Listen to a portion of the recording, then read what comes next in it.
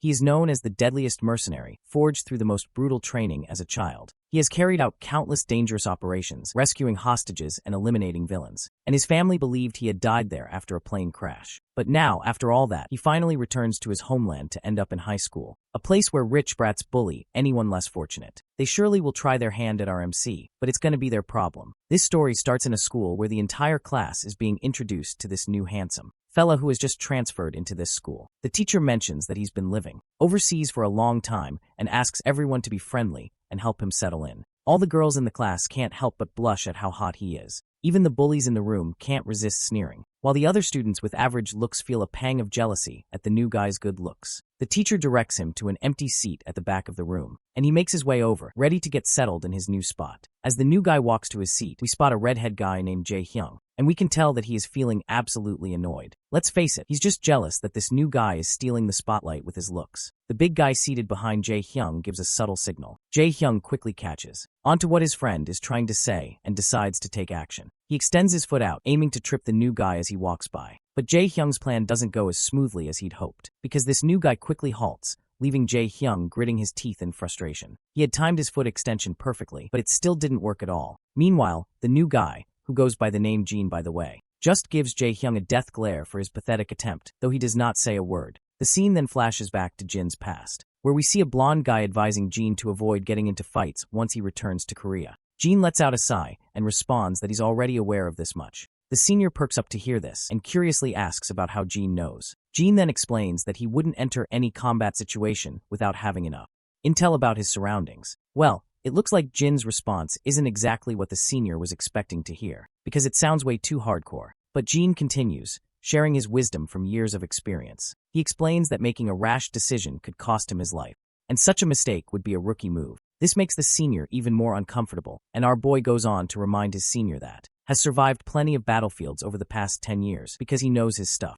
Suddenly, Major Kong, the senior, tells Jin to stop and clarifies that he wasn't referring to all this strategic nonsense, but rather he does not want our boy to engage in fights, because he wants to prevent the poor offender from getting beaten up badly. In the present moment, Major's advice lingers in our boy's mind, so he does not say anything to the bully in order to avoid fighting. The teacher then notices Jin standing there idly and asks if everything's okay. Jin simply flashes a pleasant smile, saying he is good, and continues past Jae-hyung, ignoring him. Jae-hyung snickers once again, thinking Jin is just a wimp afraid of getting picked on. Even the guy who tried to trip him earlier smiles, pleased with Jin's reaction. Once Jin reaches his seat, the teacher tells one of the students to help him get ready for the first class. With that, the teacher leaves after wishing Jin a good time studying. The student sitting next to Jin quickly introduces himself as Yongchan Park, and our boy returns the gesture, introducing himself as Lee Jin-yu. Yongchan then nervously glances over his shoulder to make sure no one's watching, and leans in to whisper to our boy that he saw what Jae-hyung was trying to do. He explains that Jae-hyung Lee is a troublemaker, but there's also another bully to watch out for, which is Hyuk Jin-ju, who's just as bad. Jin takes a closer look at both of the troublemakers, while Yongchan further reveals that the next class is math.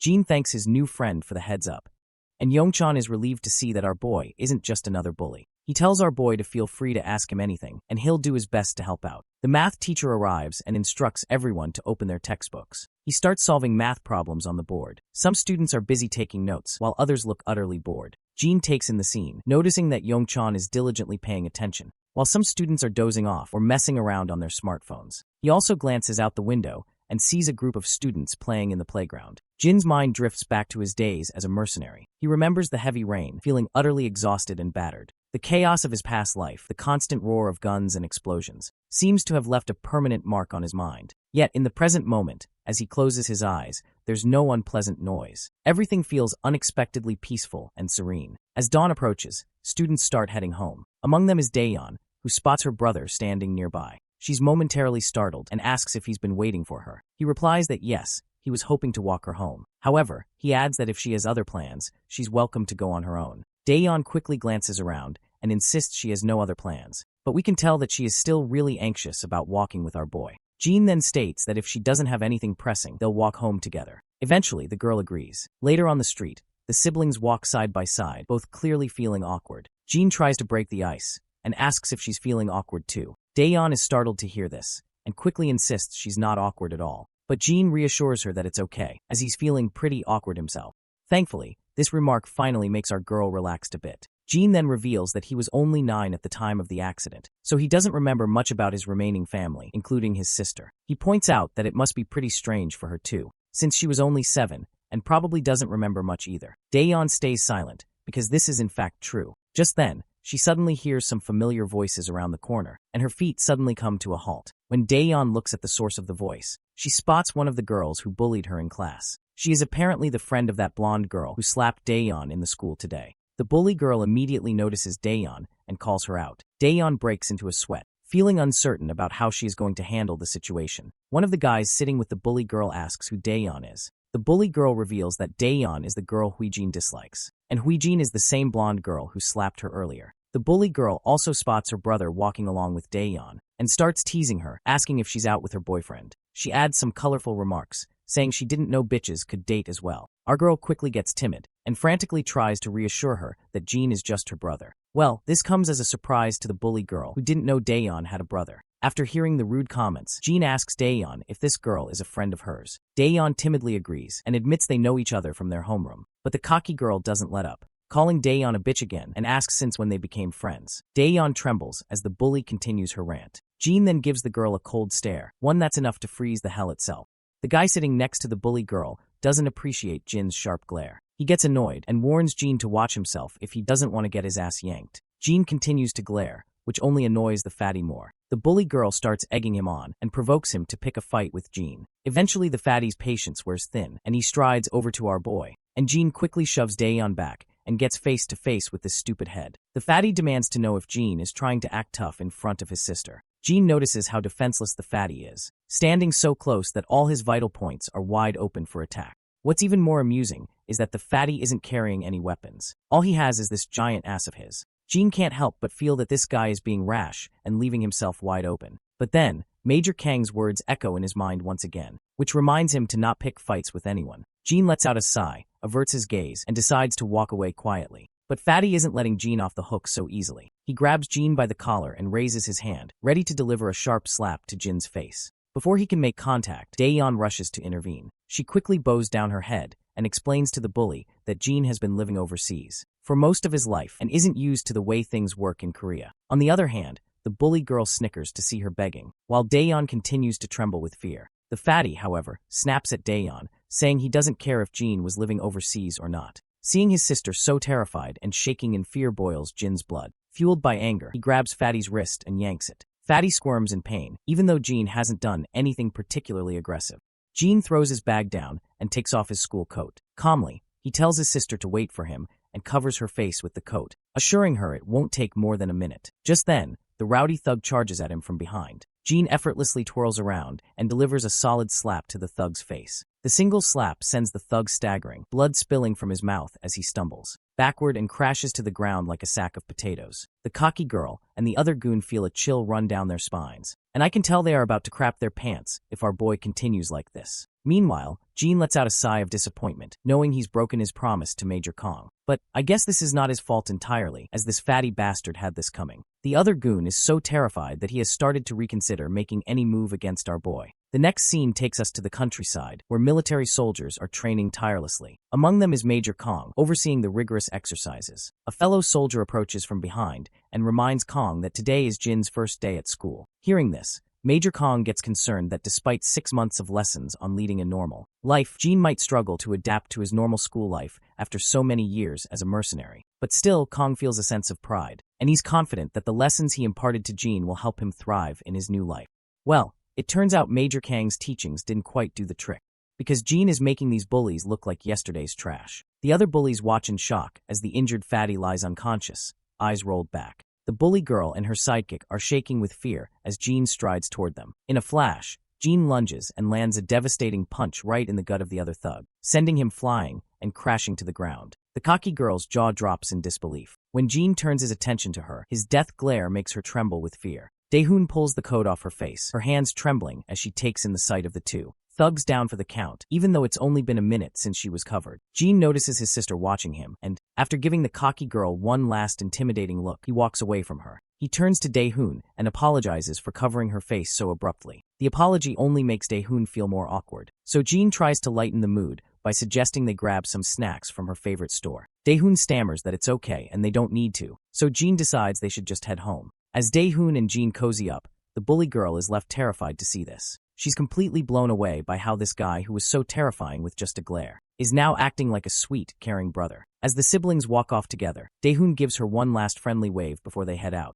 leaving the bully girl standing there, face frozen in terror. As they walk home, Dae-hoon asks Jin if he was the one who knocked out those two guys earlier. Jin confirms it, and this only makes her curious about her brother, since he doesn't seem like the type to pick fights. She then explains that in Korea, staring at people like he did can be considered rude, and might lead to uncomfortable situations. Jin agrees, adding that meeting someone's gaze can be risky depending on who you're staring at, which is similar to where he's from. Confused, Dae-hoon asks why he stared at those thugs earlier. Jin simply replies that he noticed she was scared and he wanted to protect his sister. Dae-hoon is startled by these unexpected responses, and she simply bows her head down while blushing. An awkward silence falls between them as they continue walking. It looks like Dae-hoon will need to get used to having a caring brother around to look out for her. When they get back to the apartment, we see Grandpa is a bundle of nerves. He frantically tells Jin to just chill and enjoy some fruit, but our boy insists on taking care of the dishes himself.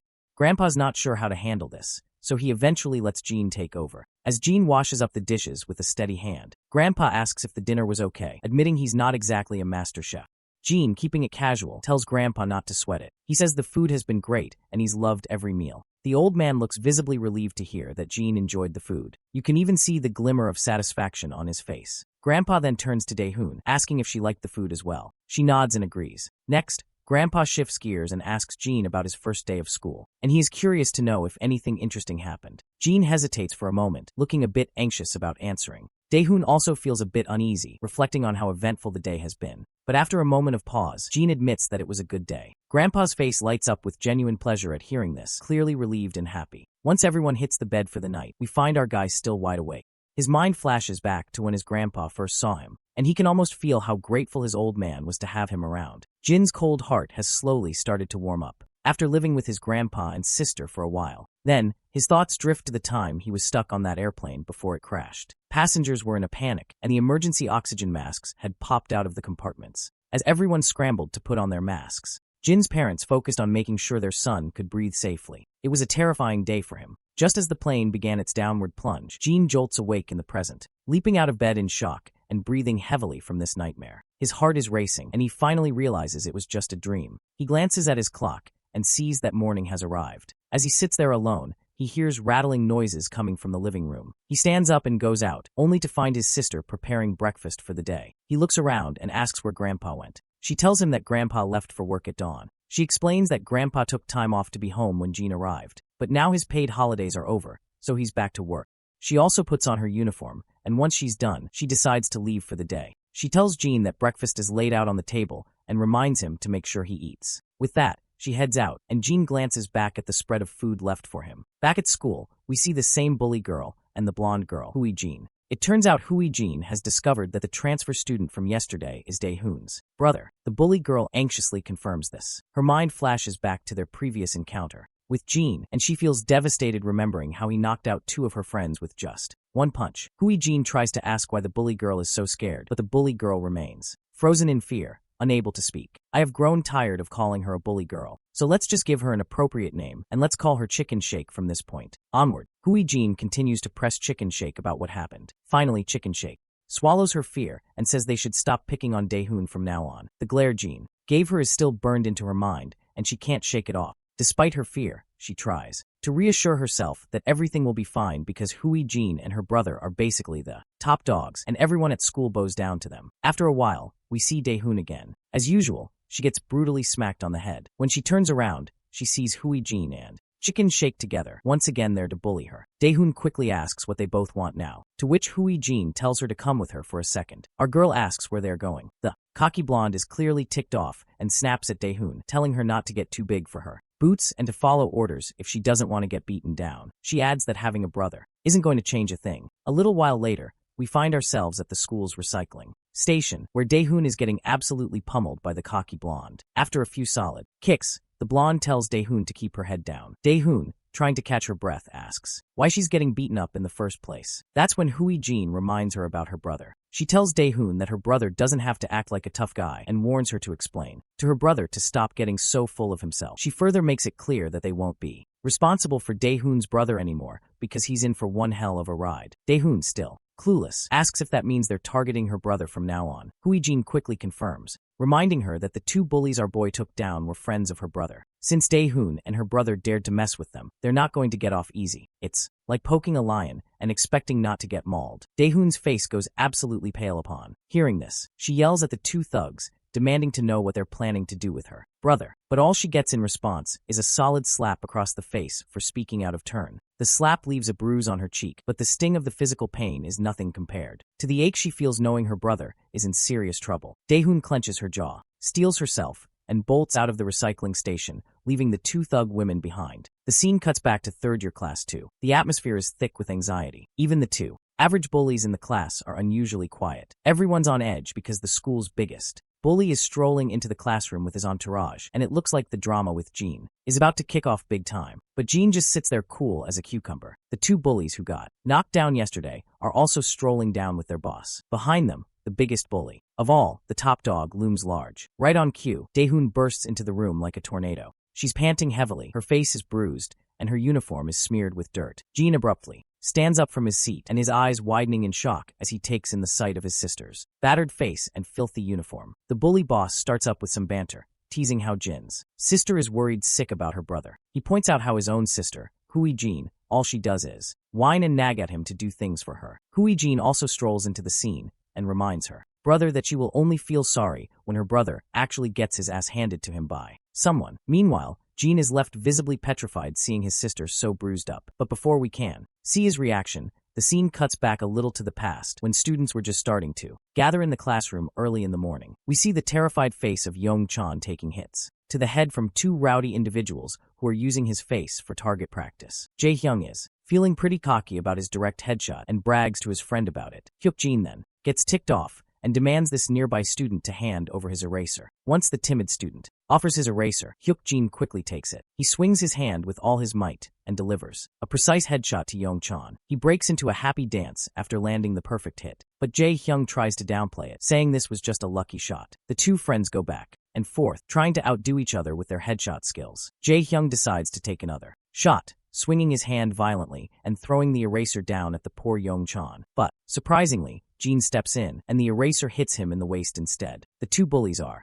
annoyed by the sudden interruption, and the eraser falls to the ground. Jean then takes his seat right next to the terrified Yong-chan. The redhead is visibly ticked off, feeling Jean is finally getting on his nerves. Hyuk-jin decides to talk some sense into Jean for stepping in, and the redhead quickly agrees. Meanwhile, our boy simply puts his bag on the desk and asks Yong-chan if he's all right. The poor fella mutters that he is fine, but we can tell by his pale face he is not fine at all. Yong-chan simply leans toward our boy for avoiding any eye contact with those bullies and asks our boy if they should hang out after school. Jean reveals that he has to walk home with his sister, so he can't hang out. The timid boy perks up at this and asks if his sister transferred here with him. Jean shakes his head, saying she was already studying here before he arrived. When Yong-chan asks her name, Jean tells him it's Daeyeon. Yong-chan is startled to hear this, and Jean notices his sudden reaction, so he asks his friend if he knows her. At first, Yong-chan feels reluctant to say anything, but admits that Daeyeon isn't having the best time at school lately. He explains that she was quite popular back in middle school for being smart and pretty,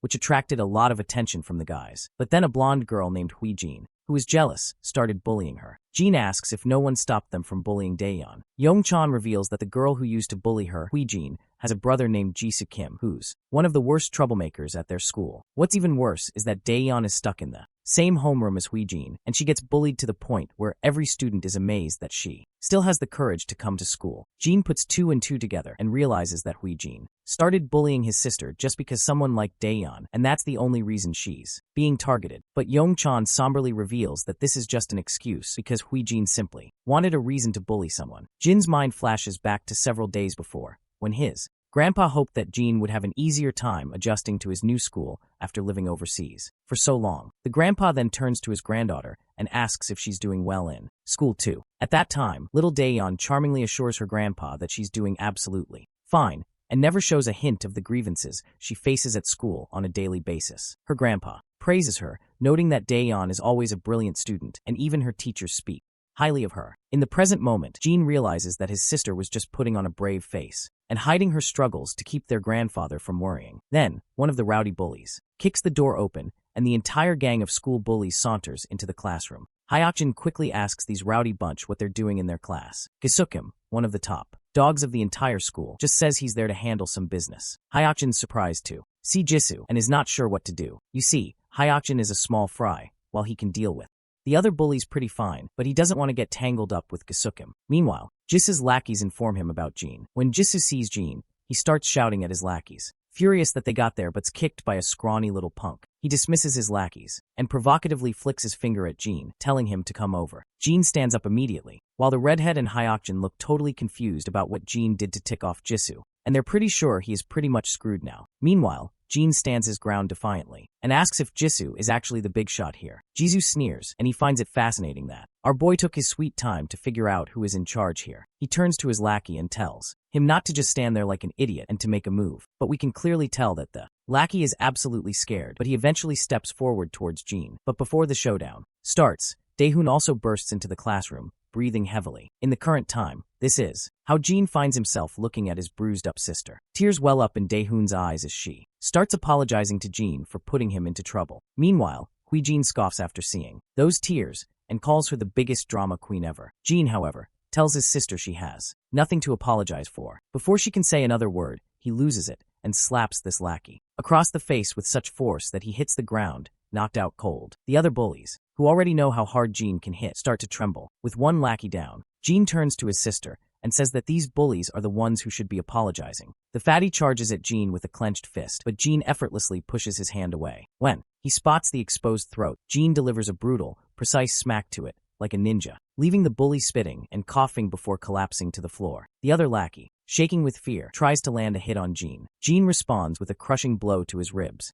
and with lightning-fast reflexes, sends the lackey tumbling to the ground. Meanwhile, Jisoo's confidence has finally started to fade away as he sees our boy effortlessly taking down his bullies like they're nothing. The local lackeys of this class, who are still in their beta stage, stand there wide-eyed and expressionless. Even Jean and Chicken are freaking out, completely losing their composure. After taking down the last two bullies, Jean turns to Jisoo and makes it clear that his sister has been suffering because of these thugs, and he's not about to stand for it. Jisoo finally decides to speak, sneering as he admits that Jean is not a pushover after all. With a smirk, Jisoo swings his leg with lightning speed toward Jin's face, but Jean effortlessly blocks the kick, leaving Jisoo absolutely stunned, because he did not expect our boy to react so fast. Nonetheless, Jisoo quickly swings his other leg, which is also blocked by Jean quite easily. Jean seizes Jisoo's leg, pulls him closer, and delivers a brutal punch to his face. The punch sends blood spraying everywhere as Jisoo crashes to the ground like a ragdoll. His nose and mouth are bleeding, and he looks up in horror at Jean, who towers above him like a goddamn Death Reaper. Without hesitation,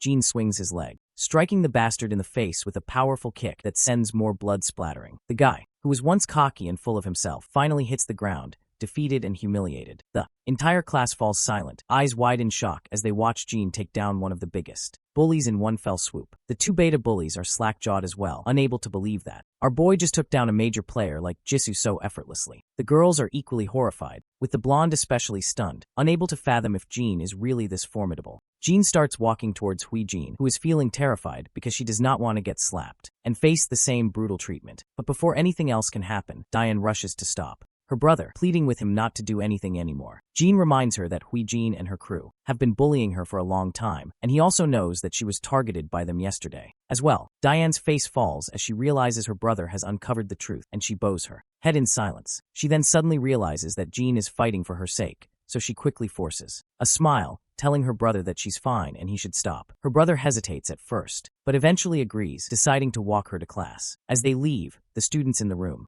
erupt into murmurs, unable to believe that Jisoo, the top dog, was taken down by a single boy. Even the beta bullies admit that Jean is hardcore, and they are feeling a wave of relief that they didn't try to take him on earlier. As the chatter continues, the blonde girl trembles in a mix of fear and humiliation, unable to process her defeat. Meanwhile, as Jean and Diane walk together, she expresses her shock at how good her brother is at fighting, but then starts apologizing again. Confused, Jean asks what she's apologizing for. Diane explains that it was her fault he got dragged into this mess. She feels responsible for the fights he had to endure both yesterday and today. Jean gives Diane a reassuring smile, telling her she doesn't need to apologize for anything, because this is what families are for, to protect each other. He then begins to explain that back where he used to live, everyone only looked out for themselves. They didn't care what happened to others as long as they weren't the ones suffering. But even those people would act differently when their own families were involved. That is when the scene cuts down into the memory lane to a chaotic battlefield with smoke and explosions tearing through the area. Gunfire and bombardments echo from both sides. In the middle of the madness, we see a younger Jean caught in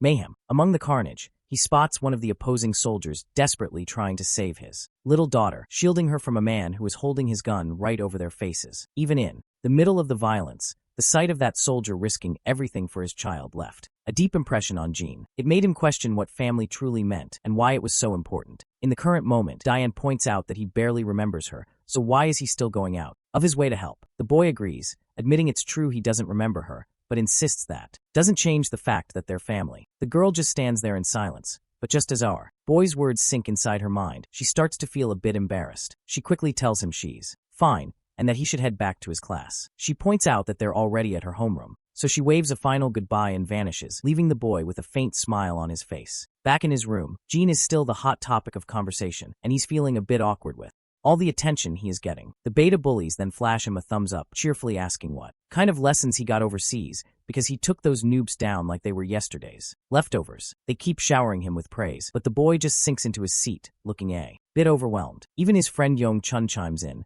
saying he was actually pretty awesome, which brings a subtle smile to Jin's face. Meanwhile, we shift to the defeated goons who are feeling pretty anxious after their embarrassing loss. Their boss, in particular, is still fuming, grumbling that there's something different about our boy because he doesn't fight like your average third-rate thug. His sister tries to cheer him up, reminding him to stop sulking and pointing out that their loss was just a fluke and Jean just caught them off guard, so she suggests they should try to catch him later. But the bullies stay silent because they've learned the hard way that our boy is a powerhouse not to be messed with. Still, the blondie reminds her that he's just one guy and they shouldn't let some dude take us down like this. Her brother finally shuts her up, telling her if she's itching for a fight, she can go take on the boy herself if she thinks it's so easy. Of course, Jean doesn't like the way her brother's talking to her, so she snaps back that he shouldn't take his frustration out on her just because he got his but handed to him by some random guy. Her brother is absolutely furious, and it's clear Jean's words hit him hard. He is seething in anger because we all know that she is speaking some uncomfortable truth. Jean glares at him one last time, her eyes welling up with tears from the frustration of seeing her brother act like this. Quietly, she turns around and slams the door behind her as she leaves. As she stomps down the corridor, Chicken Shake catches up with her from behind. Meanwhile, Blondie is absolutely fuming. It's incredibly frustrating for her that all those bullies couldn't handle just one guy. She slams the door open as she storms into the classroom, and when she sees Dayan sitting in the classroom, she asks our girl that she must be feeling pretty lucky to have a brother now. She reminds her how she now can go to school without a care in the world and can just run to her big brother if she gets into trouble. Dayan doesn't say a word in response, which only makes Jean more annoyed. She thinks Dayan is giving her the cold shoulder just because she has her brother around. She grits her teeth in frustration and makes it clear that she won't let Dayan do whatever she wants just because she has a brother. As dusk starts to settle, students begin heading home, and among the crowd is our girl, looking pretty dejected. She's lost in thought, recalling the scene where her brother stood up for her and fought those thugs. She remembers him saying they're a family and wonders if this means she can finally go to school without worrying about getting bullied. Her mind drifts back to her miserable days under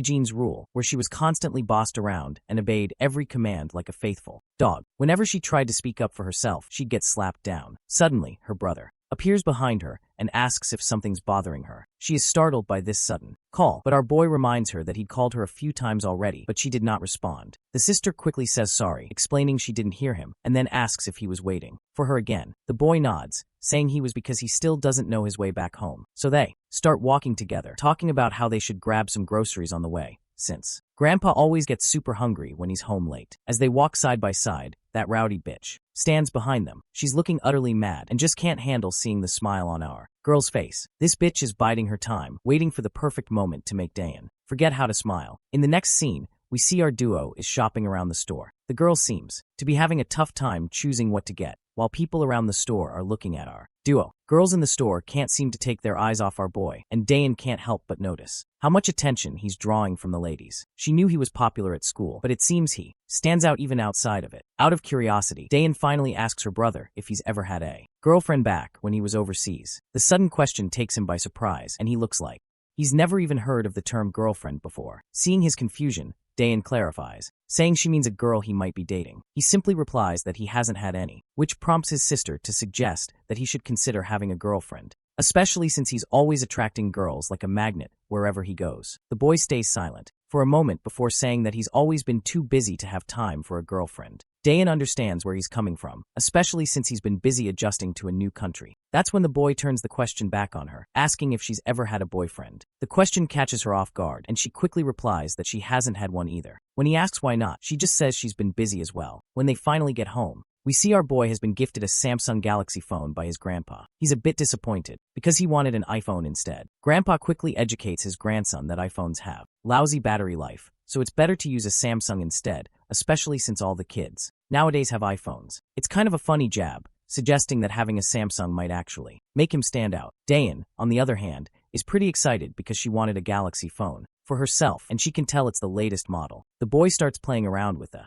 phone, while Grandpa reveals that he's already saved Dayan's and his own number in it. Dayan is surprised to find out that Grandpa saved the phone numbers himself, since she usually helps with stuff like that. Grandpa quickly clears it up, saying he got some help from the salesperson. He adds with a grin that he's heard how the younger crowd loves to unbox new things themselves, so he hoped our boy wouldn't mind that he opened the box to save their numbers. In response, Gene quickly says he's totally fine with it. Grandpa then apologizes to Dayan, saying the store only had one of those phones, so he couldn't get one for her too. Dayan reassures him it's no big deal, and they end up having a great dinner, chatting and enjoying their family time. Later that night, the boy is still playing around with his new phone, and he is really digging into the Galaxy experience. He starts to think maybe Samsung phones aren't so bad after all and could be even better than iPhones. The scene cuts to Major Kong, who's working at his computer when his phone rings. He picks it up and sees it's Gene, who lets his senior know that he's got a new phone, and this is his new number from now on. The senior is a bit surprised by this news, and even the junior standing behind him asks if Major Kong didn't already give Gene a phone. Major Kong confirms that he did. That's when the senior gets tomato red with anger, pointing out that he had given Gene the most expensive iPhone they had,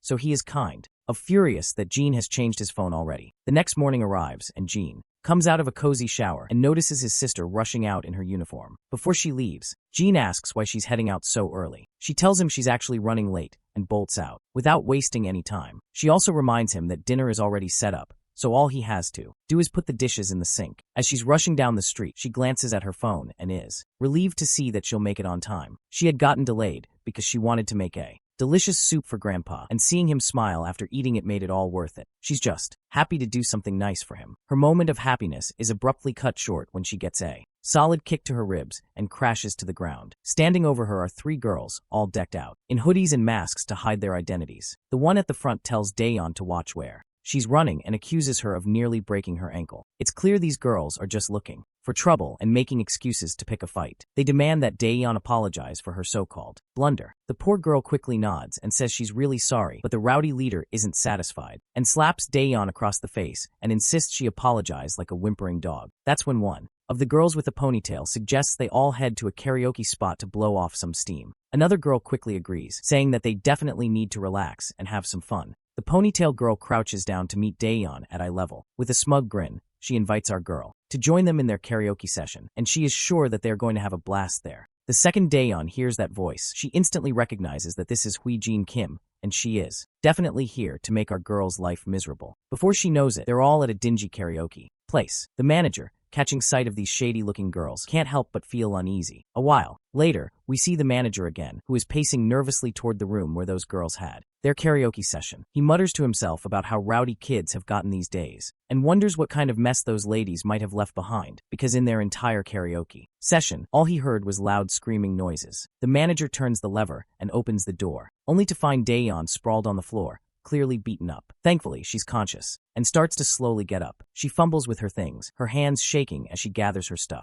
The manager is utterly confused to see this unexpected sight and decides to call an ambulance, but Dayan flatly refuses and stumbles out the door. Meanwhile, back in the classroom, the teacher is taking attendance and notices that Dayan is still missing. When the students confirm she's not there, everyone is confused, since Daeyeon wouldn't just skip school without letting anyone know. In the background, Hui-jin Kim is smirking, clearly pleased with herself. Chicken Shake turns to her friend and asks if she thinks Daeyeon will be okay. In response, Hui-jin simply tells her friend not to panic. She reminds her that Daeyeon missing school has nothing to do with them. Chicken Shake nervously agrees, playing along and affirming that it's indeed true and has nothing to do with them. Finally, the school bell rings, signaling the end of the day. As usual, the boy waits outside for his sister, but he can't seem to spot her in the crowd of students. The crowd begins to thin out, and soon there's hardly anyone around, but his sister is still nowhere in sight. He waits for a bit, then pulls out his phone and tries calling her, wondering if she might have gone home already. Meanwhile, she's already back home, and her phone rings endlessly as her brother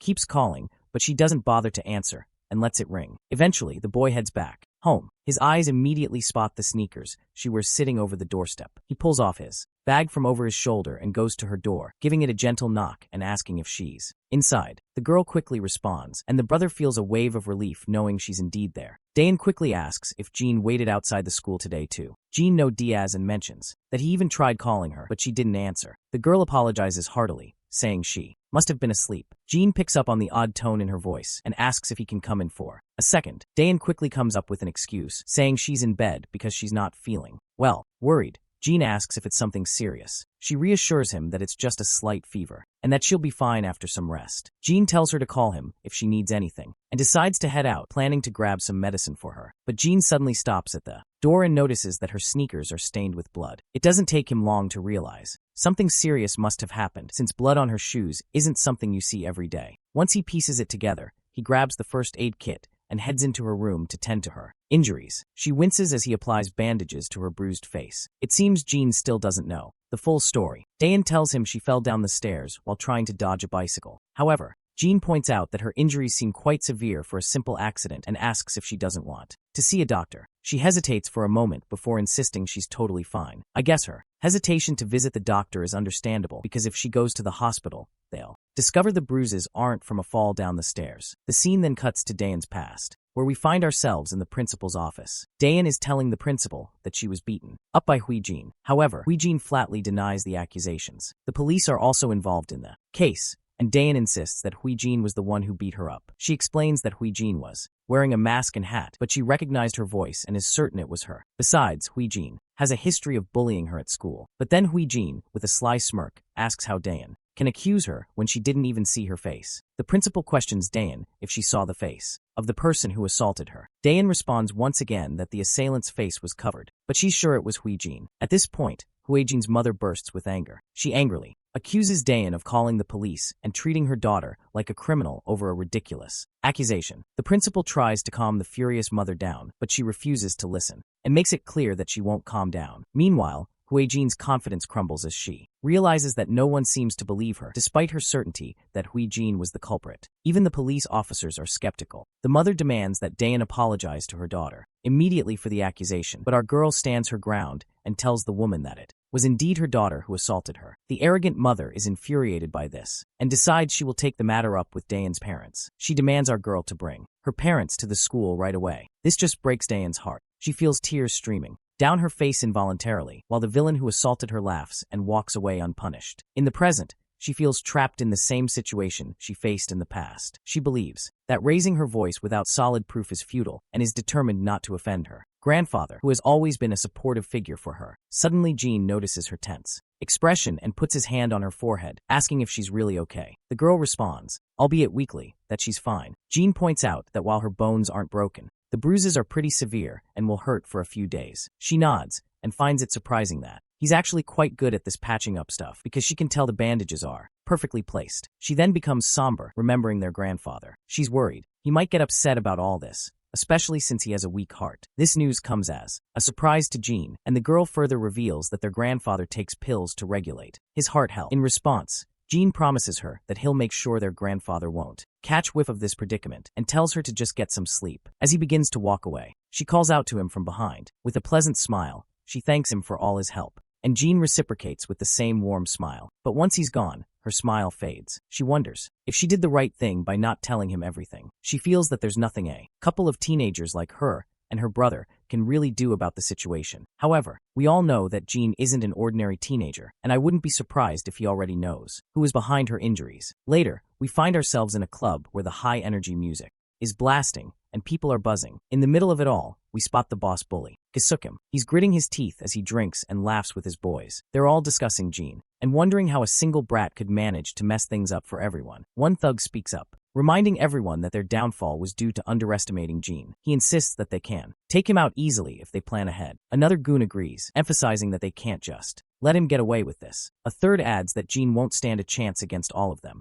Despite their enthusiasm, their boss knows that taking Jean down won't be a walk in the park. He's still seething from the humiliating defeat, but doesn't want to let it slide. He puts his glass down in frustration and reluctantly agrees with his lackeys. He makes it clear that going one-on-one isn't their style, so they might think of a strategic plan to take our boy down with.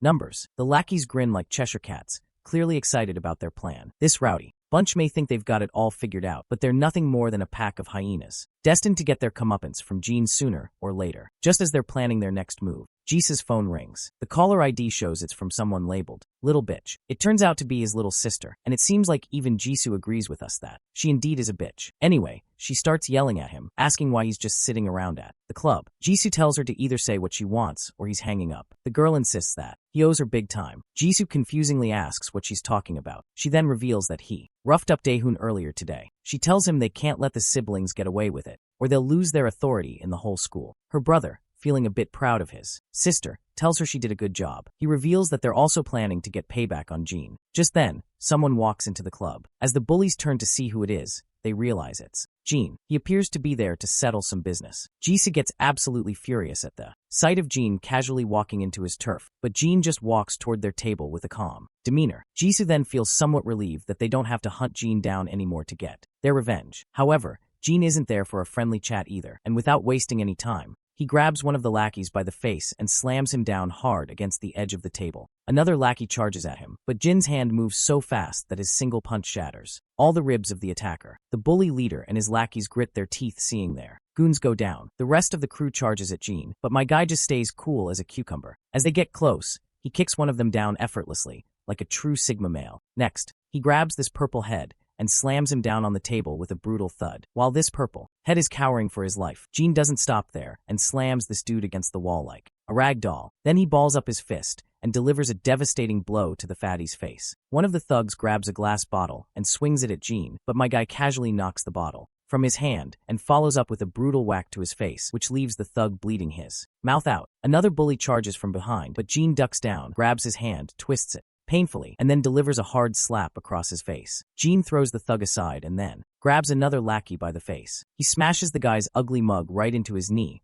breaking the thug's nose with a sickening crunch. With all the thugs down for the count, Jisoo is left speechless, unable to process what's happening. Meanwhile, his sister is still on the line and she quickly asks what's going on because she has been hearing the loud commotion and chaos. Jean turns to Jisoo with a chill in his voice, making Jisoo shiver. He asks if he needs to repeat himself because as far as Jean remembers, he's already told Jisoo to stay away from his sister. Jisoo is absolutely boggled out of his mind to see how the tables have turned. It's kind of ironic that they tried to gang up on Jean, only to end up getting their own gang banged. Jean fought like a pro and wiped the floor with everyone in just a few seconds. Meanwhile, Jean continues to question Jisoo, asking what his sister ever did to him. Jisoo plays dumb, pretending he knows nothing, while secretly reaching for a glass on the table. He throws the glass at Jean with lightning speed, but Jean just steps back casually, letting the glass shatter against the wall. As he stands there nonchalantly, Jisoo grabs a bottle and swings it at him. Our boy steps back once again, avoiding the hit, but when Jisoo swings the bottle once more, Jean knocks it out of his hand and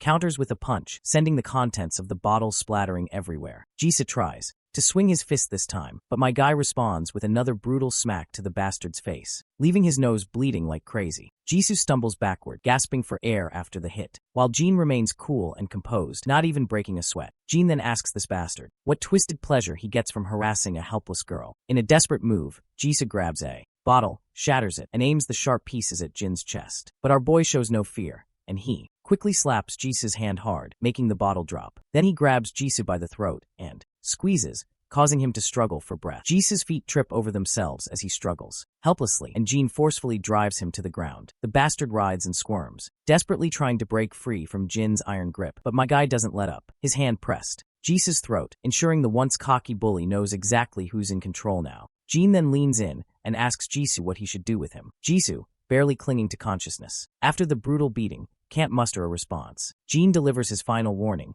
making it clear. This is the last time he'll spare him. He warns him to stay away from his sister and to keep Jin, who is Jisoo's sister, in check as well. He emphasizes that if he hears even a rumor about Jisoo or Jin bothering his sister again, he'll be back to finish what he started. To drive his point home, Jin tightens his grip on the bastard's throat even further, pushing him to the brink of unconsciousness. The bully is now desperate and on the edge, starts squirming and apologizing profusely. After that, Jin finally releases his grip, leaving Jisoo gasping for air and coughing violently as Jin walks away. As Jin walks out of the club, the staff inside exchange nervous glances, unsure of what just went down. Meanwhile, Jin and her friend Chicken Shake are strolling down the street. Jin has got a bad vibe and starts worrying that her brother might be in trouble. When they reach the club, they hear footsteps coming up the stairs, and it's Jin, casually making his exit. Jin is caught off guard and isn't sure what to do. She shouts for Jin to stop, thinking she can still play it cool because no one can pin the blame of what she did today on. But Jin doesn't even slow down. Jin, now really nervous, starts backing away, trips and falls hard on her butt. While she's rubbing her sore shoulder, Jin's phone rings. He checks it and sees it's his grandpa calling. After a quick chat, he simply turns around and just heads home quietly, leaving them curious about what he is even thinking. When Jin enters the clubroom, the scene is a mess. Her brother and his lackeys are all battered and bruised. She immediately starts shouting at him, demanding to know how he got hooped by Jin again. But her brother, too exhausted to argue, cuts her off and tells her to stay the hell away. From now on, Jin, not grasping the seriousness of the situation, keeps pushing back, asking what the hell he's talking about. Her brother, visibly frustrated, finally loses it. He grits his teeth and yells at her to leave our boy's sister the fuck alone. But Jin doesn't back down and keeps shouting, questioning why he's so afraid of that bastard. That's the breaking point, and her brother snaps with his eyes, blazing with anger. He makes it crystal clear that if she doesn't steer clear of Daeon, he'll make sure to mess her up himself. Yikes, these siblings have a seriously twisted way of dealing with each other. It's wild how casually they talk about screwing each other over. Jin is shaken by her brother's outburst, and she begins to tear up. We're back with our boy, who spots the grandfather once again. They sit down on a bench in the park. First off, Grandpa apologizes for pulling our boy away while he was having fun with his friends, but our boy says it's all good. The old man then gets a bit sad, mentioning that Daeon got injured and our boy was the one who treated his injuries. Our boy confirms it, and the old man explains that her injuries are pretty serious, but she refuses to go to the hospital. He shares how tough it's been raising Daeon on his own. He never really knew how to raise a young girl and was always working hard to put food on the table, and he is just grateful she's come this far on her own. Grandpa reflects on all those years and says that looking back, Daeon has given him so much more than he's ever been able to give her. He lost everything in that accident, and Daeon was the only thing that kept him going. After the plane crash took everything away from him, it breaks his heart to see her so hurt, and not even tell him the real reason behind it. He wonders if she thinks he's too old to understand. He mentions a saying about how kids become distant from their parents as they grow older, so it must be even harder for her to reach out to an old grandpa. But our boy quickly reassures the old man that he's just overthinking. He points out that it's clear how much Grandpa loves Daeon, and he's sure Daeon loves him just as much. He tells Grandpa to stop worrying so much, and promises that he'll look out for her at school. Hearing this, the old man is finally a bit relieved and genuinely happy that Daeon has a brother-like figure in her life. The next scene shifts to Omnia Medical Examination Center. Inside, we see Jisoo with his injuries finally patched up. He's getting an earful from his father, who's clearly disappointed in him. His dad doesn't hold back, making it clear that Jisoo deserves every one of those injuries because, as he puts it, if you're going to play stupid games, you're going to win stupid prizes. The arrogant mother starts yelling at her husband, clearly outraged. She reminds him that their son is in the hospital, and this is all he has to say. She tells him to go find the brute who did this, and yell at him instead. She also points out that the same brute busted Huijin's arm too. Honestly, it's a real mess. Huijin is a bitch to the point that she even pinned the blame of her own mishap on our boy. We all know that she tripped and banged up her shoulder, but instead of taking responsibility, she's blaming him for everything. The angry father finally calms down and lets out a deep sigh. The concerned mother tells her son to just focus on resting and recovering. As they start to leave, the mother grumbles about making the kid who hurt their son pay if she ever gets her hands on him. Once they're gone,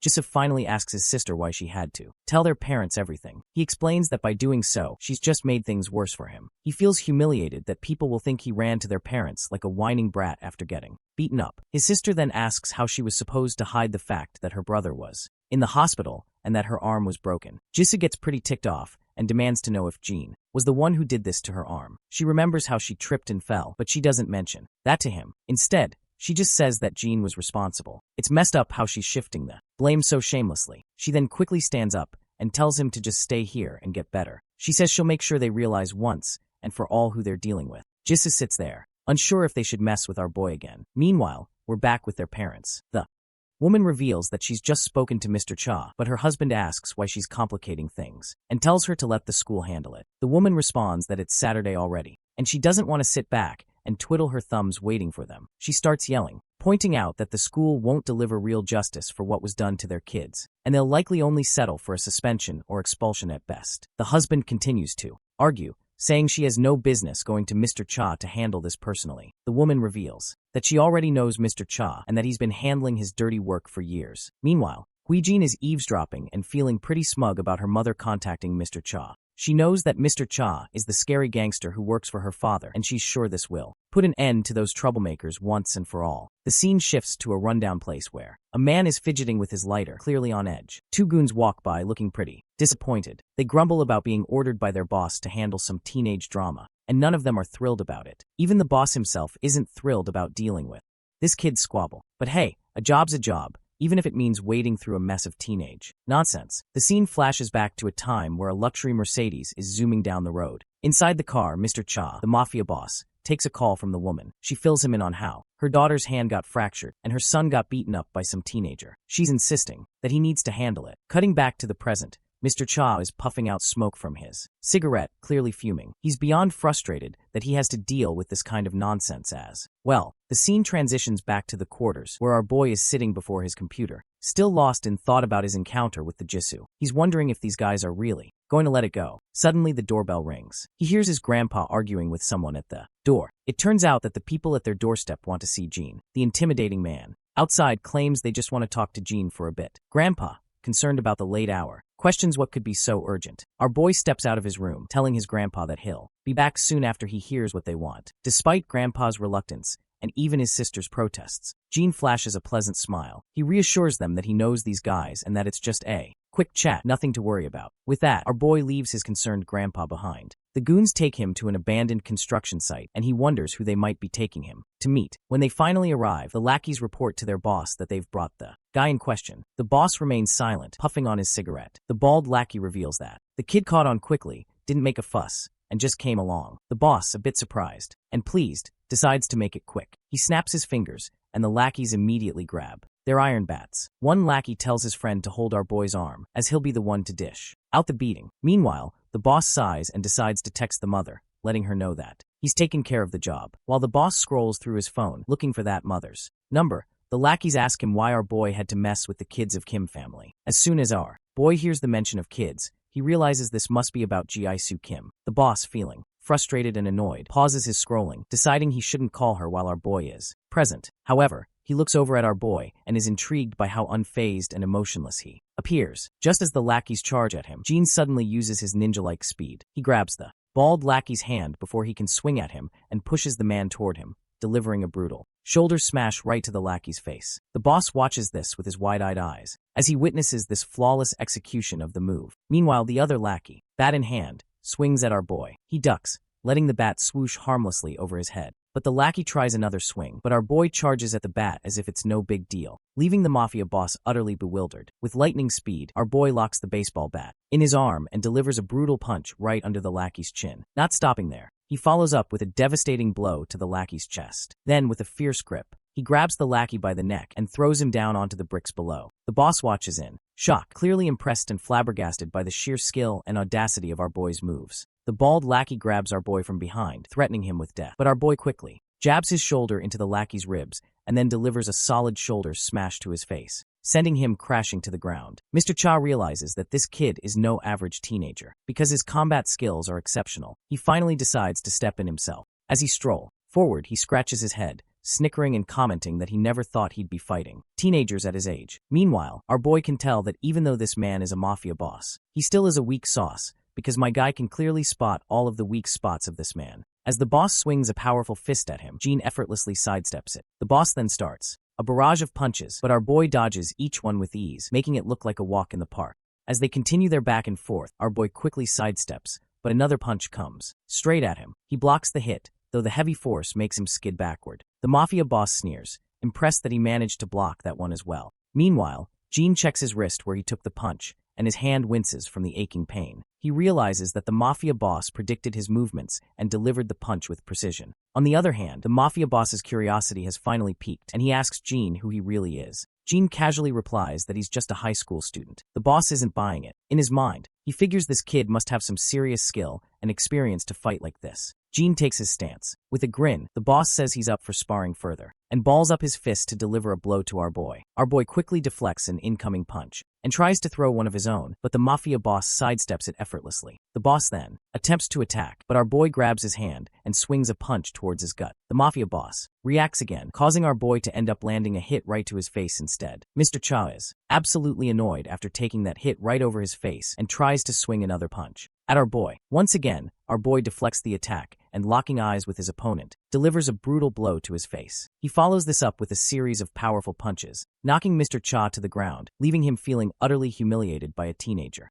It's surprising to see a mafia boss who relies more on his fists than on guns. Anyway, once Mr. Cha is defeated, he grins, noticing that our boy doesn't seem rattled at all by the fight. He doesn't know where this kid came from, but he's sure that the Kim family definitely messed with the wrong person. The scene transitions to this agency, known as National Assembly Member and Vi Kim. Inside the building, 2 guards are stationed outside an office. Inside the office, we see Mrs. Kim and Mr. Kim. The woman asks her husband why Mr. Cha hasn't responded yet. She is growing impatient with every passing second, tells him to call Mr. Cha. Mr. Kim responds that she should just wait, as Mr. Cha will call back once he is done dealing with our boy. On the other hand, we also see their daughter, who lets out a sigh, and just then, the telephone begins to beep. The impatient lady quickly tells her husband to put the call on speaker so she can hear the news herself. Mr. Kim begins by apologizing to Mr. Cha, saying he's sorry for the ridiculous favor his wife asked him to fulfill. But the women, however, continue to argue loudly, insisting that their kids were attacked. So she doesn't understand how it can be called ridiculous. To everyone's surprise,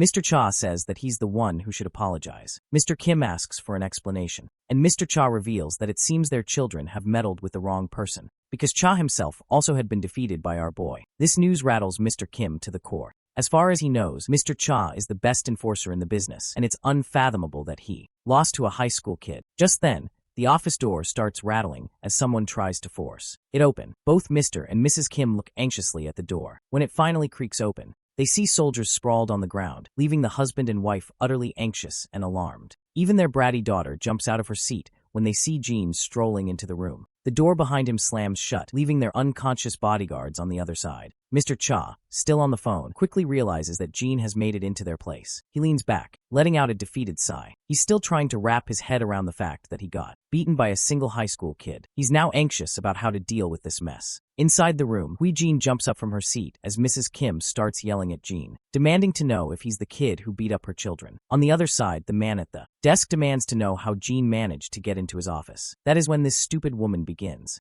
to grit her teeth in frustration because she is pissed that her husband is not overreacting like her. The husband remains calm and composed and asks again, more insistently, how Gene got past the security. Gene just shrugs and casually replies that he simply passed the guards blocking the entrance. Mr. Kim is even more shocked and confused, not understanding how Gene managed to beat Mr. Cha and all the security guards. What bothers him even more is how Gene even found out that he's living here. That shithead woman starts yelling again, telling Gene to stop giving them attitude. She quickly begins dialing the emergency hotline to report Gene for assaulting her kids and breaking into the office. Meanwhile, Gene feels a sense of pride in her mother's actions. She believes that involving the police is a good move, thinking that even if Gene has impressive fighting skills, the law will take care of him. The arrogant mother tries to intimidate Gene with her threats, claiming she'll call the police or even the district attorney because she thinks Gene has no idea who he's dealing with. Gene, however, remains calm and responds that he has a pretty good idea. He points out that her husband is a second-term assembly member currently running for office. The woman scoffs, asking Gene if he knows so much about their status, then why did he assault her kids? On the other hand, Gene smugly sneers, feeling satisfied that they've cornered Gene, and faintly tells him that it's game over. The authorities pick up the call, and the lady starts yelling into the phone,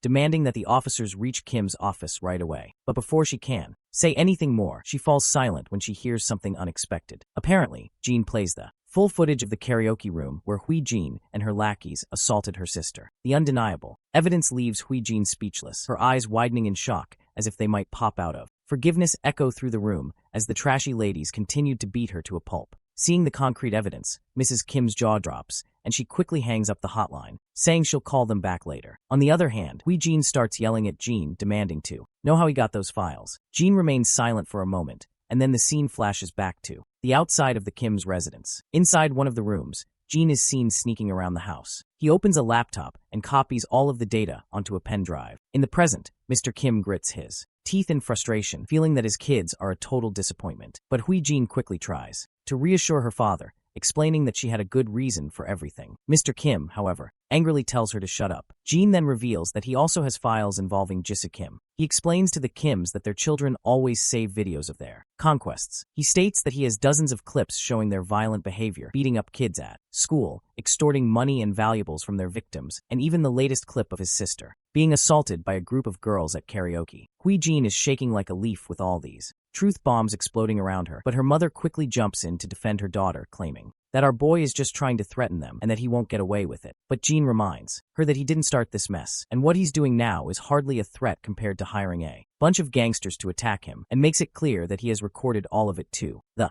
father face-bombs in utter disappointment and asks our boy if he did all this just because his kids assaulted his sister first. Jean responds that as a parent, they have the right to take their children's side at all costs, so as a brother, he will do whatever it takes to protect his sister. As well, the man understands where he's coming from and points out that they'll cover her treatment and offer a hefty settlement to make amends. But our boy makes it clear that this isn't necessary. The father is puzzled and asks what he means by that. He then inquires if Jean would like his kids to apologize to his sister. Hearing her father, Hui-jin grits her teeth and thinks to herself that she'd rather bite her tongue and bleed to death than apologize. On the other hand, our boy makes it clear that an apology won't undo the time his sister spent in fear and pain, so he insists that if they really want to compensate him, he wants his sister to never have to see Jisoo or Hui-jin Kim again. This demand rattles Hui-jin's nerves, but her father quickly agrees, stating that he'll have his kids transfer schools or perhaps even send them abroad to study. Naturally, the mother and daughter let out a piercing scream in protest,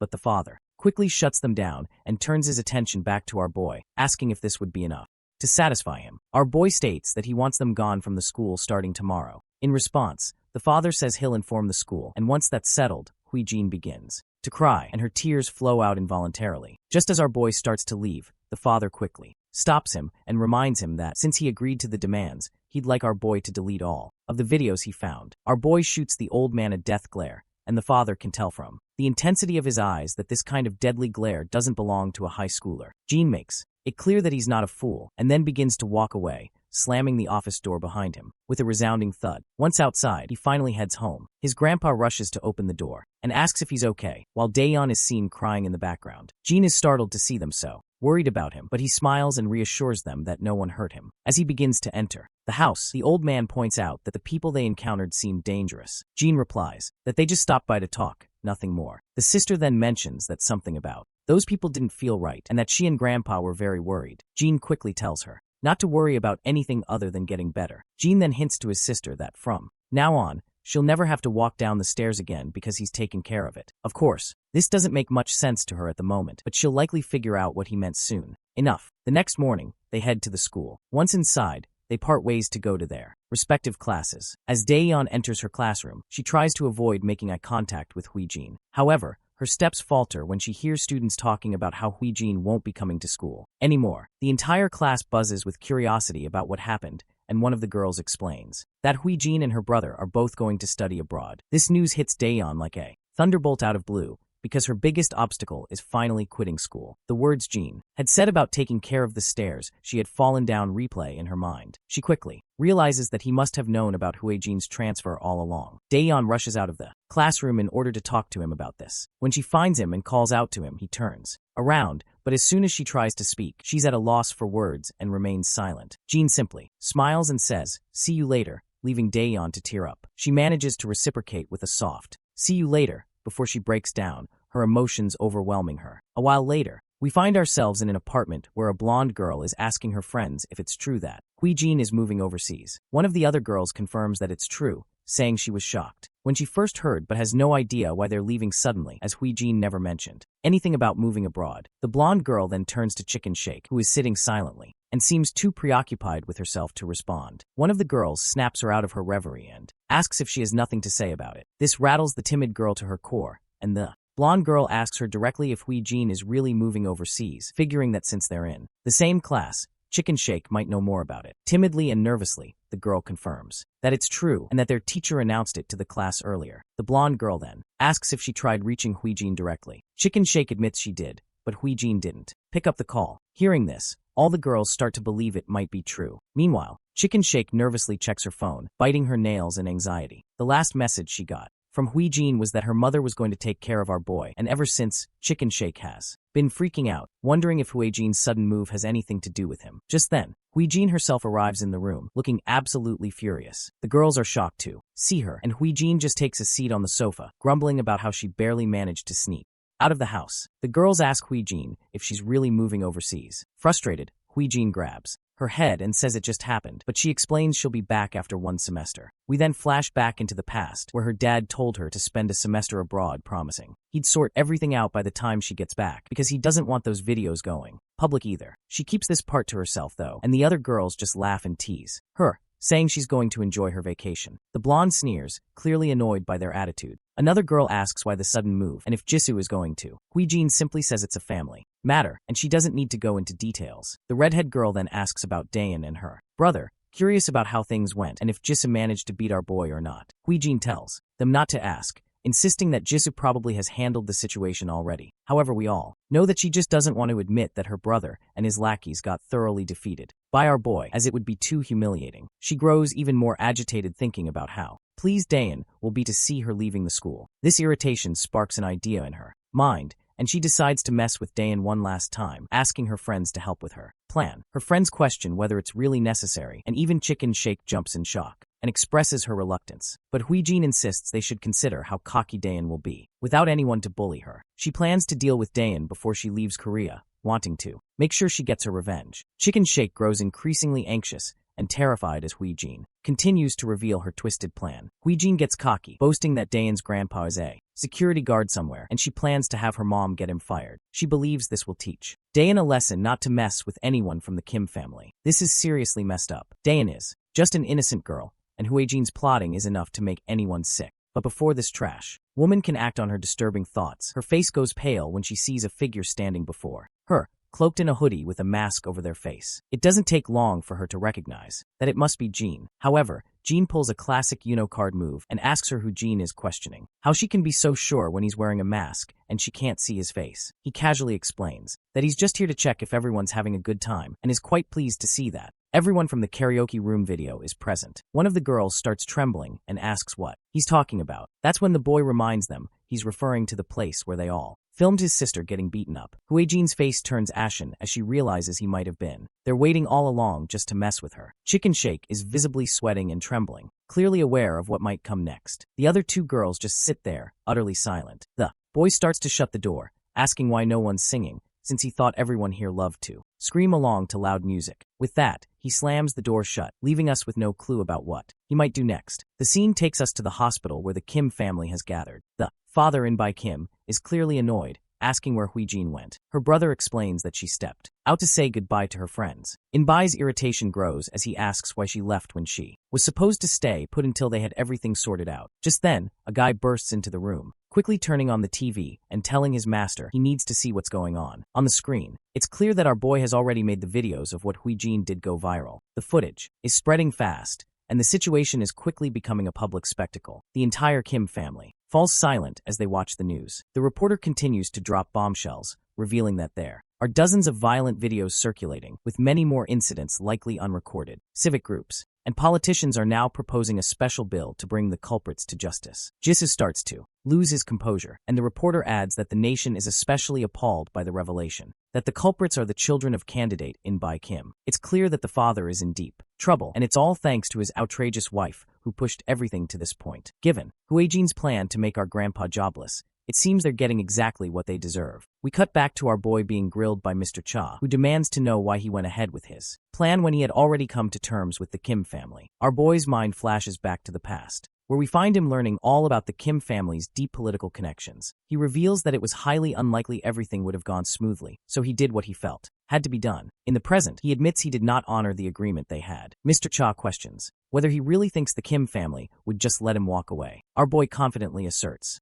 that he's probably the last thing on their minds right now. It seems our boy might be right. The reporter continues to drop more bombshells, revealing recent evidence of In-bai Kim's involvement in money laundering, bribery, and election fraud. The evidence is so damning that even his fellow party members are calling for a strict investigation, with everyone trying to cut ties to avoid any damage to their party. As soon as Mr. Kim hears this, he slumps down on the bed, like a lifeless doll. Back with Mr. Cha, he seems to suspect that our boy has dug up some data about his past as well, and Cha does not want to get exposed to the law just like the Kim family. So, he quickly asks who our MC really is. Our boy responds simply, saying he's just an average teenager. Mr. Cha smirks at this ridiculous remark, noting that nothing about Jean is average. The scene shifts to the classroom, where the girls are feeling anxious and blushing as they see Jean. They whisper among themselves, trying to muster the courage to approach him and ask him something. But everyone remains too shy to make a move. As Jean sits lost in thought, his phone rings. It's Dae-hoon, letting him know that she can walk home by herself today and telling him to take a break and hang out with his friends. Jean is puzzled by the concept of hanging out and wonders how to go about it. Just then, one of his friends, Yong-chan,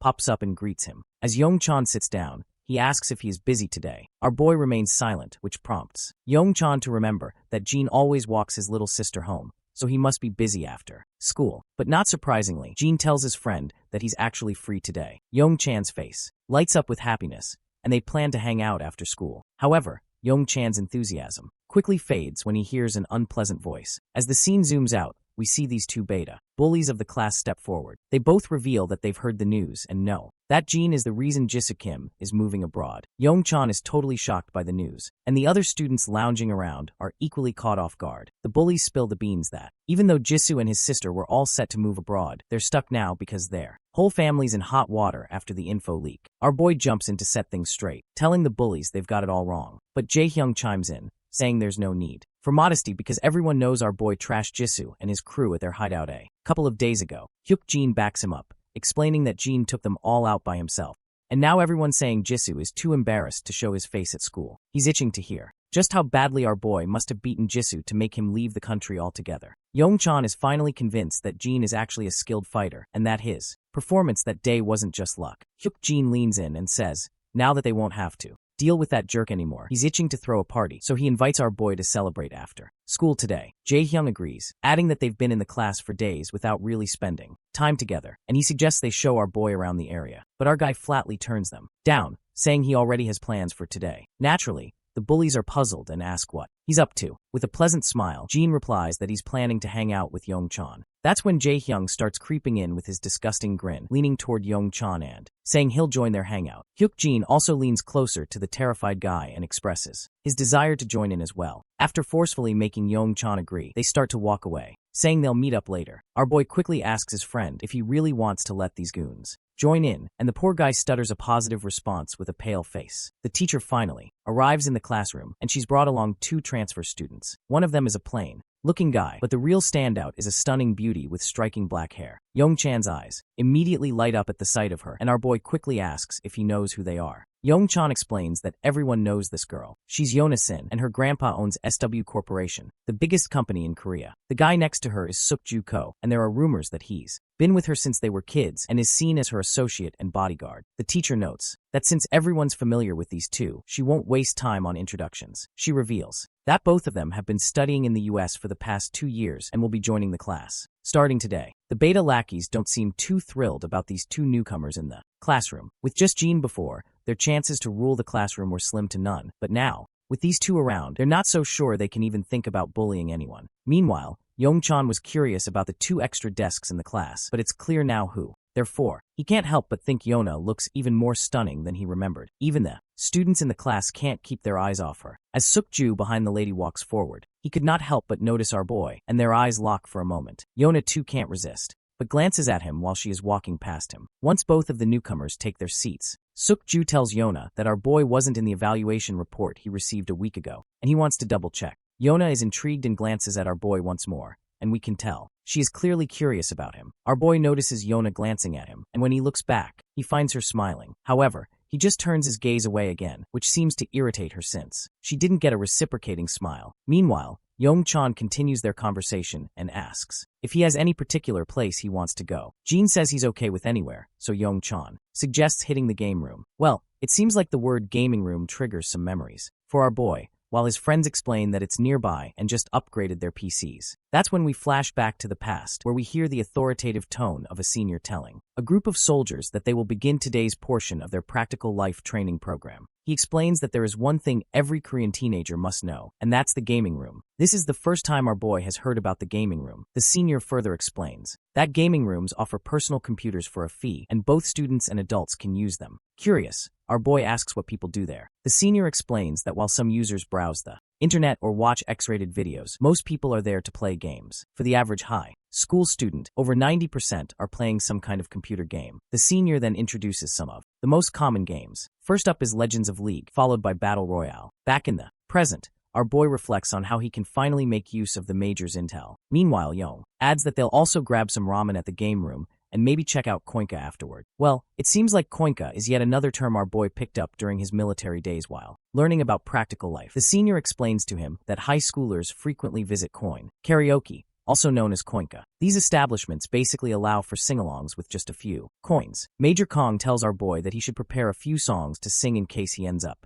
going to one, and promises to send him a list of popular songs for kids his age to learn. As our guy starts brainstorming ideas and trying to remember some songs, his friend sits nervously nearby, wondering why Jean suddenly looks so serious. Once the bell rings, the students head out for the day, and that's when we see this hottie once again. And as usual, she is with her lackey. Apparently, they're discussing our boy and discover that he transferred just a few days ago, is 18 years old, and happens to be Daeyeon's older brother. Yona is surprised to learn that Daeyeon has a brother because she thought her only family was her grandpa. Sukjuko agrees and explains that Daeyeon has been living with her paternal grandfather since her parents and brother died in a plane crash. Yona then asks how she still has a brother. Sukjuko replies that it's hard to believe, but apparently her deceased brother has suddenly come back to life just before they transferred to school. He suggests they should dig a little deeper into our boy's past. Meanwhile, it's gotten pretty late already, and we find our boy strolling alone. His phone keeps ringing with notifications from his friends, showing they had a blast at the gaming center. We flash back to the gaming club, where we see Hyukjin, our boy, Jae-hyung, and Young-chan all hanging out. Everyone is amazed by how Young-chan carried them through the game. Jae-hyung even asks about his rank, guessing it must be Diamond or Master. Their jaws drop when Young-chan timidly reveals that he's actually at Challenger rank.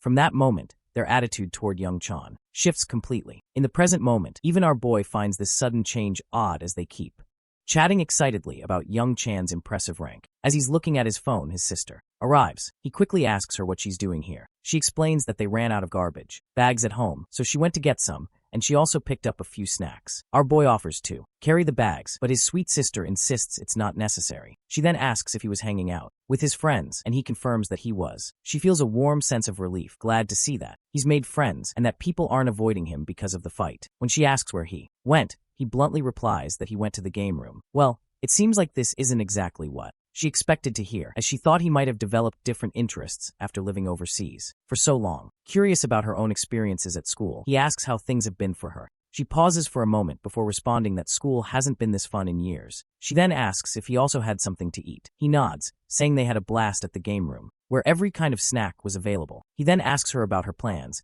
and she mentions that she's waiting for Grandpa to come home so they can eat together. Our boy then asks if he can join them, which confuses her since she thought he'd already eaten. He awkwardly admits that he's still a bit hungry. We already know that our boy just wants to have some quality family time. When they get home, there's a spread of delicious food laid out on the table, and they all seem to be having a great time eating together. It does seem odd that Grandpa only works a security job, yet they have such a variety of food every day. It's a bit of a mystery how they manage that. As they're having a good time eating together, our boy's thoughts drift back to his mercenary days. After a moment, he shakes off the nostalgia and is back to smiling. Just then, his phone rings. It's Major Kong calling. The Major reminds him that he should just call him bro instead of using his rank. The Major asks how things are going, and our boy says he's doing well. But when the Major probes about his school life, there's an awkward silence on the line in response. Getting a bit anxious, the Major quickly asks if our boy has killed someone. Jean quickly says no, but admits he did run into some trouble. That was quickly sorted out. The senior lets out a sigh of relief, and our boy reassures him that everything is fine now, and there's nothing to worry about. Kong is relieved and reminds our boy that they're always there for him. In response,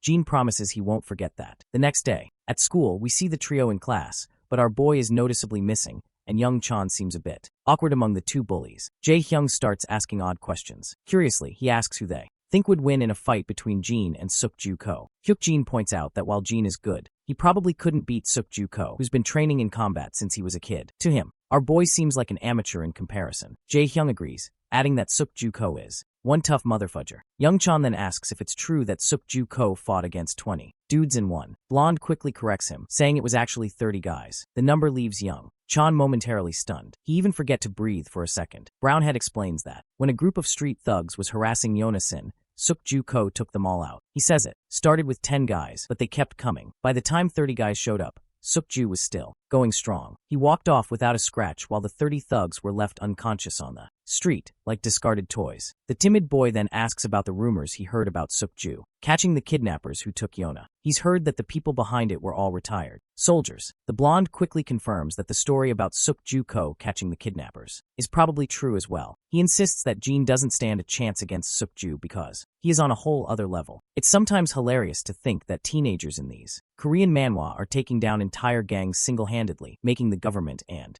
all those intelligence and law enforcement departments look like they're just wasting taxpayer money. In the meantime, our boy suddenly stops in the corridor when he comes face to face with Suk-Ju. Without wasting any time, Suk-Ju asks him straightforwardly what he's doing here. Confused, our boy makes it clear that he doesn't understand what he is getting at. Suk-Ju simplifies his approach and asks why he is lying about his identity. He mentions that he's heard our boy had a hand in Jisoo and Hui-jin Kim moving away. Jin clarifies that he did have some beef with Jisoo, but he had nothing to do with their departure. That is when Suk-Ju points out that he checked with the school our boy supposedly attended overseas and they've never heard of him. Things seem to be heating up, but before we get our boy's response to Suk-Ju, the scene shifts to Dae-hoon. She's approached by Yona, the stunning girl from earlier. After a while, the two ladies are catching up and Dae-hoon mentions she didn't know Yona was back in Korea. Yona explains that she just started school the day before and is actually in her brother's homeroom class. Dae-hoon perks up in surprise. Yona then points out that she doesn't remember Dae-hoon mentioning having a brother before. Dae-hoon explains that everyone thought her brother had died in the crash with her parents 10 years ago, but he survived. They only found out about his survival about 6 months ago. The scene flashes back to the past again. Dae-hoon has just returned home and finds her grandfather frozen in place while holding the telephone receiver. Tears are streaming down his face as he reveals the shocking news that Jin is alive. This revelation leaves Dae-hoon stunned, and it's how she learns about her brother's survival. Back in the present, Yona asks why no one didn't know about her brother all these years if he was alive, but didn't reach out. Dae-hoon explains that Jin lost his memory in the crash, and it was only recently that he started to regain some of it and someone helped them locate and reconnect with him. Yona, clearly skeptical, finds it hard to believe. Dae-hoon confirms that Jin only has faint memories of having a grandfather and a younger sister. After the interrogation, Yona flashes a pleasant smile and comments that their grandfather must have been overjoyed to get his grandson back. Yona comments that their grandfather is indeed overjoyed, explaining that after receiving the call, he cried for hours and then took time off work to enroll in cooking classes. He wanted to improve his Korean cooking skills, thinking that Jin might not have had much of that growing up. Yona comments that their grandpa must really love his grandkids, and Dae-hoon smiles, agreeing that he definitely does. But then Yona throws a serious question her way, asking is she absolutely sure Jin is her brother? Dae-hoon looks a bit surprised, but quickly gives a positive response, saying Jin is definitely her brother, and they even took a DNA test to be sure. Our girl then asks why Yona is so interested in her brother. This question clearly catches Yona off guard since she is not sure what to say. She quickly asks, almost frantically, if her brother has a girlfriend. We then cut back to our boy who asks Seokju what the hell he's talking about. Seokju repeats his question, asking what's so important about this school that our boy had to forge his records just to be here. Jin responds by asking if he's being accused of having fake records. Seokju confirms this, saying they must be fake because, according to his research, Jin never lived in that city, and the school he claims to have attended doesn't even have a record of him. Our boy then asks about the proof and reminds Seokju that if he's claiming the records are fake, there must be some evidence to back up the claim. Seokju is momentarily at a loss for how to counter this question. He discovered the discrepancy by digging around and talking to people connected to the school overseas, but he has no tangible proof. He's amazed at how Jin handles the situation without flinching or showing any sign of being startled. Then our boy finally asks why Seokju is running a background check on him. In response, the blackhead explains that he can't just sit around and watch a suspicious kid who might pose a threat to his mistress. A silence falls between them for a moment, but then our boy finally answers, saying he came back home. Seokju is baffled by this vague response, so our boy clarifies that he was asked what he came here for, and his answer is simply that he returned from overseas for his family. With that, our boy starts to leave. Seokju stares after him with skeptical eyes, thinking that since he already suspects our boy has forged his records it won't be long before he figures out his true identity. Once the class begins, we see Jae-hyung quietly immersed in playing video games, while the blondie scrolls through his phone idly. Our boy Jin notices that both Seokju and Yona are absent from class. He's intrigued by how quickly these two, having just transferred yesterday, managed to gather so much information about him in less than a day. When the bell rings, the beta bullies approach young Chan, inviting him to play games and push ranks. They also invite Jin, but he declines, mentioning it's his grandpa's birthday today. The bullies decide to hang out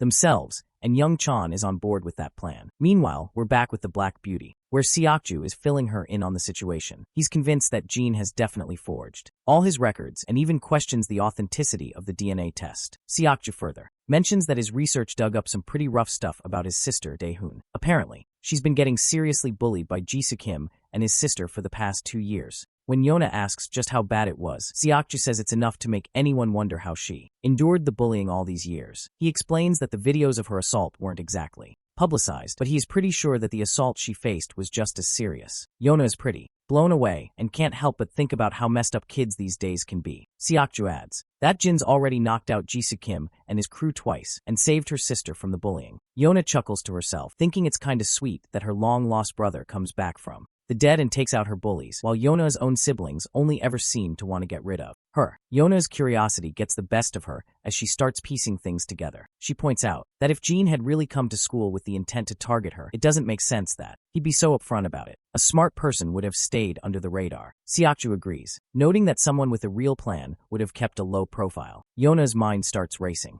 once again, and she asks if Jin might have some kind of ulterior motive related to Daehoon's family. She brings up the insurance money from the plane crash. Seokju then reveals that the grandpa received it but hasn't used it, making it grow over the years. Furthermore, grandpa returned the share of money which he got for Jin's death since he was alive, but there's still a substantial amount left, so there is still a possibility that he might be after the money. Yona connects the dots and highlights that if Jin might actually be after the money, then it could mean Daehoon is in danger from her own brother. The scene shifts back to the grocery store where our duo can be seen shopping, and as usual, Jin is drawing a lot of attention from the girls around. While they browse for items, Daehoon takes a deep breath and admits she hesitates to ask, but her curiosity is overwhelming, so she desperately wants to know what his life was like after the crash. Our boy remains quiet for a moment, and the girl starts apologizing frantically, saying he doesn't have to answer if it's uncomfortable, but he just smiles and reassures her that it's okay. He begins his story, explaining that he was deeply traumatized and could barely think straight. He did whatever he could to survive in a place where he didn't even speak the language, staying constantly busy just to get by. The girl falls silent, absorbing this heavy revelation. Then she starts to chuckle and asks if he was too busy to have a girlfriend. During that time, he nods, agreeing with a laugh. She then reveals that she was surprised to learn he's in the same homeroom as Yona,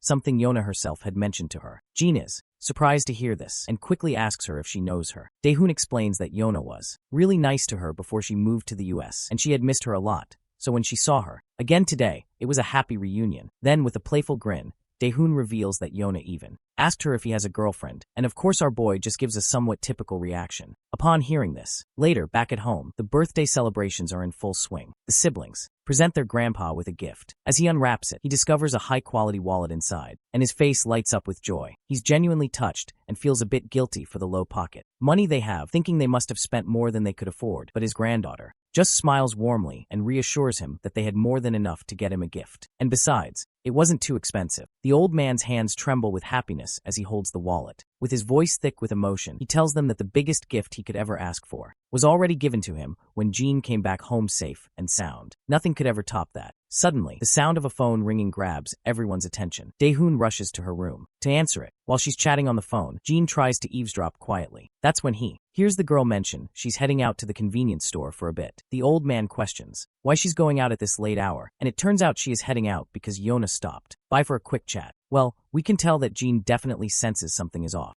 Later that night, Jin is digging into his computer, trying to uncover all he can about SW Corporation, which Yona's family owns. He's curious why Yona seems so interested in him, and why they're running a background check on a random transfer student like him. Jin reflects on his conversation with Seokju when suddenly he hears a call from his grandfather. When he steps into the living room, his grandpa mentions he's heading out for a bit too. Our boy asks if he's going after Daehoon, and the old man kinda agrees. He adds that he just needs some fresh air. Jin smiles and tells his grandpa to stay put and he'll go check on her instead. But the old man insists on going out by himself. Jin then reminds him about the early job he has in the morning. And finally, our boy decides to head out on his own. Later, we see both girls chatting away about their studies and other topics. Yona shares her experiences studying abroad and suggests that Daehoon considers studying outside as well. In response, Daehoon admits she never really thought about it before. When Yona asks why, Daehoon explains that it costs a lot and she'd need to be away for several years, which means she wouldn't get to be with her grandpa for a while. Yona finds this a bit strange, so Daehoon further elaborates, explaining that she doesn't want her grandpa to be alone, especially since he's not in the best of health these days. However, she's grateful that her brother is always around, as his presence really helps her feel better. Meanwhile, Yona is having a hard time bringing up the real reason she came over, since Daehoon seems to really trust her brother. She's not sure how to bring it up without causing problems. We then flash back a bit, where Seokju tells Yona that someone from the supposed overseas school confirmed that Daehoon's brother never attended there. They even looked at his photo and verified he was never a student. Plus, the current resident at his false address gave solid proof that he never lived there. Seokju's also checking out some other leads, so Yona decides she needs to meet with Daehoon to discuss what they've found. But Seokju reminds her that while they have proof the records were forged, they can't yet prove that he isn't Daehoon's real brother. Yona is concerned because the records from the decade he was missing are basically fake.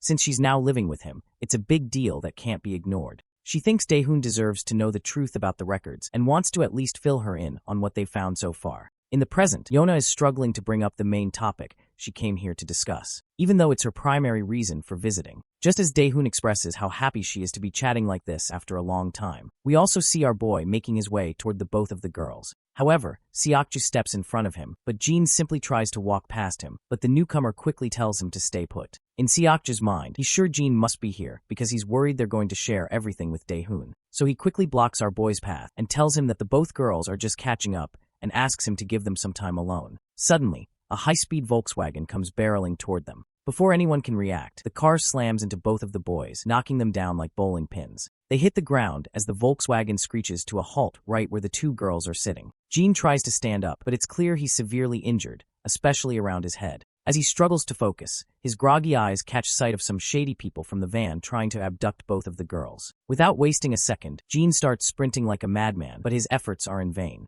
The kidnappers have already taken the girls, and there's no way he can outrun a car, so they're left behind helpless. The both of them quickly look at each other and, in their anger, grab each other by the collars. But after exchanging a few heated words, they realize neither of them is behind the abduction, so they let go. The black-haired guy immediately pulls out his phone and calls the security team at SW Corporation, urgently reporting that Yona has been kidnapped. He tells them to track her down using the security footage. Meanwhile, Jin starts walking off, and the black-haired guy quickly asks him where he's going and if he's actually not behind all this. Jin simply replies that he doesn't have time to argue with anyone. Seokju points out that SW Corporation security is already on it and will find the girls soon. Until then, Jin will need to stick with him so they can confirm his identity. But our boy makes it clear that he's going to find his sister, and if Seokju wants to follow him, he can gladly do so. Seokju starts to get the sense that Jin might not be involved after all, but then our boy suddenly stops and humorously asks Seokju if he brought his car with him. The scene shifts to the bustling heart of the city's entertainment district. Inside one of the pubs, Mr. Cha is sitting back, puffing on a cigarette and enjoying his laid-back time.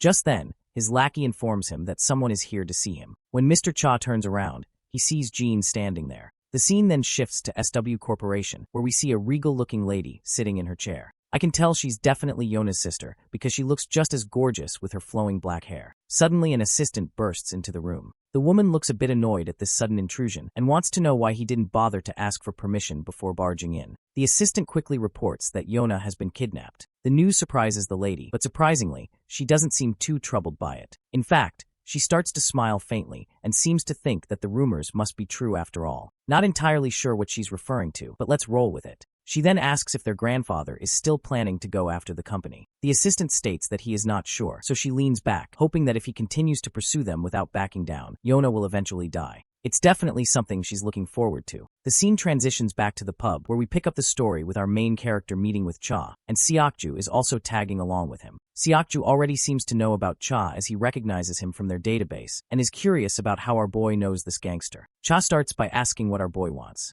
In response, Jin simply says he needs some intel. Cha lights up another cigarette and scoffs, asking why he would bother to help him. Our boy cuts to the chase, revealing that the granddaughter of Saw Corporation has been kidnapped. Well, that is something Cha definitely was not expecting to hear. However, he quickly brushes it off, saying it's not their problem, and that they don't deal with such issues because it would be incredibly risky to mess with Saw Corporation. Our boy asks if Cha has any leads to offer, but the mafia boss makes it clear that there's no reason for him to share anything, especially since he's already in a difficult situation thanks to our boy. That's when our boy reveals that his younger sister was also taken along with Saw's granddaughter. Cha finally realizes he's in a tough spot now, as messing with our boy's sister is like messing with John Wick's dog. Both are equally dangerous. So he then starts explaining, and mentions that some people speaking broken Korean were asking around for untraceable warehouses, as well as for burners, cars, and a few extra hands. The offer was tempting, but he turned them down because dealing with this kind of trouble isn't something you can easily wash off.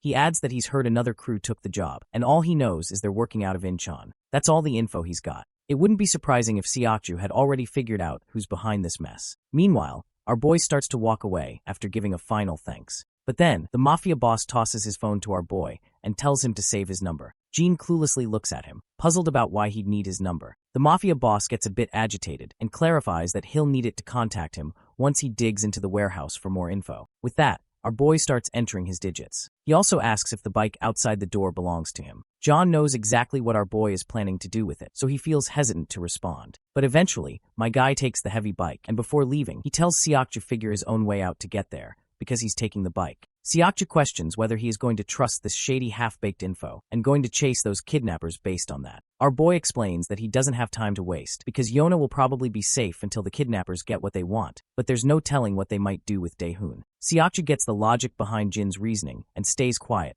and he can tell that he is a quick and sharp thinker. Seokju then tells him that he's already passed the info to his security team and will follow him in his car. Jin just gives a cold response, saying Seokju can do whatever he wants. With that, he puts on his helmet, revs up the gas pedal, and speeds off through the streets. The scene then switches back to the girls, where we see Daehoon waking up with a headache. And as she becomes aware of her surroundings, Yona quickly apologizes, saying it's probably her fault that Daehoon got dragged into this. Daehoon's mind starts to recall the recent event, and she is shocked to remember that they have been kidnapped, and Yona sadly confirms it, adding that she didn't expect this to happen so soon after returning to Korea. Just then, the kidnappers arrive, and Yona coldly asks them why they had been abducted. One of the kidnappers snaps at her to shut up and stay quiet, and it'll be over soon enough.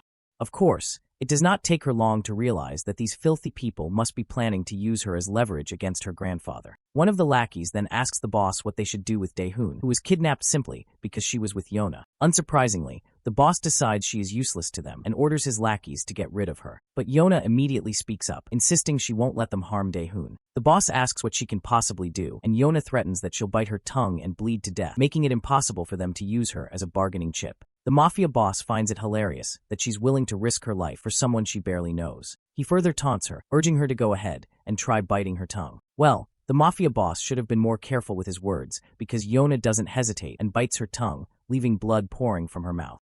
The boss yells in surprise, while the other lackey watches in silence, clearly startled to see her steel-like guts. The boss quickly stands up and tells her that her guts have bought her some time. The lackeys ask what the next order is. The boss tells them to get rid of Daehoon later, and instructs them to stuff her mouth shut so she can't make any noise. The scene then flashes back to our boy and Seokju. It looks like they've arrived at the location Mr. Cha mentioned. Seokju points out that the location seems legit because SW security tracked the minivan footage to this area. As our boy starts to move forward, Seokju tells him to stop and wait for backup, since he sent their coordinates to SW security and they should arrive soon. But our boy reminds him that Daehoon doesn't have much time left, so he gotta make it quick. There's no room for argument, so they proceed forward and spot a bunch of goons patrolling the area. Suddenly, our boy leaps over one of the goons, grabs him by the throat, and starts choking him out. The lackey eventually loses consciousness, and our boy quietly drags him into the shadows, adding him to a pile of other goons he's already taken down. Seokju is also helping out, and he's blown away by Jin's ability to take down opponents silently. He's so impressed that he asks Jin who the heck he is. Jin just casually replies that he's an average student at the same school. The scene shifts to SW Corporation,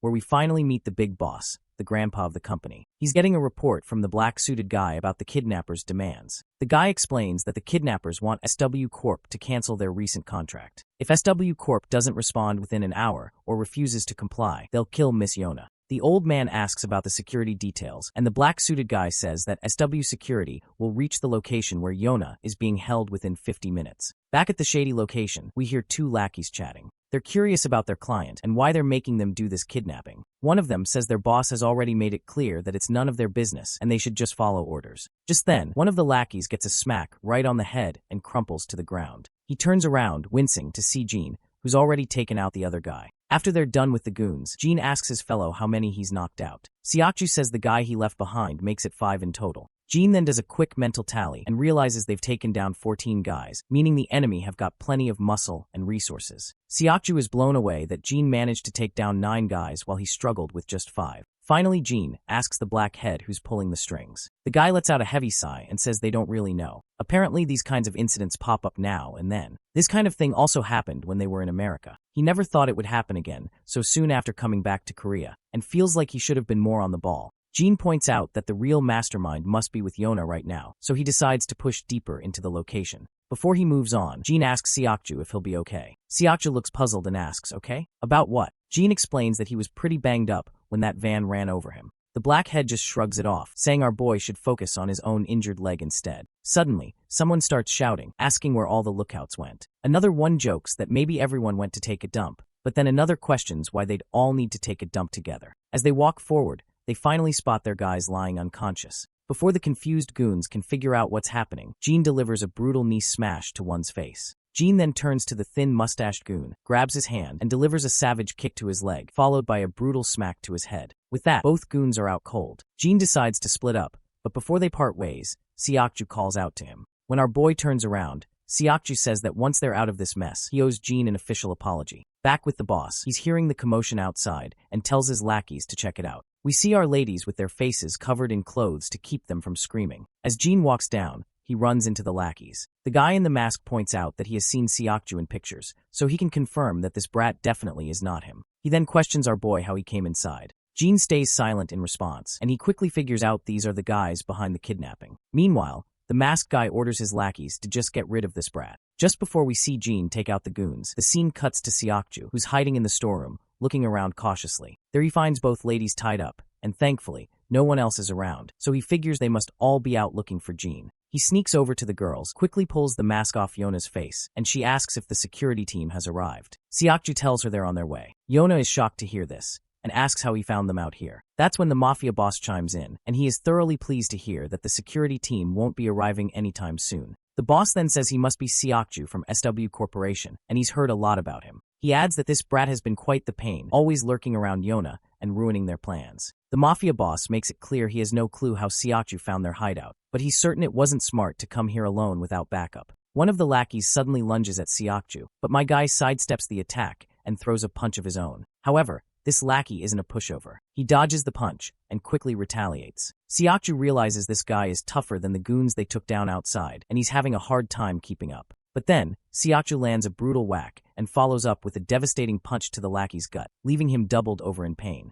To finish things off, Siakju delivers a powerful leg swing, and the lackey finally looks like he's down for the count. Just when we think it's over, the thug tries to swing back in retaliation, but Siakju meets him with a devastating knee smash to the back, and the guy quickly starts to crumble. The scar-faced boss notes that he knew Siakju had been trained from a young age, but he didn't realize he was this impressive. Even the two girls are shocked by what they're witnessing. But the mafia boss isn't here for a duel of pride. With those words, the lackey pulls out a blade and starts slashing at Siakju, landing several brutal cuts across his body. The boss grins under his mask, saying he didn't expect this brat to fight empty-handed, which makes dealing with him a lot easier. The lackey charges at Siakju again with a dagger and begins swinging left and right like a madman. Siakju does his best to dodge, but he's still taking deep, painful cuts that leave him struggling to move. The boss pulls out his own dagger and starts juggling it in the air, clearly enjoying himself as he eyes the girls. As soon as Siakju sees this, he immediately knows Dian is in serious trouble. The poor girl is already terrified, just imagining what's about to happen. Before Siakju can react, the bastard throws his dagger straight at her, aiming to end her life. But at the last second, Yona leaps in front of Dian, and just as the dagger is about to hit, Siakju jumps in front of both girls, taking the blade straight into his back. The mafia boss scoffs at Siakju, mocking him as a pitiful bastard who's only good for the empty praises people give him. He then orders his lackeys to leave Yona alone and kill the other two. The lackeys quickly agree and begin to walk forward to carry out the order. Suddenly, everyone hears the door creak open, and all eyes turn to see Jean making a badass entrance after taking down the goons and leaving them sprawled on the ground. Back at the club, Gangster Cha is there with his lackeys. They fill him in with the latest info, reporting that the Go Song cartel is behind the abduction. Cha is stunned by the ridiculous mistake the Go Song cartel made by getting involved with both Jean and SW Corporation. It was bound to backfire, considering how the cartel never digs into their clients before taking a job. One of the lackeys then asks Cha why he helped Jean. He further points out that Jean is the one who put them in a tight spot, and he's the one who exposed all the dirt on the Kim family they'd been keeping under wraps for years. Cha lets out a big sigh, saying he had no choice. He points out that he's just an old man who couldn't possibly take on a kid like Jean, and they can't just take revenge on him, especially since it was the Kim family who messed with him first. The lackeys then remarks that they don't have to help Jean either. Cha falls silent for a moment, then chuckles to himself, and further states that he had no choice but to help him since his sister was kidnapped. Back at the hideout, Jean makes his grand entrance. The lackey leader asks who this guy is, while Yona is stunned to see him. Daeyeon is also shocked to see her brother, and when she mentions this out loud, the mafia boss overhears and realizes Jean is her brother. The boss bursts into laughter, nearly losing his breath. He finds it hilarious that he kidnapped a girl, and now her adorable brother is here trying to save her. He finds the whole situation quite amusing. Meanwhile, Jean turns to his sister and asks if she's okay. Daeyeon starts to cry, her tears streaming down as she begs her brother to just get out of here. Meanwhile, Yona is heartbroken seeing these two siblings dragged into this mess because of her. She shouts at the lackey leader and offers to cooperate and tells them to let everyone else go in exchange for her cooperation. The mafia boss snaps back, asking why he should do her any favors. Yona falls silent, realizing she doesn't have much leverage. Seokju, battered and bruised on the ground, watches Jean with a mix of admiration and amazement. Despite the tense situation they are in, Jean doesn't seem to flinch. Finally, the lackey leader orders his goons to take Jean down. He says they've already given him enough time, and it's time to finish this. The lackey steps forward, dagger in hand, ready to take down Jean. But before he can make a move, Jean quickly deflects the attack, grabs the lackey's wrist, and drives the dagger into the lackey's own chest. The mafia boss is utterly stunned by this turn of events, and Seokju watches in shock as well. Daeyeon is also blown away by the sight of her brother's skill, and her brother quickly tells her to close her eyes. The girls quickly comply, shutting their eyes tightly. Jean then slashes the lackey, leaving deep, bloody gashes across his body. Blood splatters everywhere as the lackey collapses to the ground, covered in his own blood. Yona is still trying to process what just happened because it's all too overwhelming for her. Meanwhile, Seokju is left in absolute awe, realizing Jean isn't just swinging his knife around aimlessly. Instead, he has expertly severed the lackey's muscles and ligaments to neutralize him. The mafia boss is also quite amazed to see this, and comments that he doesn't seem like a brother at all, but more like a bodyguard. Jean keeps advancing toward him, and the boss retracts his previous statement quickly. He admits that Jean must be more than just a bodyguard, because no ordinary kid could wield a knife like that and maintain such a cold gaze. He then brushes it off, saying it doesn't really matter because he's still planning to kill Jean anyway. He swings his dagger at him, but my guy quickly ducks down with a godspeed, and the boss keeps on swinging his dagger left and right. As the mafia boss lunges at Jean with his dagger, Jean easily blocks the attack with one hand and swings his own dagger at the boss. The boss, quick on his feet, steps back just in time to avoid the brutal hit.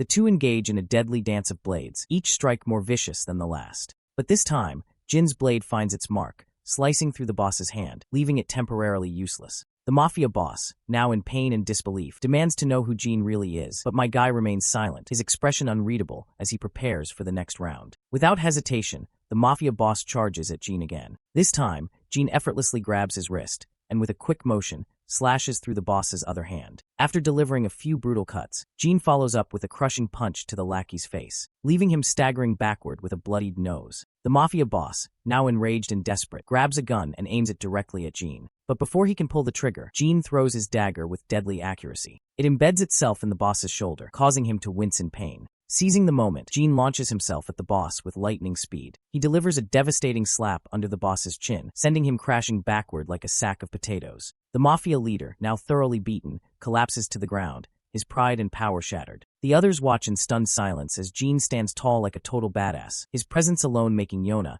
and Seokju tremble slightly. Jean steps forward, gently telling his sister to open her eyes. When she does, she sees him standing right there, a reassuring smile on his battered face. Without missing a beat, he tells her he's here to take her home. Yona is momentarily shocked by his injured appearance and places her hand over his wounds, asking if he's okay. Jean, with a warm smile, reassures her that he's fine, despite the injuries. His calm behavior and comforting words make her emotions overflow, and she starts to cry uncontrollably. Jean does his best to comfort her, his own heart aching to see her so upset. Yona is deeply moved by the compassion Jean shows for his sister, observing them with admiration. The next day, we are at SW Seoul Medical Center. Jin sits quietly in the corridor, his handsome face drawing the attention of passing nurses. His phone buzzes with a message from Jae-hyung, who's curious why Jin isn't at school. Jin replies that he's got an errand, and as he checks his messages, he sees his friends excitedly discussing their hangout and teasing him for missing out. Jin smiles as he reads his friends' messages, feeling a warm connection despite missing out. He leans back in his seat, letting his gaze drift around the corridor. His eyes fall on the room across from him, marked with a sign that reads, Psychiatry Department. The scene transitions to later that night. After Jin's intense battle with those goonies, the police and authorities arrive at the scene. They round up all the criminals present, and doctors begin tending to Jin's sister. Yona approaches Jin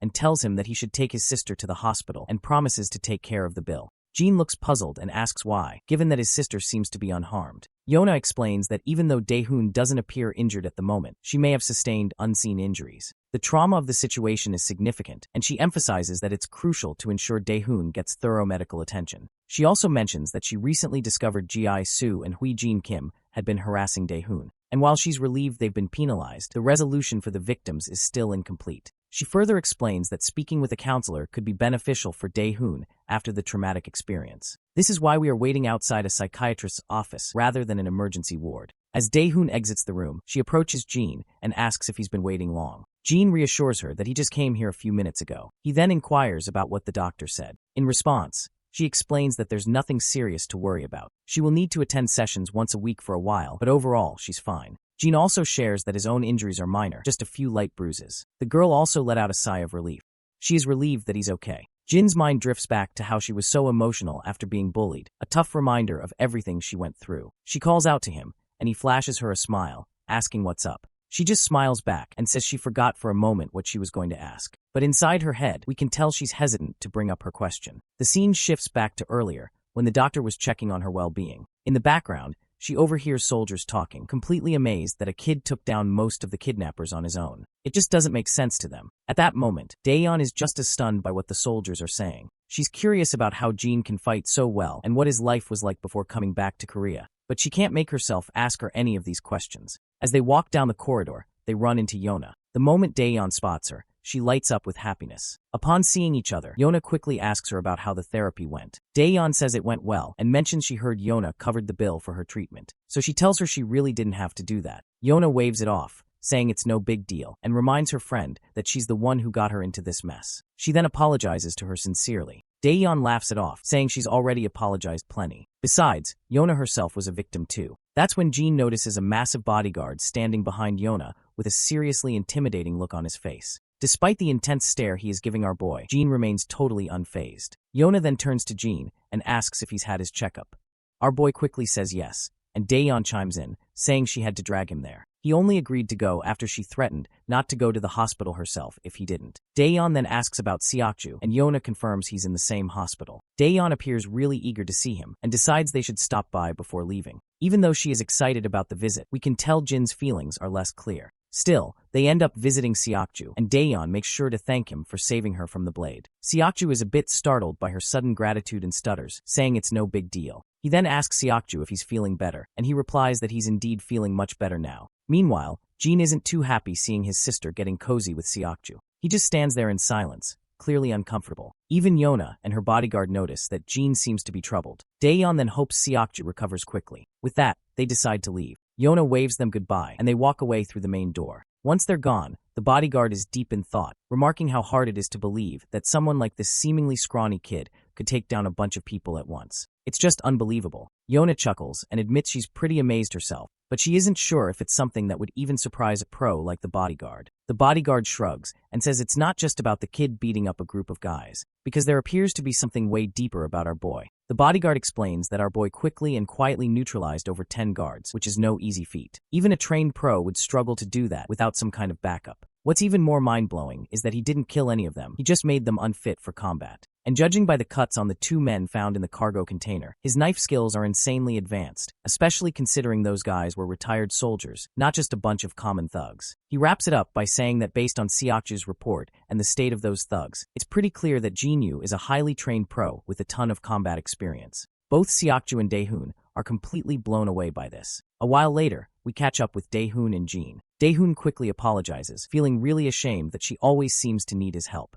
Jean tells her she doesn't need to apologize at all, and that he should be the one thanking her. Dae-hoon is startled to hear this, and Jean continues, saying he understands what it feels like to have a family now. You see, it is for the first time in his life he put someone else's safety above his own without any calculations, something he'd never experienced before coming to this country. So, he's starting to get what family really means. We then see the same woman with short black hair again, and I will say it once again. She's likely Yona's sister, and she looks utterly distraught that Yona was rescued safely. The reporter details that there is suspicious rumor going around. He elaborates that while Seokju played a key role in the rescue, the exploits of another student who accompanied him were even more extraordinary. She asks how that's possible, and the reporter responds that even the chairman has taken an interest in this student, and we already know that this student is our boy, of course. The woman is shocked and wonders if these rumors might actually be true. We see Jean once again doing some hardcore pull-ups. As he works out, his mind flashes with images of the people he fought that day. Just as he's lost in the intensity of the exercise, Dae-hoon knocks on the door and mentions that she's brought some fruit. While Dae-hoon munches on the delicious fruit, Jean arrives and quickly asks his sister how she's feeling. She responds that she's already answered that question 1,000 times,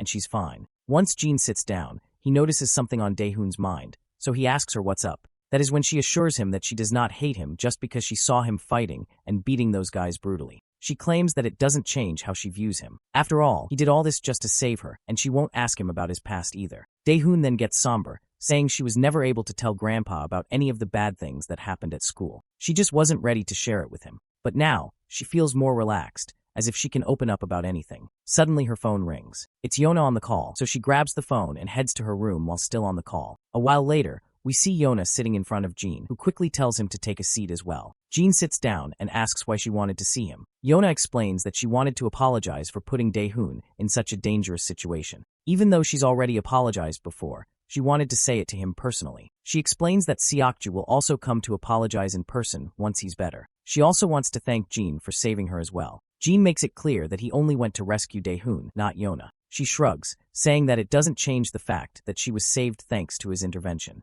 Once she's finished, Jean asks if there's anything else she wanted to say. Yona admits that she also wanted to let him know that they will stop investigating his background, so she is hoping that he is not too mad that they tried to dig into his past. He then lets out a sigh and explains that she couldn't ignore the fact that all of his documents were forged. After a recent kidnapping attempt in America, it raised some red flags for her. She's been in many tough situations since she was little because of who she is. She says that although they never figured out the truth behind his fake records, she won't be investigating it further. Jean starts to leave, saying if there's nothing else, he'll be on his way. Yona looks startled and asks if he could spare a couple of hours because her grandpa wants to meet him and thank him in person. While Jean is heading back, he replies that there's no need for that since he wasn't there to rescue her in the first place. Yona falls silent, and Jean heads home, walking down the dimly lit, gloomy alleys late at night. As he walks, we see a familiar person over that street. As the scene zooms in, we see that this is one of Mr. Cha's lackey, who has been brutally shot in the gut, and it does not take long for our boy to recognize who this man is. The man is barely holding on to his life, but makes sure to start berating Jean, blaming him for putting his gang in danger. He explains that they were already struggling after Jean exposed the Kim family. Then, their boss also helped our boy by tipping off the location of the Gaseong cartel, which stirred up trouble between the Gaseong cartel and their gang. Mr. Cha's turf is now under attack. His friends and lackeys have already been killed, and the Gaseong cartel leader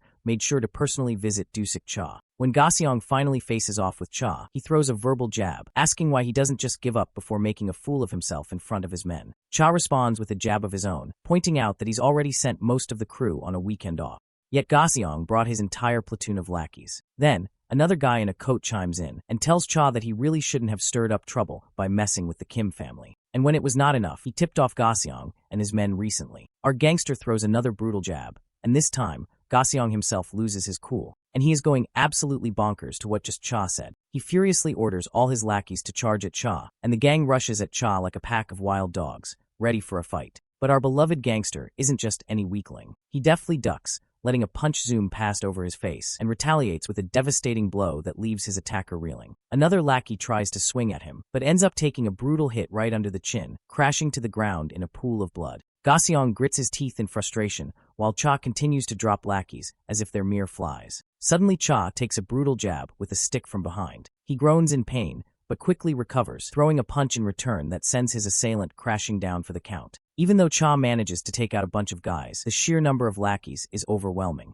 It's clear that despite his skill, he won't be able to take them all down like this. Our beloved gangster takes his stance, knowing he's up against copious amounts of people, and is furious that Gaseong brought so many guys when he knew Cha does not have most of the men in the club. He can't help but smirk when he thinks about our boy and wonders if he has saved his little sister by now. With the speak of the devil, Jean arrives outside the club. The lackeys standing guard tell him to get lost, but Jean isn't about to take orders. He delivers a brutal kick to one of them, sending him crashing to the ground and leaving the other two speechless at Jin's audacity. He then dismounts from his bike, and the two remaining lackeys try to take a swing at him. But Jean effortlessly grabs one's hand and delivers a devastating smash to his face, leaving blood splattering everywhere. The remaining lackey tenses up at the sight and ends up taking a heavy kick to his gut. With both goons taken care of, he moves further into the club, only to find a brutal scene of dead bodies. As he advances, a group of arrogant thugs orders him to leave, but our boy remains unfazed and keeps walking toward them. One of the thugs steps up, yammering some nonsense, but my guy quickly silences him with a single blow, sending him crashing to the ground and leaving the others utterly terrified. Despite their fear, the thugs recklessly charge at him, and our boy begins to deliver blows, taking them down one after another.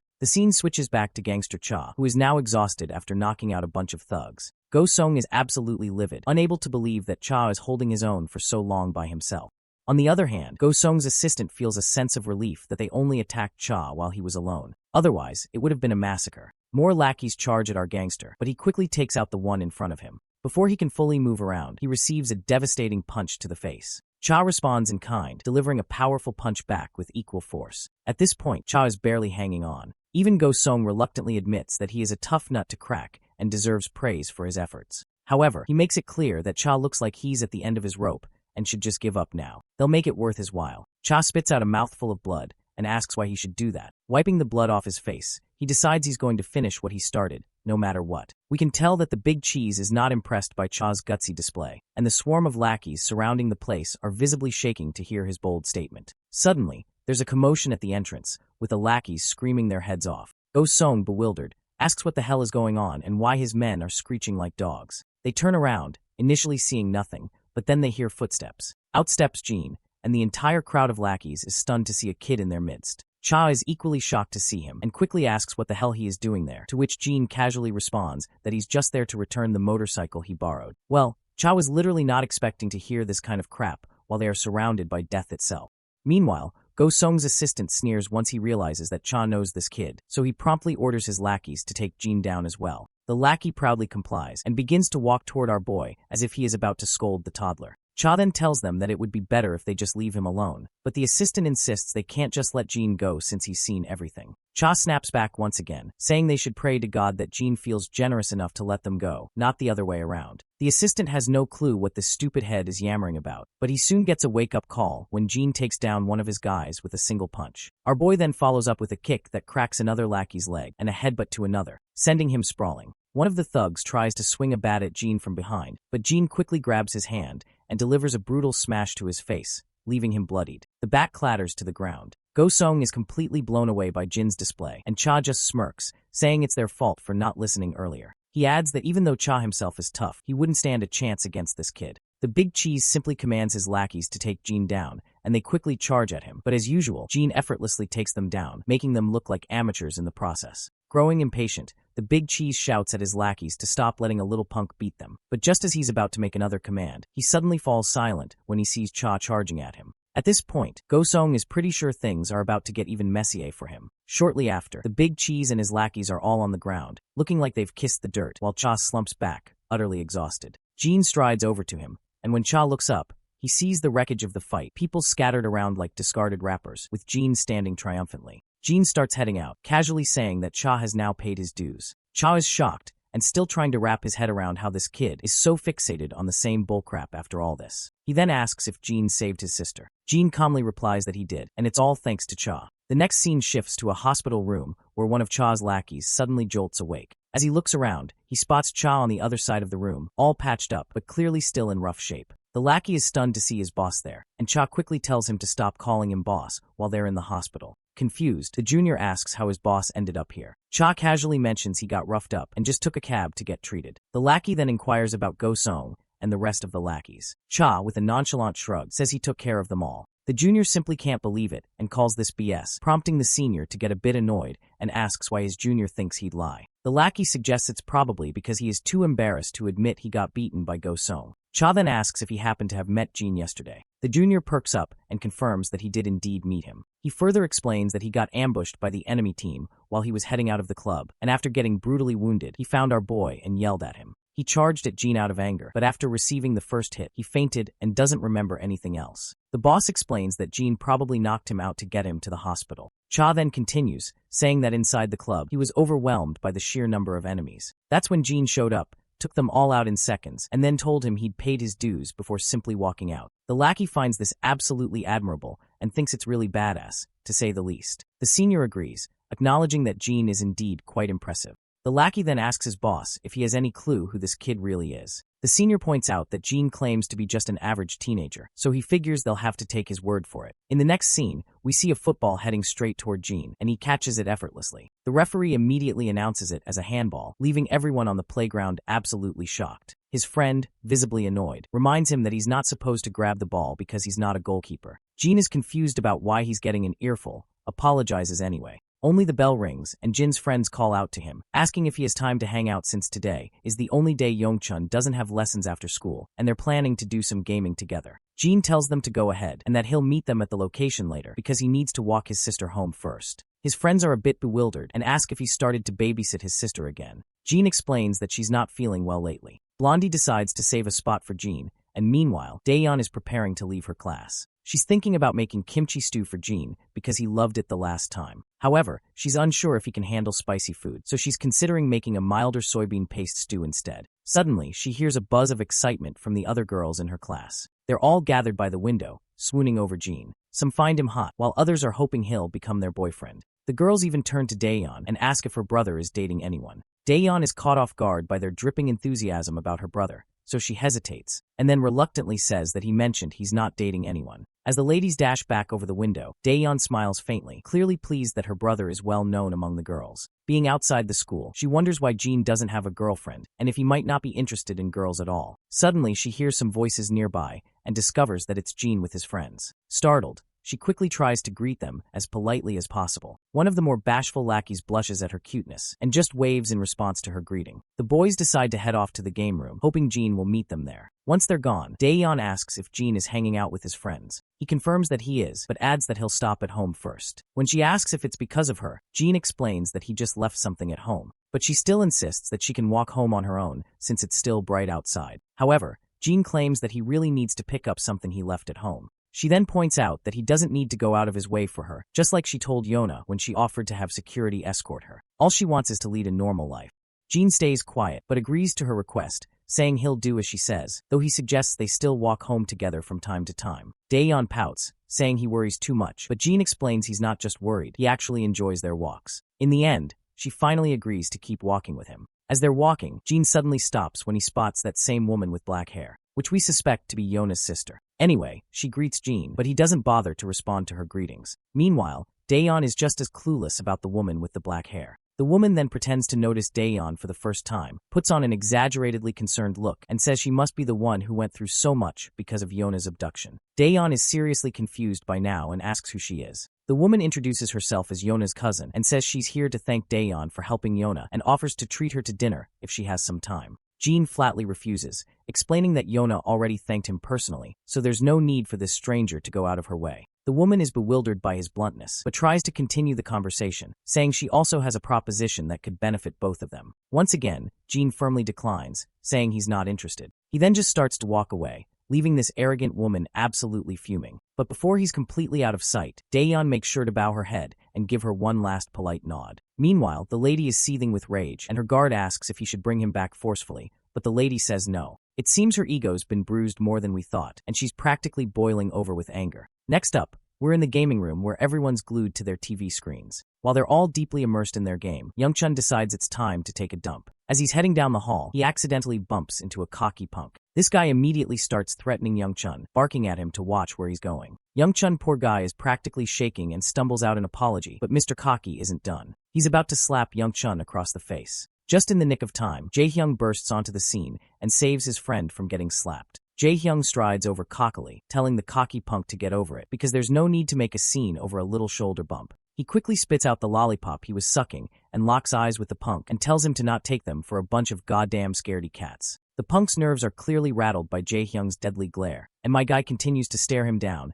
and demands this crazy punk why the hell he is staring. Once the punk is thoroughly intimidated, he finally walks off with whatever pride he has left. Jae-hyung lets out a puff of air through his nostrils, looking pretty pleased with himself. On the other hand, Youngchun still appears to be in shock, watching his friend and reflecting on the turn of events. It's a bit of a shock to him, considering Jae-hyung used to be the one bullying him, and now he's the one coming to his rescue. Orange Head tells them they'd better hurry, or Hyokjin will start giving them grief for being late. So they head toward the toilet, while Youngchun still can't believe his eyes that this dude saved him. When they finally return, Hyokjin asks why taking a dump took so long. Orange Head explains there was some idiot trying to mess with Youngchun. Hyokjin's interest peaks, and he quickly asks who it was. Orange Head says the guy was wearing a Goseok Tech uniform. Blondie then turns to Youngchun, checking if he's okay. The timid fella simply replies that he's fine, because nothing had happened since Jae-hyung interrupted just in time. Orange Head decides it's time to just dive into the game. But then, a bunch of rowdy people burst into the gaming room. It's the same guy Jae-hyung bumped into earlier, and he's brought his lackeys to get revenge for the humiliation. Hyokjin is completely absorbed in his game, and doesn't notice the people standing over his left shoulder. When he finally looks up, he sees a bunch of goons towering over him, and the leader of the gang quickly tells him to step outside.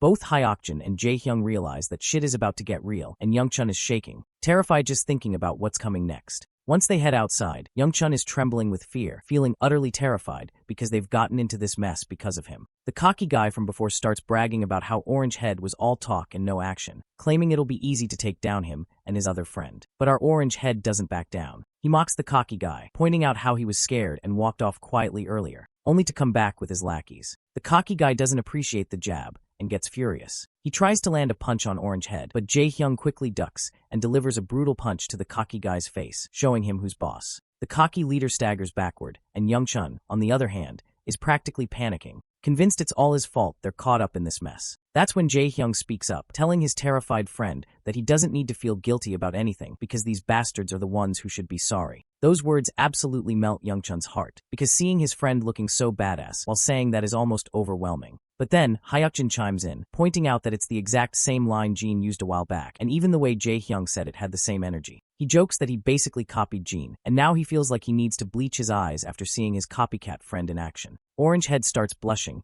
feeling totally embarrassed, and admits that Jin looked so cool when he said those words that they stuck in his head, and he couldn't help but repeat them. While the trio is caught up in their own back and forth, they momentarily forget they're actually facing off against a gang, and they are too distracted to pay much attention to the goons. But soon enough, the lackeys charge at them because they are not here just to be simply ignored in the middle of the fight. The Orange Head stands his ground. As soon as one of the thugs reaches him, he delivers a powerful kick to the guy's gut, sending him stumbling backward. Another goon tries to swing at him, but Orange Head responds with a brutal whack, taking him down. Youngchun, who's not exactly a fighter, is more or less panicking on the sidelines, unsure of what to do. Hyokjin, however, is in full battle mode, taking down goons left and right. He turns to Youngchun and tells him to stay back and just watch from behind. Orange Head agrees, pointing out that while Youngchun might be a pro gamer, he is out of his element in this fight, so they have got things under control. Youngchun is completely blown away by this. He can't believe they're fighting because of him, and yet they're telling him to stay back. The goons are squirming and quivering on the ground after taking a serious beating. Our boys, on the other hand, are starting to struggle a bit, exhausted from the fight and outnumbered.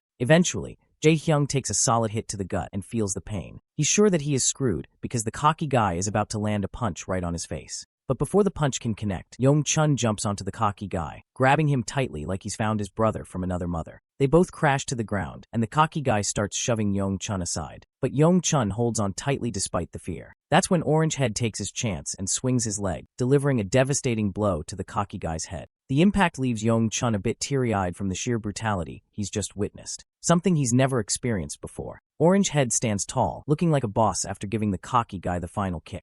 He glances at the guy who's clearly down for the count. Hyukjin can't help but jab at Orange Head, noting how Youngchun had to step in to save the day. Orange Head quickly gets embarrassed and defensive, saying he was just about to take the guy down himself.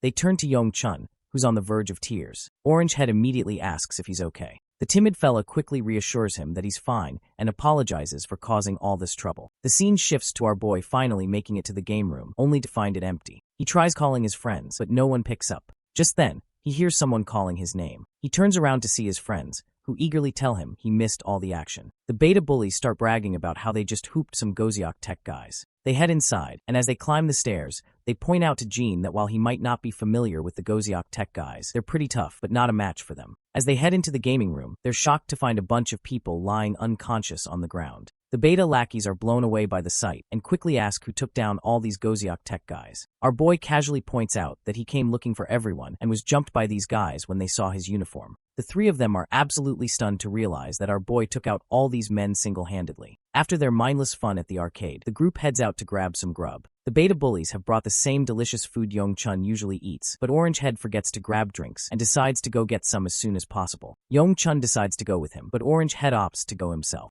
As they start eating, Hyuk-jin feels proud and laughs about how they took down the Goziok tech goons. Orange Head agrees, saying the goons came in trying to act tough, but ended up getting beaten like dogs. Meanwhile, our boy looks at the tuna mayo food with no clue how to proceed. He watches as Jae-hyung tears off the seal and pops the snack out of its wrapper. He mimics Jae-hyung and starts to take a bite. While eating, he asks his friends who started the fight. Jae-hyung explains that one of the goons was messing with Yong-chun outside the game room, which triggered the whole scene. Our boy checks in on his timid friend, asking if he's alright. The friend says he's good, because Jae-hyung showed up to rescue him just in time. Orange Head then shares some advice, telling Yong-chun that in situations like this, he should never back down. Yong-chun looks a bit confused to hear this, so Orange Head explains that you shouldn't flinch in front of a bully. You need to make it clear you're ready for anything, or they'll just take advantage if they think you're scared. Hyuk-jin agrees, saying you've got to show you won't take any crap, or they'll just walk all over you. Yong-chun asks what if they end up hitting him. Orange Head just shrugs and says they're going to try to hit him, even if he's scared. But Yong-chun worries they might hit him harder. Orange Head agrees, but he points out that if you don't stand up for yourself, you'll just be seen as a pushover, and that's worse than getting beaten up. Hyuk-jin also adds his 2 cents, saying he's seen this trick work before, because no one wants to deal with trouble. Bullies usually pick on the quiet ones who never speak up. Yong-chun stays quiet, probably realizing that he's always been picked on because he didn't stand up for himself.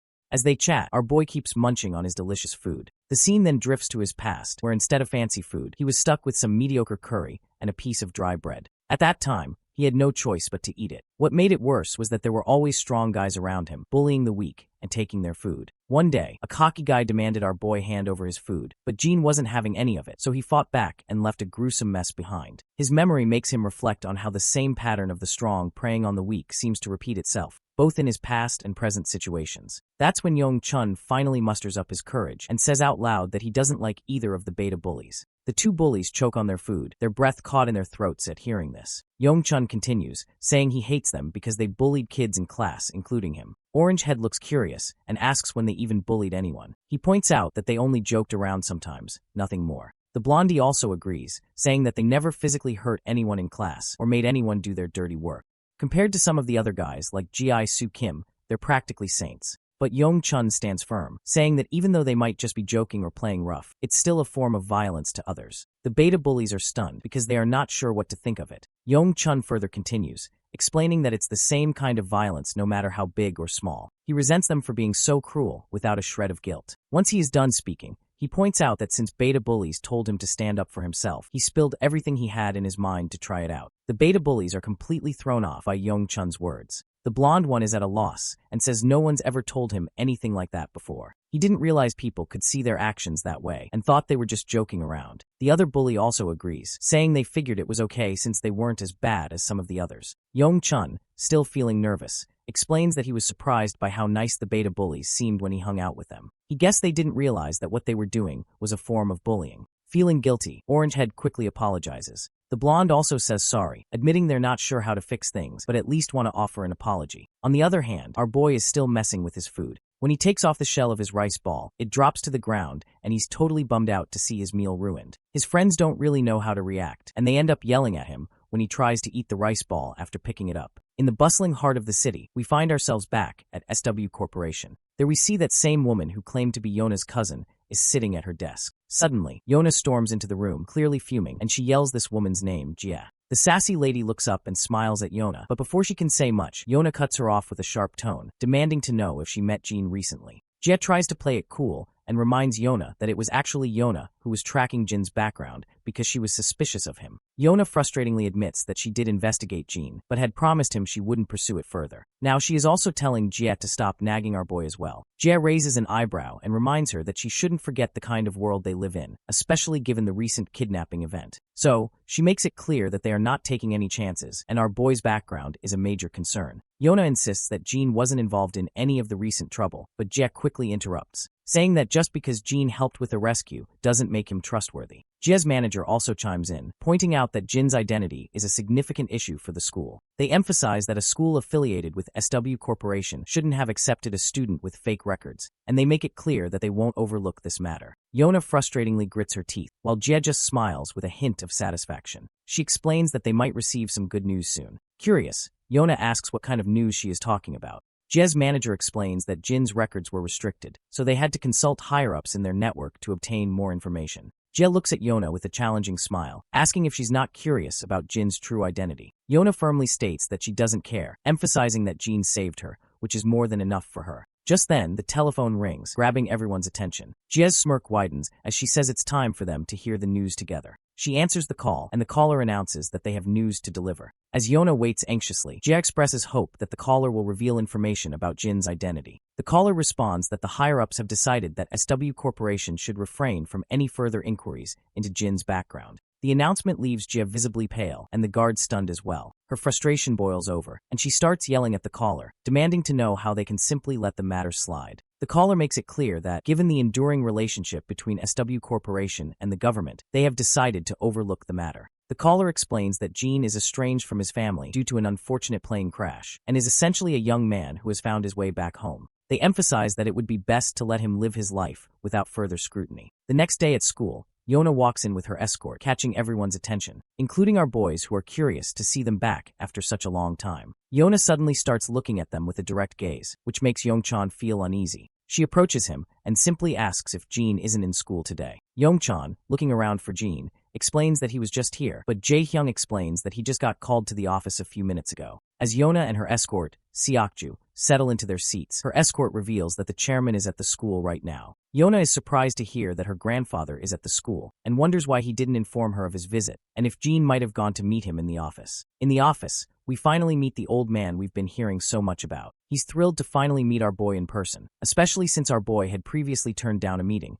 so he came by himself to thank him for saving Yona. Our boy responds that there's no need for thanks. He was just trying to rescue his sister, and Yona happened to be there too. The old man acknowledges that he knows, but he still wanted to express his gratitude for saving his granddaughter and apologize for involving his sister. Our boy clears things up again, letting the old man know that he doesn't need to worry about that since Yona has already apologized. The old man stays silent after hearing this, and our boy starts to head into the classroom. That's when Grandpa finally asks if he will become Yona's bodyguard. Not surprisingly, he flatly refuses, and makes it clear that this isn't something an average teenager like him can handle. The old man reminds our boy that an average teenager couldn't really handle a unit of kidnappers made up of former Special Forces soldiers either. Jin then points out that Yona already has an internal security team guarding her 24/7. The old man agrees, but says that a security team can't be with her at school, and besides, she wouldn't be able to live normally with a team trailing her all the time. He explains that Seokju was in charge of her security, but the recent incident made him realize he isn't the right person to protect her, so he's thinking of giving the job to our boy. Jin starts to walk away again, saying he can't help. The old man goes quiet for a moment, and then says he wasn't just here to thank him for saving Yona. He also wanted to thank him for what he did 3 years ago. As soon as our boy hears this, he freezes and quickly turns back toward the old man. The old man keeps going with his thanks, saying he's wanted to express his gratitude for a long time, because without our boy's efforts, he wouldn't have had the chance to see his son before he passed away. It's clear that Jin remembers what the old man is talking about, but he stays nonchalant, saying it was just another job. The old man insists it was a dangerous job that no one else would take on. Thanks to our boy's success in the mission, he was able to see his son again, and his son spoke about Jin often. The old man reveals that his son was worried and asked him to find out why our boy had become a mercenary. So the old man tried to track him down, but couldn't find any leads. Now, as fate would have it, they're face to face, and he adds that Yona is his daughter. Jin's mind quickly flashes back to the past, recalling the man mentioning that he had a daughter around his age. Still, Jin makes it clear that he can't be Yona's bodyguard. However, he adds that he won't turn a blind eye if something happens to her. The old man is a bit taken aback, but then smiles and says that would be more than enough.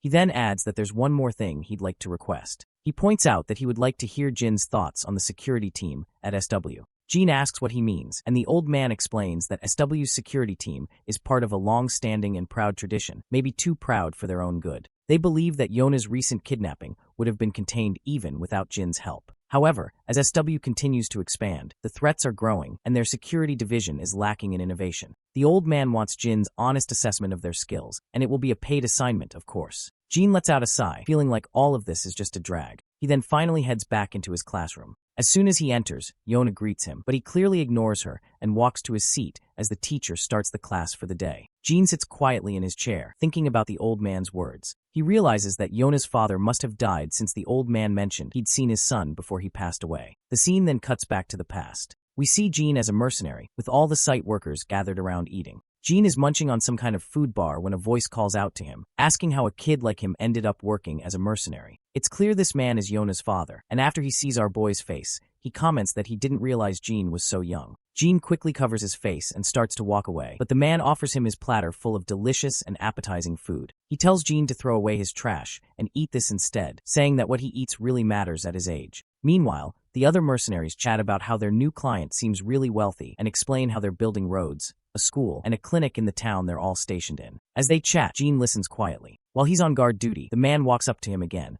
offering him a chocolate bar. Jin just looks away. Later that night, the man offers him food once more, but Jin turns away again. On a particularly rainy day, the man brings an umbrella and coat, but Jin refuses them as well. One day, as Jin is packing up his stuff to leave, the same man approaches him again. He says he'll miss having Jin around and invites him to stop by if he can, since they'll be there for at least another month.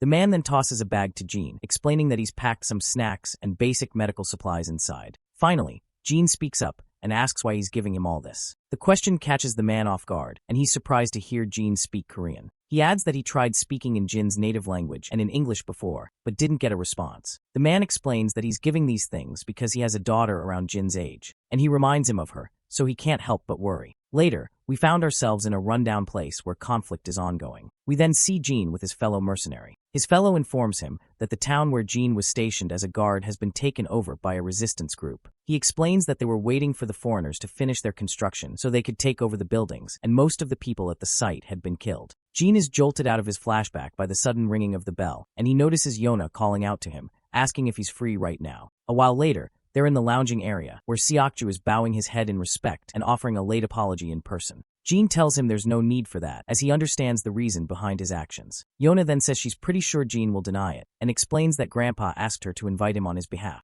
Jin agrees without hesitation, leaving Yona quite puzzled to see that he actually agrees without protest for the first time. The scene then shifts to Jia, who is gritting her teeth in frustration. She's fuming mad that the higher-ups aren't releasing Jin's true identity. Just then, her manager enters and mentions that the same student has arrived, which shocked Jia a little. In the SW Corporation's men's locker room, Jin is getting suited up in the company's dress code. Seokju asks how Jin ended up landing a job with SW Corporation. The scene transitions to the past, where Jin is reviewing the records of all the security personnel working for SW Corporation. The old man had told him to spend a few days with the team and share his thoughts since arrangements had been made to accommodate him. It should be fairly easy for Jin to get a sense of the program. Back in the present, Jin tells Seokju that he simply wanted to experience what being in the security team is like, so ended up here with a job. Seokju wonders if that means Jin wants to be a bodyguard. Jin then asks if Seokju isn't joining the training. In response, Seokju explains that today's session is for Team 2 and he is part of Team 3. He adds that Team 3 escorts Yona exclusively, while Team 2 escorts Ms. Jia and her parents. The scene transitions to a training hall where all the personnel are sitting on the ground. One of the instructors introduces Jin to everyone, explaining that Jin will be joining them for the next few days. He's in the same class as Seokju, and the chairman has allowed him to participate in their program to learn about their field.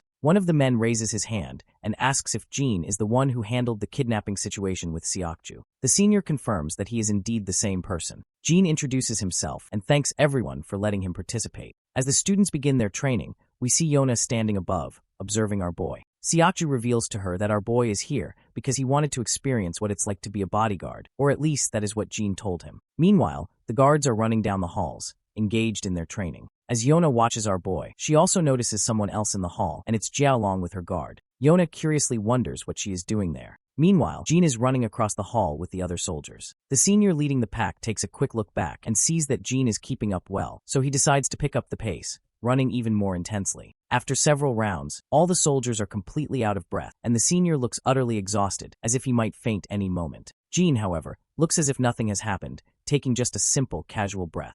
The senior reveals to us that they've run enough to make anyone faint, but Jean kept up the whole time and even looks like he could handle 20 more laps. They move on to other intense exercises, and Jean excels at those as well. From the sidelines, Yona is absolutely blown away by how Jean outperforms everyone, leaving them struggling to keep up. Meanwhile, Jie just sneers, saying it's just basic training, and still Team 2 is falling way behind this kid. As our boy stands there, the senior is wondering where in the hell they found this kid. He's questioning if he's been trained somewhere before, because he's just too good. Then the senior notices Jie standing nearby, and his face goes pale as soon as he makes eye contact with her bodyguard. He realizes he's going to catch flack from Jie and her bodyguard later for falling behind compared to a high schooler. Suddenly, one of the juniors raises his hand and points out that he's heard this student played a critical role in Miss Yona's rescue, so he wants to test the kid's skills himself.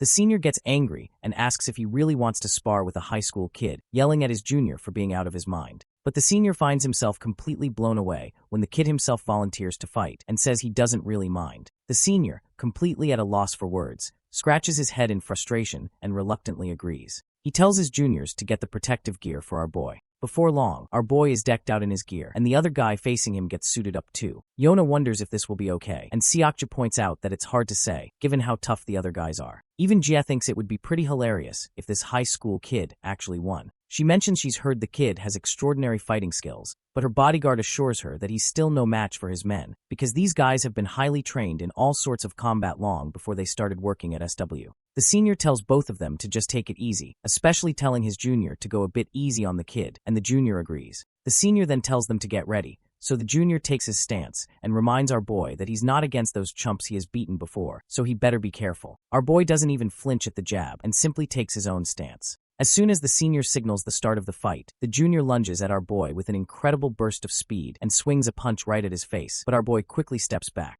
The junior swings again with full force, but Jean dodges effortlessly once more. Yona, growing anxious, points out that the soldier wasn't supposed to go that hard during a sparring match, but the soldier, however, keeps coming at Jean, swinging his fists left and right. Jean continues to dodge every attack effortlessly. Then, Jean quickly kicks the junior's leg, causing him to stagger. Seizing the moment, our boy balls up his fist and throws a brutal punch, but the soldier quickly raises his hands to block, avoiding a direct hit. The fatty mocks our boy for his futile attack and gets ready to hit him with a punch of his own, but Jean quickly deflects the incoming fist and counters with a brutal blow right to the bastard's face. That display of power leaves Yona breathless, and even her guard finds it pretty impressive that Jean struck precisely where the fatty's face was exposed. As the fatty writhes in pain, Jean grabs him by the head and delivers a vicious knee smash to his face, leaving him bloody and beginning to collapse to the ground. Jie is absolutely blown away by what just happened, while Jean stands there as the clear winner with his opponent slumped unconscious on the ground. He removes the protective gear from his head, and both the senior and the other soldiers are stunned by the turn of events. Seokja notes that they were clearly instructed to take it easy, but this was just too intense.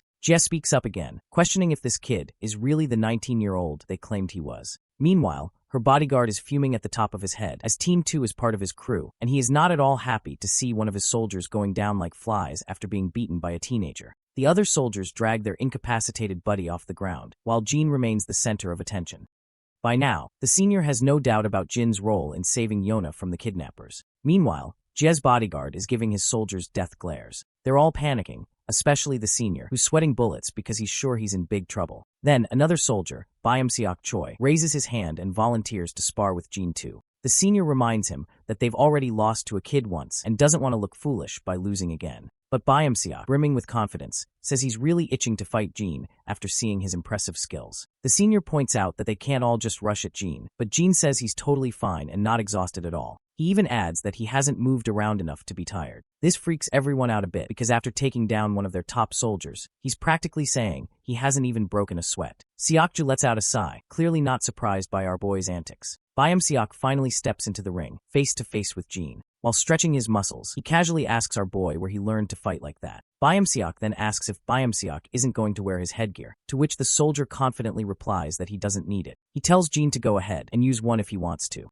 But Jean was only asking for the guy's sake. He doesn't care about headgear either, so he just tosses it aside, surprising Byam-seok and even Yona. That's when Byam-seok starts getting cocky, calling Jean a punk and saying he likes his spirit. Jie then curiously asks her bodyguard what he thinks will happen this time. In response, He admits they made the mistake of underestimating Jin earlier, but he's confident they can take him down now. He takes major pride in his men, who train tirelessly every single day. Not to mention, our boy is about to face the ace of the team this time. Jie cracks a smile, eagerly anticipating how Byung-seok will handle Jin. Meanwhile, Yona's bodyguard is starting to think Jin might actually lose this round. In a weapon-free fight like this, it all boils down to physical strength, and Byung-seok Choi is a jacked-up dude. There's no telling what kind of rigorous training Jin has had, but nothing can make up for the raw strength Byung-seok is rocking. As the fight begins, Byung-seok, full of bravado, takes his stance and swings at Jin, but our boy casually sidesteps the punch with ease. Jin tries to land a punch on Byung-seok, but this dude isn't here to mess around. He dodges Jin's attack quickly and counters with a punch of his own. Jin also tilts to the side to save him and throws another punch, but Byung-seok grabs Jin's fist and smirks. He acknowledges that Jin's punch is stronger than he expected based on his appearance. But Jin isn't interested in mid-fight chit-chat. He throws another punch, but Byung-seok blocks it effortlessly. He gives Jin props for his great timing, but smirks and scoffs that no one can break his guard with pesky blows like that. But that's where he's dead wrong. Jin quickly swings his leg and lands a solid kick to Byung-seok's thigh. The cocky guy is now totally stunned, and the senior's jaw practically hits the floor to see our boy making a hardcore comeback. Then Jin follows up with another brutal kick to Byung-seok's leg. By now, Byung-seok is absolutely fuming and throws a punch in a fit of frustration. But Jin calmly takes his stance and lands a nasty whack to Byung-seok's chin, followed by a few more blows that leave the cocky guy clenching his teeth in frustration. Byung-seok tries to swing at Jin again, but our boy deflects it with some slick ninja-like moves. Then, he delivers a solid slap to Byung-seok's throat, making him cough up and spit. With a heavy thud, the once muscular guy drops to his knees. The first shocked face we see is Yona's, quickly followed by Jie and her bodyguard. Meanwhile, Jin just stands there while the muscular guy coughs violently on the ground. Yona's bodyguard is blown away by how strategically Jin broke Byung-seok's upper guard. By striking his knee and then immediately going for the neck, he effectively narrowed the gap in their physical strength. Further attacks on vital points would have completely neutralized Byung-seok's advantages. Jin then asks if anyone else is itching for a throwdown, but it's clear no one's eager to step forward. That's when the senior chimes in, telling Jin he shouldn't go for the neck or knees when sparring. Jin, looking genuinely puzzled, asks if there are rules to sparring and apologizes if he broke any since he wasn't aware. The senior quickly clarifies that there aren't really any specific rules, but it's just something he felt like mentioning. Well, deep down, the senior feels like he is just trying to save his sorry face after getting his but handed over by a high schooler. After witnessing the entire battle, Jia is absolutely certain that it wasn't just a stroke of luck that Jin was able to rescue Yona, and she wants her bodyguard's take on the matter. The man, clearly pissed off after seeing his soldiers drop like flies, reluctantly admits that from basic training to serious combat, Jin excels in every aspect. Jia smiles thoroughly at this, and then quickly tells everyone to move on to the next course. Everyone is startled, especially Yona, who has no clue what Jia even means by that. Jia then walks over to Jin and reminds him that since he's here to experience real security duties, it's finally time to see what it's like to be a real bodyguard. Jin listens intently as she explains that since he's paired with Team 2, he'll be escorting her, and she's looking forward to his service. Yona, however, can tell from a mile away that this woman is cooking up something shady. The next scene takes us into one of the offices inside SW Corp, where we meet the grandpa, who's with a suited guy. This suited guy is amazed that Jin is in the same class as Yona. He explains that he learned about Jin's background during their research, but it's still a shock to see that code name Jin is actually this young kid. The suited guy adds that Jin's name only came to light a few years ago, which means he was even younger when he first gained recognition. He just can't wrap his head around how this kid could be the same ruthless individual he's heard about. The scene then shifts back to the locker room, where Jin is finally suited up in a real bodyguard outfit, and he looks seriously badass. Evening has arrived, and we find Dayan and her grandpa together. The old man asks her if Jin is still out with friends. In response, she explains that Jin had to take care of something and said he'd be a little late. The grandpa is concerned,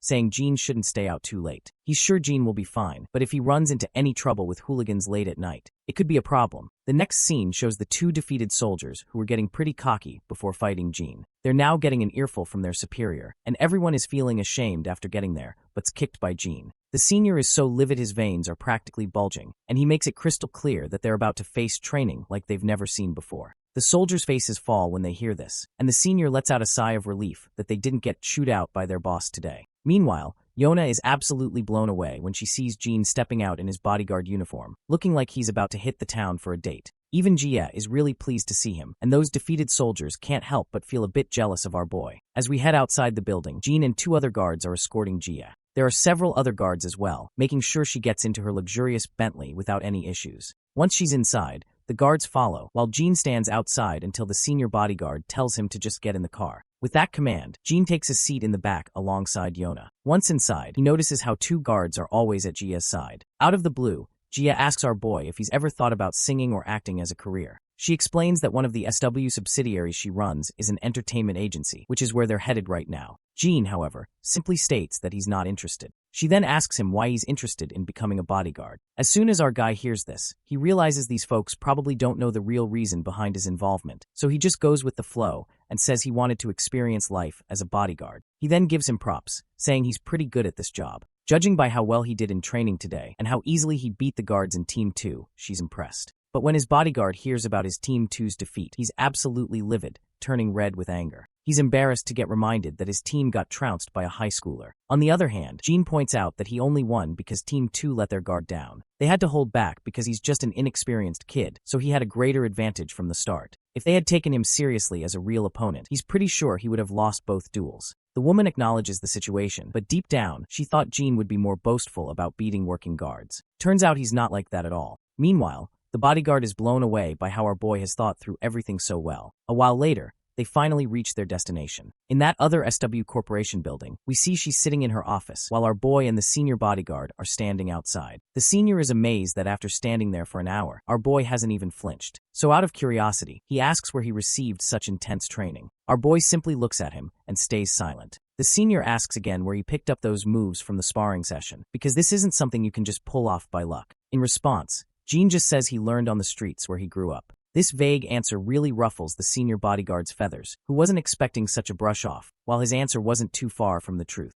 The scene then transitions to his past, showing how he really did learn these skills on the streets. We see him running alongside his buddy, while a hail of bullets rains down from behind. He's climbing ropes to reach the treetops in harsh weather and facing off against highly trained soldiers and killers, but he never flinches. Once they head out again, their car zooms down the highway. Jia asks if he's feeling alright since it's been a long day. He says he's fine, and she finds it odd because it's his first day on the job for this line of work, and he confirms once again that this is indeed his first time. Meanwhile, the senior bodyguard reflects on how this is typical of our boy. He hasn't asked a single question since they started the route, and hasn't shown any signs of being affected, even when they deliberately skipped dinner to test him. It's as if he's fully aware that these things can happen in security work.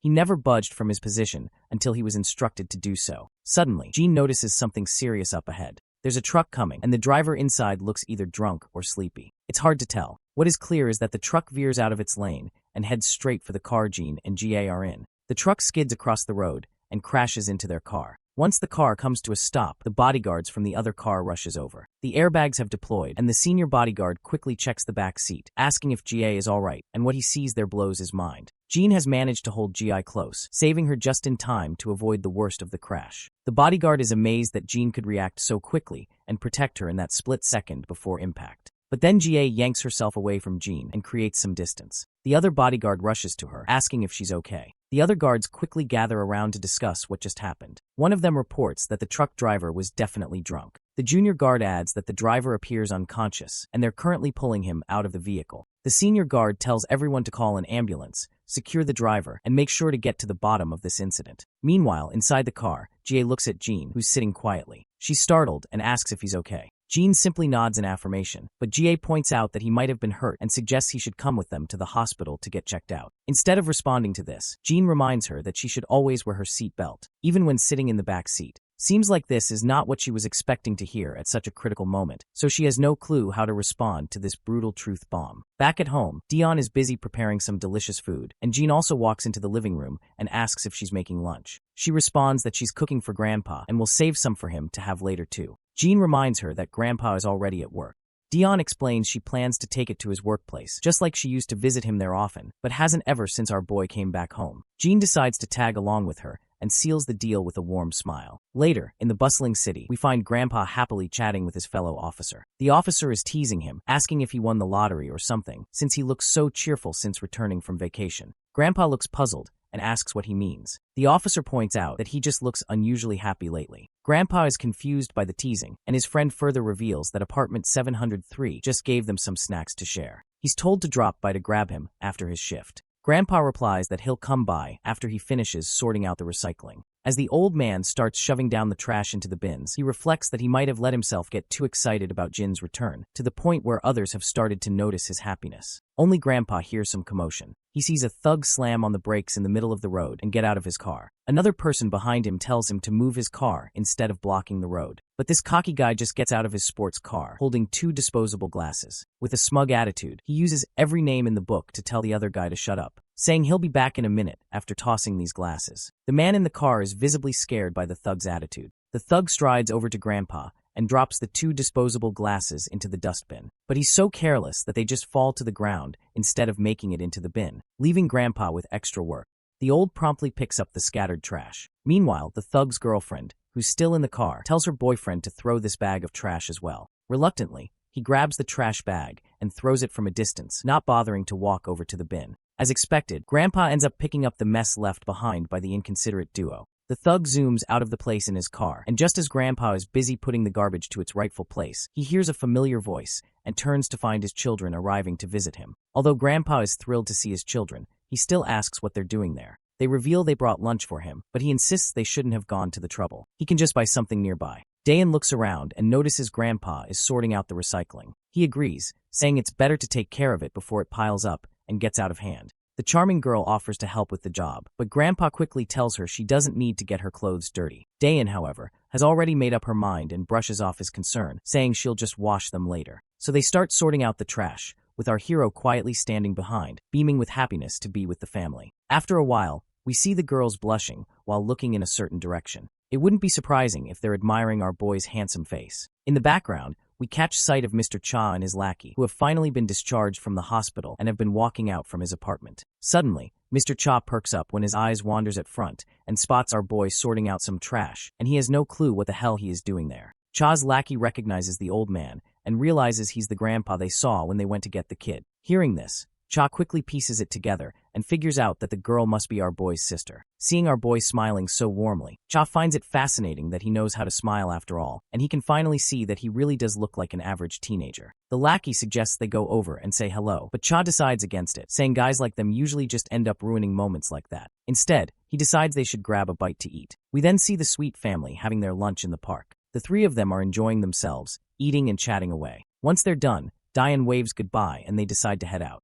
Once the evening strikes, the old grandpa is also done with his duty and walks to his home while smiling pleasantly. Then, he notices that same Corvette he had seen in the noon when that thug came through that trash. The old man approaches the thug and reminds him that parking there isn't allowed because it blocks the entry and creates a hazard for children, so he suggests parking in the lot instead. The thug sneers and asks why he should listen to an old guy like him, making it clear he'll park his damn car wherever he wants. The old man tries to reason with him, but the blonde woman beside the thug threatens him, saying he's just a guard and wonders if he's trying to get fired. The old man keeps his smile and calmly explains that he knows he's paid by the residents, which is why he's asking them to park elsewhere to avoid causing trouble for others. The thug scoffs and says he won't park in the tiny parking lot because if another car scratches his, who's going to reimburse him for the damages? Grandpa is left without an answer, and the blonde woman sneers, doubting that Grandpa could cover the cost of the car. That's when Mr. Cha's lackey grabs the thug by the neck from behind. With a terrifying tone, he asks if this thug has no manners when speaking to his elders. The stupid head groans in pain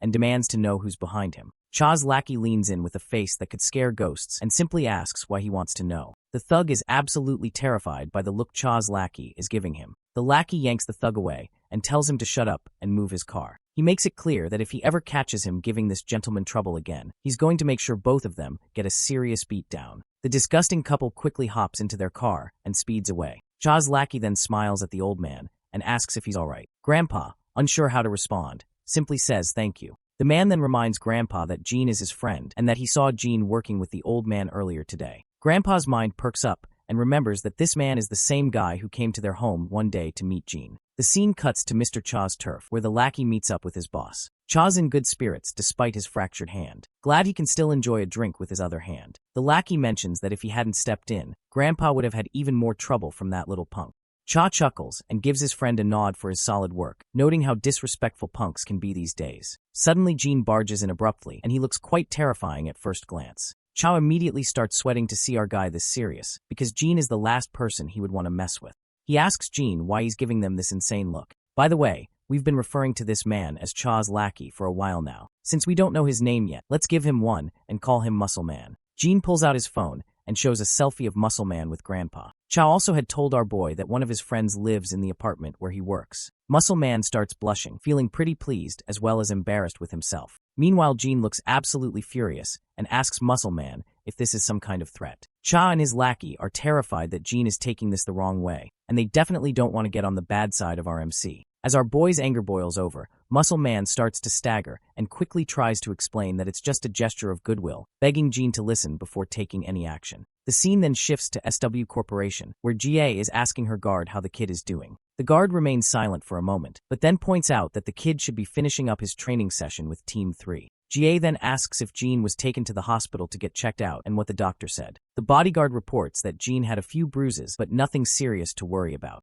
GA reflects on how Jean saved her just in time, and we can tell that she has a soft spot in her heart for him. She tells her bodyguard to check in on Jean just in case, as you never know what symptoms might develop after a car accident. He's concerned that if the media finds out the crash was staged and Jean gets hurt, it could create a real problem. Well, I already had a hunch from the start that the accident was staged because they just wanted to assess Jin's caliber. We then see Jean again, donning his school uniform back. Siachu asks him what's going on, noting that Jean seemed to be holding back compared to his last session. Jean points out that he does not want to get on the bad side of everyone. He then asks Siakju why he's still hanging out with the security team, since he initially thought Siakju had already finished his security training and moved on. Siakju sighs and explains that, contrary to what Jean might have heard, he was never an official guard. He only started because of his family and because he grew up with Yona. Since he was good at being a bodyguard, he stuck with it. He admits that after seeing how Jean rescued Yona from kidnappers, he realized he's not as skilled as he thought he was and felt he needed to improve. Siakja mentions that he got all his training from SW, but is curious about where Jean learned his moves, because he seems like a trained professional. Jean simply responds that he learned it on the streets where he used to live. Siakja senses that Jean isn't telling the full truth, but decides not to press him further.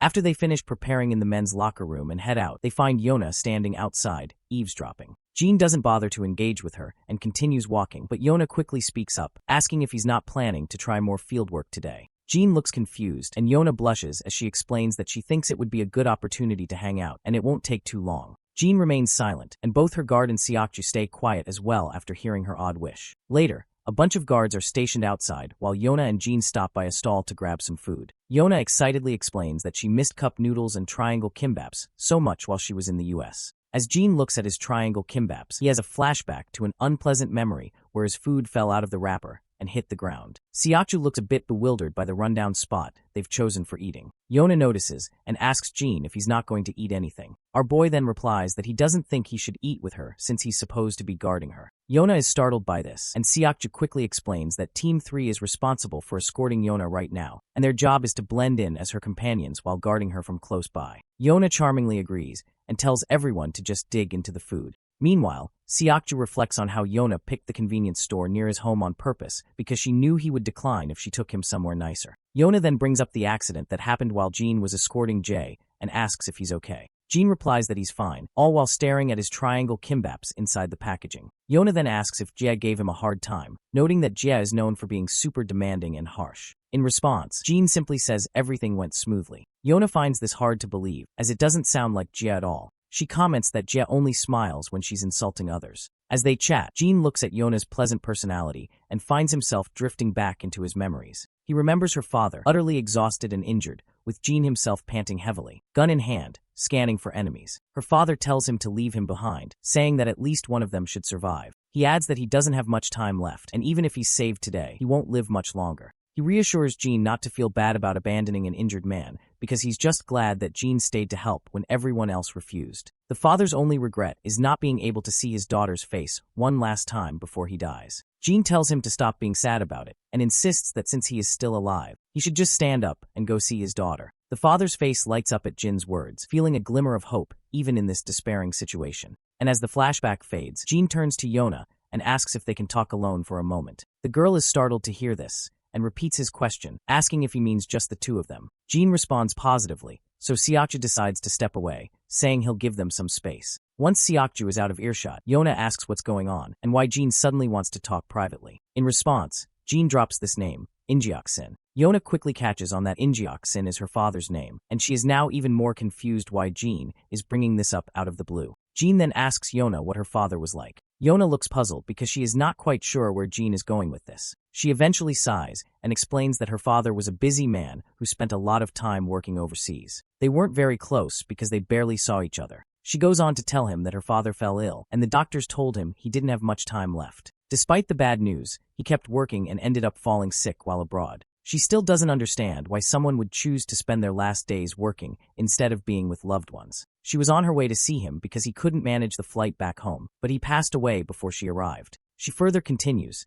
explaining that her father worked himself to death without ever having one last moment with his daughter. And if she's being honest, she admits that she still resents him for that. She is still not sure why Jean is asking about her father, but she claims that she would not have opened up if our boy had not saved her from the kidnappers back then. Once again, Jin's mind flashes back to a construction site. There, her father is talking to him again. He says he's doing all this because he wants to help, and as a parent himself, he felt compelled to do something for these children because it was the only way he could face his daughter. He admits he hadn't been a good father, and if he had known sooner, he would have spent more time with her. To him, family is more important than anything else in the world. Back in the present, Jean reveals to Yona that she was the reason her father worked until the very end. This news shocks the girl, and she asks him what on earth he's talking about. Jean then explains that he's here to deliver the final request of his client. He reveals that her father wanted to tell her that he wanted to see her one last time before he died, and that he's sorry he couldn't make it happen. These are the words her father wanted Jean to deliver to her. We flash back once again into the past, where her father tells Jean that this is an official job and he must carry it out no matter what. He further says that whether he lives or dies, Jean will be the one to deliver this message to her. Yona is stunned to hear that Jean met her father before he passed away. After dropping this bombshell, Jean simply grabs his bag and begins to walk away, leaving Yona wide-eyed. Stories start to well up in her eyes as she wonders if her father really did say those words. It seems like Jean is also going through his own development arc and has finally begun to understand something he didn't realize back then. He's starting to see the meaning behind the request he assigned to fulfill. You see, whenever Yona's father tried to offer anything to Jean, it wasn't about making himself feel better, but rather, it was simply because he wanted to protect Jean.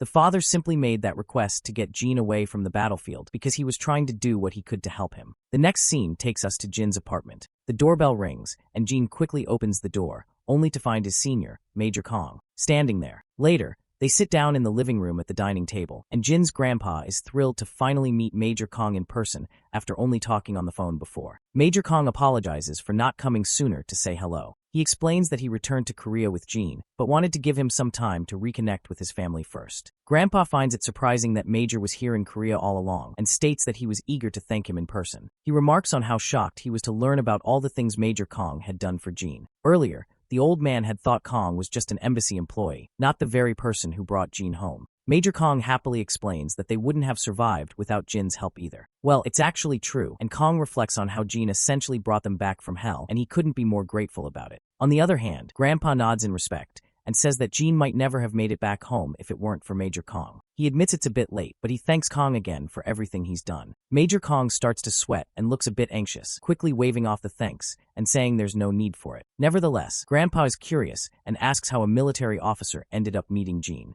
Major Kong feels confused initially, as he is not sure what to say, but soon collects himself and explains that Jean was their guide when they were deployed overseas. He got them out of a tough spot, and Kong says they definitely wouldn't have made it out alive without Jin's help. Grandpa then invites Major Kong to stay for lunch, noting that it's almost noon. Major Kong happily agrees, and as he munches on some fruit, he turns to the little girl and asks if she's Jin's sister. The girl gets a bit frantic, but quickly confirms with a yes, and Kong gives her a warm smile and tells her that being Jin's younger sister makes her like a younger sister to him as well. So he jokingly adds that now she's got two stylish bros to hang out with.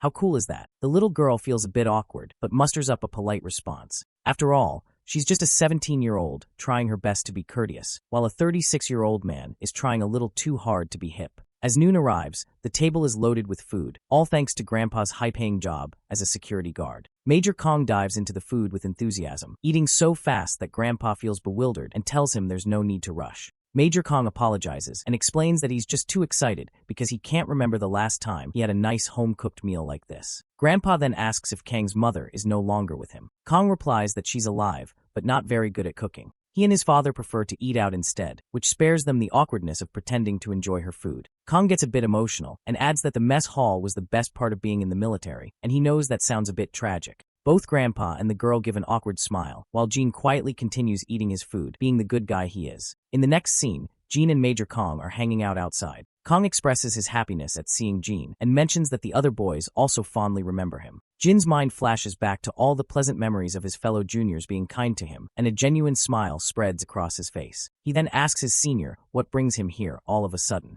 Kong explains that he was out on business and thought he'd stop by to see his junior since he had a few days off after finishing his assignment. He's really glad to see that Grandpa and Jin's little sister seem so nice. Jin smiles back to hear this, and Major Kong beams back at him with the same energy. As the senior stands up to leave, Jin asks if he's heading out already. Kong nods, saying it's already a bit late. Major Kong further states that he would love nothing more than to sit and catch up, but he has to go meet his fiancée. This news takes Jin by surprise, and he asks if his senior has gotten engaged already. Kong confirms this, and Jin is left staring, unsure how to respond. Seeing Jin's flat reaction, Kong gets a bit agitated and annoyingly asks if Jin is jealous of his senior finally finding someone. Jin quickly denies it, while Kong explains that it's a bit of an old-fashioned arrangement since their parents set them up. He admits he's kind of glad about it, especially since he's always too busy with assignments to date much. As Kong waves goodbye, he tells Jin to take care of himself. Just as he's about to leave, Kong suddenly stops and calls out to Jin. Our boy quickly responds to the senior's call, and Kong cryptically asks if he has found the answers he was looking for. To understand what Kong is referring to, the scene flashes back to a time when Jin asked his senior about what family is all about. At that moment, Kong found the question really hard to answer and remained silent. Back in the present, Jin confirms that he still doesn't fully understand what family is all about, but he's starting to get a sense of it. Kong is pleased to hear this and gives Jin a heartfelt goodbye. We then return to the SW Corp, where GA apologizes to her visitor for calling him at the last minute, explaining that she didn't have enough time to see him elsewhere. Well, to everyone's surprise, the visitor appears to be Major Kong himself, and he quickly reassures her that there's no problem at all. In fact, he's the one who called her out of the blue, and is just glad she could spare some time for him. As she takes her seat, she comments that she's heard Major Kong has been dispatched overseas a lot lately, so it must be quite busy for him. The man scratches his head and modestly says he's sure he's not as busy as she is, as he's just scrambling around trying to be useful. She tells him not to be so modest, knowing well how tight his schedule is. Kong grins sheepishly in response, while she thinks to herself that she never imagined she'd end up with a military man, and they wouldn't have even met if their parents hadn't arranged it.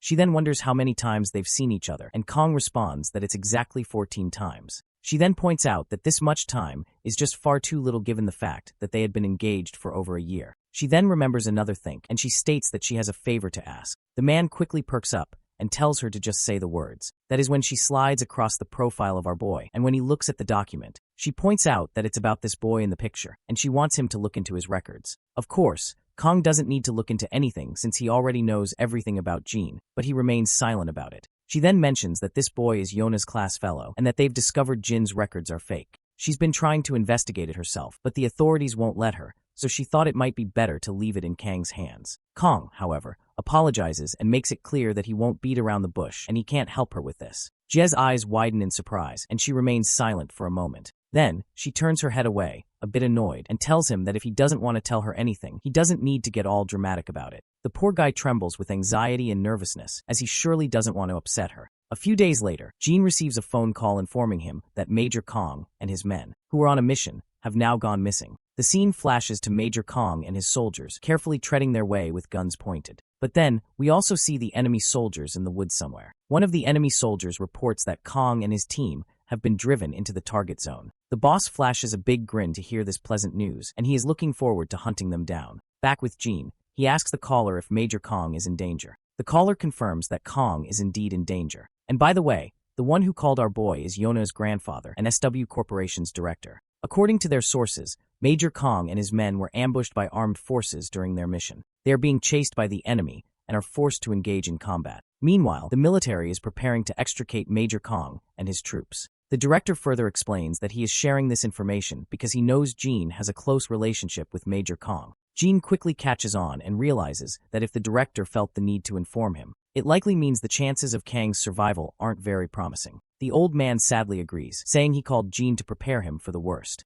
Jin remains silent, and the caller advises him not to jump to any rash conclusions and to leave the matter in the hands of the military. He reminds Jin to keep in mind that he has a family to think about now. At the end, our boy agrees and ends the call. As he stands there, his mind flashes back to memories with Major Kong. In the infirmary, Kong, with a big grin, reminds his fellow soldiers that he had already told them that Jin was Korean, and indeed he is. The other injured soldiers happily chime in, and they all find it really hard to believe, and they wonder if Jin has actually gotten his memories back. Once Jean was sitting alone, Major Kong approached him and told him to take his time and not force himself to remember anything. He then asked Jean if Li Jinyu was his real name, which Jean confirmed right away. In another memory, Jean and his colleagues are in the game room, struggling to win a single game. The atmosphere is lighthearted and filled with despair as they continue to lose one game after another. In one particularly vivid memory, Major Kong comes rushing in with excitement and hastily reveals to Jean that they have found his family. He explains that they discovered Jean has a grandfather and a younger sister. Our boy remains quiet and seemingly unshocked, but his other friends are overjoyed. They smile and congratulate him warmly, and they are happy for him that he will be now able to lead a normal life once again. In the present moment, Jean feels a pang of sadness from the news about Major Kong. He's lost in his thoughts when Dae-hoon calls him for dinner, and Grandpa reminds him to hurry before the food gets cold. Jean finally exits his room and stands silently. The others are puzzled to see his unusual behavior and ask if he's not going to take his seat. Jean snaps out of his contemplation and eagerly sits down next to his sister. As they settle in, Grandpa shares that the other guards are envious that his grandkids come to eat with him.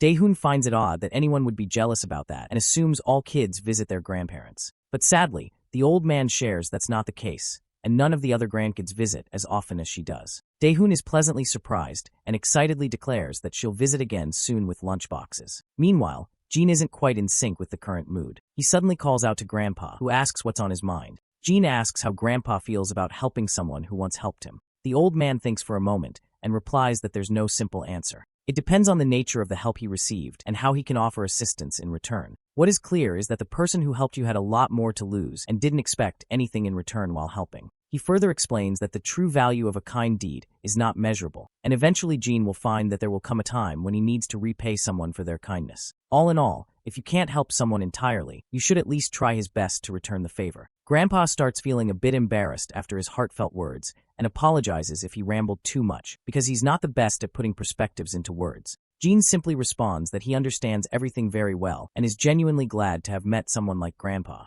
The old man looks unsure from where all this flattery is coming from, but he thanks his grandson and states that hearing Jin's words means a lot to him. Suddenly Daeyeon notices her brother looking at her, and Jean also tells her that he's also glad to have a sister like her. Daeyeon goes silent for a moment, then blushes deeply because she is not the type to handle this much flattery all at once. Later, once Jean gets into the room, he talks to his senior and lets him know that he is going to help Major Kong, and he appeals to his senior to please make any arrangements if he can. Well, it seems like the director isn't too sure about sending our guy into the fight, but it looks like he doesn't really have a choice. The next scene cuts back to the woods, where we see Major Kong completely exhausted, taking deep breaths to catch his breath. He then instructs everyone to rest for a bit and tells one of the soldiers, Sukun, to scan the perimeter, while Ji-suk and Suchoel are sent to check how close the enemy is. One of the soldiers speaks up, mentioning that everyone is pretty wiped out and Gwangsik has lost a lot of blood, but the senior responds that they've got to reach the next checkpoint to wait for rescue. The soldier asks if they can even make it since they're almost out of rations. The senior feels agitated and begins gritting his teeth. The scene then cuts to the enemy base, where one of their soldiers reports to the boss Kang's party is close to giving up. The boss says he's impressed they've lasted this long, and he admits that he would have suffered greater losses if Kang's party would not be burdened with protecting civilians. Plus, Major Kong in his time is also unfamiliar to this land as well, which gives this eye patch bastard an edge in this fight. Suddenly the man's eye begins to throb under his eye patch, and he can't help but feel agitated as the image of our boy flashes through his mind. Looks like our guy is the one who took this bastard's eye. Later, we see a plane zooming through the skies, and inside, our boy sits in his soldier uniform, gun in hand. It's clear he's familiar with the land he's headed to. You see, this region is known as Gryan, one of the places where Jean had operated as a mercenary before. Before he boarded the plane, the director's assistant explained that Major Kong and his men were deployed to extricate a group of researchers gathering data on the region's minerals. The rescue mission was successfully underway, but then the troops were ambushed by an unidentified armed force. The assistant also mentioned that they've prepared the list of items our boy requested, and the military forces of both nations have agreed to assist in securing his passage to the region. Lastly, the director himself asks our boy one final question, inquiring if he's absolutely sure about his decision, and Jean quickly replies that he is. With that, we're back in the plane, and the sirens start blaring as they reach the checkpoint. It's finally time for our boy to jump into action. The scene cuts to the school, where the lecture is going as usual. Our beta bullies are slacking off, and not surprisingly, Young Chan is busy taking notes. Yona, on the other hand, is puzzled and wondering why Jean isn't in class and hasn't responded to her messages. We're back in the woods again. As our guy moves cautiously, he spots bullet cartridges scattered around. Running the area, he realizes that Major Kong hasn't made it to the second foothold. But after seeing the remnant of the battles here, he figures that the Major might have moved on to the third foothold from the second foothold already. Meanwhile, in the dense woods, soldiers are exchanging heavy fire. Major Kong is reloading his magazine, while the enemy keeps up a relentless barrage. One of the enemy soldiers is even armed with an RPG. Seeing this, Kong is momentarily shocked, but he does not waste any time and quickly takes aim at the soldier with the RPG and fires, hitting him right in the head. The RPG also detonates for some reason after the soldier is shot in the head, creating a massive explosion and sending debris flying everywhere. Many enemy soldiers are down, and Major Kong and his squad continue their relentless barrage of bullets. Once all the current soldiers are dealt with, those hiding behind hesitate to advance and eventually retreat. Kong quickly calls for a status report. The soldier reports that no one else has been injured, but their ammunition is running low. It's hard to say for sure, but they might not have enough for another skirmish. Kong then asks how far the next foothold is. The soldier replies it's about 8 kilometers southwest, with an estimated travel time of 3 hours and 20 minutes. Kong isn't thrilled to hear this, because covering that distance on foot with civilians and wounded men, especially in such a dense jungle, is far from easy. The soldier also notes that the enemy seems to be using a pattern of ambush and retreat instead of launching a full-on attack. Kong grits his teeth after realizing that the enemy is deliberately trying to wear him down from the start, and they are even ready to sacrifice as many men as it takes to achieve their objective. He reflects that these men aren't fighting like trained soldiers, but are being strategically deployed by someone skilled in tactics. The attack seemed random at first, but after a few skirmishes, Kong noticed a pattern. The enemy's pursuit forced him to retreat from the first foothold to the second, and now they're driving him back from the second foothold as well. Also, the enemy is chasing him down as if they are already familiar with the path. His best option now is to defend the third foothold and hope that the rescue party arrives in time. No matter what it takes, Kong is determined to get his men back home safely. Back at the enemy base camp, a soldier reports to his leader that the enemy is following the predicted course, and he has already positioned the troops to block their way. The man with the eye patch grins, not surprised by this development. After all, there aren't many routes the enemy could have taken. Suddenly, a mercenary bursts into the tent, asking how many more of his men will have to die needlessly. He questions why the eye patch guy won't just let them charge in full force instead of sacrificing themselves just to retreat. The eye patch then shoots this mercenary a deathly glare, causing him to tremble and fall silent immediately. The eye patch's aura becomes even more intimidating as he explains that they are up against a highly experienced special forces unit, and charging at them without a strategic maneuver would have already decimated all their troops, leaving them with no men to fight and no territory to call their own. But then, the eye patch man starts smiling again and returns to his normal behavior. He assures his mercenary friend that none of them will matter to him from this point onward.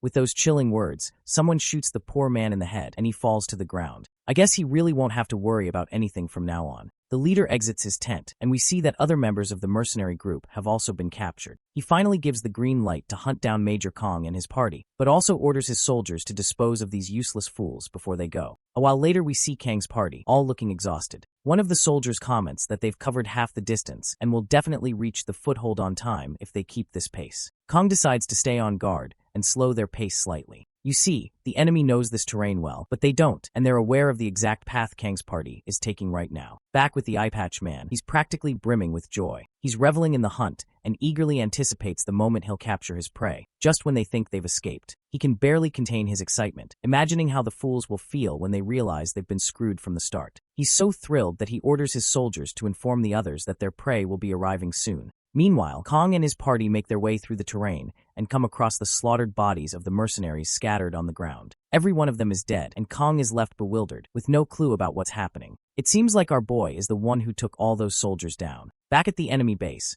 a soldier delivers some bad news to the leader. Apparently the Alpha unit was waiting for the ambush, but they've lost contact with them. The boss is jolted in shock, demanding to know how this could possibly be true. The soldier explains that they've tried multiple times to reach the Alpha unit but have been unsuccessful. The eye patch man grits his teeth in frustration and angrily asks about the Delta unit, demanding to know if they are right behind the Alpha unit. The soldier replies that the Delta unit is closing in on the target, with almost 2 kilometers left to go. The boss orders his men to get in touch with the Delta unit and ensure they catch the prey no matter what, but then he decides to contact them himself.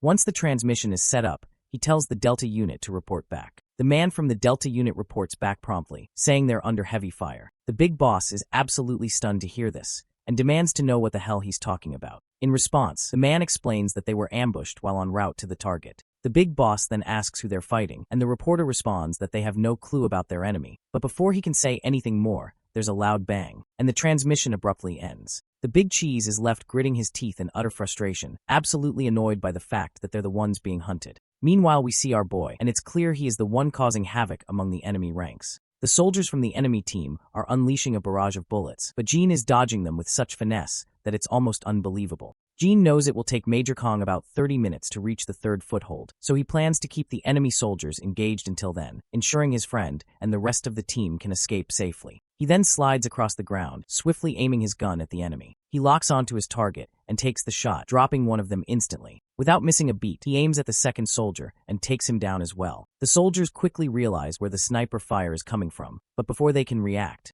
Jean unleashes a barrage of bullets, blowing them away. More soldiers appear, and they immediately start bombarding Jean with a new wave of bullets. He ducks down to shield himself, with the bullets flying everywhere except hitting him. Jean begins running, confident that the enemy won't be able to track his route in this terrain. He plans to take advantage of this and strike from another direction. Meanwhile, Kong and his soldiers hear the heavy firing from a distance. The soldier reports that the gunfire is coming from the route they just passed. Kong is baffled because the mercenaries were already dead before he arrived, and now there's intense fire coming from the direction they came from. He shares his confusion with his friend, saying he can't make sense of it yet, but they'll wait at their current position until the rescue party arrives. As they wait, the senior begins to hear loud bangs once again, and enemy soldiers are dropping dead left and right, all thanks to our boy. The enemy retaliates with gunfire, but my guy quickly ducks behind some rocks. He reveals to us that the enemy has figured out he's the only one attacking them, and he's been outnumbered from the start. However, they're starting to panic because their numbers have dwindled to half.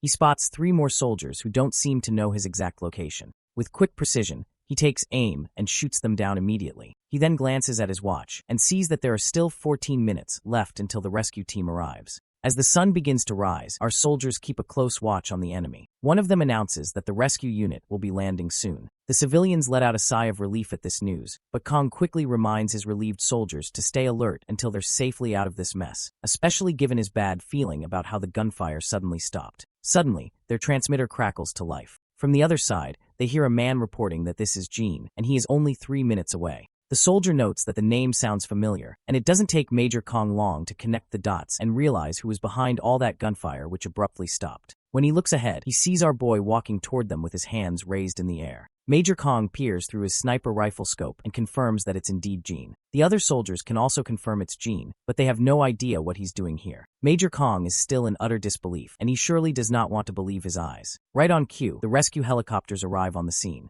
Kong rushes over to Jean, grabbing him by his shirt, and sternly demands to know what the hell is doing here and why he came. Jean remains calm and simply says he knows this region better than anyone. Kong reminds him that he doesn't need to be here anymore since he's transitioned from a mercenary life.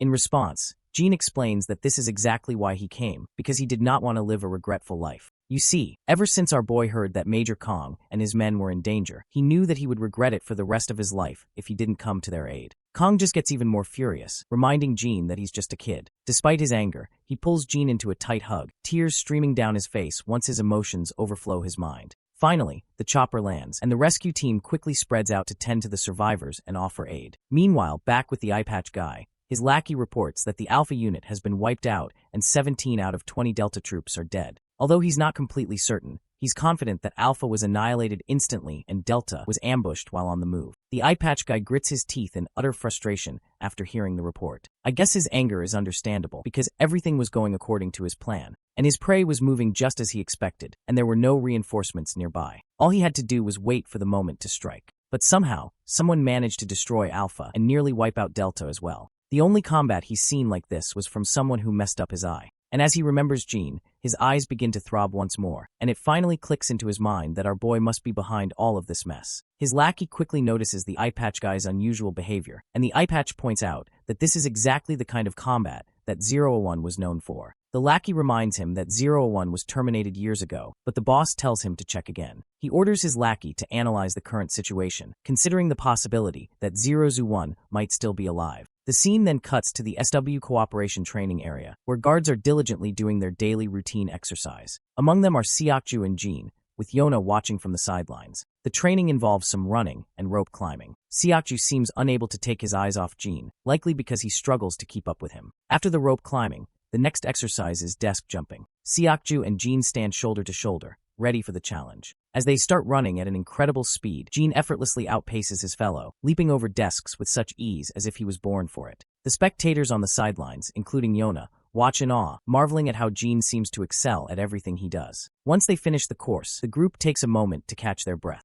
Seokju is panting heavily from exhaustion, but when he glances at Jin, he's shocked to see that Jin hasn't even broken a sweat. In the men's locker room, Seokju continues to observe Jin, and he is fascinated by his prowess. That's when he notices a spot of blood on Jin's arm and points it out. Jin also takes notice of the bloodstain but quickly brushes it off, saying it's nothing, and simply puts on his school coat. Seokju, however, is blown away, realizing that only a deep wound would bleed like that. Yet Jin managed to outperform everyone in training despite the injury. Seokju then speaks from the heart and points out that whenever he looks at Jin, he feels like he's been stuck in a small pond his whole life. He doesn't know much about our boy, but he's sure that Jin is not an ordinary Joe, and it's clear that he has been at this game for a long time, especially after witnessing how he rescued Yona and how he nailed the entire training session. He further explains that since he was young, everyone told him he was a prodigy, but seeing Jin has pushed him to confront his own limits, which is pretty damn frustrating. He makes it clear, though, that he won't let our boy outshine him in training. Jin then asks him if that's why he was keeping such a close eye on him. Seokju feels a bit awkward after being called out, but Jin points out that it's pretty hard not to notice when Seokju has been trying to outdo him in every training session. Still, our boy admits he gets it and understands that Seokju can't help but compare themselves since they're the same age. Seokju stays silent after hearing this, which just confirms that he's definitely comparing himself to Jin. Anyway, our boy then asks Seokju if it's true that he's more than just Yona's bodyguard, and that he's been trained as her aide since he was young. Seokju points out that he's not sure who told this to our boy, but it's kind of true. His grandfather is the chief secretary to the chairman of SW Corp, and his dad works alongside him as an aide. It was decided early on that Seokju would join SW Corp one day, and since he and Yona grew up together, he was trained as her aide to assist her when the time came for her to take on a role at SW Corp. That's when our boy admits that he has no idea how to be an aide and wouldn't even know where to start. With that in mind, he states that they each have their own roles to play. Just as our boy is walking away, Seokju quickly catches up and says he's not going to let Jin beat him in training or sparring. Jin looks at his friend and just smiles. After all, a bit of healthy competition and rivalry never hurt anyone. Once they get out of the men's locker room, Yona is waiting outside as usual. She gives both of them props for a well-done training session and then turns to our boy, asking if he's been busy lately since they haven't seen him at school for a while. Jin simply says he had something to take care of. Yona stays silent for a moment, and then suddenly his phone rings and the caller ID says it's Major Kong. Our boy answers the phone, and Major tells him that the doctors just reported that Gwangsuk's operation went smoothly, and there's nothing to worry about. Jin is quite pleased to hear this, and Major further goes on to say that if they hadn't gotten back in time, Gwangsuk might not have made it. So he's alive thanks to our boy. Kong thanks him twice, saying that if Jin hadn't been there to save them, the whole unit would have been in danger, and the other guys in the group are just as grateful. The other guys in the background start showering our boy with gratitude. But then Major Kong gets serious and tells him that he doesn't want to see him out in the field again. He kinda admits that it's a funny thing to say after Jin just saved everyone's asses. But it doesn't sit right with him, and points out that Jin has a family now and a new life ahead of him. But our boy gently reminds the Major that it was because of him that he found that family in the first place. So he's pretty sure he made the right call by stepping onto the battlefield. Major Kong can't help but crack a smile, and he thanks Jin once again for making the right decision. Jin then hangs up after saying goodbye, and when we look ahead, we see Yona standing there with a clueless look on her face. She seems a bit startled, probably because she's never seen him smile like that before. Yona then frantically asks Jin if he needs to hurry back home, to which he replies that he doesn't, because his friends are waiting for him at the game room. Intrigued, Yona quickly says she wants to go there too, but it seems Seokju isn't sure if they should head over. Eventually, they make their way to the game room. When our boy steps inside, he's momentarily startled by the scene in front of him, and Seokju and Yona look just as confused. The game room is a complete mess. Peripherals are scattered on the ground, and one of the staff members is busy trying to clean up the aftermath of what looks like a fight. Seokju asks the manager what happened, and the annoyed manager explains that a group of kids in uniforms, like theirs, were gaming quietly until a bunch of kids from another school came in and started a full-blown brawl. It ended up in a huge mess, and now they're trying to clean up the chaos. Well, it looks like our two beta bullies and Yong-chan might have gotten themselves into some serious trouble, and Jin seems to have a pretty good idea of what just went down. We finally catch up with Yong-chan, who's running at full throttle. Even though he's out of breath, he dashes down the streets and quickly slips into one of the dark alleys. While hiding in the corner, he's absolutely terrified as the thugs who were chasing him continue their search. To understand how Yong-chan ended up in this mess, let's rewind a bit. We see the entire gang of thugs surrounding the beta bullies. The bullies are trying their best to fight back, but they're hopelessly outnumbered. The orange head tells Yong-chan to just run, and the blonde one even tells him he shouldn't tell Jin about this. So it looks like this pussy has abandoned his friends in the middle of the fight and is now trembling at the thought of how those beta bullies are going to handle an entire gang of kids from Goziok Tech. His phone rings abruptly, which scares the hell out of him, and it's our boy Jin calling. Back with the beta bullies, Jaehyung knocks out a thug with a single punch, but then gets hit by another guy. He quickly retaliates with a kick to the gut, sending the thug tumbling backward. Meanwhile, the blondie is also taking down thugs left and right. After taking down a lot of these guys, the duo looks completely exhausted. However, the number of thugs they're facing is overwhelming. One thug stands behind his lackeys and mocks our duo, saying their effort wasn't half bad and that he finally sees some truth to the reports of his boys getting beaten. Apparently this man is infamous Incheon-gu, and he is the top dog of Goziok Tech, and even our beta bullies had never thought in their imaginations that they would have to go against the infamous Incheon-gu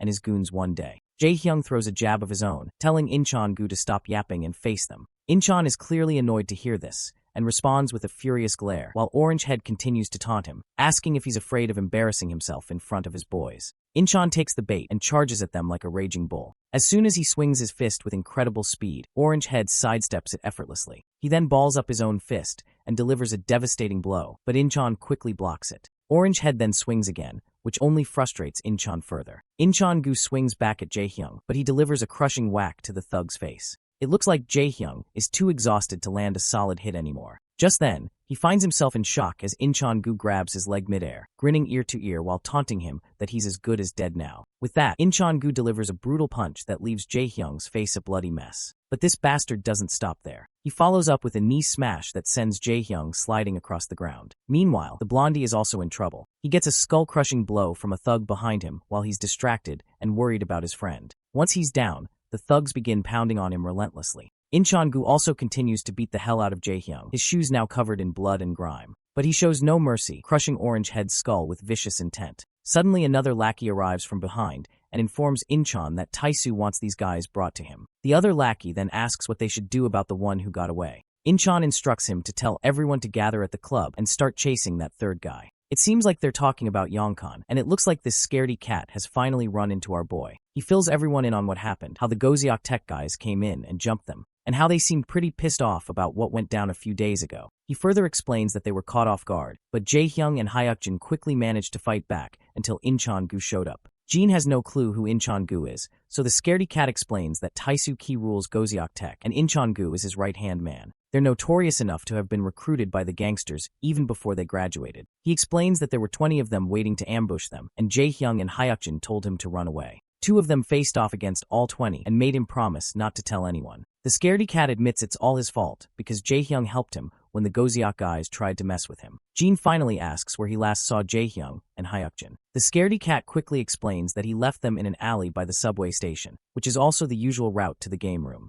Jin begins to walk forward quietly without saying a word. Jongchong tries to ask where he's going to look for them, and this scaredy cat still looks afraid, convinced that even Jin couldn't handle 20 guys on his own. The Goziok guys are known for being tough, as most of them go straight into gangs. But then the scaredy cat's mind flashes back to all the pleasant times he spent with his friends. With those happy moments in mind, he steals his resolve, shakes off his worries, and confidently joins Jin in the cause. They both begin to walk away, while Yona is left unsure of what to do. Seokju, on the other hand, stands quietly. But then, the bodyguard asks him if he's not joining his friends. Seokju is startled to hear this, and the bodyguard repeats his question once more, asking if he's not going with them since they are his classmates. The bodyguard then flashes a grin and tells Seokju to snap out of it. He reminds Seokju that even though he might hang around suits like the guard himself, he's still a high school kid, just like those two. Seokju thinks for a moment, and then a smirk spreads across his face as he finally makes up his mind. He turns to Yona and lets her know that he'll be back in a few minutes, and that it won't take him long.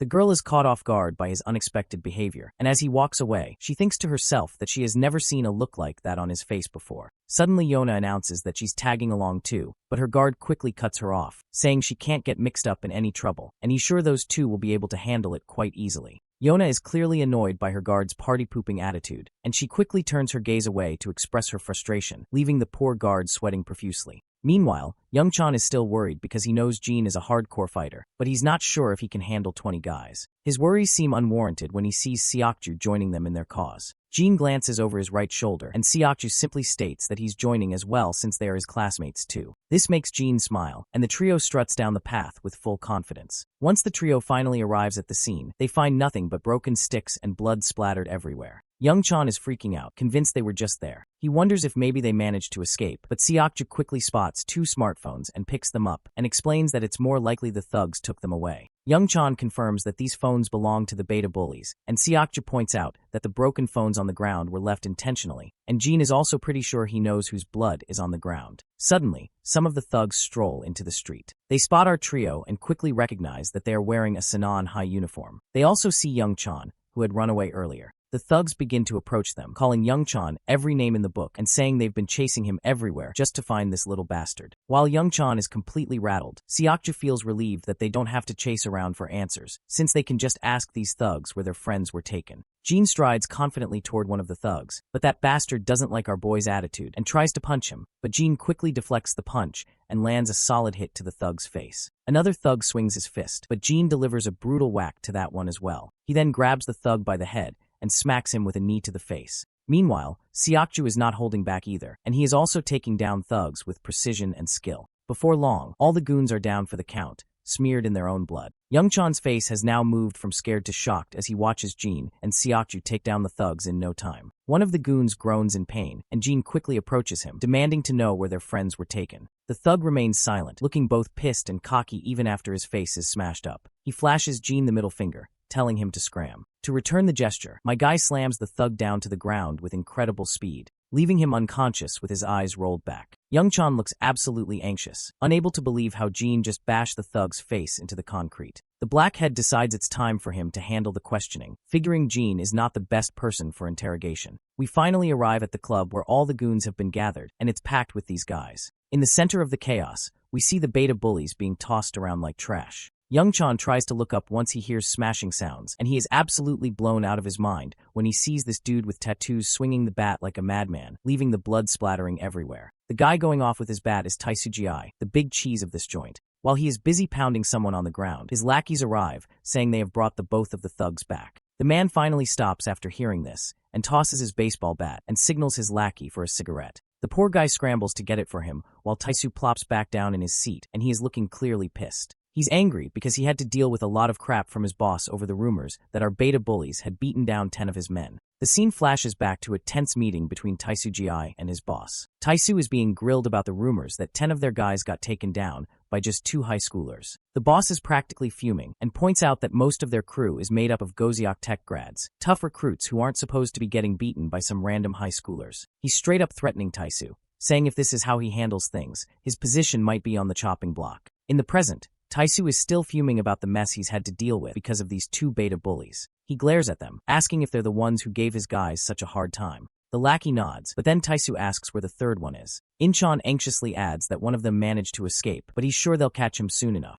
The boss is floored by this, clearly not expecting to hear that they haven't got all their targets yet. His reaction shows just how out of sync this situation is with what he had in mind. Inchan and his lackeys feel anxious, realizing that Taisu is in an unusually bad mood, likely because of what his boss said yesterday. So he decides to keep things smooth and just offers a hasty apology, hoping to defuse the situation. Taisu finally calms down and asks incredulously how he's supposed to believe that these flimsy little guys managed to take down 10 men. He demands to know where their other partners are. Jae-hong just tells him to screw off and gets a solid kick in the face for using foul language. Meanwhile, Taisu is blowing off steam by puffing out smoke, and his lackey keeps beating both of our guys. Taisu then puts out his cigarette and makes an arrangement, stating that the first one to spill all the information gets to walk free, but the other will have to stick around as their pawn for a while. He also gives them a chance to run, but makes it clear that his men will drag them out of their school, and he's willing to make their lives miserable. That is when our blonde bully snickers, and both of the beta bullies can't help but laugh so hard that it looks like they are about to lose their lungs. While that does it, Taisu is about to blow his lid, and his lackeys know things are about to get real. As expected,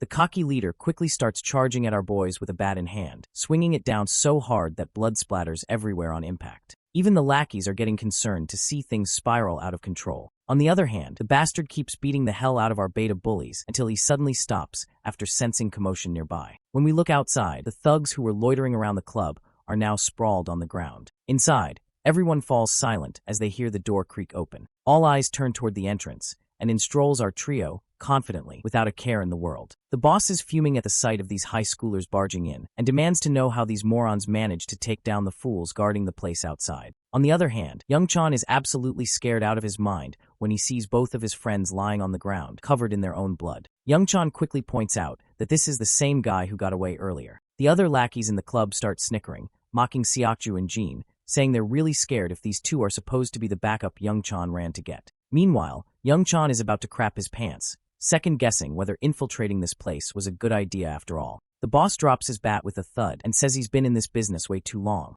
But he never thought he'd see the day when a bunch of scrawny-ass punks would come marching into his club looking for trouble. He then turns to his underling and asks what he plans to do with these fools. In response, Inchan quickly rallies his thugs, ordering them to bring our crew down to their knees. The lackeys charge at our boys, bats in hand, ready to finish this once and for all. At the same time, Inchan feels a bit relieved, thinking at least they'll be able to wrap this mess up today. He doesn't even want to imagine what would have happened if this dragged on for another day. But little does he know, he and his lackeys are in for one heck of a ride. As expected, Seokju and my guy have already started dropping these bastards left and right. Inchan and his crew go pale, and even the other fools standing around are trembling in fear. Our boys quickly shrug off their bags, and Inchan is absolutely boggled to see they've already taken down 4 of his guys. The rest of the lackeys rush toward them, but Seokju and Jin just take their stances, ready to rumble. They start smashing down these thugs like they're nothing more than trash in their way. My guy leaps into the air like a ninja and delivers a devastating blow right to one thug's face. Seokju isn't holding back either, taking down the filthy thugs with single punches, sending them flying. Yongchan can do nothing but watch in amazement as his friends absolutely wreck the place. They're both taking down these thugs like it's nobody's business. When the cocky leader sees his lackeys getting a thorough beating, his cigarette drops from his wide-open mouth in shock.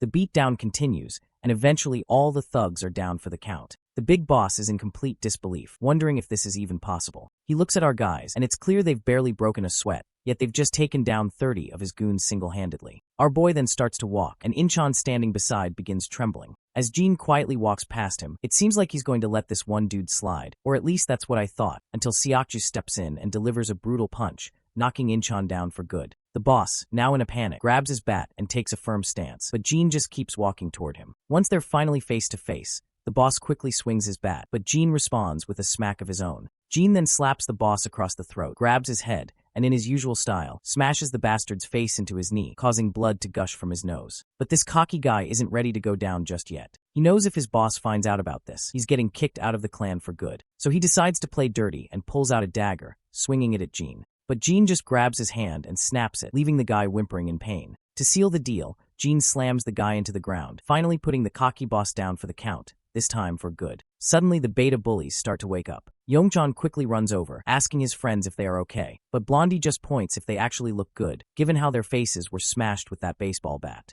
Orangehead looks up and notices our boy. Once he catches Jin's attention, Jihong flashes a thumbs up and says that in the game of life, he's truly at the challenger rank, even though he's still just a bronze rank in the game. It's a good jab, though Seokju has no clue what the heck he's talking about in this situation. In the next scene, we see both Taisu and his underling Inchan getting pummeled by the assistant of their boss, who's absolutely fuming. He reminds them that he told them to clean up their mess, but instead, they just made things worse. The two poor guys keep their heads down, and Taisu tries to slide out of it with a simple apology. Taisu takes a brutal smack to the face from the assistant, who continues to pummel him like a crazy bastard. He then reminds Taisu that there's no room for apologies because they're supposed to be expanding the business while the Gashong and Seongsa boys are out of action, but instead, they're dealing with this mess Taisu dragged into their family. By the way, Gashong and Seongsu are the same guys whom our boy had defeated when they had attacked Mr. Cha's turf. The lackey watches in horror as his boss gets pummeled like a sack of potatoes. Just then, the big cheese arrives and tells his assistant to stop. Standing before Taisu,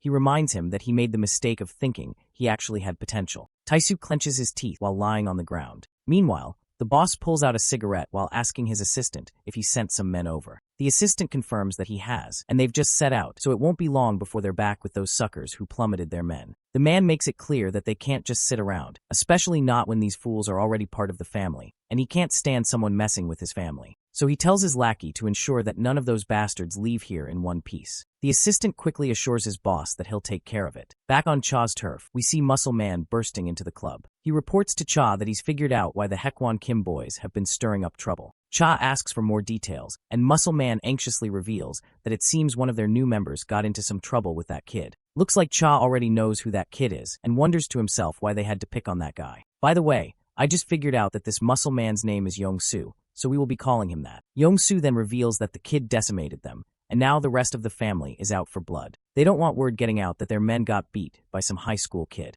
Cha lets out a puff of smoke and tells Yong-soo to round up some men because things are about to get real. It wouldn't be surprising if he wants to step in and aid our boy. Yong-soo quickly states that he's already on it, and with a big smile adds that some of the boys have dropped by to say hello. He mentions that since Cha has already dealt with the Kim family in Goshung, all the former lackeys are back in the game. Cha starts to stand up, chuckling to himself.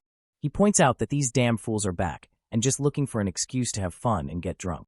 He opens the door to find all the lackeys lined up, all glad to have their boss back. Cha stands tall, appreciating the crew, and saying he's also glad to see everyone back. He acknowledges it's been a while since they had a blast together, but he suggests they tackle one quick job before catching up over some drinks. Later on the streets, Yona and Seokju find themselves suddenly surrounded by a group of thugs. The leader of the thugs smirks, clearly pleased that they didn't have to search far to find them. He mockingly apologizes for crashing their date, but warns that he's taking both of them with him. But before the thugs can make their move, a fleet of cars screeches to a halt around them. Out step a group of guards clad in sharp suits quickly surrounding each and every thug. It's clear SW Corp has sent in reinforcements, and Yona's personal bodyguard looks absolutely furious at the sight of these lowlifes. And without a second thought, he grabs one of the thugs by the head. We all know that these thugs are as good as dead. Even Yona can't help but feel a bit sorry for these fools, and they have no idea what they've just walked into. Later, we see a bunch of Cha's lackeys with bats, demolishing everyone around in the area. We also see Cha strolling into the familiar club, the same place where our boy and Seokju had taken down those 30 men. The leader of this gang is clearly in shock to see Dushik Cha there. Even the two lackeys standing behind him are absolutely blown away and terrified, realizing they're facing the boss of the Dushik gang, who is the toughest gangster in this part of town.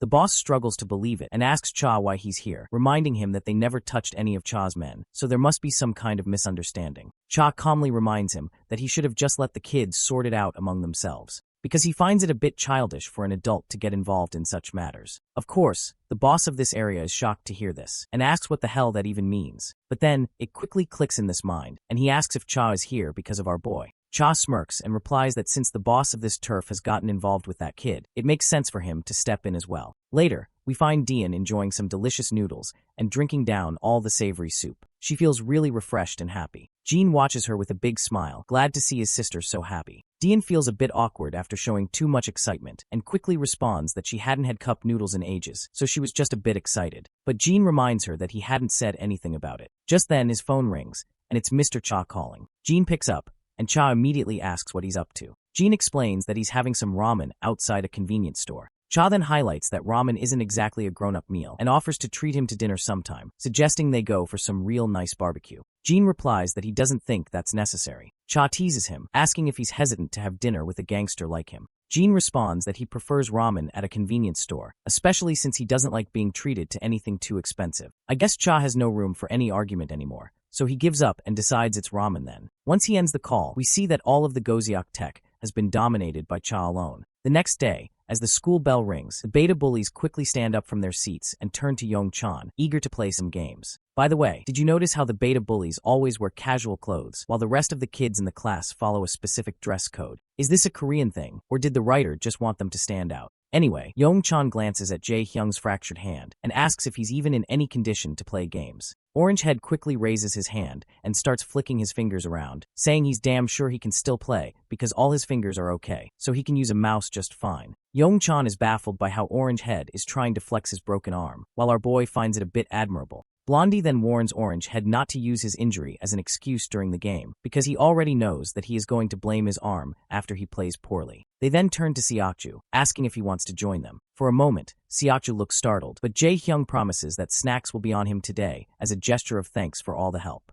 Seokju is quiet for a moment, but then agrees to go. In the end, Yona also expresses her desire to join them. Blondie checks if she's sure about going to the game room, and she confirms it, wondering if it's a problem for her to tag along. Seokju then turns to our boy and asks if he's still at bronze rank. Our boy confirms that he achieved bronze a while ago. Seokju beams with pride, leaving everyone a bit puzzled by his reaction. Without further ado, he starts walking forward, ready to head to the game room. Jean can't shake the feeling that there's something off about Seokju. Despite this, they all enjoy themselves in the game room, with Yona observing quietly behind them. Jae-hyung, in particular, is getting a lot of flack from his friends for being terrible at the game, and he is almost worse than Jean himself. After some intense gaming, they grab snacks from the game room's canteen, continuing their fun while munching on chips and other goodies. Yona keeps glancing at Jean, her attention clearly focused on him. It's evident that something about him is capturing her interest. Eventually, they decide to head out. As Jean walks down the path, his phone rings. It's Dae calling, and once he picks up the call, the girl quickly asks him if he is going to have dinner outside. Jean tells her he's almost home, and just as he says this, he spots Grandpa and Dae standing there in the distance. Jean asks where they're headed, and Dae and the old man reveal they're off to pick up some groceries for dinner. Jean decides to join them, but the old man is concerned that he might be tired. Jean responds that he's fine, since he was just hanging out with friends. At the grocery store, they diligently pick out everything they need. Once they're done shopping, Jean volunteers to carry all the bags. As they walk out, Jin's attention is caught by a shady figure standing nearby. The person is wearing a hoodie and exudes a serious, intimidating aura. Jean quickly realizes who this man is, and the figure greets Jean and calls him 001, making Jin's heart skip a beat. The scene flashes back to the past, showing a younger Jean and the same man with long hair, who appears to be a fellow mercenary. In the present, Jin's reaction to seeing this man is immediate, and he starts walking toward him, leaving Grandpa and Dae puzzled by his behavior. Grandpa then curiously asks if this man is someone Jean knows. In response, Jean explains that they were teammates from back when he used to live elsewhere. The old man then tries to make a good impression by introducing himself as Jin's grandpa. The man responds with a pleasant smile, though Dae looks a bit startled and begins to step back. While the two exchange deadly glares to each other, Grandpa points out that the newcomer must be tired from traveling, so he invites him to join them for dinner. However, the man politely declines, saying he was just in the neighborhood and thought he'd drop by to see Jean. Grandpa then decides to give Jean and his friends some space, so they begin walking off to let them catch up. Once they are left alone, the man smirks and points out that Jean seems to be doing well for someone who was supposed to be dead. Jean then finally speaks up and addresses this man as 006, asking how he managed to track him down. That is when the long hair reveals that their camp has found out that Jean is still alive, and they are now searching for him. He reassures Jean that there's no immediate danger since they haven't discovered where he lives. He further explains that he was in the area on a mission and decided to drop by when he heard about how camp was already looking for him. However, he warns Jean that it won't be long before they catch up. It seems like the camp is preparing to send someone to deal with our boy once they have found out his location, and it's only a matter of time before they put 006 on the job. Jean gets alert to hear the threat, but 006 just smirks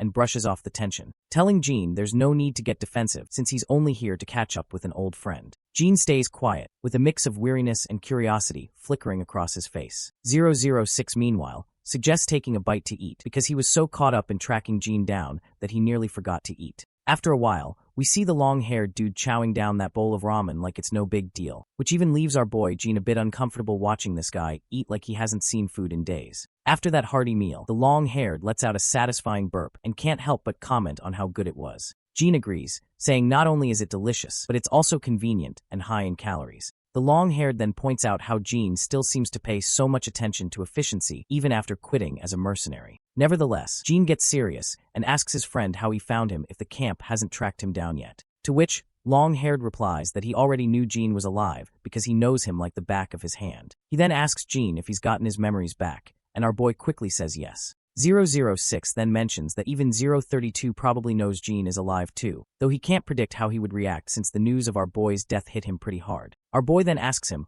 why he has not informed 032 about this. The blondie replies that the fewer people who know the better, even if it's someone close. Jean then points out that he figured he would eventually realize he was alive, but didn't expect him to keep it secret from the camp. The blonde just snickers and says he didn't expect this much from himself as well. That's when the scene flashes back to the past, where everything is on fire and soldiers are advancing. The explosions are massive, and we see Jean lying low on the ground with his gun in hand. The blonde guy walks over to him, crouches down, and rubs the ground, noticing blood on the grass, which is a clear sign that someone just cleared through the area. But eventually, he just goes back, leaving our boy there in the hiding and crawling down over the grass. In the present, the blonde admits he has no clue why he did not take our boy back to the camp when he found him back then, but he's kind of proud of his decision. He explains that they were trained like dogs, forced to obey the camp's commands, but he felt a strong camaraderie with Jean. But then the blonde gets pretty annoyed, crushing the can he's holding, and demands to know why Jean didn't stay hidden for good. Jean responds that he had no choice. The blonde then wonders if getting his memory back has changed him, or maybe living in a place like this did. He just can't quite decide if it's for better or worse. Suddenly Blondie's phone rings, and he promptly pulls his phone out of his pocket. After picking up the call, he doesn't say a word, and after listening to the caller, he simply puts the phone back. The smile on his face makes it seem like the camp might have already tipped him off to take Jean out. As expected,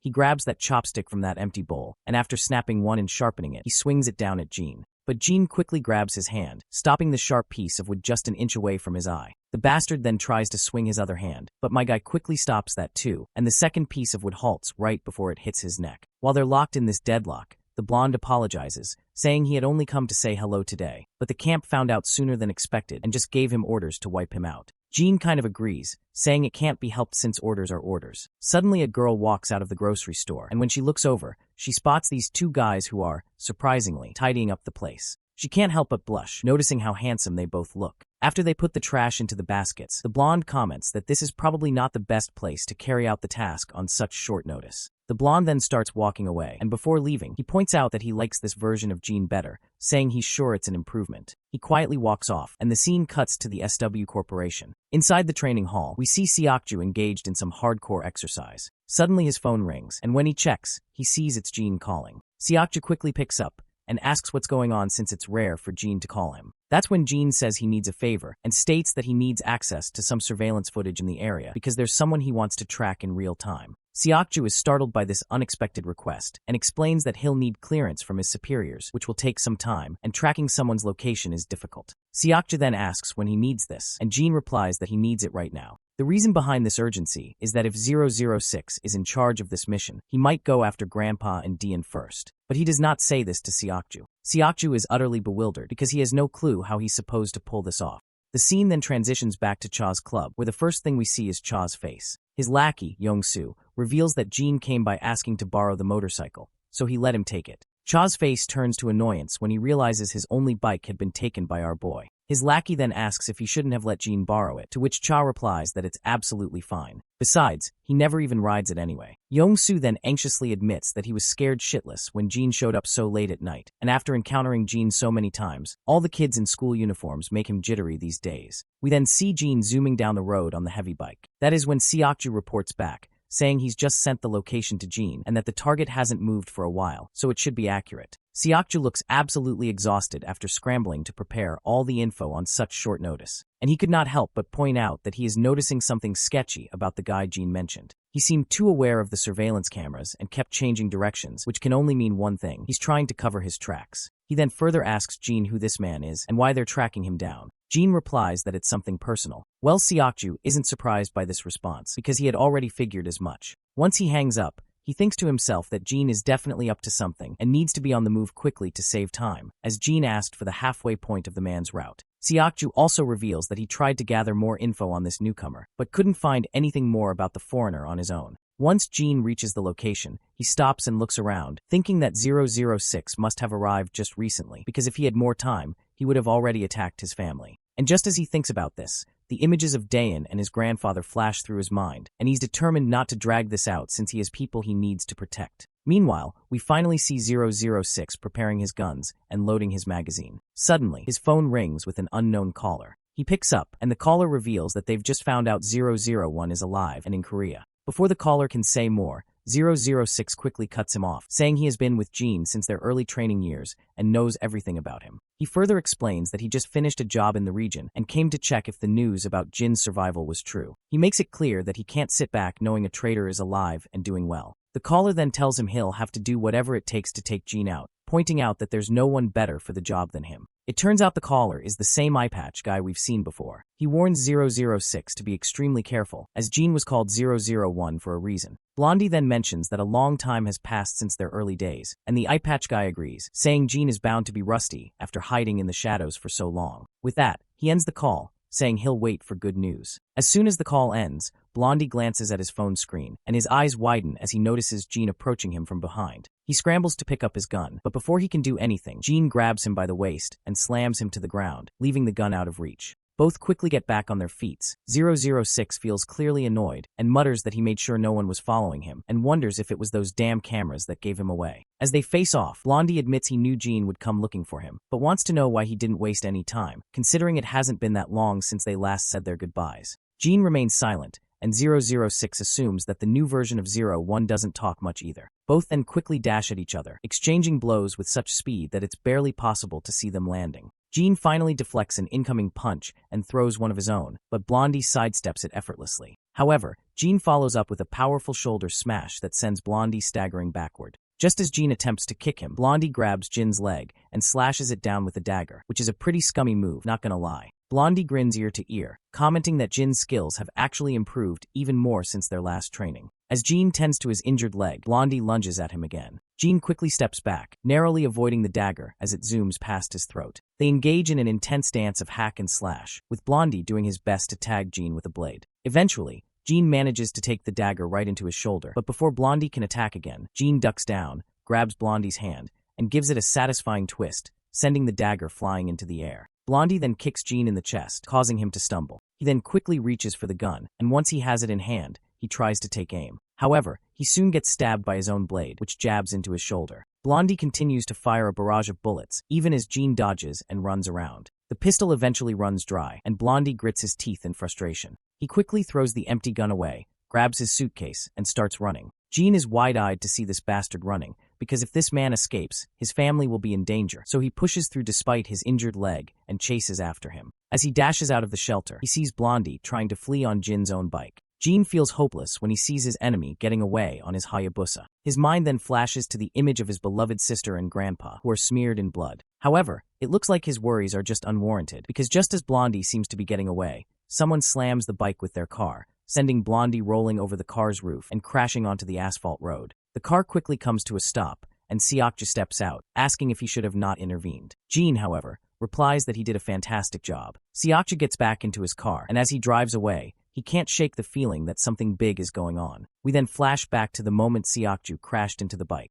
Once he steps out of the car, he checks on Jean, asking if he's alright. Jean assures him he's fine, despite the injuries to his shoulder and neck. Seokju, however, is concerned, noting that Jean definitely doesn't look okay. Seokju then looks at Blondie, who's sprawled out on the ground, bloodied and seemingly down for the count. Poor Seokju begins to worry that he might have hit him too hard. Jean then tells his friend to just go away. Seokju is initially bewildered by this request, but the serious look in Jin's eyes convinces him to comply. As he drives away, he can't shake the feeling that the man Jean is chasing seems like a typical tourist in SW Corp's database, but he doubts that's the whole story. He then suddenly remembers the wrecked car and starts to worry about how he's going to explain the damage. We return to the shelter, where 006 is tied to a chair, bloodied and looking disheveled. Jean stands over him, calm and collected, and tells him that he can look up now because he knows he is awake. 006 starts to laugh, saying he never expected our boy to be working with a partner and should have known when he tracked him down so quickly. He admits he made a mistake in assuming he would never work with someone else. Our boy stays silent, and 006 then asks what he wants to know. Jean responds by asking who else received the order to execute him. In response, 006 says he can't be sure, but he probably is the only one because he was the closest to the region and the timing was right. 006 further explains that the camp can't accept the reality of Jean being alive. They don't want anyone to know his death was faked, so they'll try to eliminate him as quietly as possible. He adds that they will never give up because Jean has caused a lot of damage to the camp, especially to the mad dog, who is going to make his best efforts to kill our boy. Blondie then ends the conversation, saying that's all he has to say, and is only giving Jean this information because they were once comrades. He then finally tells Jean to just kill him now. Jean grabs the dagger and begins walking forward. It seems Blondie isn't really afraid of dying, because he'd rather be killed by our boy than by some random enemy. He begins to close his eyes, bracing himself for death. But to his surprise, Jean starts untying him. Blondie asks what the hell Jean is doing, and our boy simply responds that he's freeing his legs. Blondie then rephrases his question, asking why he isn't killing him. Jean then responds by asking why he should. He then goes on to remind Blondie of the reason he should stay alive, which is the same reason he can't escape the camp. Jean explains that he understands what that means, because he has lived with a family and knows how it feels, so he suggests Blondie do the same. He also points out that since Blondie has failed his mission, he's as good as dead now, so he better lay low somewhere the camp can't find him. As 006 begins to walk off, he reveals to Jean that his family will be in constant danger, and the camp will ensure any attempts to terminate him. Jean responds that he's already aware of this. He adds that things would have ended differently today if he had targeted his family first, but he plans to guard this life as best as he can. Blondie smiles and says he'll try to throw the camp off his tail as much as he can before disappearing. He then asks one final question, which is the real name of our boy. Jean remains silent for a moment before finally revealing his name. Blondie smirks and also gives out his own name, which is Liam. He then jokes how it took them 10 years to learn each other's names. With this heartfelt exchange, 006 begins walking away, and the next scene takes us to our boy's apartment. Once he arrives home, He quietly opens the door and slips inside, trying not to make a sound, but before he can reach his room, he hears the creak of another door opening. His heart skips a beat as he realizes he's been caught sneaking in. It's his grandpa, standing there with a surprised look on his face, seeing Jean return at such a late hour. Jean gives a warm smile while carefully hiding the wound on his shoulder and asks why Grandpa is still awake. The old man explains that he had trouble falling asleep, which is probably because of the coffee he had earlier. With a pleasant smile, he tells Jean to go and rest, pointing out that Jean must be tired as well. With that, Grandpa retrieves back into his room. As Jean is about to head to his own room, he hears his sister calling him. Once he looks at her, she quietly reassures him, saying not to worry too much about Grandpa. He was just waiting up because he's still concerned about whether Jean is having a hard time settling back into life in Korea. She then reminds him that she had left dinner on the table for him, knowing how much he enjoys home-cooked meals. After that little chat, she heads back to her room quietly. Jean moves over to the delicious spread laid out on the table and smiles broadly at the sight. The scene then shifts to Seokju, and when his phone rings he picks it up and sees a message from Jean. The message is a thank you note for slamming 006 with his car and for providing the pinpoint location. Seeing this, Seokju can't help but feel a bit embarrassed by the compliment from his friend. The next day at school, Yona and Seokju are walking side by side as usual when Seokju spots Jean standing outside the classroom. They call out to him, and he promptly looks up. Both of them ask why he's standing there, to which Jean replies that he needs to talk to Seokju about something. Yona is startled by this and starts wondering what it could be about. Once they get inside the lounge room, Seokju inquires about the incident from the previous night. Jean, seemingly prepared to explain, states that he thought it was time to tell what happened. Seokju braces himself, and Jean finally reveals that the man he hit with the car last night was someone he used to work with and who had come to see him. A silence follows, with Seokju expecting more details. When he asks if that's all, Jean simply says, "That's pretty much it, because it's better if he doesn't know anymore." Seokju feels a bit bummed out, not expecting Jean to keep things so low-key. Jean, however, is convinced Seokju must have looked into the guy he tracked down last night. He tells his friend that it's best not to dig any deeper into the man's past, and that he's sharing this because of his help. Seokju feels proud after being acknowledged by our boy, and tells him that he doesn't want to dig any further either, especially since this guy is tied to Jin's past. After their little chat, the both boys head back to class. Yona then curiously asks Seokju what they talked about. When Seokju doesn't answer right away, she tries to guilt-trip him, asking if he can't even share that much. Seokju, caught off guard,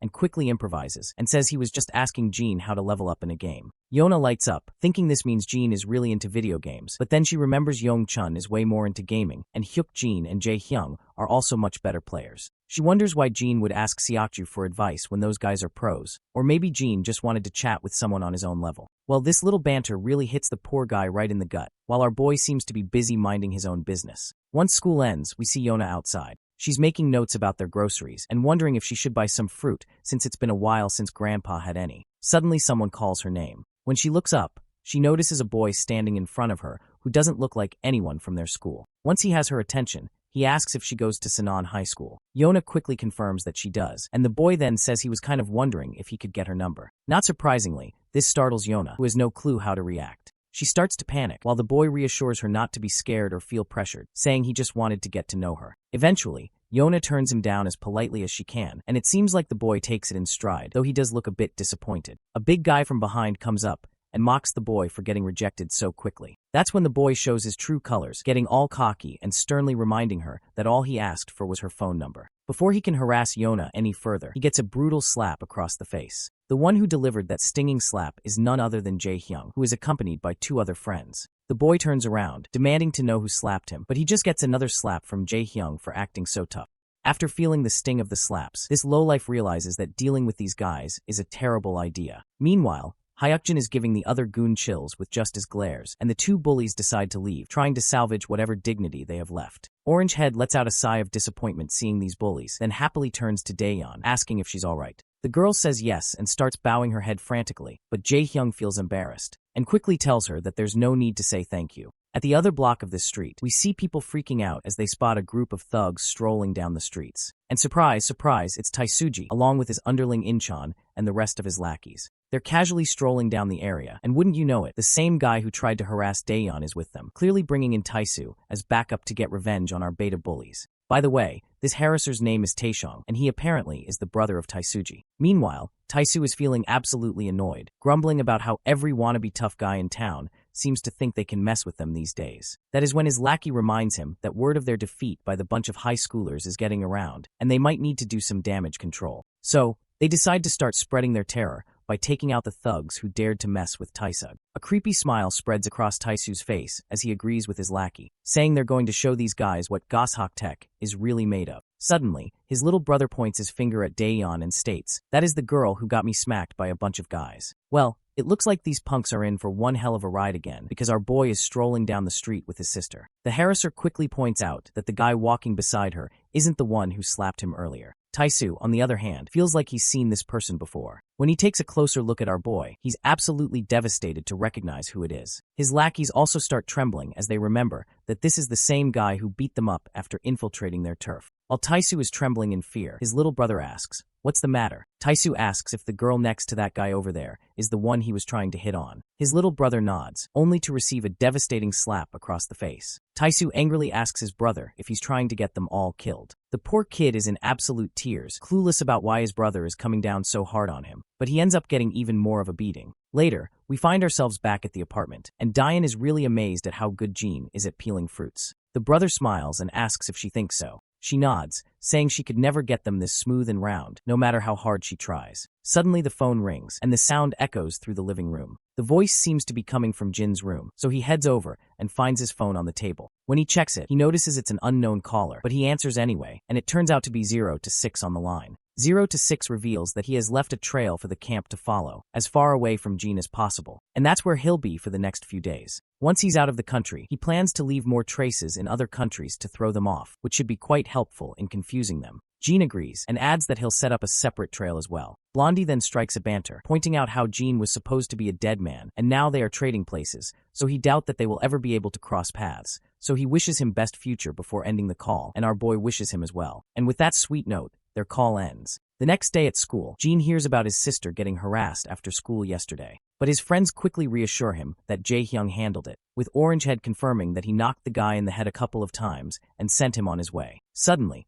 Seokju pops into the scene and quickly asks what the harasser looked like. Yongchan explains that he was in a Goseok Tech uniform. As soon as they hear this, Seokju perks up, and Jean points out that it's the same school they had trouble with a while back. My guy then gets absolutely furious, realizing that someone harassing his sister from Goseok seems way too coincidental. Seokju agrees, saying they can't just overlook this. Meanwhile, the beta bullies, who are usually eager to pick fights, are feeling unusually anxious about the situation, and they think that jumping to conclusions might be premature. Right on cue, Yona jumps into the scene and breaks up the tension. She asks what they're talking about and reminds them that every guy just wants to hit on Daehoon because she's always been popular with guys since she's undeniably pretty. Her brother does not understand any of this, while Yongchan agrees, saying Daehoon has already been asked out a bunch of times before. It seems like Jean is still having a hard time stomaching the fact, but Yongchan adds that she's indeed popular. You see, no one was able to approach her when Gasukim and his sister started picking on her, and she looked unhappy for a while. Jae-hyung also confirms that his sister is indeed pretty, and even Blondie chimes in, saying he knows a bunch of guys who had a crush on her.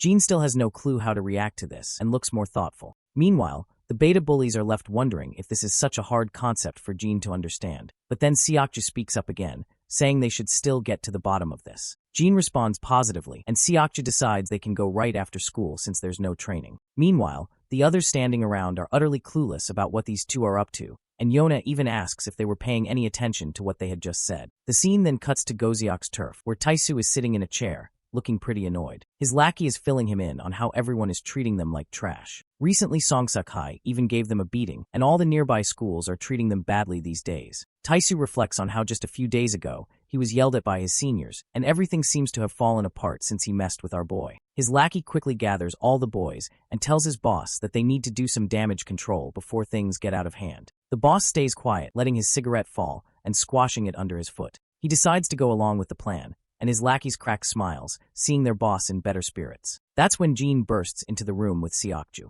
The boss's face turns terrified at the sight of these familiar faces, and even the lackeys who were smiling a moment ago now look scared. Everyone steps aside as Jean heads straight for the boss. He suddenly stops and asks Taisu why he harassed his little sister. Taisu's mind flashes back to when he saw the siblings walking down together, and quickly explains that he had no clue she was Jin's sister. Of course, Taisu's response only boils Jin's blood, and even Seokju starts exuding a deadly aura. The boss quickly begins to scream, saying that the encounter with his sister was purely coincidental. He further explains that his little brother just tried to talk to her because he saw her on the street and didn't know she was Jin's sister until now. Our boy is intrigued to hear this, and the man further explains that his brother didn't mean anything by it. Now that they know who she is, he'll make sure his brother doesn't go near her again. Jin remains quiet, while the gangster still looks terrified. After exchanging final glances, Jin and Seokju begin to walk away. Once they're outside, they slam the door behind them, and the boss quickly tells his lackeys that they'll think about damage control another day, and he is confident his lackeys will understand.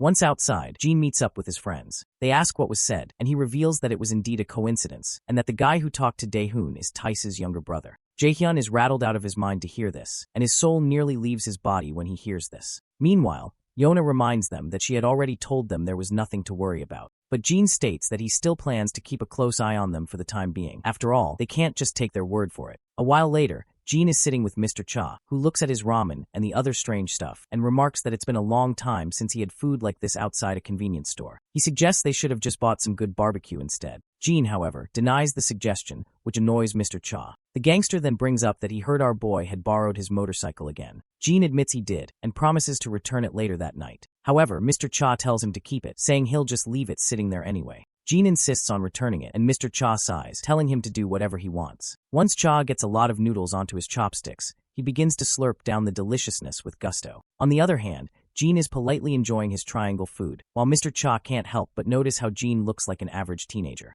But on the other hand, this same kid totally destroyed the Kim family single-handedly, and also dealt with the SW Corporation like a pro. Suddenly Mr. Cha calls out to Jin, asking what exactly he does every day. Jin simply replies that he goes to school, just like any normal kid. Of course Mr. Cha had expected this kind of response, but it's not what he wanted to hear. The scene then transitions to SW Corp, where the chairman is standing and peeking through the window. It's always funny to see that classic manhwa scene where the rich boss stares out of the glass window from their office. Meanwhile, the director's assistant reveals that many have voiced concerns about SW Corp being a bit too aggressive in its expansion. The director just shrugs and says that things get a bit chaotic when people start looking out for their own interests. They're taking all the necessary precautions with their expansion, but they can't avoid making a few enemies along the way. The assistant also agrees and points out that their aggressive tactics are causing SW Corp some trouble with some pretty shady organizations, and the SW Corp advisors have also noticed some suspicious activity from other companies lately. In the next scene, Jin's sitting with the director,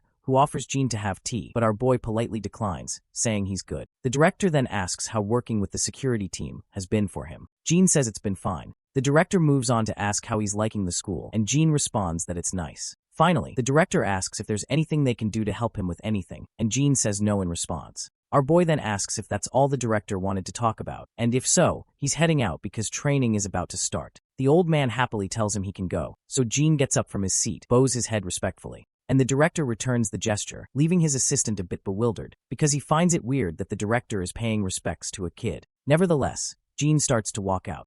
Later, we see all the guards diligently training in the hall. Amid their exercises, we catch up with Jie and her bodyguard after a long time. Her guard notes that Jin doesn't stand out like he used to. Jie gets curious and asks more about Jin. The bodyguard responds that while Jin doesn't stand out as much as he used to, he's definitely quicker and more athletic than their men. He's certain that Jin is quite experienced because his skill level can only be achieved through rigorous training in combat, so there's no doubt that he's received a lot of professional training. After hearing this, Jie's interest in Jin is piqued. She explains that although he's young, he's quietly endured harsh training, and the men have all warmed up to him as well. The scene then flashes back to the past, where we see Major Kong meeting with Jie once again. As they're chatting, she advises him to try not to overwork himself and get hurt, and Kong responds that he won't. Then he asks her if she's still looking into that student she asked about. At first she has no idea what he's talking about, but then a bell rings in her mind. She pretends to be uninterested and asks if he means that kid named Jin, but in her thoughts, she is blown away to see how Kong still remembers Jin's name from that day, and she also can't shake off how he looks so anxious after asking about Jin.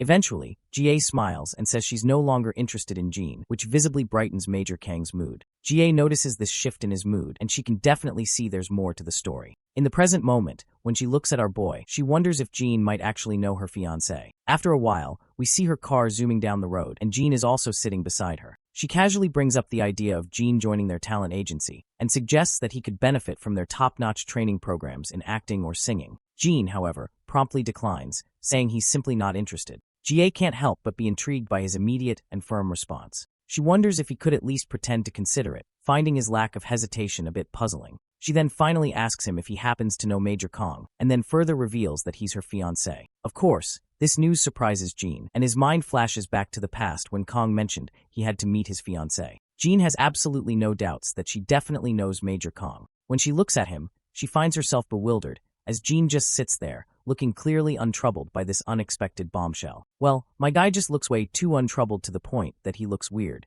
because this is definitely not his style. Even she senses something different about him, and she can't quite put her finger on it. Later, once they reach their destination, Jie heads into the corporate building. On the other hand, Jean and his senior get inside the staff-only room to freshen themselves up. Meanwhile, Jin's mind is still stuck on the fact that Jie is Major Kang's fiancé. He can't quite believe it. While the guards wait outside the ladies' restroom, we see Jie inside, doing some makeover to her face. We then notice someone else also entering the restroom, and not gonna lie, this woman who just entered looks kinda shady at first glance. The woman then also begins using one of the sinks located over Jie's right shoulder. Just as Jie is standing quietly there, that shady woman quickly puts a chloroform rag right over Jie's face. After Jie finally slumps down after losing her consciousness, we see that the guards outside have also been taken down. The woman with black hair then quickly instructs her lackeys to hurry and transport the goods. Suddenly, the senior bodyguard gets a shocking report. Mr. Sin has vanished, and Jinsu and Kyungwoo, who were supposed to be escorting him, have been found unconscious on the ground. Wasting no time,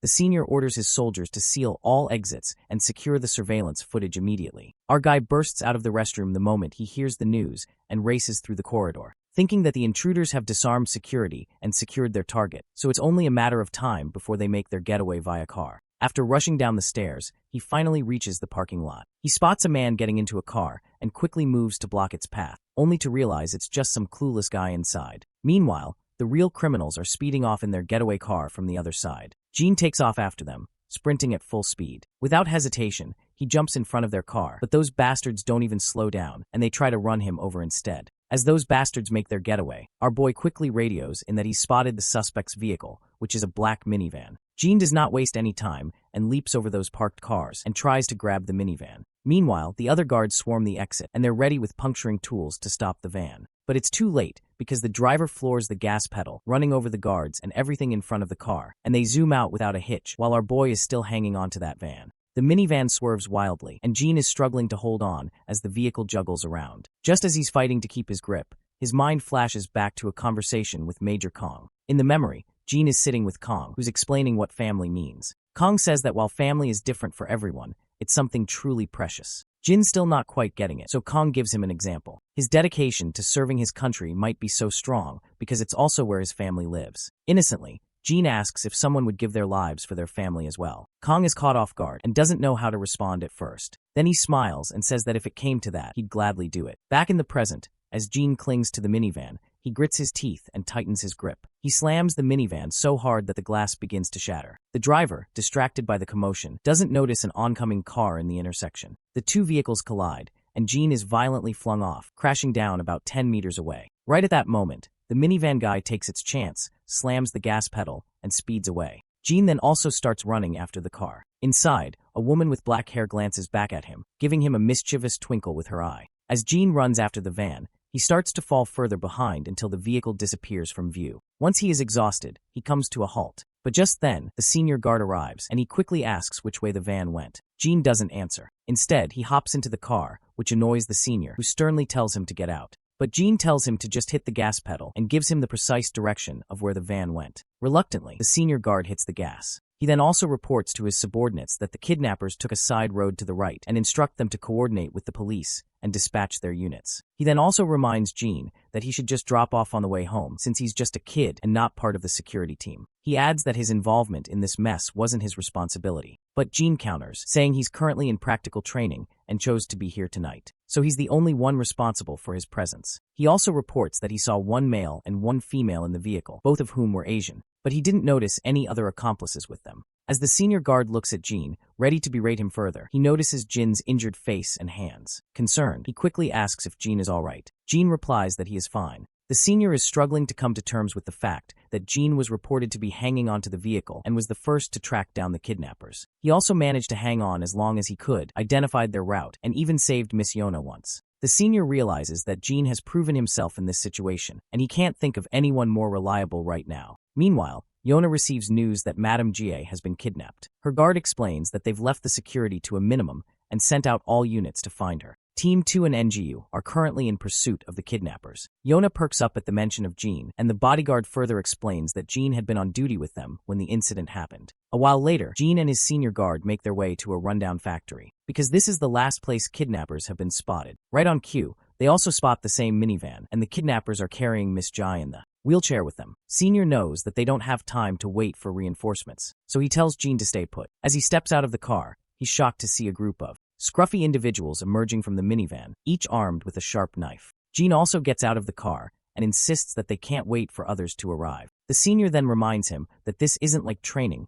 since it's real combat. Jean responds quickly, saying he doesn't mind. This response triggers a flashback for the senior, who recalls the shock he felt when the team leader of Team 3 revealed that our boy is a professional fighter. The gorilla even confirms it once again, saying that based on everything he's seen, this is at least his conclusion. Back in the present, as our boy strides forward confidently, the bodyguard finally decides to head down further. He tells Jean that he'll take care of things inside the shelter, so he better not let those filthy swine beat him. Just then, one of the goons tries to stab the senior, but our guy quickly sneaks up on the bastard from behind and delivers a devastating blow to his face, causing the dagger to drop from his hand. But before he can catch a break, another sucker swings his dagger at our boy. But once again, my guy throws this sucker down the sucker backwards, and Jean himself quickly grabs that fallen dagger from the ground and stands back to face off these stupid heads. The thug who lost his dagger scrambles back to his feet, only for his boss to start berating him, because he is not thrilled to see his grown men getting beaten down by a punky punk like this. He then berates Jean, questioning if they even let kids carry knives in their security detail. The other goons start to walk off, telling their buddy to handle Jean while they go after the senior, but it looks like they've seriously underestimated him. Their jaws drop when my guy grabs another thug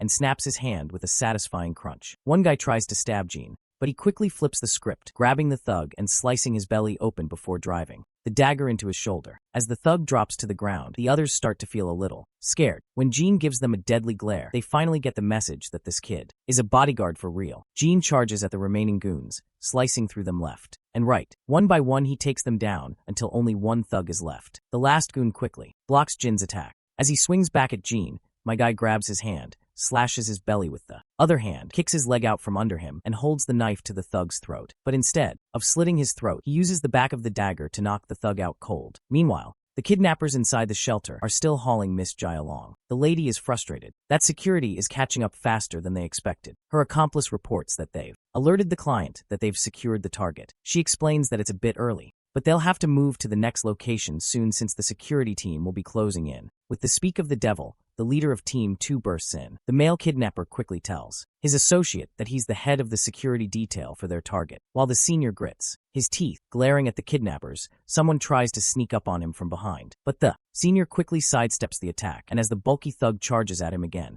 the senior grabs his hand and delivers a solid punch to his face. Another goon rushes at him with a dagger, but the senior quickly takes him down as well. Just when it seems like the senior has the upper hand, the situation takes a sharp turn. Despite his skill, even the most seasoned fighter is no match for a gun. One of the kidnappers pulls out a gun, its barrel gleaming under the dim light, and points it directly at Jai's head. They coldly warn the senior that they won't hesitate to pull the trigger if they have to. The threat hangs in the air like a deadly promise, and the senior could do nothing other than express his frustration with his twisted face. The man makes it crystal clear that she'll die the moment he moves, so the senior doesn't budge an inch. Then, these scummy kidnappers drill a hole into the senior's shoulder with a single bullet, making his face go as pale as a ghost from the pain. Meanwhile, the jerk who just pulls the trigger is oddly fascinated that the senior barely flinches. The woman beside him tells him to just finish the job, insisting they don't have time to waste. So, the man decides to pull the trigger again, while the senior takes one last look at Jai, preparing for his final moments. Just as the monster is about to pull the trigger, the senior asks Jai for forgiveness. But before he can die in this dramatic scene, two daggers come flying out of nowhere, piercing the man right in the hand. On the other hand, the woman in black is dodging left and right, while Jean rushes toward Jai, grabs her wheelchair, and starts dashing down with full throttle. The goon is completely bewildered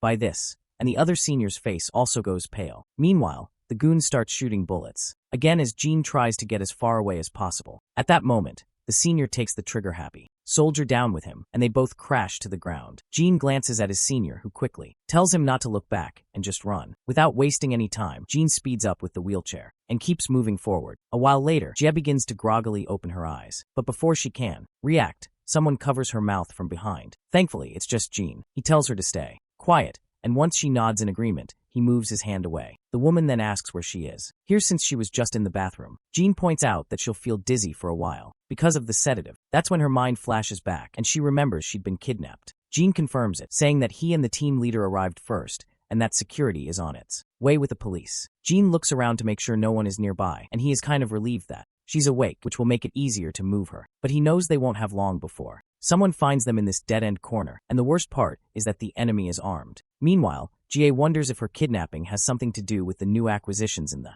SW Corporation expansion, though she had nothing to do with those deals. She looks at Jean and yells that he's hurt, but Jean brushes it off, saying he's totally fine. But GA isn't buying this crap because she can see that his shoulder is banged up, his fingers are injured, and to top it off, he's not even her bodyguard. She's confused about why he'd go out of his way to help her, and is surprised at how dependable he's turned out to be. Just then, they hear that familiar voice of that woman, which is the same one who is behind this kidnapping. She's walking toward them, gun in hand, and tells Jean to come out right now. She threatens that if this drags on too long, they won't hesitate to kill the hostage. She further insists they better wrap this up peacefully and save the hostage before things get worse. GA feels terrified to hear this threat, and quickly stands up from the wheelchair, thinking she can't let this boy get dragged into this any further. Despite his skills, he's just a teenager, and she feels she needs to step up and protect him. Before she can do anything reckless, Jean signals her to stop, and cryptically gestures something with his fingers, which just goes way over my head. But it seems like GA can understand what he is trying to say, so she stands there in silence,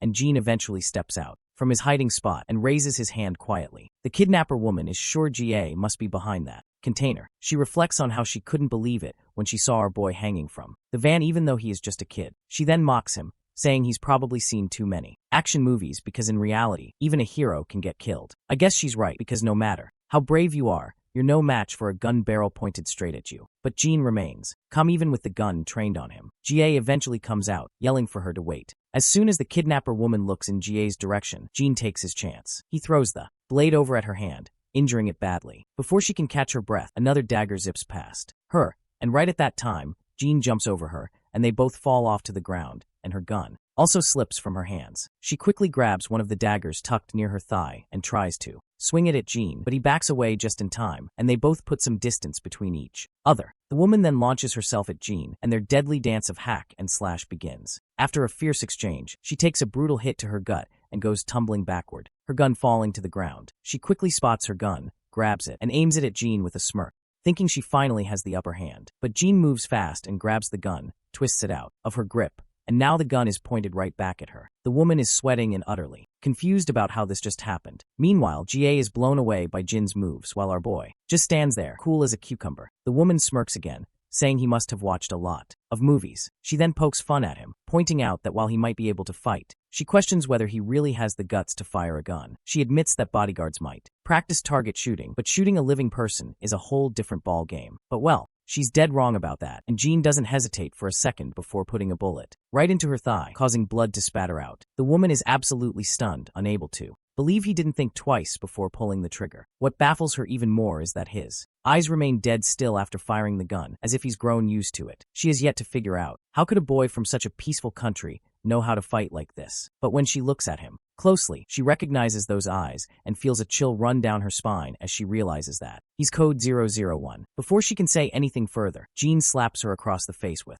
the gun, knocking her out cold and letting her fall to the ground. Jia is completely blown away by how effortlessly Jean takes her down, as if it's no big deal. Meanwhile, back with the senior, he seems to have finished dealing with his adversary as well, though he looks severely injured with blood dripping from his shoulder. Sadly, the senior finds himself surrounded by a bunch of goons. The bastard from before gets back on his feet, puts his hat back on, and retrieves his gun from the ground. A bulky guy swings a punch at the senior, but the senior quickly deflects it and lands a punch of his own. Suddenly, the bastard aims his gun at the senior and admits that he underestimated the head of security for the SW Association. He acknowledges that they wouldn't have been able to kidnap her if they hadn't waited until the end of his shift. On the other hand, it looks like the senior is on the brink of giving up. He fought here solely to buy Jia and Jean time to escape, but he can't be sure if they got away since that woman went after Jean. For some reason though, the senior has a gut feeling that Jean will handle it, and he feels surprisingly confident about that. He's so confident that even the dude standing over there can't help but notice the smile spreading across the senior's face. He finally asks the reason behind the senior's smile, but the bodyguard doesn't say a word, just keeps that smile on his face. The cap guy warns that if the senior thinks Jean is safe just because a woman went after him, then he is underestimating that woman gravely. He claims that no man here can defeat that woman, and now that she's angry, Jean will soon be begging for her to put him out of his misery. The senior's smile finally fades, and he grits his teeth out of frustration. The kidnappers also states that he did not send any men after Jean because she'll be done with him before they even get there. The cap guy then starts to squeeze the trigger of his gun, telling the senior to focus on saving himself because he's about to die. Suddenly, a bullet drills a hole into the cap guy's hand and blood splatters everywhere. He staggers backward and his gun falls to the ground. The senior quickly turns into the direction to see where the shot came from and is shocked to find Jean standing there, gun in hand. The cap guy is sweating profusely, his blood pouring out, and he's furious, trying to figure out what the hell Jean is doing here. He's also panicked, wondering what might have happened to his friend Priscilla, who went after Jean earlier. I guess he was just way too confident about her. On the other hand, Jean shoots another bullet and puts it into the cap guy's thigh, then turns and aims the gun at the senior. For a moment the senior's heart skips a beat, but before he can react, Jean starts firing. But to the senior's surprise, the bullets whiz past him, taking out the lackey surrounding him from all directions. Once Jin's gun runs dry, the senior looks around, only to find every man down on the ground, groaning in pain. What fascinates the senior the most is that Jean didn't even hesitate while drilling holes into those bastards, and he disarmed them with just a bullet for each man. In the background, Jie stands with her ears covered, and once the shooting stops, she looks up. Meanwhile, the senior bodyguard's mind flashes back to what the leader of Team 3 said, which is Jean is definitely a professional. Right on cue, reinforcements arrive and cover the entire area. The police quickly start their work, handcuffing all the goons. Meanwhile, a few soldiers walk over to Jie, asking if she is alright. In response, the lady quickly assures them that she's absolutely fine. She then notices our boy talking to the officers. Once Jean confirms he's with the security team leader, the soldiers quickly start tending to his injuries. Jie walks over to him, asking if he's alright. He replies that he is fine, but Jie questions how he can call himself fine in his condition. Our boy simply says that he has no problem with mobility so far, so he's mostly okay. He further adds that a few bruises for saving a VIP from kidnapping is a favorable outcome. Then Jean says he has a favor to ask. Jie looks startled and quickly asks what it is. Jean reveals that he doesn't want to worry his family until his injuries are treated, so he needs to tell them that he'll be attending a security team workshop. Jie is a bit confused, wondering if this is all he wanted to talk about. She then simply walks away, telling him to go get those wounds treated. But before leaving, she doesn't forget to thank Jean for his help. Shortly after, the senior also arrives and places a hand on Jin's shoulder. He flashes a warm smile and tells Jean that they'll see each other next time. With that, Jie and her bodyguard walk off. The scene then cuts to an unknown location, where a mysterious man sits behind a desk in a dimly lit office. An unknown lackey stands behind him, delivering the sad news that their attempt to kidnap Jie has failed. The boss smiles to hear this and explains that success in kidnapping her was never the real objective, because it was merely a way to deliver a message to SW Corporation. He elaborates that they will start to watch their steps more carefully once they realize the trouble their expansion can cause, and that's all he's after. The scene then cuts to a chamber where that same woman from the kidnapping is sitting. She appears annoyed while saying she never expected a beast like Jean to be on their payroll, and she's talking about the mercenary who's really a force to be reckoned with. The man just stays quiet, so the woman goes on,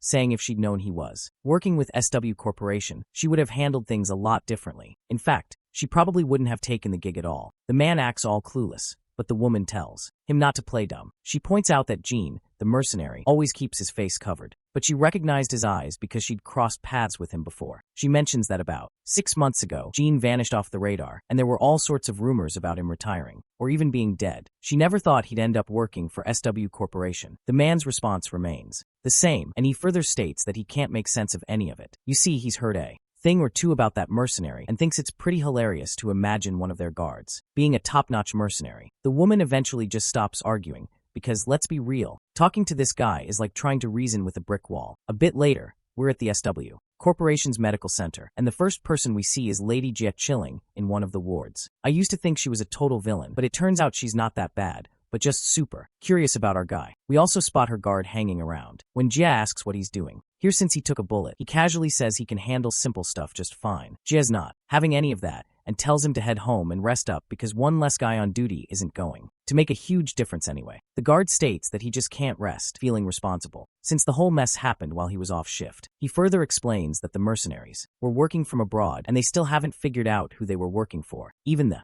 Mercenaries themselves don't know their client since multiple middlemen were involved. Yes. Mode turns sad as she reflects on how first Giona was targeted, and now she's been kidnapped as well. She asks him if it's all just a coincidence. The guard shakes his head, saying it's definitely not a coincidence. Well, this just makes Jia even more down. Jia then thinks about how our guy handled the whole situation like a total badass, and he was looking even more impressive than during training. She reminds her guard that he's really not just an average teenager after all. The man agrees, acknowledging that he's definitely not an average guy. In her mind, she thinks to herself that Grandpa must know Jin's real identity since he put the kid on their security team. She then recalls that Jin had multiple fractured ribs and detached fingernails from fighting off the kidnappers, not to mention a deep cut on his shoulder from a missed bullet. The guard then points out that Jin had been clinging to their vehicle during the attack and must have gotten those injuries when he fell off. Jia's face goes pale as she realizes that Jin managed to fight off all those thugs even with all those injuries, and even took on 5 men with knives while she was unconscious. Well, that just adds another layer to the situation, and her face looks even more shocked than before. The guard agrees that it doesn't make much sense, but it's surprisingly true that Jin was able to pull all that off. Jia quickly stands up from her bed, rushing toward the door and heading straight to the ward where Jin is admitted. As soon as she bursts into the room, she finds him getting suited up again in SW uniform. When Jin looks around, he spots Jia and her guard. The lady doesn't waste any time and immediately asks him what the heck he's doing getting dressed. Jin explains that he's going home since he hasn't been there for 2 days. Jia reminds him that he has serious injuries and can't leave until they're done treating him. Jin explains that he'd rather rest and heal at home. Jia starts shouting, telling him not to be ridiculous and asking who gave him permission to do something so rash. In response, our boy simply says it was the doctor who told him. Despite all of Jia's protests, Jin simply packs his bag and the lady further asks him how he plans to explain this to his family. Jin in response points out that the bruises on his face can easily be explained by saying he got hurt during training. Jia is annoyed to see how this guy has an answer for everything. She then tells her guard that she needs a moment alone with Jin. Once the guard steps out, she tells Jin that she wants him to come work for her after he graduates. Our boy looks at her, and Jia states that there's nothing in it for him if he stays with Yona because, as she puts it, she's just a child. She goes on to explain that Yona only has her inheritance from her parents, but she doesn't have the means to secure her own future. Jia, on the other hand, claims she can guarantee our boy a safe and secure future. After a moment of silence, Jin says he has one question. Hearing this, Jia assumes he's probably curious about the salary, so she quickly tells him not to worry, as she'll make sure he's paid more than he can imagine with plenty of extra benefits on the side. But Jin flatly refuses to have such thoughts and instead asks what she meant by him staying with Yona. The woman remains quiet for a moment, then abruptly asks if he's dating Yona, to which Jin flatly says he's not. But Jia thinks to herself that Yona always waits for him during training, which probably means she has a serious crush on him. Anyway, she tells him to come and work for her when he graduates, promising to make his family happy and get him a good job right away. Jin seems to find the offer tempting, but he doesn't say much in response and just tells her that he'll think about it. Later, back at the apartment, we see Yona and Grandpa, and they both get utterly shocked when Jin explains that he got hurt during training. Grandpa asks if it's something serious, to which Jin reassures him that it's not, stating that it's just blisters on his fingers, and the doctor said it wasn't anything to worry about. The old man then asks his grandson if the security team he's working with is really what he wants to pursue in the future. Jin doesn't give a definitive answer, only saying that it's what he's interested in for now. Grandpa reminds him that even if it's what he feels like doing right now, he can always change his course if he finds something else he's passionate about down the line. Since Jin is still young, Grandpa adds that he'll support him no matter what he chooses to do. Jin smiles in response and agrees with his grandpa. Grandpa then feels a bit awkward and asks if he suddenly jumped into a heavy topic. He mentions that high school seniors are often worried about their future careers and wonders if he might have busted his chops. Yona snickers at this and reassures Grandpa that he didn't say anything wrong. Jin, meanwhile, has no idea what busting chops even means. The scene then transitions to a familiar camp where we see that same eye patch guy. His lackey reports that 032 went off course without notifying anyone and suspects it might be because he heard the news about 001 being targeted for elimination. The eye patch guy just scoffs, calling 032 a fool. He says that no one should let their emotions dictate their actions when one of their brothers gets killed, which is precisely why he believes that having a family is absolutely useless. Meanwhile, we catch a glimpse of a mysterious man who might very well be 032. It wouldn't be surprising if he came to Korea to meet our boy. The scene then cuts back to Jin, who is stretching his fingers to make sure They're working properly. His mind flashes back to a memory of the kidnapper woman who seemed to recognize him as someone familiar. He has no clue who she was, but if she knows him by his mercenary name, maybe she isn't related to the camp. Suddenly, his phone rings, and when he looks at the screen, he sees that it's Yona calling. A while later, Jean finds himself outside a convenience store. Not surprisingly, Yona is there too, and they have heaps of triangle kimbap spread out on their table. The girl then quickly points out that she didn't have dinner and was craving triangle kimbap.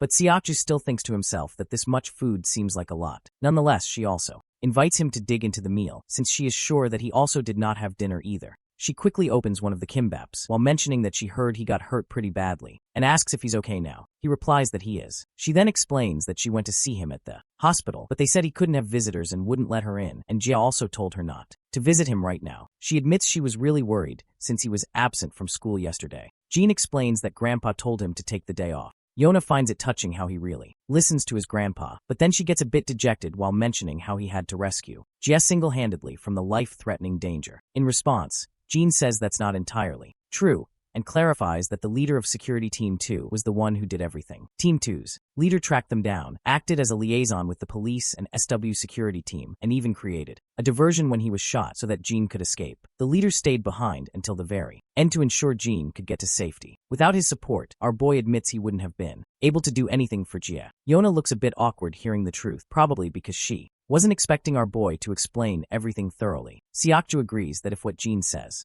is true, then the team leader was indeed the one who carried out the rescue. Jean quickly agrees with his friend, but Seokju points out that the team leader wouldn't have been able to pull this rescue mission alone as well, and the report clearly shows how much Jean contributed to rescuing Jia. Our boy then highlights that they're essentially a team, and the goal is to ensure the VIP's safety, not to figure out who made the greatest contribution. Seokju nods, saying that's absolutely right. Yona feels a bit out of place, probably because this isn't the kind of talk she's used to. Just then, Jin's phone rings, and when he checks it, Yona asks what's up and if something's wrong. Jin sheepishly admits that they need him at the game room, because Jaehyun just texted him that they need an extra person and that he should hurry over, but Yona reminds him that he's still injured and questions how he's going to play with his hand like that. Jin clarifies that it doesn't really matter because he's pretty awful anyway. Yona is once again a bit unsettled by his bluntness. The scene then transitions to Daehoon walking down the footpath, thinking about getting something to eat for Jin. Her thoughts drift back to a past memory where a bunch of girls surrounded Yona, asking why Jin hadn't been in school for the past few days. Yona explained that he was away on a trip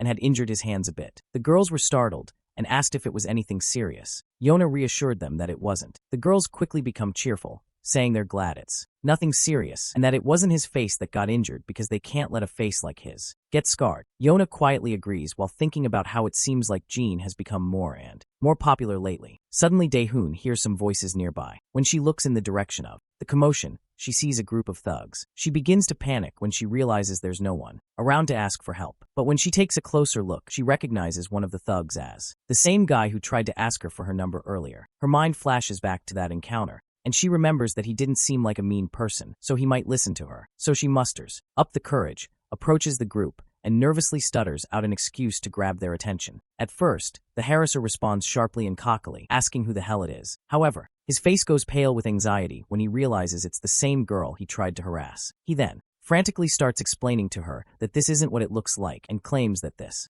dude had a run-in with them first while they were just passing by, and this dude just started demanding for some food. Daehoon apologizes on this dude's behalf and asks if they can let him go. The harasser clearly isn't thrilled about doing what she's demanding, but eventually they start to walk away. She then turns to the hoodie guy, asking if he's alright. The hoodie guy is startled at first, but then quickly asks if she could buy him some food. Shortly after, they're sitting outside, and it's clear the man has devoured a lot of triangle kimbap like a hungry hound, and he still can be seen chomping down over the last remaining he has left. After that, he gulps down a bottle of water, and once his belly is full, he feels as if he is swimming over the clouds. Daehoon watches him with curiosity, while the guy quickly apologizes, explaining that he didn't mean to bother her, but he was just so hungry that he couldn't resist asking for some food. Daehoon reassures him it's no big deal, and the guy explains that he lost his wallet as soon as he got into the country, so he hasn't eaten for a few days. She then reminds him that he should have asked the embassy for help, and the boy feels kind of an idiot for simply not doing that. The girl then checks her phone and realizes it's gotten late, and Jin must be waiting for her to get home, so she quickly offers this boy some money, saying it's just a little something, in case he gets hungry again. With that, she starts running off in a hurry, leaving the guy curious about her. We can clearly see this dude is 032 we've been hearing about. And by the way, he looks quite feminine, so don't be surprised if he turns out to be a girl later in the story. The scene then shifts back to the past, where we see Gene bursting into one of the rooms with his gun in hand. Inside, he finds this lady protecting a girl. Gene doesn't open fire immediately, but his transmission tells him to eliminate the target and return to base immediately. The girl in the ponytail's arms trembles in fear, and that is when Gene hears someone calling, and he finds himself jolting awake from this unpleasant dream. He quickly sits down over his bed, and he can literally feel his pulse pound. He then starts hearing the clattering of dishes from the living room. He heads outside and finds Yona and Grandpa there. The old man looks at him and asks why he's up when he should still be resting. Gene replies that it's time for him to get back to school. Grandpa insists that resting and getting better is more important right now than worrying about his studies. Yona then also gestures to him quietly from behind to just do as the grandpa is saying, and without a doubt, Gene agrees with his old man with a pleasant smile. Before heading out, the old man mentions that he'll be home late tonight because his colleague, Mr. Lee, isn't feeling well, so he's covering his shift. Gene then asks Dae-hoon why she's leaving so early. She replies that she got up early and plans to study a bit before school starts. As usual, she reminds him that breakfast is on the table, so he better eat up. Gene gives her a quick smile, and she quietly heads out, leaving behind a delicious spread of food for him. Later, we find ourselves outside, and as Gene strolls down the street, his phone rings with a notification, and it's Jae-hyung texting, urging him to make his comeback to the team as soon as possible. Just then, Yona also joins the chat and tells Jae-hyung to count her in as well, but Jae-hyung brutally turns her down, saying she should start practicing with bots first. Just as Gene smiles at the lively banter between his friends, we see 032 walking down the other side of the road. Our boy's smile fades when he spots him, and he is sure that something about the figure seems familiar. He quickly dashes toward the guy, but 032 slips into a back alley. Gene picks up his pace and dives into the alley after him. Once inside, he can't spot the guy in his sight. He follows the path further and ends up at a construction site. After climbing up one of the buildings, he scans the area and soon spots his old friend, who's now holding a gun and aiming right at him. Femboy doesn't hesitate and opens fire, sending a barrage of bullets toward him, but our boy quickly dives behind a nearby wall for cover. While his previous injuries are still hurting, Femboy starts walking toward our boy, and he can't help but remark about how long it's been since they last met. Earlier, he admits that he was a bit startled to see someone trailing him, but he's even more surprised when he found out that it was our boy. That is when it finally hits Gene that this dude is 032. The hoodie guy keeps walking forward and points out that he already knows 006 habits, so it's no surprise to him that our boy is still alive. He finds it fascinating that he did not have to look around to find our boy. Gene then asks if the camp sent him to eliminate him, but this question just goes above the femboy's head, and he has no idea what Gene is talking about. Gene, on the other hand, already knows that the camp would never send anyone to finish the job which 006 failed to complete, but the femboy just tells our boy to shut the hell up since he's not their leader anymore. Despite this, Gene keeps pressing for more info, asking if the camp didn't send him. Then he must have run out from the camp without anyone's permission. Femboy simply responds that none of this should matter to a traitor like him. He claims that he doesn't want to hold any resentment towards our boy, but his circumstances are forcing him to do so. But he does mention that 006 was his only family, the only person who looked out for him in that hellish camp. While 032 is rambling on with his sentimental talk, Gene quickly throws a metal projectile at him, hitting the gun in 032's hands. Distracted, 032 loses focus, allowing Gene to jump over him, and they both crash to the ground. 032 quickly tries to break free and aims the gun right at Jin's face, but Gene reacts fast, kicking 032's hand and sending the gun flying. Not missing a beat, 032 pulls a dagger out and tries to slash Gene with it. Their back and forth is so quick that it's hard to follow, but eventually Gene grabs 032's hand, balls up his fist, and lands a punch on his face. But 032 blocks the punch with hands and retaliates with a kick, hitting Gene right where he's already injured. Our boy asks if 032 has reported everything to the camp, but 032 dodges the question, asking since when Gene became so talkative. He reminds Gene that he's no longer their leader, so he doesn't have to answer him. Right now, Gene is just a target. After those words, he pushes Gene back and swings his dagger at him. When they both take a step back, it's clear that Gene has been cut across his belly. Meanwhile, back at school, the teacher is giving the lecture as usual, but Dae-yeon is lost in thought, hoping Gene isn't skipping breakfast. She worries that he needs to eat well to recover quickly. Back in the fight, Gene and his old friend continue their squabble. As the dagger comes at Gene again, he quickly grabs 032's arm and delivers a brutal punch right to his face. The hoodie guy slides backward after swinging his blade, and he is absolutely huffing and puffing. Jin's side hurts from the cut as he asks 032 one more time if he's reporting everything to the camp. Once again, The femboy dodges the direct questions and wonders why Jin is suddenly talking so much. He then makes it clear that he won't tell anything to a traitor who killed his friend 006. Afterwards, he swings his blade again, but Jin quickly jumps over him, landing a brutal punch to his face. Jin follows up with a series of powerful swings, eventually landing a devastating blow to 032's belly, sending him staggering backward. On the other hand, 032 notices the gun over his left shoulder. Before he can grab it, Jin dashes down, but 032 manages to pick up the gun and aims it straight at Jin. Jin reacts quickly, grabbing the gun by the barrel and redirecting the bullets to ricochet harmlessly into the ceiling. Once the firing stops, Jin pins the femboy to a pillar, and the guy starts groaning in pain. Jin then asks him if he's here out of loyalty to the camp or to avenge 006. The femboy doesn't respond and instead slams his knee into Jin's belly, then points his gun at him again. He begins firing another barrage of bullets, but Jin quickly ducks behind the pillar, trying to shield himself from the onslaught. The femboy grits his teeth and keeps shooting, determined to take our boy down. Jin looks back and sees 032 moving away. As soon as he tries to follow this bastard, he is left struggling behind, due to his wounds, with one last cut bleeding intensely. In desperation, he calls his friend, Seokju, and when the blackhead answers, his face goes pale upon hearing Jin's request for surveillance data of the area. Seokju quickly starts moving, and Yona notices him heading out of the classroom. Once outside, he asks Jin why he's getting involved in something so messy again. Nevertheless, he tells Jin he'll call him back in a few minutes and advises him to just send him the physical description and location he wants to track. Once the call ends, we find ourselves outside, where the femboy is strolling down his path, and he's absolutely annoyed, thinking that if our boy hadn't been busy asking all those questions, he could have killed him multiple times. He also notices that Jin has gotten way stronger ever since the camp days. He then recalls how our boy was asking him if he is here to take revenge for 006's death, or if he has been sent by the camp. He has no clue why he was asking him those questions, or why Jin just did not kill him right away. While 032 is walking, the same harasser and his goons spot him again. A creepy smile spreads across the harasser's face as he decides to pick on him once more. 032 spots the goons too, and he's definitely not thrilled to waste time with these idiots, and he simply ignores them and keeps walking forward. Suddenly, a few more thugs block 032's path, towering over him as if they're about to devour him alive. But in the blink of an eye, all of these thugs are piled up on the ground like discarded toys. As 032 walks on, he notices Dian standing nearby. When their eyes meet, the girl quickly recognizes him as the same guy from before. The man starts rummaging through his pockets, pulls out a note, and hands it to her, thanking her for her earlier help. He says it's all he has right now, but promises to pay back the rest soon. Dian then tells him he doesn't have to do this, and worries that he might not have anything left for himself.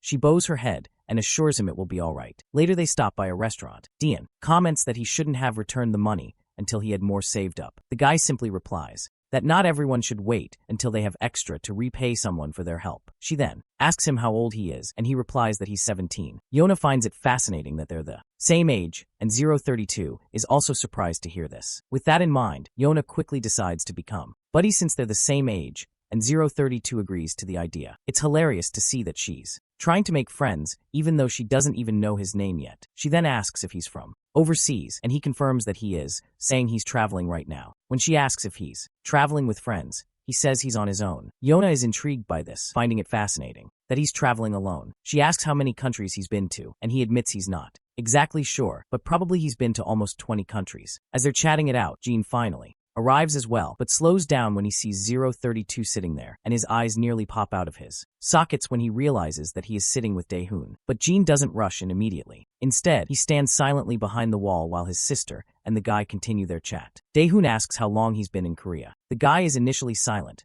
but eventually says he'll stay until he's finished with what he's doing here. She smiles and remarks that he must be staying nearby since she ran into him again. The guy confirms it and states that he had some business in this area, but he also guesses that she must live around here as well. He then feels a bit awkward about asking such an obvious question, but Daehoon reassures him that she doesn't actually live there. It's just her school is just around the corner. Suddenly Jin dashes in, and before 032 can react, our boy grabs him and throws him down onto the ground, leaving him in pain. Jin then picks up a chopstick from the bin and tries to jab it into 032's face. However, 032 quickly grabs Jin's hand, but Jin responds by swinging a punch instead. After their brief exchange of blows, both of them finally take a step back for a moment of respite. Jin feels guilty for dragging his sister into this mess and stands there, frustrated with himself.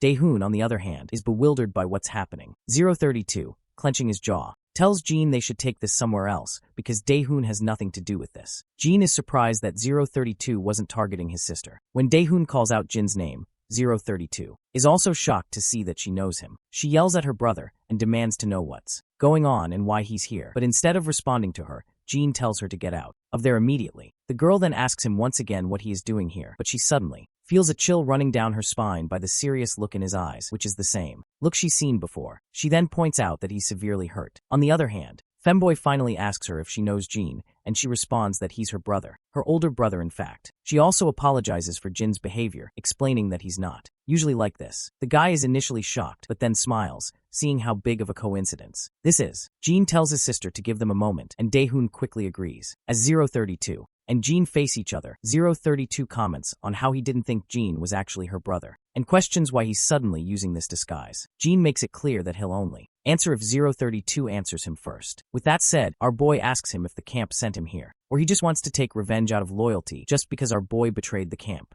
032 is clearly frustrated by Jin's relentless questioning and eventually snaps at him, asking why he keeps asking the same useless questions and what good it does now. But when he looks into our boy's eyes, he eventually reveals that he left the camp as soon as he heard Jin had killed his friend 006. He further admits that he's not here because of the camp, but he's here because he wanted to avenge 006's death because he was the only family he had. Jin reminds him that he and 006 weren't even close, so why is he actually feeling a great urge to avenge? The femboy kinda agrees and points out that they never spent time together outside of training or missions, and he's not even sure if revenge is what he is really after. He is now not even sure why he just ran away from the camp. After a moment of silence, Jin reveals that his friend 006 is actually not dead. Not surprisingly, this revelation nearly makes the femboy's eyes pop out of his sockets. Jin further drops truth bombs that 006 faked his death and disappeared to avoid being found by anyone, and he does not want to even let his friends find him out. The guy is officially shocked, and he asks once again if 006 is really alive, and Jin confirms it without a shred of doubt. The realization hits the femboy hard, and he starts feeling pangs of guilt when he understands why Jin had been asking him the same questions repeatedly. Jin explains that he needed to know his true intentions before revealing anything.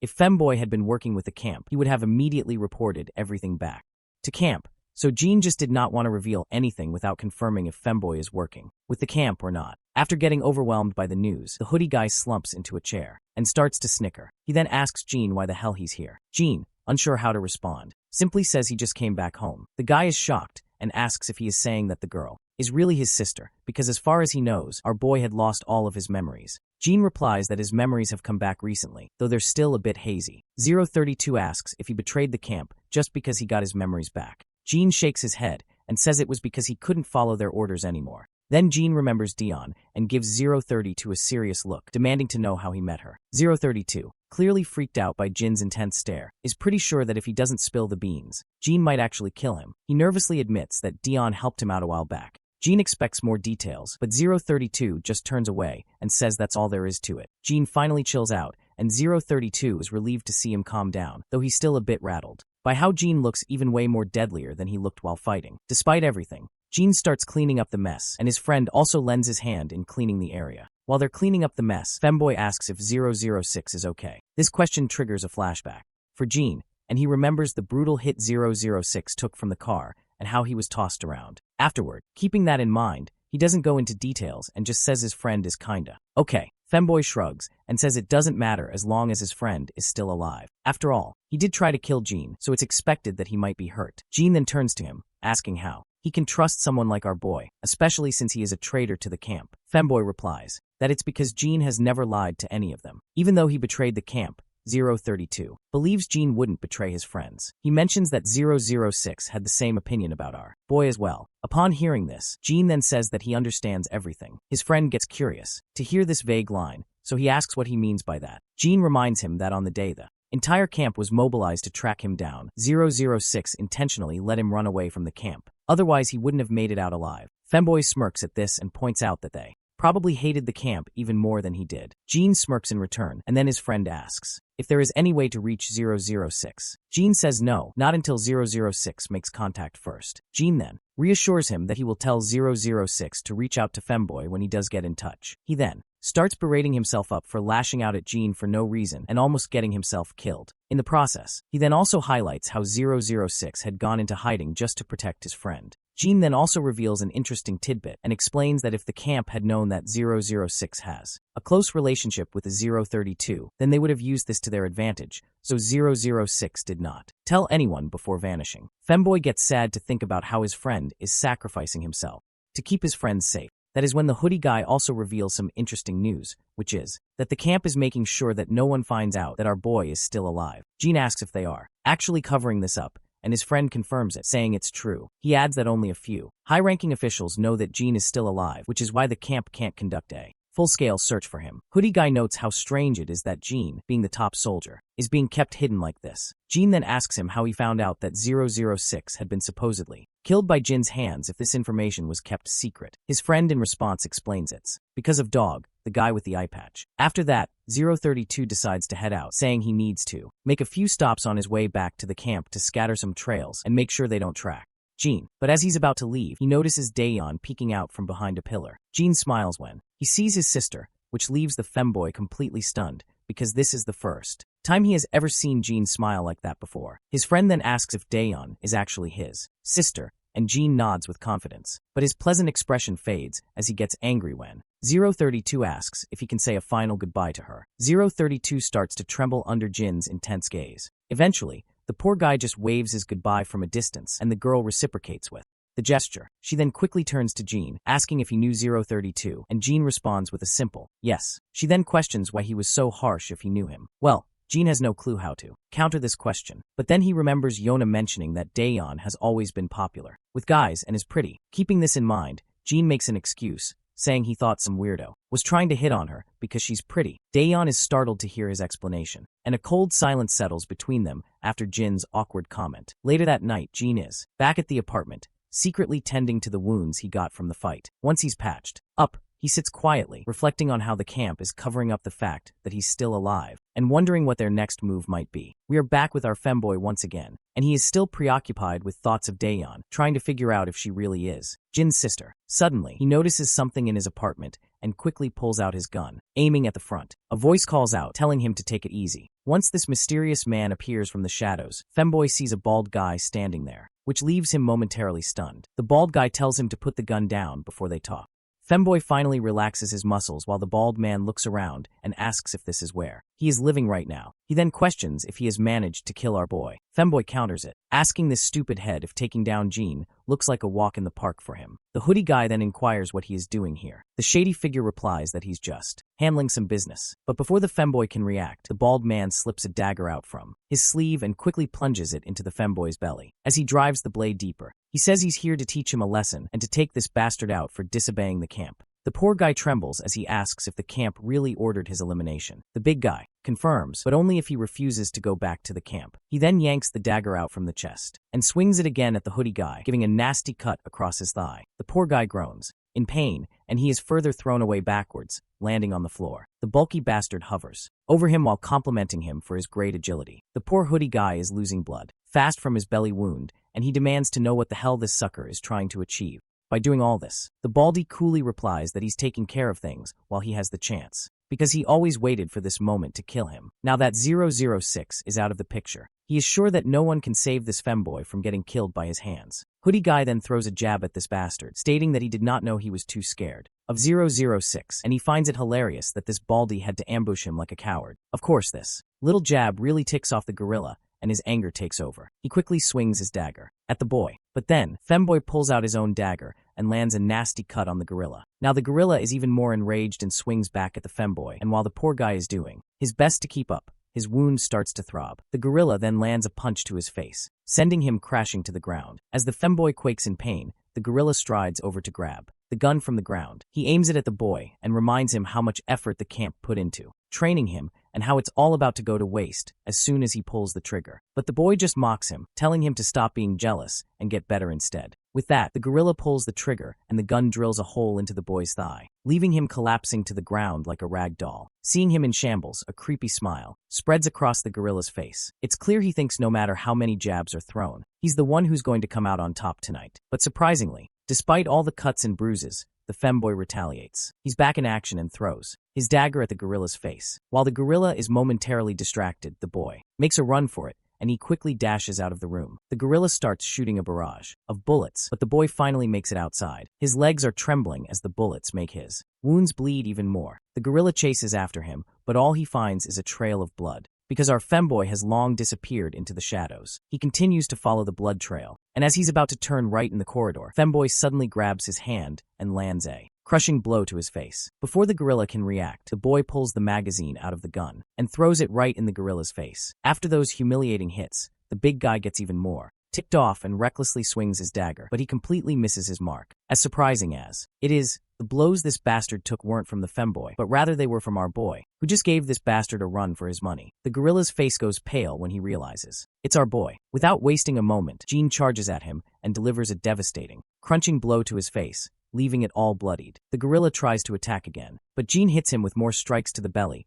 and seals the deal with brutal knee smashes. But he doesn't stop there. He slams the gorilla's face into the concrete wall, and with his face all bloody, the wall is smeared with blood as well. Finally, the cocky gorilla drops to the ground. Once the fight is over, we see the femboy sitting on the ground with his injuries, asking Gene why in the hell he is even here. Hearing the voice, our boy turns around, looks at his friend, and then starts to walk away. He grabs this bag full of goodies from the ground and offers them to a femboy, saying that his sister told him he was broke, so he brought this to him. Femboy takes a look and finds food supplies. He starts laughing, teasing our boy for being such a softie, and asks what's changed him so much. He wonders if he's hurt his head or something, but then realizes that our boy has been like this all along. The scene shifts to the SW Corporation. We see our boy sitting before the director. The old man points out that the man he brought in turned out to be an international fugitive. He mentions that arranging what was requested will be straightforward since many countries want to claim him. He wraps it up by saying they'll make sure he spends his days imprisoned, isolated from society. It sounds like they're talking about the gorilla who attacked them, and I guess that bastard really deserves for all the mess he has caused. The old man mentions he presumes the gorilla is connected to our boy's past. For a moment, Gene stays silent and admits he wasn't directly involved. But yes, the connection is there. The old man says he won't dig any deeper, but assures Gene to come to him if he ever needs help. Gene simply nods, stands up, and leaves without saying much more. The assistant chimes in, saying he was startled when our boy called for help, especially when it involved such a serious criminal and gunshots on the scene. As Gene walks out of the corporation building, his mind drifts back to his injured friend, who is barely hanging on. Gene quickly pulls out his phone, saying he knows someone who can get the femboy treated somewhere safer, but the femboy insists he can handle it himself because he just needs to stop the bleeding and disinfect the wound. Gene, however, points out that he needs proper treatment. The femboy mentions it'll take too long, and the camp might get suspicious. Gene is shocked to hear this, and asks if his friend is returning to the camp. The femboy confirms he is, but Gene reminds him that the camp gave orders to eliminate him. In response, femboy explains that the gorilla did mention that he was tasked to bring femboy back. But since this gorilla doesn't like 006 or any of the numbered guys, he just went ahead and tried to assassinate. Gene quickly points out that going back to camp is still risky. The femboy just snickers, saying since the camp believes 006 is dead, it doesn't make sense for them to kill him, just because he went off looking for Gene. Besides, the femboy says he sees no other way either, because they will come after him if he go into hidings, and that could risk exposing 006 as well. Femboy further adds that if his plan works, he'll make sure they can't track Gene down. It's the least he can do after Gene saved his life. With all the traces 006 left behind, it should keep the camp busy for a long time. He tells Gene he hopes he'll make it, and manage to protect his real life. Suddenly Gene is jolted awake from his flashback when Lady Jai calls out to him. She asks what brings him here, and he responds that he was just running an errand. She then asks if it's really okay for him to be out like this, since he still has not recovered from his injuries. As soon as she mentions his injuries, Jin's mind flashes back to the past, where he remembers getting kicked and beaten by femboy, which only made his previous injuries worse. But instead of admitting that, he smiles and says he's doing great. The girl smiles back and asks if he's free now, suggesting they grab something to eat. It seems like she's taken a liking to him, and even though she has a meeting to attend, she'd rather have dinner with Gene. But unfortunately for her, Gene turns her down, saying he has to head straight home since he already has dinner plans with his family. It seems like she wasn't ready to be turned down by a kid, and she's clearly feeling the heat of the situation. To save her face, she quickly comes up with an excuse, saying she remembers she has some work to do as well. Meanwhile, the guard behind her looks completely pale after hearing her blunt lies. After all, the meeting was the only reason they were here. Suddenly, the girl asks if he'd be interested in taking a part-time job, guaranteeing that the money will be worth it. Once again, Gene turns her down, saying he's not interested. She sighs and finally asks if he wants a ride home. Jean replies with a simple no. As Jean starts to head out, Lady Jai's guard tells him to get well soon so they can train together again, mentioning that the other boys have been asking about him. On the other hand, Lady Jia secretly smirks, thinking Jean is fitting in better with the guys than she expected, and even her picky bodyguard seems to like him. Once our boy is out of the picture, the guard asks if Lady Jai plans to put him in Seo Ha-cha's security detail. She says yes, pointing out the recent stalker incident happened with Seo Ha-cha, and noting that it wouldn't be too dangerous since he'd just be escorting her. She asks what he thinks about it, and he replies it should be fine. While Jin's heading down the street, he notices his grandpa standing nearby. He calls out to him, asking what he's doing there, and Grandpa just says he's out for some fresh air. The old man then reveals that Daehoon's birthday is coming up in a few days, and Jean looks quite surprised. The old man admits that he doesn't know much about Gen Z preferences these days since he's a boomer himself. He asks Jean if he can suggest what kids his age might like as a gift and what her hobbies might be. It turns out Jean is just as clueless as his boomer grandpa, and there's an awkward silence as they both realize they've fallen into the boomer category. Suddenly, Jie's phone rings while she is sitting in her office. When she checks it, a creepy smile spreads across her face. She picks up the call, clearly surprised that it's Jean himself returning her call, which is quite a big deal in itself. Our boy then asks her about the offer she had made earlier and wonders if that is still valid. The girl smiles, thinking Jean must be calling about the dinner offer, so she acts all nonchalant, saying she's pretty busy but will check her calendar. However, her pleasant smile fades when Jean tells her he's actually calling about the part-time job she offered him. She looks annoyed when she hears Jean is actually calling about the part-time job, not the dinner. Our boy then asks again if the offer is still valid, and the girl asks if he's interested. Jean confirms he is, so she tells him to come to her studio tomorrow at 4 p.m. The scene cuts to the game room, where Jean and the other boys are lounging around, having fun while gaming and chatting. Jae-hyung, who's been reading an article on Seo Ha-cha, tells his other friends about it. The other boys perk up and start staring at his monitor. Jae-hyung explains that she's starring in a new TV series based on a webtoon, and will be the lead in the Mercenary teenager series. The blondie then adds that he's seen her in person, and she looks smoking hot. His orange-haired friend nearly chokes on his drink hearing this, while Blondie continues, saying he saw her while working part-time at his cousin's ad company, where they were shooting a commercial with her. Jae-hyung is blown away by this news, as he's been a hardcore fan of Seo Ha-cha ever since her first show, which has been almost 8 years of following and loving her work. Young-chun asks Blondie how she was in real life. Blondie responds that she's pretty in person and admits he's never seen someone so beautiful. The other guys can't help but blush and call Blondie a lucky bastard. Jae-hyung even asks Blondie to let them know if his cousin's company needs anyone again. The scene cuts to the ad shoot set, where everyone is preparing for the next advertisement. They're eagerly waiting for Seo Ha-cha to come out of her room. Inside, Seo Ha-cha hears the news that a bodyguard is coming to escort her. One of the crew confirms it, but Seo Ha-cha replies that they already have someone from the agency handling it. But the guy reminds Seo Ha that the guard coming this time is from SW Corporation. He mentions that he had already told the corporation that there is nothing to worry about, but they were still worried because of the stalking by some stalkers. He assures her it's just one guy who will be tagging along with her, so it won't be much of a hassle. The gorilla-like guard standing nearby then confirms that the new guy is just a trainee. Of course, this doesn't sit well with the actress. She wonders why they would send a trainee for something like this. As everything gets ready for the shoot, everyone's attention is suddenly caught by the crisp sound of shoes thudding on the floor. When they turn around, they're blown away by the elegance this man exudes. Even though we don't get the chance to see this elegant man, I can confidently state that it's our boy crashing the party here. Back in Seo Ha-cha's dressing room, the gorilla-like guard mentions that SW sent the trainee to get some experience, and he assures her that he will keep an eye on him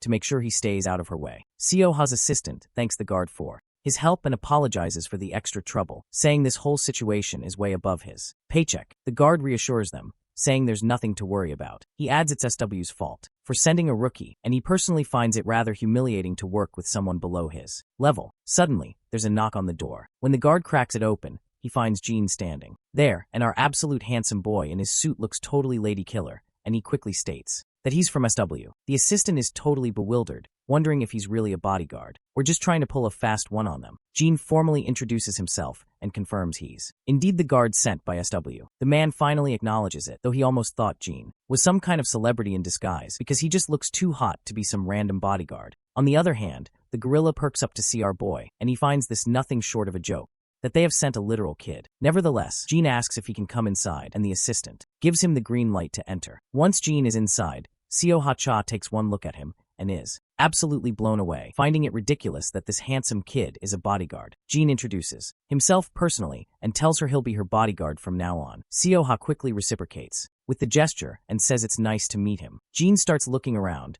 trying to get a feel for things, while Seo-ha-cha is still wondering if this guy is really a trainee bodyguard. He looks more like a boy band trainee that SW is trying to debut, and she suspects they probably sent him here to get some exposure. Meanwhile, our boy wants to confirm if this is her first day on set. The assistant confirms this, and once the formalities are out of the way, our boy quickly points out the elephant in the room and asks if the stalking began 2 weeks ago with letters. The woman clarifies that it's been going on for longer than that. She explains that the stalker somehow knows her address and keeps leaving strange letters in her mailbox. It's gotten worse recently, but it's been happening for a while now. She adds that this is common in this line of work, so SW shouldn't worry too much about it. After that, the actress begins to ask how old he is, and that is when our boy's mind flashes back to a time when his senior told him that revealing his age would only make people doubt his abilities. So, in the present moment, he simply replies that it's a secret. At that moment, the gorilla from before calls our boy from behind and says he wants to have a quick chat outside. Once they're out, the gorilla starts by asking if he is a security trainee from SW. Once Jean hears this,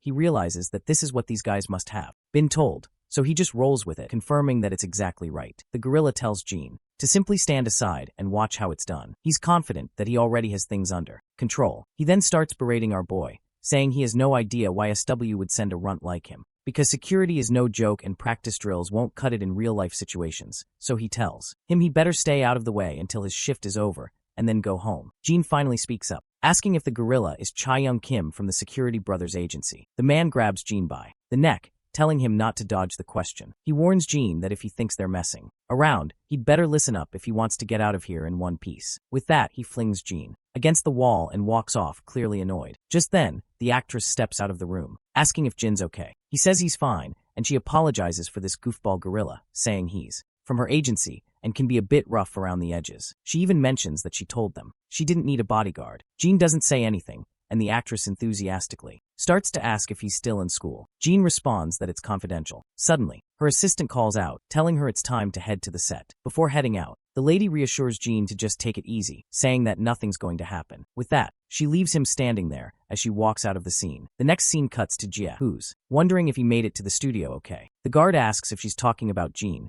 and she confirms. The guard then explains that he received word that Jean has actually made into the studio without any hitch. Jia then asks if sending him there was a good decision since he hasn't fully recovered. The guard says it's alright, pointing out that threats and stalkers are pretty common for celebrities. With Seo-ha-cha's level of fame, she's had her fair share of them. Her agency recently assigned a personal bodyguard for her, so Jean won't be too busy. Jia agrees, explaining that this is precisely why she sent him there, to let him take it easy while he recovers. And who knows, he might even complain about how boring it is. The guard then smiles at Jia and says he doesn't think Jean is the type to let himself get bored. Jia finds this good news and uses the term cakewalk to emphasize how easy this job is going to be for Jean. The guard reluctantly agrees, saying she's precisely right. Jia, on the other hand, feels proud of herself for using Gen Z slang, which makes the guard awkward as he watches her bask in her own sense of accomplishment. As people are gathering in for the shoot, we also see the gorilla making another appearance. Despite the hottest actress sitting right before them, everyone's attention seems to be fixed on Jean, as they can't take their eyes off him. The big man then asks Jean why he left his post for so long, saying they're not here on a field trip. Jean replies that he was scanning the perimeter. The cocky guy starts fuming, questioning what kind of perimeter Jean is talking about,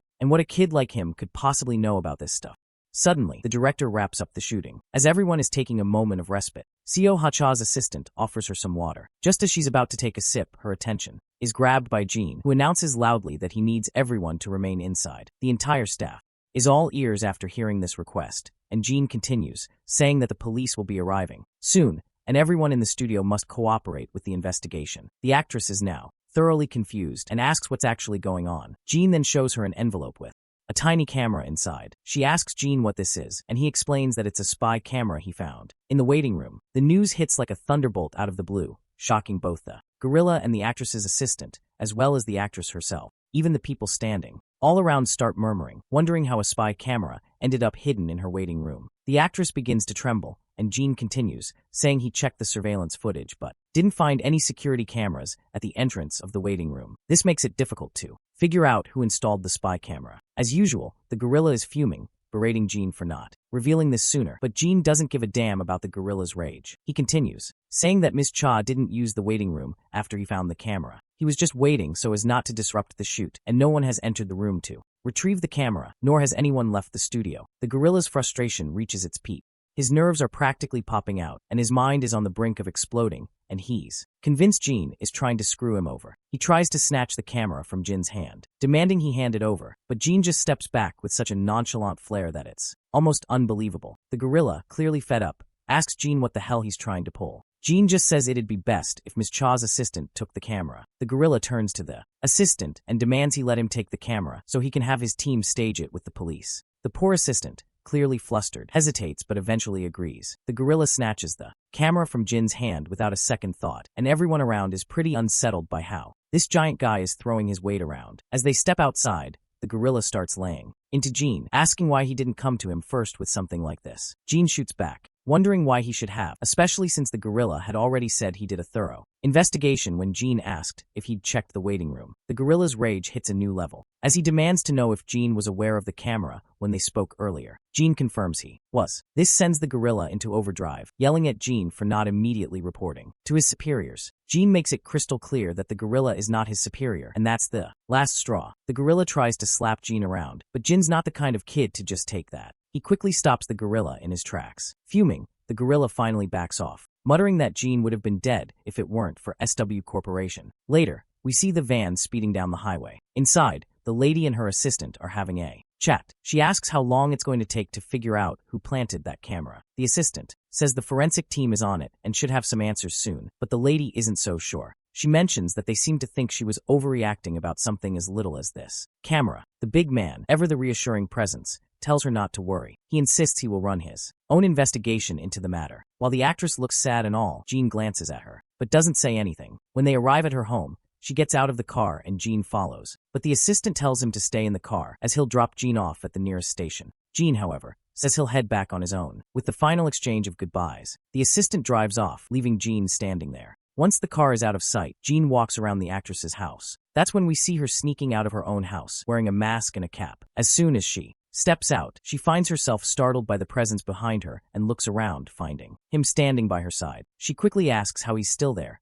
and Jean simply responds that he was just scanning the area. She gets a bit embarrassed and tells Jean that he can go home, since she's just heading to the convenience store around the corner, and asks if she's not allowed to do that. Jean responds that she's free to do whatever she wishes, and that's exactly why he's here. The girl lights up at this, and later, we see her enjoying some delicious noodles outside the convenience store. She tells Jean not to just sit there, but to dig in too. She mentions that she was going to take the noodles home, but decided to eat them outside since he's here. She looks down and admits that when she's really stressed, she likes to unwind and stroll around the neighborhood. She's been in the business for so long that it's hard to walk around anywhere freely, and she hasn't had time for friends either. She then asks Jean what he does for fun with his friends. He replies that he sometimes goes to the game room after school. She then asks Jean again if he actually mentioned a game room. Jean confirms that he did, which leaves her shocked, because it suddenly feels like she's talking to a teenager again. While Jean is sitting there, he spots some familiar faces, and they are his friends, who are absolutely blown away to see him hanging out with the infamous actress. Jean stands quietly in the background, while the lady waves to them with a pleasant smile. After a while, all of Jin's friends join her at the table, and it turns out they all ended up at the game room together. Jae-hyung points out that he never imagined he'd be gaming with her today. The actress smiles and says she didn't think she'd end up at the game room either, as she usually just games at home. Jae-hyung gets a chill when the actress smiles and talks because she looks even more attractive in person. She thanks him for the compliment and also points out that she won't forget how they told her she sucked at games. Young-chan, with a deadpan expression, confirms this, saying there's no doubt she actually sucked. Surprisingly, as much as Jae-hyung likes her, he adds there's no mercy for noobs. Blondie agrees, and he looks totally worn out, exhausted from playing with noobs like Jean and Seo-ha. Jae-hyung tells her not to take it personally, but advises her not to tell people she's a gamer, as it will be just insulting in itself. The actress erupts in a smile and a cheerful laugh after their little banter. Eventually, they decide to part ways. After a final wave, Jean and Seo-ha head off together, while the boys stand behind, still unable to take their eyes off her. Young-chan even remarks that he can't believe he grilled Seo-ha about her gaming skills. Jae-hyung agrees, and he feels like it's all just one big dream. As they walk out, they carry the sweet autographs of Seo-ha, signed over their uniforms. Later, we see a Mini Cooper zooming down the road. Inside, Seo-ha is still in disbelief that her bodyguard is actually a high school student. Jean feels a bit awkward, seeing her so chatty and enthusiastic, while Seo-ha continues to gush about how much fun she had with him, admitting she never thought she'd be hanging out at a game room like that. She usually just plays games alone at home. Jean suggests that if she finds gaming in public difficult, she could invite her friends over to play. Seo-ha explains that she's been a trainee since middle school, so she honestly doesn't have any friends. Once she debuted, she was too busy with work to make any real connections. She sometimes hangs out with people she meets through work, but she wouldn't really call them friends. Seo-ha then asks him about his life because she is curious why he's working as a bodyguard while still in school. Jean explains that he's doing it to buy his little sister a birthday present. Seo-ha is startled and touched by his reason, finding him to be a really sweet brother. She comments that he must be pretty close to his sister, but she can't really relate, to be honest, since she is the only child of her parents. She then offers to drop him off, but Jean states that it's unnecessary and that he'll get home himself after he's escorted her. By the way, throughout their conversation, Jean has kept a formal tone, addressing her as Miss Cha, but she tells him to just call her Seo-ha. When they finally reach their destination, Jean gets out of the car. As he turns around, he spots another figure approaching. This man looks furious, and Seo-ha quickly reassures Jean that it's okay since she knows him. The man cryptically hints to her that the particular person she knows would like to see her, who is sitting in the car right now, but Seo-ha stays silent. As the man moves toward them, Seo-ha also walks forward as well, but Jean quickly steps in front of this new guy. The dude, in glasses, however, immediately tells our boy to simply step aside. Seo-ha then tells Jean he can go home and that she'll be home after this, but Jean insists on waiting, and Seo-ha is momentarily silent as she looks at his calm face. Eventually, she smiles and tells him to go home and get some rest. As she walks away, she looks a bit sad, thinking to herself that she can't drag him into this. Once Seo-ha is inside the car, the man starts berating her, asking why she didn't pick up his calls. He scolds her for not calling back, even if she was busy. Seo-ha responds bluntly, questioning why she should even take his calls. The guy in the shadows seems baffled by her response and then smirks, warning her not to push him too far or she might regret it. He reminds her that he has his limits as well, and tries to justify his behavior by saying that the dates he went with other girls were all for business and should not be held against him. Seo-ha tells him she doesn't care about who he meets since they broke up a month ago, which means he needs to stop contacting her and showing up like this. She firmly says she would prefer if he didn't call or drop by anymore. She starts to open the car door, but this jerk lunges at her, grabbing her hand and saying he's going to teach her a lesson about her place. He makes it clear that just because she's got a little fame doesn't mean she's some hotshot starlet now. Then he goes on about ruining a little actress like her and threatens to expose who her parents are. He then questions if she's really getting a reality check in the state she's in, but before he can say any more crap, my guy smashes his luxury car window. Glass shatters everywhere as our boy grabs the rich dude by the collar, yanks him out of his comfy seat, and throws him onto the asphalt, leaving him getting scraped up pretty badly. The girl is completely stunned by the scene, and our guy quickly tells her she can get out now. Once she's out of the car, he checks if she's okay. She says she's fine, but she seems more worried about the rich guy he just threw out. Meanwhile, the rich man is shouting at the top of his lungs, demanding to know who the hell he is. With a cool demeanor, Jin just says he's her bodyguard. The rich man is absolutely losing it, struggling to come to terms with the fact that he was tossed aside by some lowly bodyguard. He suddenly looks at his own bodyguard, who's groaning in pain on the ground. As his bodyguard tries to get up and apologize, the rich man tears into him with every insult imaginable. He then turns back to Sia, reminding her that this isn't over yet. With that little threat made, he and his bodyguard scramble to their car and speed off. Sia, still in shock, asks our guy what on earth he did that for, and if he even knows who that man was. It turns out he has no clue who the rich guy was. She then asks him what he was thinking, and he just says he was doing his job. He tells her it's time to go, and he will head out once he has safely escorted her to her home. Seeing his calm demeanor, starts to smile again and thanks him for his help before agreeing to go with him. The next day we're back at the ad agency, and once again, this gorilla of a guard is glaring at our guy. He's fuming, saying he's heard about the little fiasco from yesterday. Jean stays silent as the guard rants, asking if he even knows who he's just messed with. With his usual cool swagger, Jean responds that he does not care whoever it was, as he was just doing his job. The guard has absolutely no idea how to deal with this lunatic, and he is struggling to find a way to argue with this puny punk. He then jabs his finger at our guy and explains that the man he attacked last night is the third son of the head of KP Group, and he's the head of marketing of Sia Cha's agency. You see, KP Group recently became a major investor in Sia Cha's agency, so not only did he screw over Sia, but now her entire agency is at risk because of him, so he demands to know if he can see the consequences of his actions. He then further tells Jean to forget about whatever fantasy he has about being a big shot and advises him to quit before he ruins someone else's life. The gorilla and his two lackeys walk off. Later, we see the same bespectacled guy standing outside, while the rich dude who got taken down last night by Jean is sitting inside. It looks like the head of the agency is telling Siha to apologize to Mr. Kai for speaking out of turn. Siha is visibly irritated by this and reminds the fat man that she has a shoot today and has been dragged in early for this nonsense. Besides, she insists she's not the one who should be apologizing. The agency director nearly chokes on his breath at her bold stance in front of Mr. Kai. The fat man looks pale and asks Siha what's gotten into her. She remains silent while the director apologizes to Mr. Kai, saying he's terribly sorry and that Siha has been under a lot of stress with the stalker situation. Mr. Kai then pretends to understand her predicament, saying she is going through a lot of stress so he can forgive her. He then throws the contract papers onto the table, explaining that the contract was another reason he came here, since he heard she hasn't signed it yet. Siha's frustration is off the charts, and the director reminds her that she had plenty of time to think it over, and he is sure that she will cooperate with the agency, since she has been with them since her trainee days. He also notes that he adjusted the conditions in her favor as well. Siha quickly realizes that they're trying to corner her again and will team up to force her into signing. Mr. Kai then recalls the bodyguard from yesterday and tells the director to get rid of him as well, saying he can't stand the idea of such a violent person being around Siha all the time. The greedy fatty quickly agrees to send that other guard back, who is our boy by the way, but as expected Siha tries to protest, but the fatty shuts her down and states that it's not just about what happened with Mr. Kai last night. He's also heard from the head of security that our boy is a problematic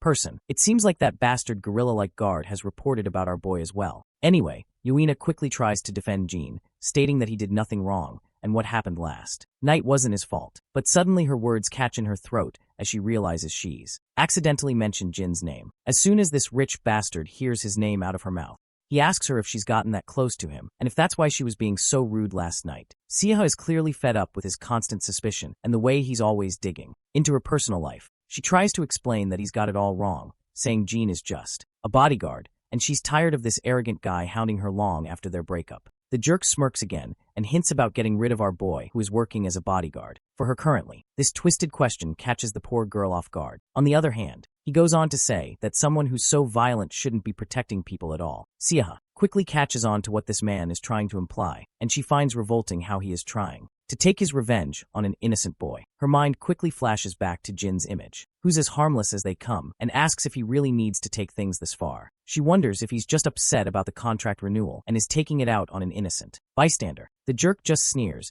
and says he's not upset about that since he knows she'll sign the contract. He's just worried about our boy endangering others. Siha can clearly see that he's lying, so she tells him that he can feel happy as she is about to fire our boy off. But then the rich guy says he's not letting Jean off the hook just by firing him from his job. Siha starts trembling as she worries about what worse things this man might do to him. Despite her fears, the rich guy tells her to just sign the damn contract so they can go out and celebrate. He then also orders his lackey to bring Jean in. Siha knows that this guy just wants revenge for the humiliation Jean caused him last night, and when this rich guy flashes his smirk, he only gets on her nerves more, and all she can think about is getting the hell out of there as fast as possible. When Jean finally walks into the room, he just stands there while the cocky guy sneers at him, saying he's just a kid, and he now finally understands why he was so violent. The agency director then informs Jean that he won't be on Siha's security detail anymore, and he'll be sending word to SW Corp as well, so he should just leave. After that, the cocky guy smirks and says Jin's life is about to get a lot harder, but Jean doesn't even bother with the threats and just stays silent. He looks at the lady and can tell she's not too thrilled to be here, so Jean calls out to her, reminding her they should get going before she's late for her next engagement. She quickly turns to look at him, and he asks if they should head out. That's when the rich man bursts into maniacal laughter and asks Jean if he really thinks he can take her with him. Jean just stands there silently, ignoring the mockery, while the rich bastard tells him to go ahead and try to take her with him. At that moment, the gorilla barges into the office with his lackeys. Once inside, he apologizes to his boss and says he'll handle Jean from now on. The woman looks completely shocked to see them, and the big guy just tells Jean not to make a scene and to step outside. But our boy just stands there, and Siha quickly yells at him to go home, saying she doesn't need him as her bodyguard anymore and that he's fired. Well, even though he has already been fired from the job, my guy doesn't budge from his place and just stands there firmly. That's when one of the guards lunges at him, calling him a little shithead. Jean quickly kicks the guard away like he's just a stray dog, which leaves Siha absolutely shocked. The guard, on the other hand, goes down hard, bleeding everywhere. Everyone in the room is stunned by the scene, with the rich guy and the fatty's jaws dropping in shock. Meanwhile, the big guy looks even more frustrated. Jean then breaks the ice by pointing out that there's a misunderstanding because Miss Sia Cha isn't his employer. And this unexpected news completely shocks Sia. Everyone takes a moment to process the news, while the rich, cocky guy just grits his teeth, convinced that Jean has no idea what he's getting into. But our boy makes it clear that he's already assessed the situation. He reveals that this greedy rich bastard fabricated the stalker story to force Sia into signing the contract. He even assigned a bodyguard to keep constant surveillance on her. Jean explains that Sterling Entertainment was nearly ruined due to bad management before KP Group's investment. Since Miss Cha is the agency's biggest asset, both companies would face huge losses if she leaves. He also points out that she's received countless threats ever since she showed reluctance to renew her contract. The girl wonders how even Jean knows all of this. Just then, the scene cuts back into the past, into the game room where everyone is angry at Jean for using his phone in the middle of everything. It turns out he's actually read all the messages on her phone. Back in the present, the cocky guy demands to know what Jean plans to do about it, even if he knows everything. Jean then turns to Miss Cha and asks what she wants to do. She remains silent for a moment, her eyes wide, struggling to find her voice. Tears start to fall as she says she doesn't want to be there anymore. The cocky guy, on the other hand, jumps out of his seat shouting. Just as he lunges at her, Jean delivers a brutal kick to his belly, sending him flying several meters away. The other guys in the room are absolutely wide-eyed at what they've just seen. The guard with glasses rushes to his boss, asking if he's alright. Meanwhile, the big guy charges at Jean, but Jean delivers a brutal punch right under his chin, making him gush blood and shattering his glasses and leaving him staggered backward. Another guy tries to charge at Jean, but our boy quickly delivers a powerful punch right under his ribs. The big guy looks furious, but before he can react, Jean smashes him right under the throat, hitting his face with his knee and leaving him sprawled on the ground. The girl stands there, her mouth wide open, but quickly yells at Jean to watch out. A man on the other side tries to stab Jean with a stick, swinging it wildly left and right. In the end, Jean flicks the stick out of the man's hand, and it falls to the ground. With a swift move, Jean pulls his hand back and delivers a brutal smash right under the guy's chin. He then also makes sure to give a devastating kick, and the impact sends the man flying backward, crashing into the wall, and he lands sprawled on the floor. Jean then turns his attention to the last man standing, the agency director, who is already trembling like a leaf. Meanwhile, the rich guy, still shaking from the hit he took, asks Jean again if he has any idea who he's dealing with. He glares at our boy with a deadly look, making it clear that he'll make sure to wipe him out along with the lady. He vows to do whatever it takes to ruin him, but his words get stuck in his throat when Jia walks into the room with her escort. As she surveys the mess scattered around, she can't help but point out that she sent our boy here because it was supposed to be a cakewalk. When Miss Cha takes a look at Jia, it does not take her long to realize that she is the brilliant granddaughter of SW chairman who took over their entertainment division and all their news ventures. As Jia walks into the room, she tells our boy that she'll clean things up here and he can get on with his day. Our boy acknowledges this and tells Miss Cha it's time to go. The rich bastard is shocked to see Jia and asks what the hell she's doing here, but Jia doesn't respond. She simply sits down gracefully and mentions that she's heard he has some unfinished business with her dear friend. Both the director and the rich dude are completely baffled because they've clearly messed with the wrong person. Jia jokes with them, saying they can settle that unfinished business with her if they want, and she's totally down to reach some kind of understanding. Both the director and the rich guy are left utterly terrified. Meanwhile, outside, Jean walks forward with Jia following him from behind. As they walk, Jia wonders who this kid even is. Our boy then turns to her and asks where her next engagement is. The lady stays quiet for a moment, then starts to snicker under her breath before bursting into laughter. She can barely hold back her tears of laughter. Next scene, we're at Miss Cha's house. She's still lying in bed, looking like a complete mess. She somehow managed to sleep for 10 hours straight, which is wild since she usually only gets like 3 hours max because of her sleep disorder. She wonders if maybe all that sleep was because everything she was stressed about is finally gone. The scene then flashes back to the past, where we see Jia and Miss Cha sitting together. Jia explains that she's taken care of the legal mess with her old agency, and now she's free to choose whoever she wants to work with. Miss Cha points out that the dispute with the agency was only half the problem. Jia then reassures her that if she's talking about that filthy rich guy, she has nothing to worry about. Jia figured out that he'd been threatening her parents, so she took the necessary steps already. Plus, KP Group has already confirmed that Mr. Kai was acting alone and promised no harm would come to her family. Sia finds it fascinating how Jia just handled everything so smoothly, but she's curious and asks why Jia is going out of her way to help her. Jia admits that their affiliate has been interested in working with her for a while, but mainly it's because Jean wanted to fulfill his duties as a bodyguard. In the present moment, that last line about our boy is still echoing in Sia's mind. She quickly hops out of bed, and later we see a van parked outside her house. When she steps outside, a bodyguard immediately greets her, introducing himself as Suhan Kong from SW Corp, saying he'll be on her security detail for the time being. She's both shocked and surprised to see a new man coming instead of Jean. So she asks this guy why our boy did not come. And sadly for her, the man explains that Jean has quit. Hearing this, she feels a wave of sadness, but she quickly puts on an awkward smile and greets her new bodyguard, and the guard could not help but to blush a bit. Later we find ourselves back at the agency, where Siaha is recording a podcast with another lady. Although she's smiling and answering all the host's questions, inside her mind is stuck on why Jean suddenly quit, and she's pretty sad that he didn't even tell her before leaving. The scene cuts back to our boy,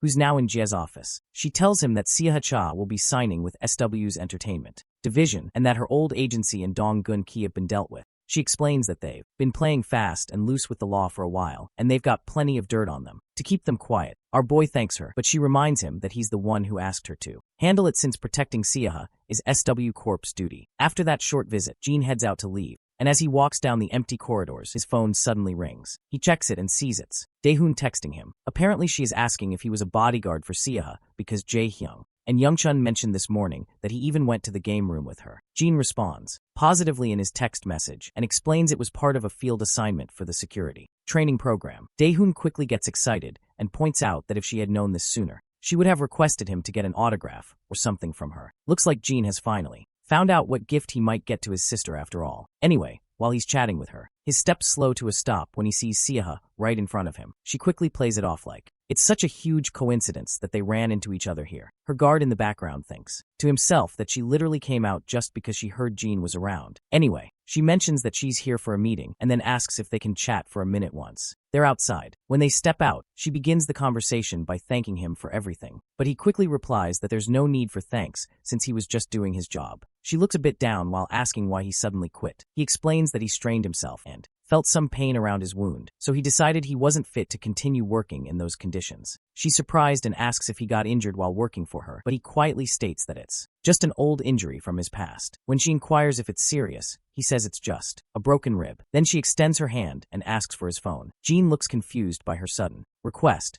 but she insists until he hands it over. Once she has the phone, she starts saving her personal number, which is something only her parents have, so she tells him he better consider himself lucky. After saving her number, she hands the phone back and asks if there's anything he wants. At first, Jean doesn't get what she's saying, but she quickly clarifies that she'd be happy to fulfill any request as a gesture of goodwill since he helped her so much. Jean stays quiet for a moment and then asks if she's sure he can ask for anything. She confidently assures him that he can. The next scene then picks up at the school. Inside the classroom, everyone's jaws hit the floor at the unexpected sight before them. Meanwhile, Daeyeon is packing up her bag, planning to swing by the store later to grab some beef for dinner. Out of nowhere, a bouquet of flowers appears in front of her face. When she looks up, she sees Siaha standing there with a bunch of beautiful blooms, looking just as stunning as the flowers. Daeyeon is totally stunned, having no idea why Siaha is there. The woman lights up with a smile, excitedly says she must be Daeyeon, and wishes her a happy birthday, while handing over the bouquet. After that, the lady decides to snap a selfie with our girl.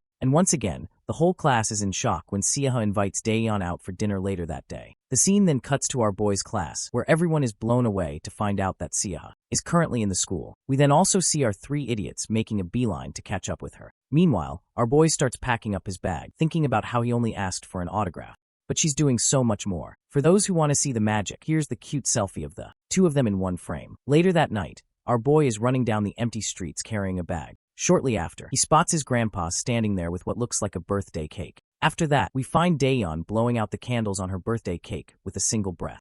Grandpa quickly cheers, shouting happy birthday to her. Grandpa then slides a Samsung Galaxy phone box toward Daeyeon. She's absolutely amazed by the new phone. The old man reminds her that he'd promised to get her a new one. Daeyeon feels a bit guilty, saying her old phone still works fine, and there was no need for a new one. Anyway, it's finally Jin's turn to present his gift, and he promptly pulls out a big box. When Daeyeon takes a look at it, she discovers it's a Samsung notebook, which leaves her completely blown away because this shit costs a fortune to acquire. She starts to panic a little, saying it's all too much. Even Grandpa is baffled by how Jin could afford such an expensive notebook, but our boy casually explains he took on a part-time job to cover it. Grandpa keeps insisting that laptops are expensive, especially this new model that just came out this year, but Jean reassures him not to worry about it, saying he knows how inconvenient it can be without a computer in the room. Daeyeon quickly says thank you and promises her brother she'll put it to good use. After the pleasantries, Grandpa starts cutting the cake. Jean smiles at Daeyeon, but then his phone rings. It's Seo Ha-cha. He heads to his room to answer the call,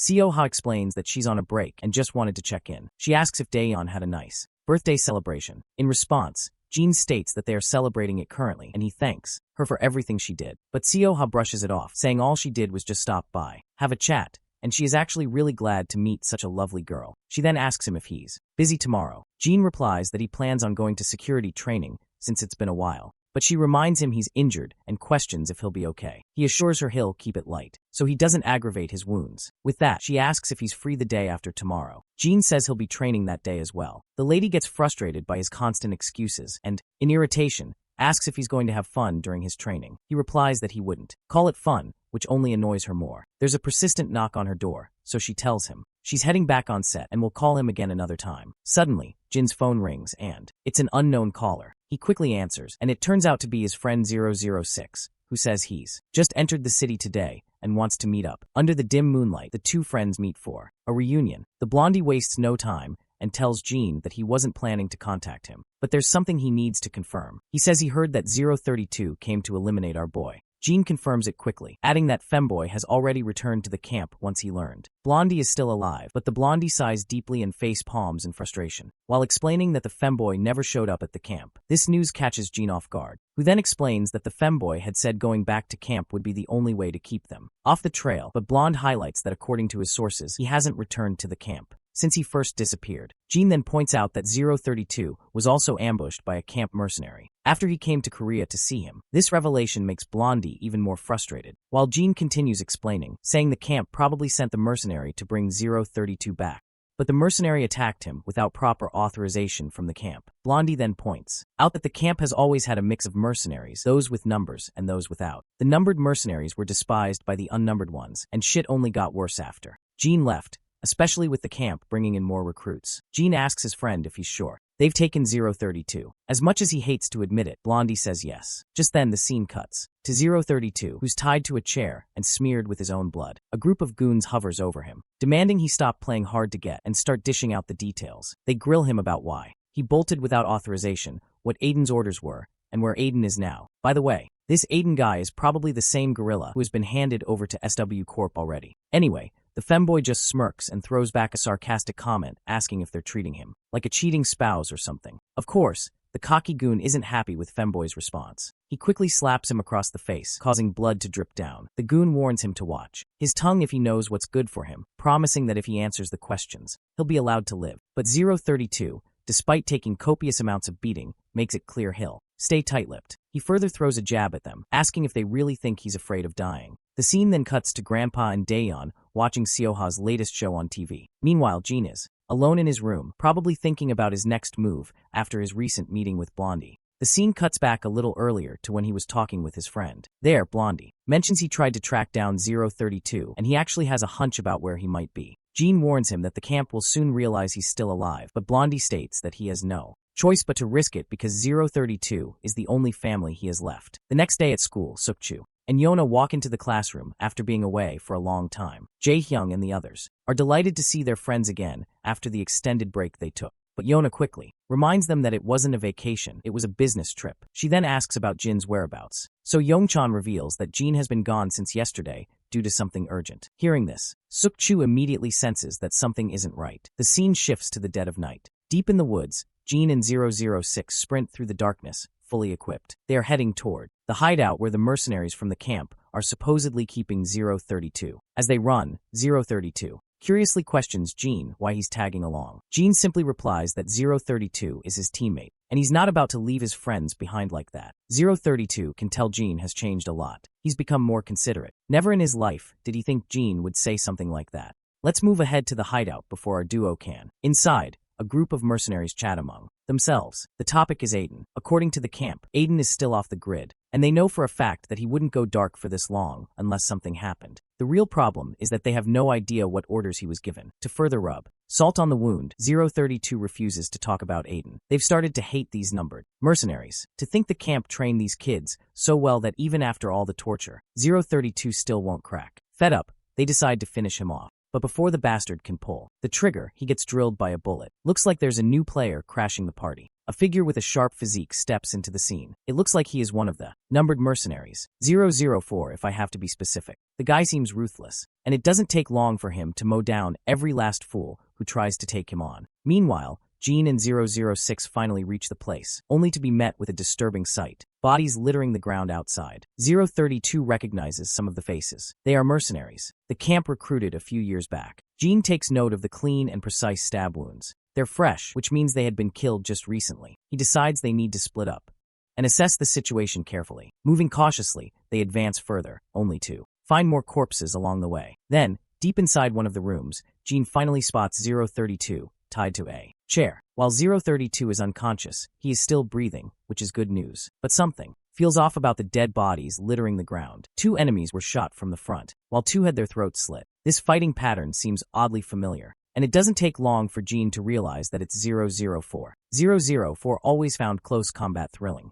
preferred melee weapons because it made things riskier. Before Jean can process further, gunfire erupts. 004 unleashes a barrage of bullets, forcing Jean to dive for cover behind a piece of furniture. The moment Jean spots an opening, he returns fire. But his bullets miss the mark, so 004 seizes his chance and throws a barrage of bullets of his own. This game of cat and mouse continues, with both of them trying to tag the other. Eventually, Jean manages to injure 004's fingers, forcing him to throw his gun. But that bastard just starts dashing at our boy without any weapon in hand, and my guy fires a barrage of bullets from the other side. Still, the bastard is fast and doesn't let those gunshots hit him. In retaliation, he throws his own dagger at Jean, which catches him off guard. Seizing the opportunity, that bastard quickly retaliates with his other dagger to jab our boy. But Jean saves himself by blocking the dagger with his own gun, and even kicks 004 hard enough to send him skidding across the floor. Yet, this isn't enough to wipe the sassy smile off this shithead's face. In fact, that little back and forth actually felt thrilling to him, and he wants more. While he thinks Jin's a great talent,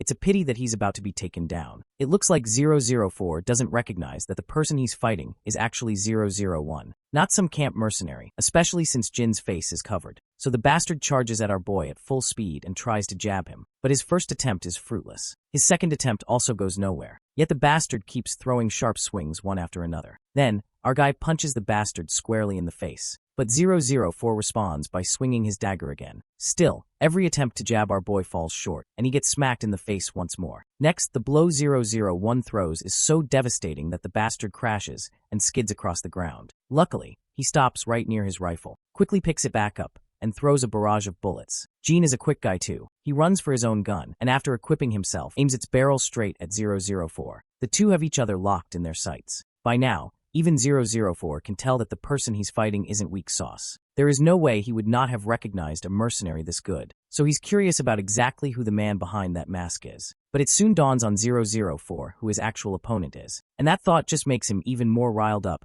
and ready to take Jean down, though all that excitement goes over his head, causing him to take a direct bullet in his right arm. And the one who fired that shot is actually 006 over the window. Seeing that there are 2 people, 004 has no choice but to fall back. He breaks through the window and jumps out of the building in order to escape. Before Jean can catch up to him, the bastard is already speeding away in his Jeep Wrangler. The only thing they can do right now is figure out what the hell 004 was doing here. Given how he killed everyone here, it's clear that he wasn't with the mercenaries. But Jean is currently more worried about 032 because his condition doesn't look good at all. Without further ado, they put 032 in the car they came in, though 006 isn't sure where to take him for treatment, since taking him to a hospital is a no-go. That's when Jean suggests he knows a place where they can take him, but 006 reminds him that 032 is in very bad shape, so he won't be able to survive the boat journey without dying. They'll have to get him treated in this country before they can leave. Well, Jean is on board and ready to go wherever he wants, but 006 won't let Jean come with him. He's already grateful to Jean for coming here, but he doesn't want to risk dragging Jean into the mess, especially since Jin's life has finally started to get back on track. So 006 decides to part ways here. After a moment's pause, Jean finally shakes hands and they go their separate ways. The scene then cuts to injured 004, who's done patching his wounds. His mind is fixated on the recent fight he had. He's pretty darn sure that it was Jean, especially since those eyes are exactly the ones he remembers. And this thought excites him like no end. It's dead of night, around 2 a.m., and Jean quietly enters the apartment to avoid disturbing anyone. But it looks like his sister is already awake, and she mentions that Grandpa had been up all night waiting for Jean, though he finally went to bed. She happily explains how Grandpa was worried sick about him, feeling very alone and hollow after not seeing him for so long. Anyhow, she's hoping that her brother took care of the matters he needed to. Before heading back to her room, she points out the sandwich she left for him. So after having that sandwich, Jean retires back to his bedroom. But before he can catch any ZS, his phone rings. It's Seo Ha-cha calling him. She apologizes for calling so late, but she needs to ask something. She wants to meet him tomorrow, as there is something she wants to talk about, only if he's free. She doesn't mind joining him at his training place, as it won't take long. Eventually, Jean agrees to meet her. The next day, he goes to meet her. He gets into her Mini Cooper, and once he does, she curiously asks if he skipped his training today, since it's time for his session. She even thinks he might have lied about training at all. But he quickly tries to ease her doubts by explaining that he's just taking a few days off for some personal matters. Hearing that, she relaxes a bit, glad she isn't actually bothering him by inviting him along. She then offers him a can of carbonated drink. The reason she didn't meet him in the morning was that she was worried people might recognize her during the day. She suddenly asked him to meet because she wants some advice and maybe a little help. It's actually about her brother. You see, she has a younger brother who's in high school as well, a bit younger than Jean. She thought he might understand him better since both Jean and her brother are teenagers. Well, it looks like she totally picked the wrong example of a typical teenager. Anyhow, she continues that her parents told her he keeps coming home with new bruises every day. When they ask, he simply says he was playing around with some friends. But if they probe further, he just goes to his room or even leaves the house. At first, she didn't think much of it since he's at that age. But she's grown worried. There might be something more serious going on. Jean asks if she's ever tried asking him directly. Miss Cha explains that whenever she tries, he won't come out of his room and doesn't answer her calls either. She reveals that she was pretty close to her brother before she started working, but after she moved out and got busy, she couldn't really be there for him. Their relationship was fine, but he started avoiding her about a year ago. So she wants Jean to try to find out the real reason behind his behavior. She doesn't really have anyone else to ask for help besides Jean, especially since it might just spark weird rumors if she talks to someone else, which could make things worse for her. The next day, the scene shifts to MH High School, where students have begun pouring in. Inside the school, we see Jean walking down the corridor, prepared like a man on a mission. He's got a picture of Miss Cha's brother, Jinwoo Cha, who's a second-year student in this very school. Finally, he finds the man in question. But Jean is soon distracted by a group of girls insisting he take off his mask for just a second. While our boy isn't sure what to do, the girls eagerly wait for him to pull the mask down. He bails out by excusing himself, saying he has a cold. Yet the girls just keep staring at him, because even his voice has that effect on them. We then shift back to Jinwoo Cha, who, as soon as he enters class, faces some typical bullies. One loudmouth starts berating Jinwoo for coming in late. There's also a girl in the group who looks as unattractive as possible, and another bully with tattoos all over his arms. As usual, Jinwoo starts to feel sick just at the sight of these bastards. The gray-haired bastard once again calls out Jinwoo, and the poor guy quickly starts apologizing for arriving late. He says he wasn't feeling well, which is why he was late. But these excuses aren't going to cut it with this shithead, who's even angrier than ever. He finds it laughable that Jinwoo allegedly fell ill just because he punched him. Meanwhile, the other students do nothing but watch these assholes bully an innocent kid. Then the tattooed guy speaks. He rises from his seat and orders Jinwoo to hold his backpack up to his chest. When Jinwoo tries to argue, the bastard only gets angrier, throwing daggers with his glare like a baboon. Eventually, Jinwoo gives in and holds the bag as commanded. As he does, that tattooed bastard tries to execute a move he just watched on YouTube and kicks the bag hard. The impact is brutal, causing poor Jinwoo to crash to the ground. The bastard, on the other hand, is very dissatisfied with his move because it wasn't executed as cleanly as he wanted. He threatens Jinwoo, telling him to act like a good punching bag or else there'll be consequences. He orders him to pick up the backpack again. Jinwoo is devastated. He just can't take it anymore. Then the bully girl in the group starts feeling hungry, and the silver-haired guy, Sung Han, is hungry too. Hearing this, the tattooed guy decides to grab some food before starting their practice. So he sits back down and orders Jinwoo to bring them some food. The poor guy, with no option, just complies like a loyal dog. And that bitch even reminds him not to forget her milk coffee. As the poor guy rushes out of the classroom to get the goods, Jean stands outside. Seeing this boy in misery, a sad expression of Miss Cha flashes through his eyes. At that very moment, his phone suddenly rings. It's his sister texting him a thank you note for the gift he gave her. She's very grateful for it. That warm brother and sister relationship he shares only makes him want to help Miss Cha with her brother. So he finally decides to step in and help Jinwoo out. As Jinwoo picks up the ordered food, he reflects on how much he's grown to hate the school. Suddenly his phone rings. It's his sister, Seo Ha. She actually wants to meet him on Saturday and is looking forward to having dinner with him. Remembering his sister, his mind flashes back to the times when he was in junior school. Back then, the entire class always expressed their disapproval over his sister's performance. That's why his attitude changed, and he started believing she was just a bad actor. So he always berated her to do better because everyone at school kept talking shit about how bad she performs. It was only so much humiliation he could endure. Now, as he reflects, he feels pathetic for how he treated his sister. Meanwhile, our boy keeps a close eye on him from a distance. His phone rings once more, and again, it's his sister who's come to learn that he skipped school. He quickly replies,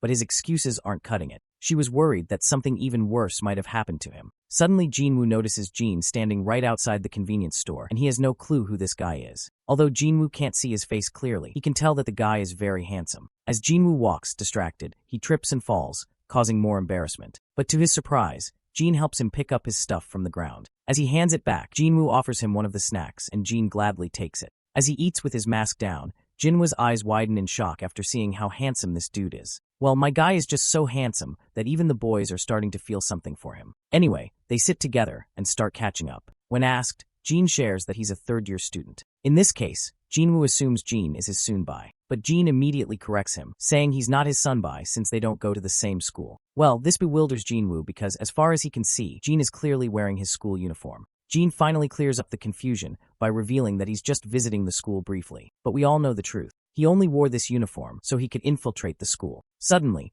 Jinwoo gets a text from those bastards, and it terrifies him. He quickly picks up his stuff and leaves after exchanging goodbyes.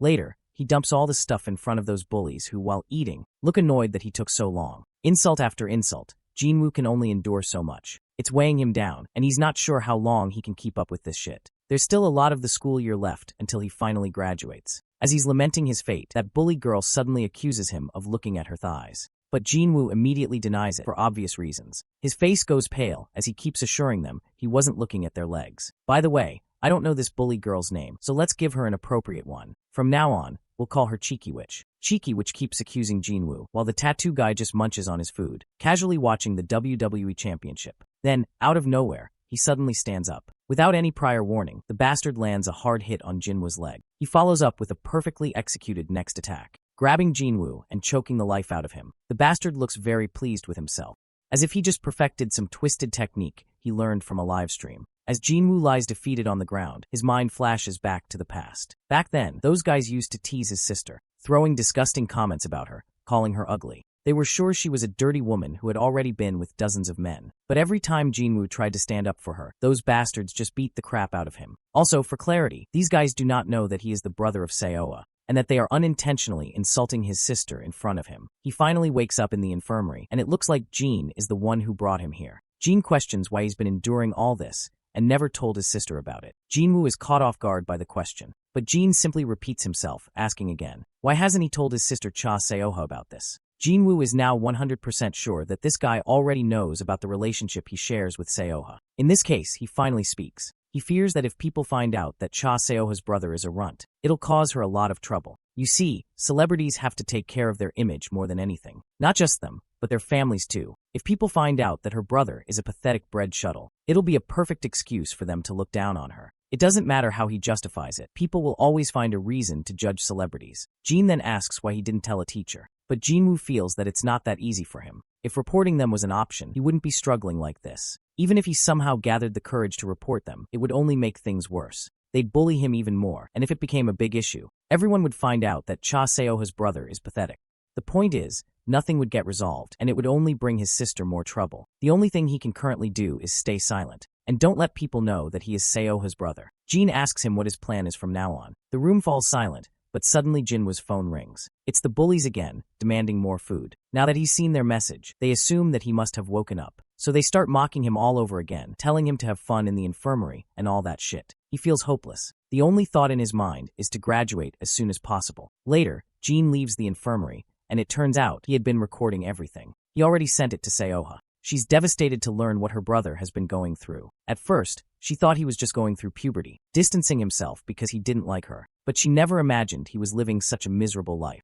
She even starts blaming herself. But Jin believes it's not her fault. And it's not Jinwoo's fault either. With those words, he hangs up the call. His mind drifts back to the moments he shared with his sister. And this only fuels Jin to help Seoha mend her relationship with her brother. So, He puts his mask back on and gets ready to venture out once again. We transition into Jinwoo's class, where the entire student body is glaring at him. The bullies in particular surround him, smugly demanding to know why the hell he's here and what he wants. But my guy doesn't say anything. He lets his fists do the talking. One single hit is enough to leave his opponent dazed. Another dumbass charges at him recklessly. He gets smacked too and sent flying. Finally, Tattoo Guy takes his eyes off his phone and glares at our boy. The other bastards charge at him, but one by one, they all get smacked and drop like flies. Cheeky Witch and her friends stand there in utter disbelief, witnessing something they never expected. Meanwhile, my guy stands tall, surrounded by the fallen. Tattoo Guy finally puts his phone away and gets up. He has no idea who this bastard is, but now he's itching to fight, especially since he wants to test out the new techniques he just learned from a live stream. The big guy takes his stance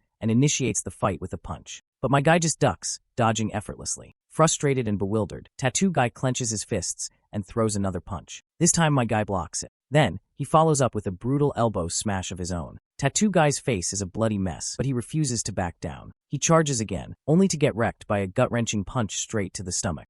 To finish him off for good, my guy locks his arms around the bastard's body and throws him down with precise execution. The idiots standing around go pale, completely stunned. They have no clue what the hell just happened. Even the bastard on the ground is left gritting his teeth in rage. But soon enough, more guys crash into the classroom, looking pissed. They're especially annoyed that their guy, Youngsik, just got his ass hooped. The gang leader steps forward, questioning Youngsik about who this punk is. Of course, Youngsik has no clue. He just stammers that this bastard showed up out of nowhere and started wrecking shit. The gang leader then addresses our boy directly, wondering who the hell is this guy and why is he here. But my guy doesn't respond. That silence pisses off the gang leader even more. He thinks that this piece of trash is ignoring him. Now he's itching to rip off that mask my guy is rocking. The dumbass charge all at once. But my guy moves fast. One eats a brutal elbow to the face. Another gets his cheeks clapped, literally. Youngsik somehow manages to stand up again. He screams at his goons to gang up on our boy. Of course, they all rush in, thinking they're about to overwhelm him. But we all know who's really about to get wrecked here. Meanwhile,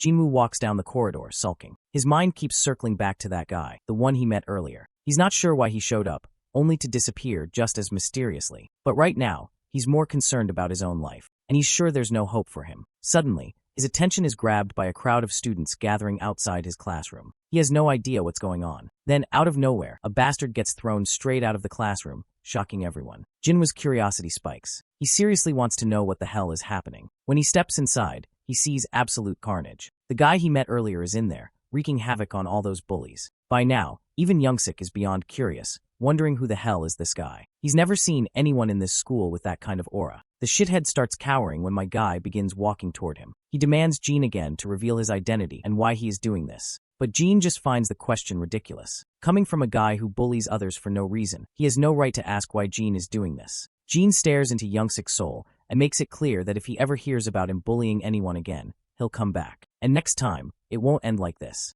Youngsik starts to think that maybe this sucker is friends with someone they messed with. But he's too dumb to take the hint. Instead, he keeps running his mouth, throwing jabs at our boy. He keeps yapping until my guy has had enough. He grabs the bastard by the face and slams him into the ground. And he doesn't stop. Again and again, he smashes his face down. The students watching are horrified. Finally, my guy warns him to don't ever threaten anyone again. Then, without another word, he leaves. The whole room is left in stunned silence. Jinwoo also stands there in complete disbelief. Never in his wildest imagination did he think someone like that guy even existed. Youngsik acted tough, but even he was nothing against this guy. Suddenly, Youngsik notices Jinwoo standing nearby. And just like that, Jinwoo panics. Youngsik, on the other hand, glares at him and starts cursing. He seems totally pissed. And from the looks of it, he's more than ready to beat the crap out of him. But before poor Jinwoo faces anything, my guy storms back into the classroom, grabs the bastard by the head without warning, and throws him over the desks, leaving him utterly bruised and battered. To drive the point home even further, Jean grabs one of the bastard's fingers and snaps it without hesitation. The others just stand there, their faces pale, while my guy asks this shithead if the previous warning wasn't enough. He demands that this bastard answer. Does he still want to mess around? Youngsik finally manages to choke out a response in his struggling voice, promising that he won't mess with anyone again. And this time, he means it. But my guy isn't worried about that. If this bastard pulls anything funny again, he fully intends to come back and beat the crap out of him. With that, my guy heads out of the classroom again. As he leaves, he assures Jinwoo that this was just payback for the food. Later, Jinwoo calls Sewa and explains the entire situation. He also reassures her that there was a small problem, but it's been taken care of. Meanwhile, Cheeky Witch is hanging out with her friends, talking about how everyone who got injured was sent to the hospital, and Youngsik got it the worst out of all of them. They still have no idea who that sucker was. Rumor has it that the mysterious guy wasn't even from their school, which is why they can't find him anywhere. Among all the murmurs and chatter, Jinwoo just sits quietly, but deep down he's curious too. He wants to know exactly who the man under that mask was. Suddenly, someone approaches Jinwoo. It's his sister Sewa. Cheeky Witch is absolutely stunned to see Sewa standing there in the flesh. All the students immediately pull out their phones, eager to capture the moment. Jinwoo's eyes nearly pop out of their sockets. This is the last thing he wanted to happen. He had been trying his best to keep his identity hidden, not wanting any unnecessary attention or rumors. Cheeky Witch is bewildered to realize that Sewa is Jinwoo's sister. Sewa, on the other hand, gets straight to the point. She's here because he kept ignoring her messages. She tells him to grab his bag because he's coming with her. Jinwoo is reluctant as he is not sure where they're going. His reluctance annoys Sewa, so she repeats herself, "Grab your bag." Without further argument, Jinwoo quickly picks up his bag. Sewa then turns her attention to Cheeky Witch and calls her out for bullying her brother. She lets everyone know that she's already aware of what they did to him, and for that, she fully intends to sue them all. She wants to expose all these bullies to the law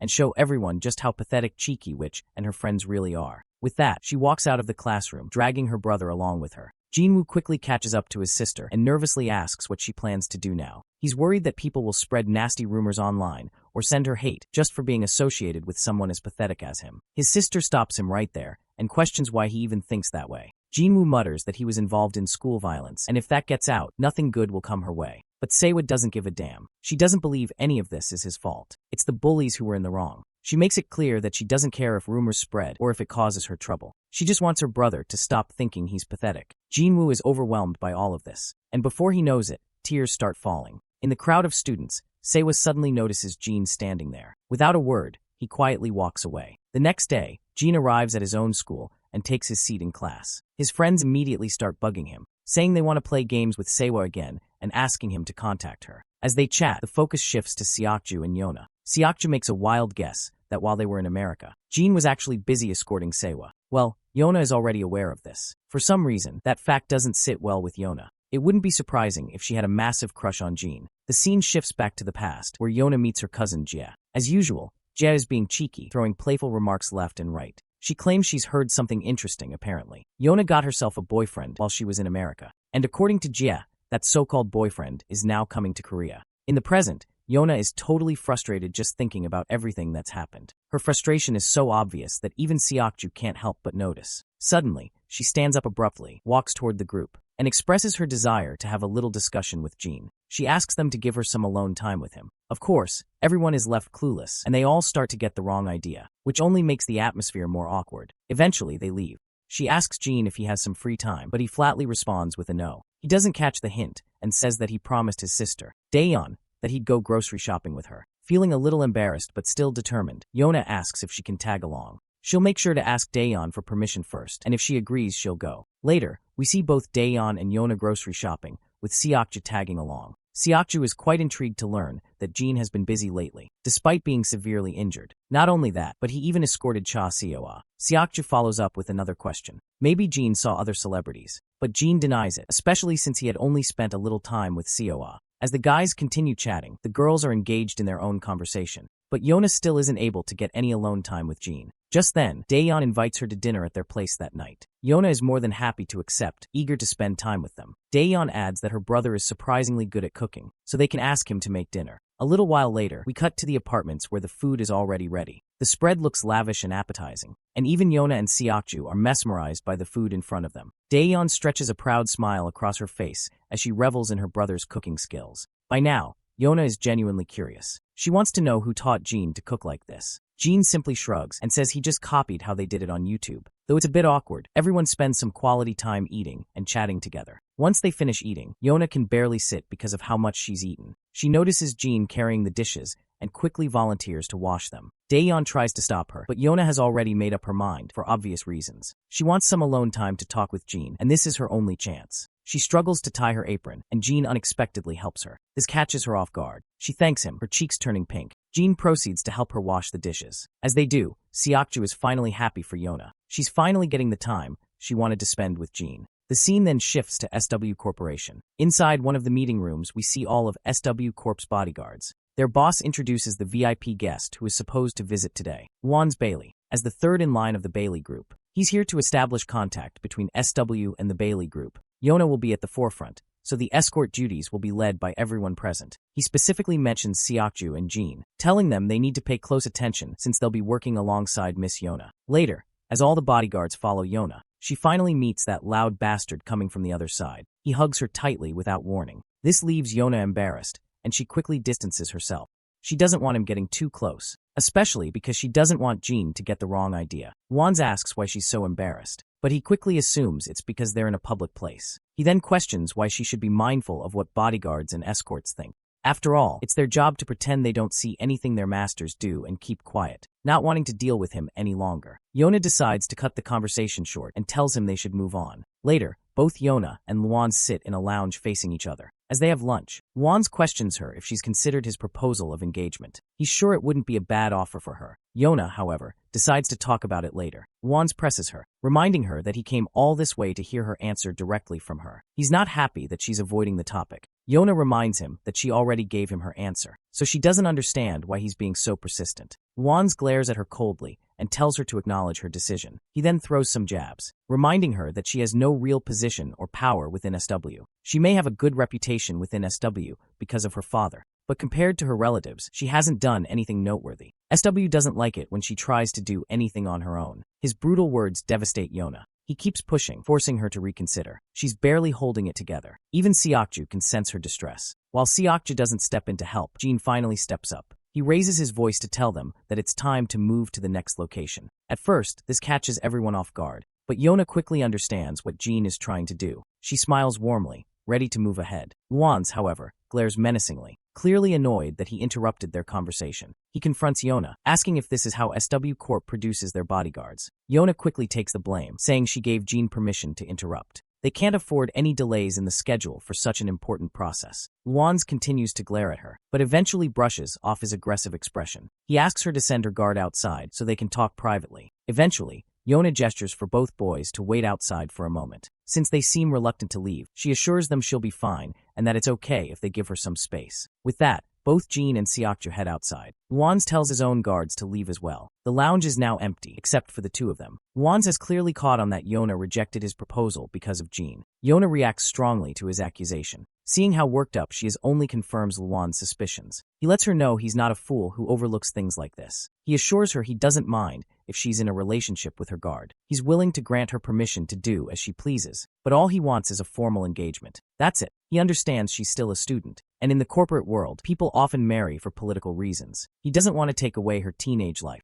She can date anyone she wants. With that, he decides to leave. He's tired from jet lag, so he reschedules their meeting for tomorrow. He tells her to think it over and give her reply before he leaves for America. As Luans leaves the room, he glares at Jean and pats him on the shoulder, smugly threatening him to mind his business. Later, we see Jia and Yona together. Jia seems to be grilling the poor girl for blowing it up with Luans. She reminds Yona that Luans is an important figure working alongside them on this project, so she's not sure how they're supposed to manage if Yona can't even handle things properly with someone that important. She also reminds Yona that she dislikes her. While they don't have a reason to get along, Jia makes it clear that her dislike is personal. The reason is that Jia worked hard to reach her position in SW Corp. She had to compete with her father, who wanted as much control over SW as possible. She also had to shake off attacks from her brother and other relatives. She has been struggling ever since she was Yona's age, but she finally climbed to where she wanted to be. Yona, on the other hand, had it easy. She simply inherited everything from her father without lifting a finger. Their grandfather took special care of her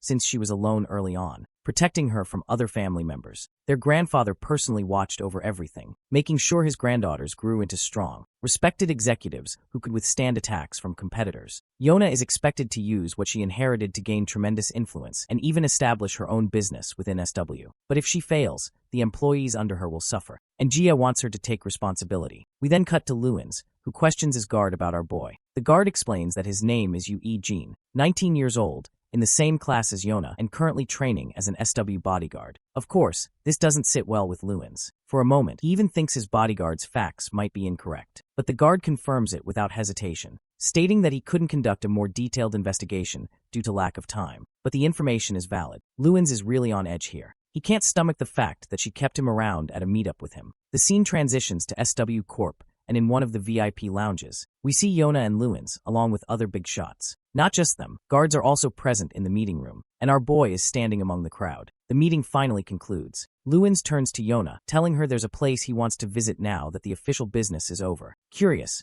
she asks him which place he is talking about. But before we hear his response, we cut to Jia, who is mumbling to herself.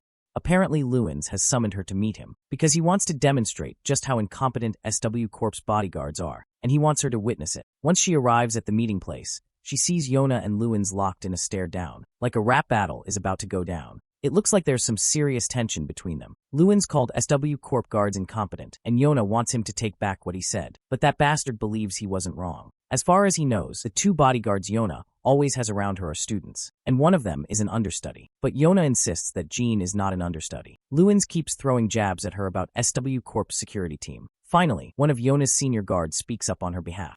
He explains that SW's security team doesn't operate the way Lewins thinks. While he understands the reason for Lewins' misunderstanding, their team is made up of tested and competent people, including those two bodyguards. But Lewins remains sassy with his words. We can tell that this bastard is intentionally pushing SW Corp's buttons, because he wants to initiate a sparring session with SW Corp. So he throws down the gauntlet, challenging her to a sparring match, his bodyguards versus hers, to see just how competent SW Corp really is. But Yona already knows what this bastard is plotting, so she doesn't respond immediately. So he tries to provoke her, wondering if perhaps her bodyguards aren't as competent as she claims. Besides, it will benefit both sides if they get a chance to train with each other. But Yona makes it clear that she's not about to make a decision like this on her own. After all, bodyguards are here to protect them, not to put on a show. Jia seems pretty satisfied with Yona's thorough response to the provocation. Even Seokju looks pleased. Lewins, on the other hand, is finally out of arguments. He then shifts his attention to our boy, pointing out that Jean is the reason this situation escalated in the first place. He tries to provoke Jean, sneering at how he's hiding behind the very person he's supposed to protect, which, even for an understudy, is a pretty low standard. But we all know Jean isn't the type to act on impulse, so he stays quiet. Lewins then throws a jab at all of the SW Corps bodyguards, calling them third-rate and claiming they're nothing but an embarrassment to their master. Of course, not all of the guards are as composed as Jean. They quickly take the bait and are ready to fight Lewin's bodyguards. But the senior bodyguard of Team 2 remains composed and responds wisely. He makes it clear that they are here to protect their client, not participate in sparring matches. If his team gets injured, they won't be able to carry out their duties. That's when Jia catches everyone's attention. Being the senior, she grants Team 2 permission to engage in the duel. Now they are free to make a choice whether they want to fight or not. Many of them are eager to prove themselves, but Lewins isn't happy about this. The only reason he wanted this sparring session was because of Jean. If Jean isn't participating, then it's pointless. To his surprise, Jean steps forward. Yona tries to stop him, but Jean reminds her that he's part of Team 2 as well. And just like that, Jean ends up facing a bodyguard representing Lewins. Lewins is thoroughly satisfied to see this. He's sure Jean will learn his place once he loses an arm or a leg. Meanwhile, Jia knows Jean is skilled, but she's still worried. He's young, but her bodyguard assures her there's nothing to worry about. Out of all the sparring matches they've had, not a single person has beaten Jean yet. As soon as the referee signals the start of the match, my guy moves with the speed of light and delivers a brutal knee smash, knocking his opponent out on the spot. Lewins, who was smug just moments ago, is now utterly baffled. Meanwhile, Seokju and the others are beyond pleased to see these scumbags getting their asses hooped. Even Jia cracks a smile, realizing she was worried for nothing. One of Team 2's members steps up, ready for the next fight. But Jean isn't done yet. He challenges Lewins to send the next person. This, of course, rattles the hell out of Lewins. In his eyes, the audacity of this lowly guard to provoke him is beyond infuriating. But eventually, he sends one of his best men. Lewin's guard assures him that they won't lose this time. The battle starts. The opponent lunges at Jean, only to get punched hard in the face. Jean follows up with an elbow smash. Despite the brutal hits, the guy lunges again, only to get slammed across the face once more. And that final knee smash is enough to knock him down cold. This is just another humiliating slap to Lewin's pride. Meanwhile,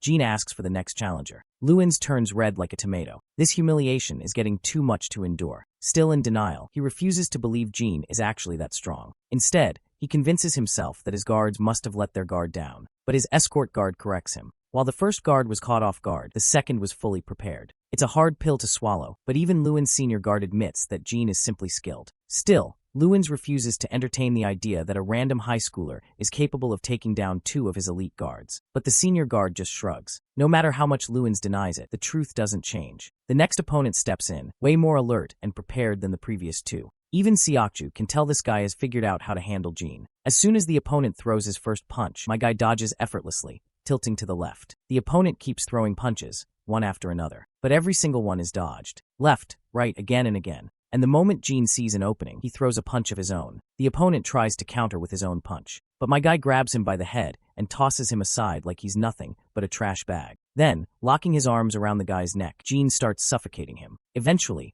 the opponent completely loses his will to fight. Lewin's men can't help but be fascinated, no matter how many times they see it. Meanwhile, Gene is already demanding the next opponent. Lewin grits his teeth. After taking so many brutal hits to his pride, he's barely holding himself together. His senior guard even suggests surrendering, because at this point, he's figured it out that they won't be able to beat this monster with the people they have. But Lewin refuses to back down. Instead, he suggests that his senior guard fight next. Meanwhile, Jez's escort guard also thinks that Lewin is going to stop here. But Jeb believes they'll be rushing into fights since their fragile egos have already been bruised. She can tell that this is the only thing going through Lewin's mind right now. However, her escort guard thinks it would be difficult to beat Gene, even with more people. And even if Lewin's won, it wouldn't mean much. No one would praise them for finally beating someone who had already taken down 3 of their men. Besides, the whole reason they provoked SW Corp was to embarrass Gene. But since the opposite happened, they have no choice but to surrender. Eventually, the enemy concedes, and the sparring session comes to an end. SW Corp's bodyguards burst into cheers and laughter, celebrating their victory. Everyone starts surrounding Gene in admiration. Even Jia can't help but chuckle at the sight. While he doesn't talk much and always wears a blank expression, he's surprisingly popular. Her escort agrees, feeling proud of how Gene lets his fists speak for him, something far more important than words. Gene then turns to Yona and asks how she's doing. This makes her smile, suddenly feeling much better. Gene is also glad to hear that. Once again, he's surrounded by the other guards who want to celebrate with him. Meanwhile, Lewin and his goons can't help but feel the sting of defeat. Later, Yona meets her grandfather, whose name escapes me, so we'll just call him the director of SW Corp. The director seems to have caught wind of the sparring session. His left-hand man reveals that, from what he's heard, Lewin's group was the one who provoked SW Corp. SW Corp didn't want to engage in the spar, but those guys insisted, so instead of Team 3, Team 2 decided to take them on. The director then asks about the results, and Yona gladly reveals that Gene beat them all by himself.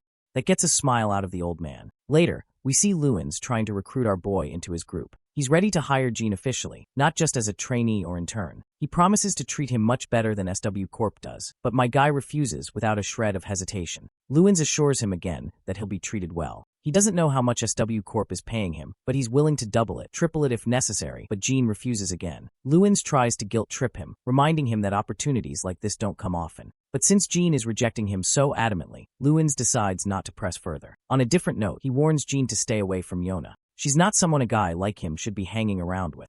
Gene, however, sees it differently. He's simply doing his job as a bodyguard. Lewin is willing to pay him if that's all it is, just so he can stay away from Yona. But Gene isn't in the mood to talk. If Lewin has nothing else to say, he's leaving. And so, my guy just walks away, leaving that shithead gritting his teeth, frustrated that Gene won't listen even to the end. Lewin then shifts the blame onto his incompetent bodyguards for leading him into this humiliation. But his senior guard reminds him that Gene was just too strong. Even he doesn't think he could beat him in hand-to-hand combat. The guard further argues that the bodyguards they brought here are ranked among the top in the Bailey group. Even if the first guy got caught off guard, that doesn't explain how the next ones went down so easily. Gene might be young, but he's strong. The escort guard further points out that hand-to-hand combat isn't everything for a bodyguard. If fighting was all that mattered, martial artists would make the best bodyguards. But a bodyguard's job goes beyond just fighting. Lewin acknowledges this. Anyway, he asks his guard if the business is proceeding as planned. The guard affirms with a positive response, saying nothing has changed and that their guests should arrive tomorrow as scheduled. Lewin is looking forward to it. He's certain Hyung's weakness will soon be in his hands. We don't know who Hyung is, but it looks like Lewin has beef with this person, and he wants to expose him badly. Later, we see Yona and Lewin together again. After some small talk about daily responsibilities, he finally gets to the real reason they're here. He wants to know if she's made up her mind. She was supposed to give him her answer today. But Yona reminds him that he originally wanted her response before he left for America.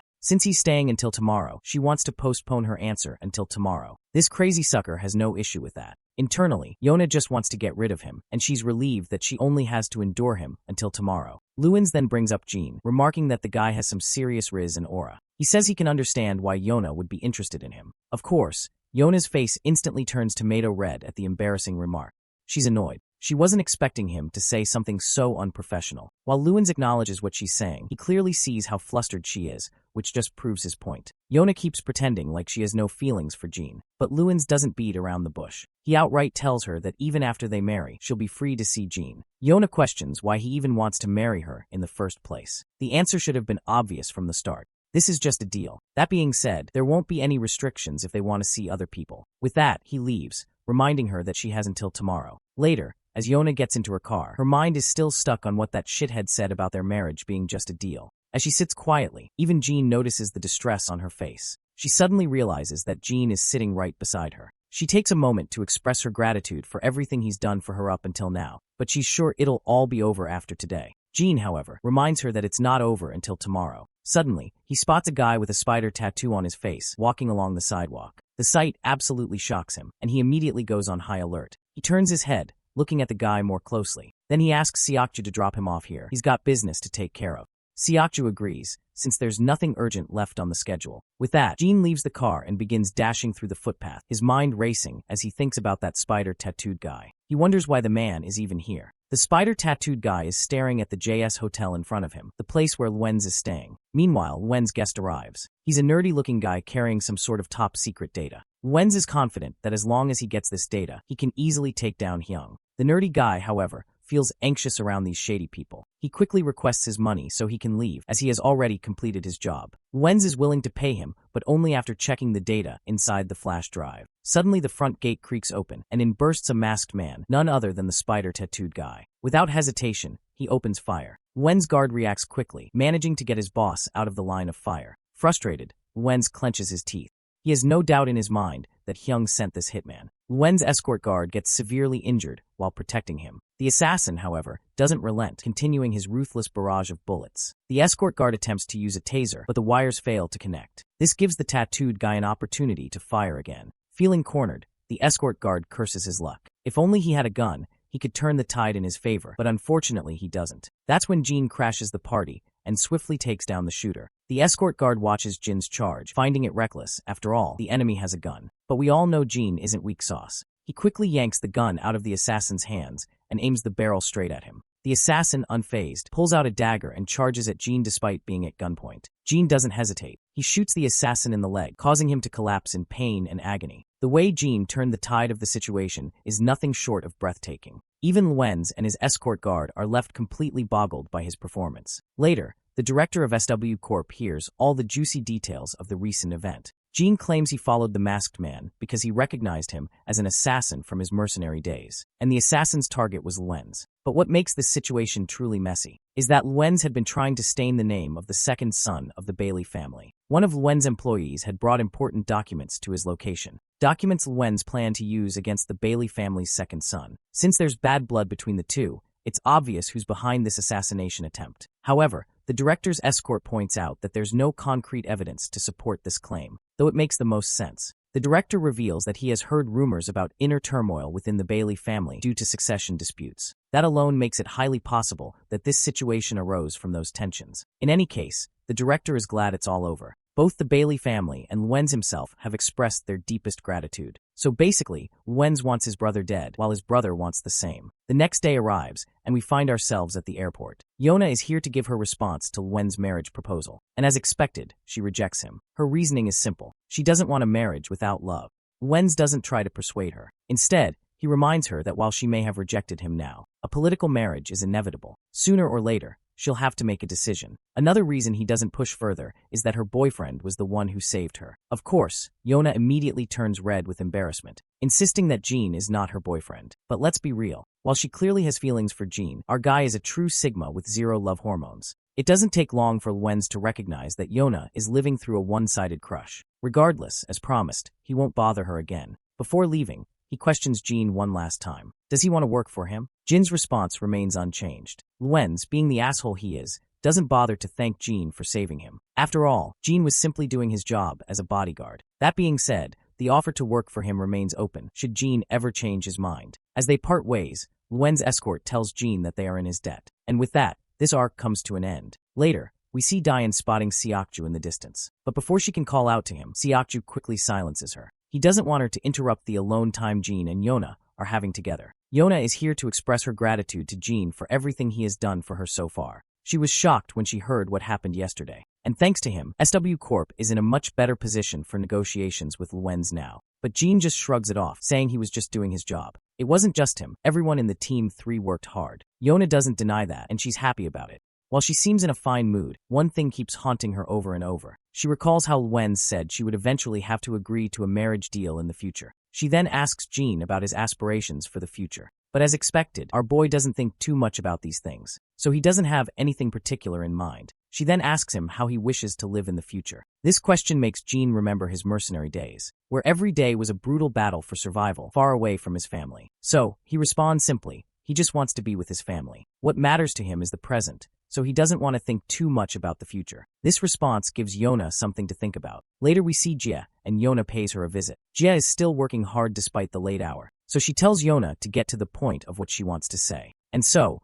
Yona finally admits that she doesn't want to take on the responsibilities of the company. She has no plans to lead it. As Jia mentioned before, Yona believes she doesn't have the ability to govern the company, nor does she think she ever will. And if she's being honest, she has no interest in it either. That's why if she ever inherits the company from her father or grandfather, she wants Jia to take care of it. She can't erase herself from the family position, especially since it was given to her by her father. But she still wants Jia to lead the company in her place. Jia finds this ridiculous because what Yona is asking isn't that simple. But Yona admits she's just a naive teenager. She doesn't know if things will turn out the way she wants. She even admits she doesn't fully understand what she's saying, but she just wanted to express what was on her mind. And to make this happen, she needs Jia's help. But Jia has no motivation to help her. In response, Yona reminds her that it's not a bad deal for Jia if things go as she wants. It would even be advantageous for Jia when she goes up against her older brother. Now that she said everything she wanted, Yona leaves. Afterwards, she calls Jin and asks him for his company. In the Radiant City, we transition to Cha's turf. Inside the club, we find Cha, deep in thought about our boy. He's considering calling Jin to hang out, eat, and just chill. That's when Cha's left-hand man appears and reports that Gil Soo Hyung Nim is here. This name completely shocks the hell out of Cha. And then in steps the man himself. And judging by the look on his face, it's clear that he means business. The scene shifts to a certain fat sucker, one of the gangsters who got his ass hooped by our boy and Mr. Cha. Since his name isn't worth remembering, let's just call him Fat Sucker. He looks as pissed off as a baboon when his men report that they saw Gil Soo visiting Cha's turf. Fat Sucker's fellow gangster is also here. Let's call him Vampire. Vampire reports that Gil Soo was supposedly in Russia, so he's curious why the guys suddenly showed up. Fat Sucker has no clue either. But one thing's for sure, Gil Soo is going to be a huge pain in the ass, and him joining forces with Cha is the last thing this fat sucker wants. Mr. Cha used to work under Gil Soo, so there's a chance they might collaborate. But even then, Fatty is sure they're different. While Cha is skilled, he prefers to stay under the radar and doesn't want much. Meanwhile, Gil Soo is greedy as hell, and he'll do whatever it takes to get what he wants. The scene transitions back to Cha and Gil Soo. Gil Soo says he's heard rumors about Cha living a quiet life, which is weird. I mean, why would someone as skilled as Cha stay under the radar? Well, Cha just admits he's lazy. Maybe he's getting old because he feels even lazier. Gil Soo doesn't like that response, especially since he's the old one here. Anyway, Gil Soo expresses his desire to join forces with Cha. He's sure that if they work together, they could take over the entire country. But Cha politely declines. He doesn't have what it takes for something like that. He believes that brute strength alone won't cut it. To pull something this big off, they need strong connections with higher-ups and solid business sense. And honestly, Cha doesn't think he's capable of either. Like he said, he's too lazy now. He's getting old. A while later, Cha and his boys see Gil Soo off, and the guy speeds away. Cha's left-hand man asks why Gil Soo came here. Cha just replies that he came here for work.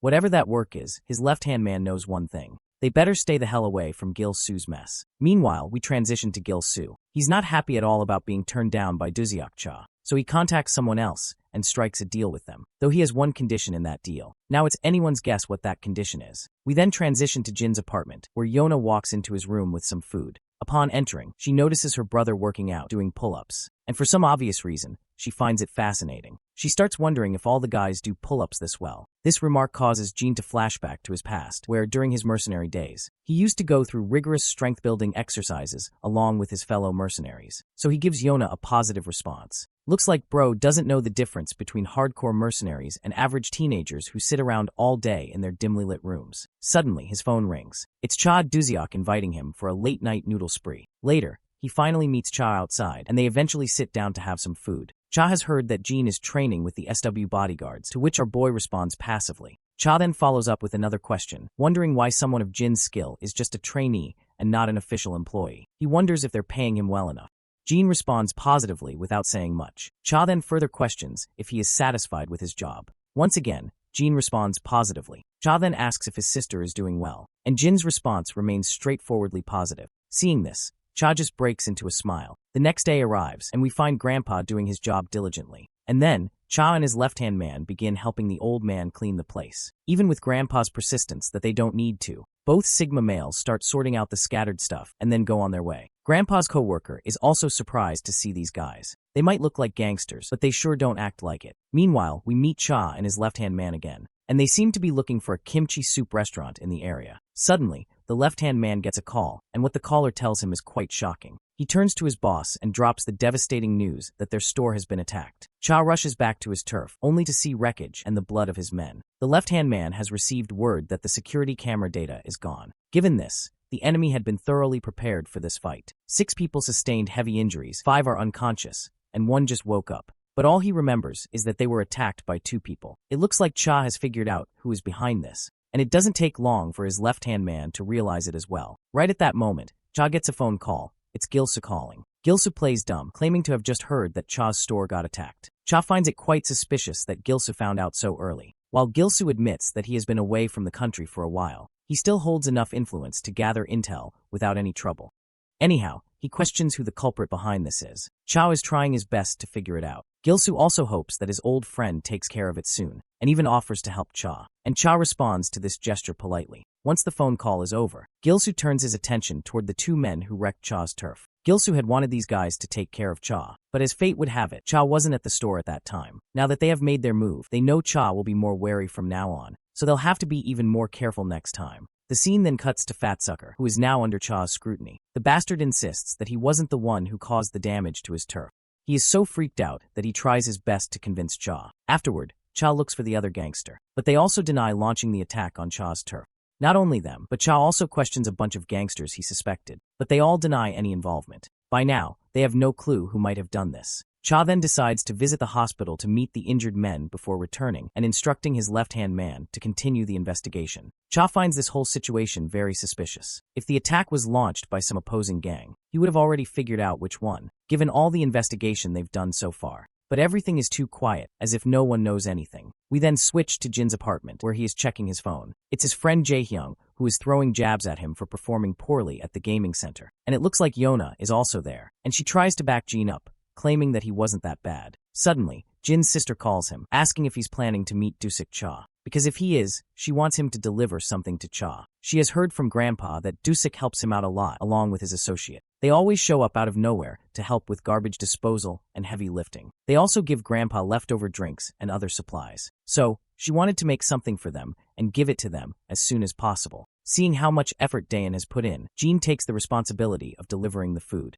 Later that night, he arrives at Cha's apartment and offers him the food, telling him that his sister asked him to deliver it. Cha takes the bag and takes note of the food inside. Now that the mission has been accomplished, Jin proceeds to leave. Seeing this, Cha quickly calls him out and invites him for a drink. The scene transitions to Cha's left-hand man, who is in the car along with the other members. They are still trying to figure out who did this, and this time, they are suspecting Gilsu as well. While they did send some men to spy on Gilsu, they still can't figure out where he is located. And if they want to do it without Gilsu finding out, it's going to be a much harder investigation. The moment their car reaches the intersection, another vehicle slams into them with brutal force. It's clear this crash is deliberate. Cha's left-hand man, Hyung-suk, is badly wounded. Dazed and struggling to process what just happened, he barely registers the hands that grab him before he is violently thrown out of the car. Back at Cha's apartment, he looks down at the food in front of him, noting just how much has been prepared. He can't even remember the last time he received something like this. Given how appetizing it looks, he assumes Jin's mother must be an excellent cook. However, Jin clarifies that it was actually his younger sister who made it. The revelation stuns Cha. To think that a little girl prepared all this food on her own, it just doesn't sit right with him. He can't help but wonder why she would take on such a responsibility when it should clearly be the job of her parents. Jin then reveals that he and his sister have not seen their parents since they were children. Because of this, his sister had to cook for herself for years, and over time, she grew to enjoy it. Now it all makes sense to Cha. Still, he can't help but feel a pang of sympathy for the siblings. After a brief moment of awkward silence, Cha shakes off the tension by offering Jin a drink. However, when he opens his refrigerator, it's completely stocked with alcohol. Not exactly appropriate for a 19-year-old. Jin decides to take his leave, but before he can step out, Cha's phone rings. The moment he hears the news, his expression darkens with devastation. Hyung-suk has gone missing. Jin immediately notices the drastic shift in Cha's demeanor, but Cha doesn't voice his concerns. Instead, he apologizes to Jin, explaining that an emergency just came up. Later that night, Cha arrives at his turf, where his men report that 2 more of their stores were attacked the previous night. The attack on Hyung-suk's car happened around the same time, and they have been unable to locate him ever since. The others who were with him are currently in the hospital, but Hyung-suk is missing, and he hasn't been admitted to any medical facility in the area. Cha quickly orders his men to prioritize finding Hyung-suk over figuring out who orchestrated the attack. His phone rings again, and this time, it's Gil-soo on the other end. As before, Gil-soo pretends to have just heard about the incident, feigning sympathy over Cha's misfortune. But Cha is done playing games. He directly demands to know why this shithead is attacking them so suddenly. Gil-soo sounds amused, seemingly surprised that Cha has finally put the pieces together. Cha had suspected him from the start. There's no way opposing gangs would remain completely silent while his group was being targeted so systematically. Now that his suspicions are confirmed, he wants Gil-soo to cut the act. Cha knows exactly why Gil-soo is doing this. This is all happening simply because Cha refused to shake hands with him back then. Gil-soo doesn't deny it. Instead, he reminds Cha of the time he exposed the dirty secrets of politicians he had worked for in the past. To Gil-soo, this was one of the most foolish things Cha could have done. By going against powerful figures, Cha painted a target on his back. Now those same people want him dead, and they will keep coming until they succeed. If they don't make an example out of him, others will start barking at their masters. Gil-soo then lets Cha hear Hyung-suk's agonized screams in the background. The bastards are electrocuting him, torturing him mercilessly. They captured him because he planted spies to follow Gil-soo, and they want to remind him of his place by making him suffer. Gil-soo further reveals that the higher-ups are pleased. They're even offering extra money if he wipes out every single person affiliated with Cha. That only confirms just how much they want him erased. Before hanging up, Gil-soo lets Hyung-suk hear Cha one last time. But Cha remains silent, unable to bring himself to speak. Through strained breaths, Hyung-suk apologizes for disappointing him. After this brief exchange, Gil-soo takes the phone away from Hyung-suk.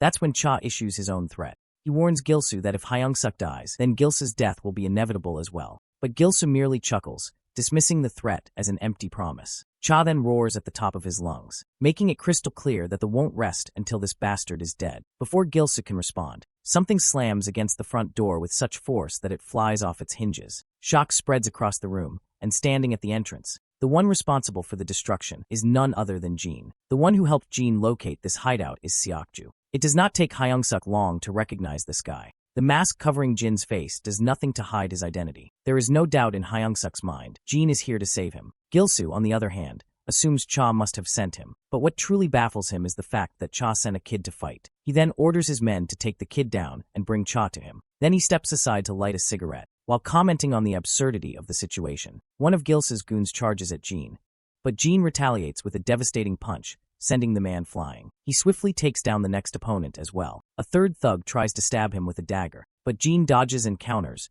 dropping him instantly. One by one, he massacres these so-called gangsters, treating them like mere dummies left for him to practice on. In a matter of seconds, every single one of Gil-soo's men is sprawled on the ground. Gil-soo stands frozen, cigarette hanging loosely from his lips in utter disbelief. Meanwhile, Hyung-suk isn't surprised in the slightest. After all, this is Jin we're talking about. It looks like there is still one man remains standing, ready to engage Jin in combat. He throws the first punch, but Jin blocks it with precision and counters with a brutal kick to the man's leg, followed by another aimed at his face. However, the opponent manages to guard himself at the last moment and retaliates with an attack on Jin's legs. Jin swiftly delivers a solid strike to the bastard's head, forcing him to stagger back.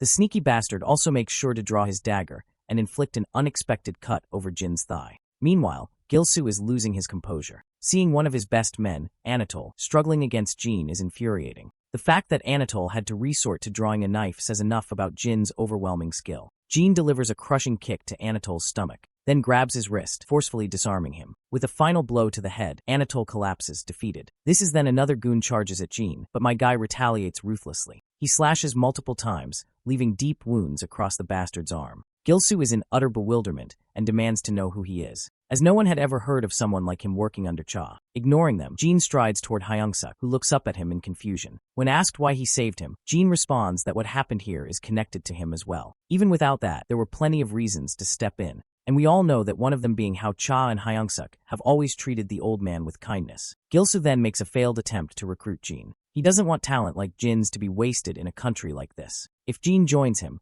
He promises the freedom to go as wild as he wants, but Jean remains silent. Taking the silence as a rejection, Gilsu pulls out a gun, intending to kill Jean on the spot. He finds it ironic that being a good person means nothing when a single bullet can end a life. He reminisces about his time in Russia, where he had struggled a lot to adapt to firearms, and assumes Jean must be just as unfamiliar. But to his shock, Jean moves with inhuman agility, weaving past every bullet. Gilsu, overly reliant on his gun, lets his guard down. Seizing the opportunity, Jean throws a dagger straight into Gilsu's chest. Jean follows up and drives the blade even deeper. While our boy is not a fan of throwing jabs, he takes a moment to mock Gilsu's poor gunmanship. Anyone with true experience wouldn't attempt to shoot a moving target while holding the gun one-handed. This proves Gilsu has never used a gun in real combat. Gilsu is in utter disbelief. To think that a man of his stature is about to be taken down by a high schooler, he refuses to accept it. Summoning his remaining strength, he pushes Jean back and yanks the dagger from his chest. Now opting for hand-to-hand combat, he throws a punch, but Jean dodges effortlessly and counters with a devastating blow of his own. Despite his pride, Gilsu continues to fight, though he is getting beaten mercilessly. Eventually, after a long, grueling exchange, Jean ends the battle with a final knee smash to Gilsu's face. Throughout it all, Young-suk remains the sole witness to Jin's sheer dominance. He watches in awe, barely believing what he just saw. One high schooler took down Gilsu's entire gang alone, an absolutely insane feat. Cha finally arrives with his men, only to find the battle already over. The only thing left standing is Jean, surrounded by unconscious bodies. This is then Cha realizes something crucial. The text he had gotten earlier must have come from Jean, who tipped him off about the Gilsu's hideout location. So, he expresses his gratitude to Jean. But as always, our boy says nothing and simply walks out. Cha then turns to Gilsu, who is barely clinging to life. Despite his injuries, the man still manages a smirk. He refuses to believe that someone like Jean would ever work under Cha's command. Cha questions why his senior had to escalate the situation unnecessarily, but Gilsu sharply disagrees. In his mind, nothing he did was unnecessary. This is simply how delinquents handle business. His goal was to reclaim his position as top dog, and that meant taking down Cha. He scoffs at the idea of living a life like Cha's. He also hates the fact that a so-called gangster like Cha suddenly started preaching about honor and peace. The scene shifts to the past. Gilsu once overheard his men discussing how, ever since Cha split from him, many of them wanted to follow Cha instead. His work ethic and loyalty were far superior. Now, in the present, Gilsu hates how Cha prioritizes ethics and honor over raw power. He sneers at the idea of treating subordinates with kindness. If Cha wants to live a normal life, he should just quit the gangster world and get a job at freaking McDonald's, where he can hand over fries with a big fucking smile. But Cha has had enough. The one who doesn't know how to be a gangster is Gilsu. No matter the situation, one should never stab a loyal brother in the back.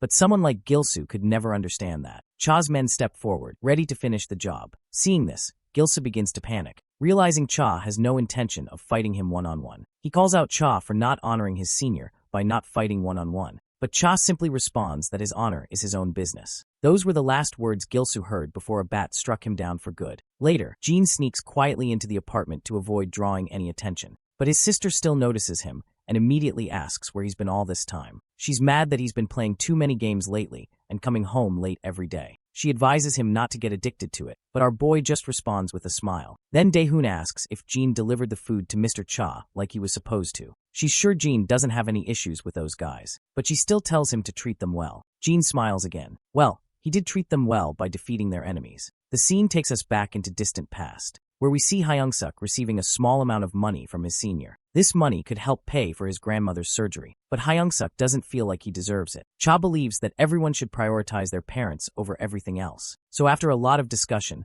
Hyung-suk finally takes the money. Sadly, Hyung-suk's grandmother passes away, but thanks to that money, she passes peacefully. Later, Hyung-suk finds out that Cha has been living at a sauna because apparently he's broke and can't afford rent anymore. It does not take him any time to realize just how much Cha sacrificed just to help him. He goes to find Cha at the sauna, and when he sees him, tears involuntarily start to flow down his face. In the present, Hyung-suk wakes up in the hospital, and the only person there is Cha, which is to be expected. Cha apologizes, feeling like it's all his fault because Hyung-suk could have died this time. But Hyung-suk doesn't regret it at all. In fact, he was ready to die if he had to. He reminds Cha that they're not strangers. They're close, and he's sure Cha would have done the same for him. Speaking of the current situation, Hyung-suk suddenly remembers how absolutely crazy Jean is. Not only is he good with his fists, but he's also amazing with a knife.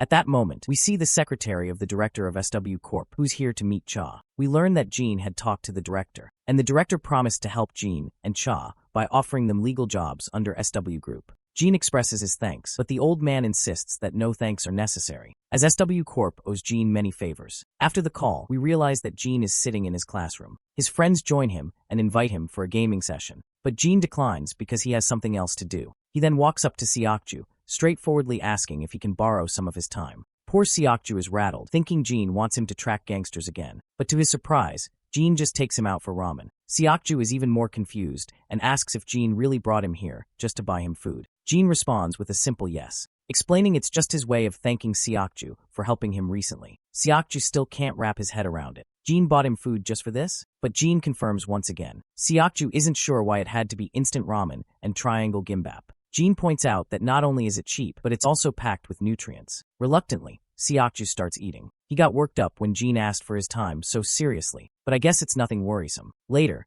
two girls show up and immediately ask for their phone numbers. Seokju isn't happy about it, but Gene casually asks if they're asking for their smartphone numbers. The girls get a little creeped out by how specific Gene is. They confirm they want his phone number, and Gene asks why they want it. His bluntness makes the girls even more uncomfortable, and even Seokju is a little freaked out. He quickly steps in to apologize on Jin's behalf, explaining that Jin's been living abroad and isn't used to this sort of thing. The creeped-out girls back off and run away. Seokju sits back down, clearly disappointed. He tells Gene that if he didn't like the girls, he could have politely refused instead of acting the way he did. But Gene doesn't understand. Someone he doesn't know wanted his contact information, and he doesn't take that lightly. Then, Jin's friends and Yona show up, and they end up overhearing the conversation. They want clarification about who asked for Jin's contact info. Seokju explains that it was some girls from Ginny Girls High. Jae-hyung is completely shocked and asks if they're talking about the same girls who just passed by. One of them was Chai Lee-sul, a famous idol trainee. He's freaking out that she asked for Jin's contact info. They then inquire with Seokju if he gave her the number. Seokju says no.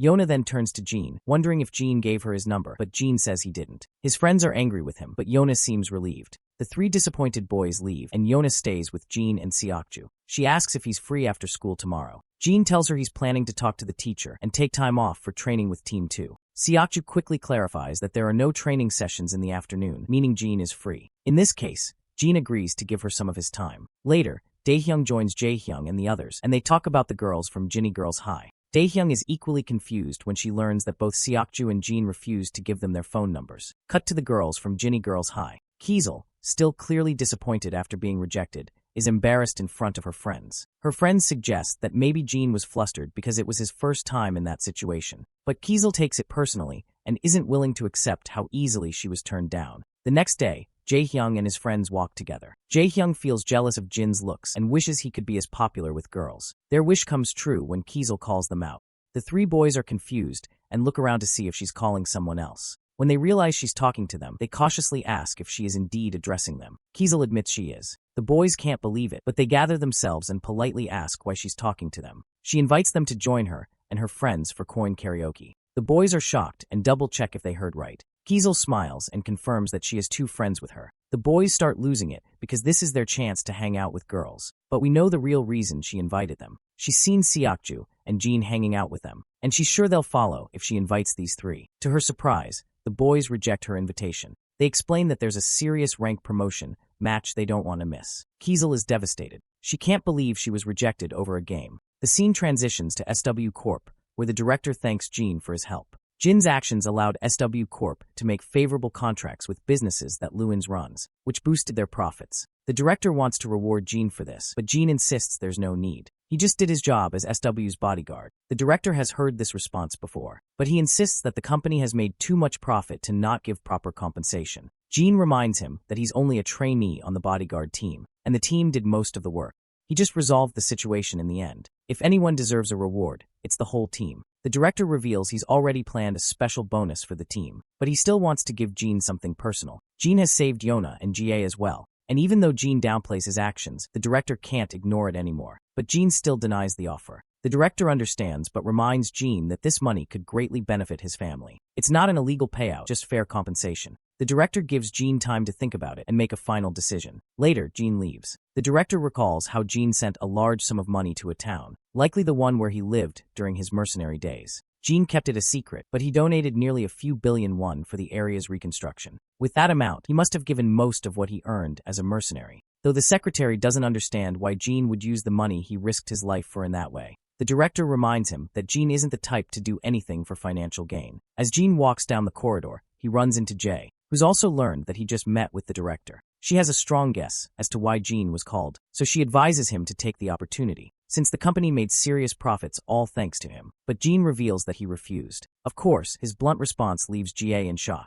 She questions why he would refuse something like that. She tries to argue with him, but then remembers that it's pointless. She simply tells him not to miss out on the opportunity, and that she's even willing to talk to the director again. She's utterly disappointed. How could he let such an opportunity slip? While she considers him skillful and mature, it seems like he's still a kid after all. Later, we see Jean and Seokju in the training grounds, doing their usual drills. Just as they're wrapping up, their senior calls them over, saying they're heading out for dinner tonight. But no alcohol would be allowed since Seokju and Jean are still minors. Later, they all arrive at the restaurant, where Jean feels a little out of place. Jean becomes the highlight of the dinner, since it's all because of him that they've gotten huge bonuses. Everyone's throwing a party to celebrate. While they're having dinner, we see Jae outside the restaurant. She can't help but comment on how someone like Jean, who barely talks, is so popular with the guys. Later, Jean returns to his apartment, where his sister greets him and asks if he had dinner. Jean replies positively, revealing that he ate with his coworkers. He notices that their grandfather hasn't come back from work yet. Daehoon explains that Grandpa had something important to do and would be late. The doorbell rings, and Daehoon quickly runs to answer it, thinking it must be Grandpa. They're startled to find him bent over in pain. It looks like he hurt his back while helping a resident carry something and twisted it. The grandchildren support their elderly grandfather and get him to bed. They also make sure to place an electric heating pad over his back. Jean decides to stay with Grandpa while Daehoon go take rest. Grandpa apologizes for causing them unnecessary worry. Seeing his grandfather in such pain, Jean remembers the director's words about how the money could greatly benefit his family. He starts to see how it could help them. He asks Grandpa if it's getting difficult to keep working. Grandpa doesn't beat around the bush and admits that it's hard. Jean then asks if Grandpa wants to quit the job. Grandpa says it's not bad enough for him to quit. After all, what job isn't difficult? He's just happy he can still work at his age. Grandpa is curious about why Jean is asking. He wonders if Jean is worried that if Grandpa quits, they'll have money problems. He assures Jean not to worry about money. Grandpa has worked hard and saved enough to send Jean and Daehoon to college and to give Daehoon money when she gets married. He also plans to take care of Jean until he moves out on his own. Besides, there's also the insurance money from his parents' death. Grandpa plans to use that after Jean and Daehoon move out. Grandpa wants to raise them with the money he earned himself, so Jean doesn't need to worry about anything. A few days later, Jean meets with the director again, and once again, Jean refuses to take the money. Seeing how stubborn Jean is, the director lets out a tired sigh. He points out that his gratitude could mean great financial help for Jin's family, so there's no need to refuse it like that. The director knows how hard their grandfather is working to make ends meet, but Jean reveals that it's his grandfather's wish to take care of his grandchildren on his own. Jean wants to respect his grandfather's wishes. The director reluctantly admits that Jean has a great-grandfather. Hearing this, Jean smiles and agrees. It's the first time the director has seen Jean smile like this, and it leaves him a little bewildered. As Jean walks down the hallway, he comes across a couple who stare at him. The guy is curious about why Jean just came out of the president's room. His female companion assures him she'll find out. Later, Jae gets some shocking news. Her older brother, Young-ho, is here. Her escort reveals that he suddenly changed his plans and came here out of the blue. He's currently talking with the president. Jae is visibly upset to hear this. She begins to remember the deal Yona had offered her, where Yona wanted her to take care of her part of the business, as it would be more advantageous for Jae when she faces her older brother. Meanwhile, Young-ho is meeting with the director. The director is surprised to see him, since he was supposed to leave for Japan. But Young-ho reveals that everything was resolved well, so he didn't feel the need to go. He figured he'd stop by since he had some time in business here. He asks the director how the new businesses are going, mentioning he's heard there were quite a few disturbances. The director reminds him that every business has its ups and downs, especially new ones, so it's expected things won't always go smoothly. Young-ho then mentions the crazy story about how Yona and Jae had been kidnapped at one point. He questions if the bodyguards have started slacking off, and if things keep going this way, he's not sure how the business will survive. The director's secretary quickly apologizes to Young-ho, as he knows the comment was aimed at him. The director, however, points out that the issue has already been resolved, so there's no need to dwell on it. Afterwards, Young-ho leaves the director's office. His assistant reports that the person who had walked out of the director's office is a recent trainee studying under the bodyguards. But this doesn't sit well with Young-ho. How could someone like that be talking to the president alone? The assistant explains that Jean is in the same class as Yona and Seokju, and that the company owes him a favor for helping rescue Yona when she was kidnapped. Despite this, Young-ho is annoyed that the director put Jean in the same position as SW's bodyguards. In his eyes, Jean is nothing more than a high schooler, but his assistant points out that Jean is quite skilled. They even say he had a big part in rescuing Jie recently. Not to mention, he saved Luins from the Bailey group during an assassination attempt. And thanks to that, SW was able to make a huge profit from negotiations with the Bailey group. Young-ho finally admits that the guy seems skilled. His assistant then drops another interesting tidbit. Yona seems to have a crush on him. This catches Young-ho off guard, and he's clearly not thrilled to hear this. We then cut to the training ground, where the bodyguards have just finished their session. Jean and Seokju are also there ready to head out. Yona rushes in to join them because she wants to tag along to the PC cafe. She decides to wait while they change into their uniforms, but Young-ho calls her out. His voice sends a chill down Yona's spine. He greets her and Yona looks absolutely anxious. Young-ho also sneaks a glance at Jean, while Seokju greets his senior respectfully. He then throws a cold glare at Seokju and interrogates him about how he could let Yona get kidnapped when he was right next to her. Seokju had been the best candidate for his age, so SW Court put him next to Yona.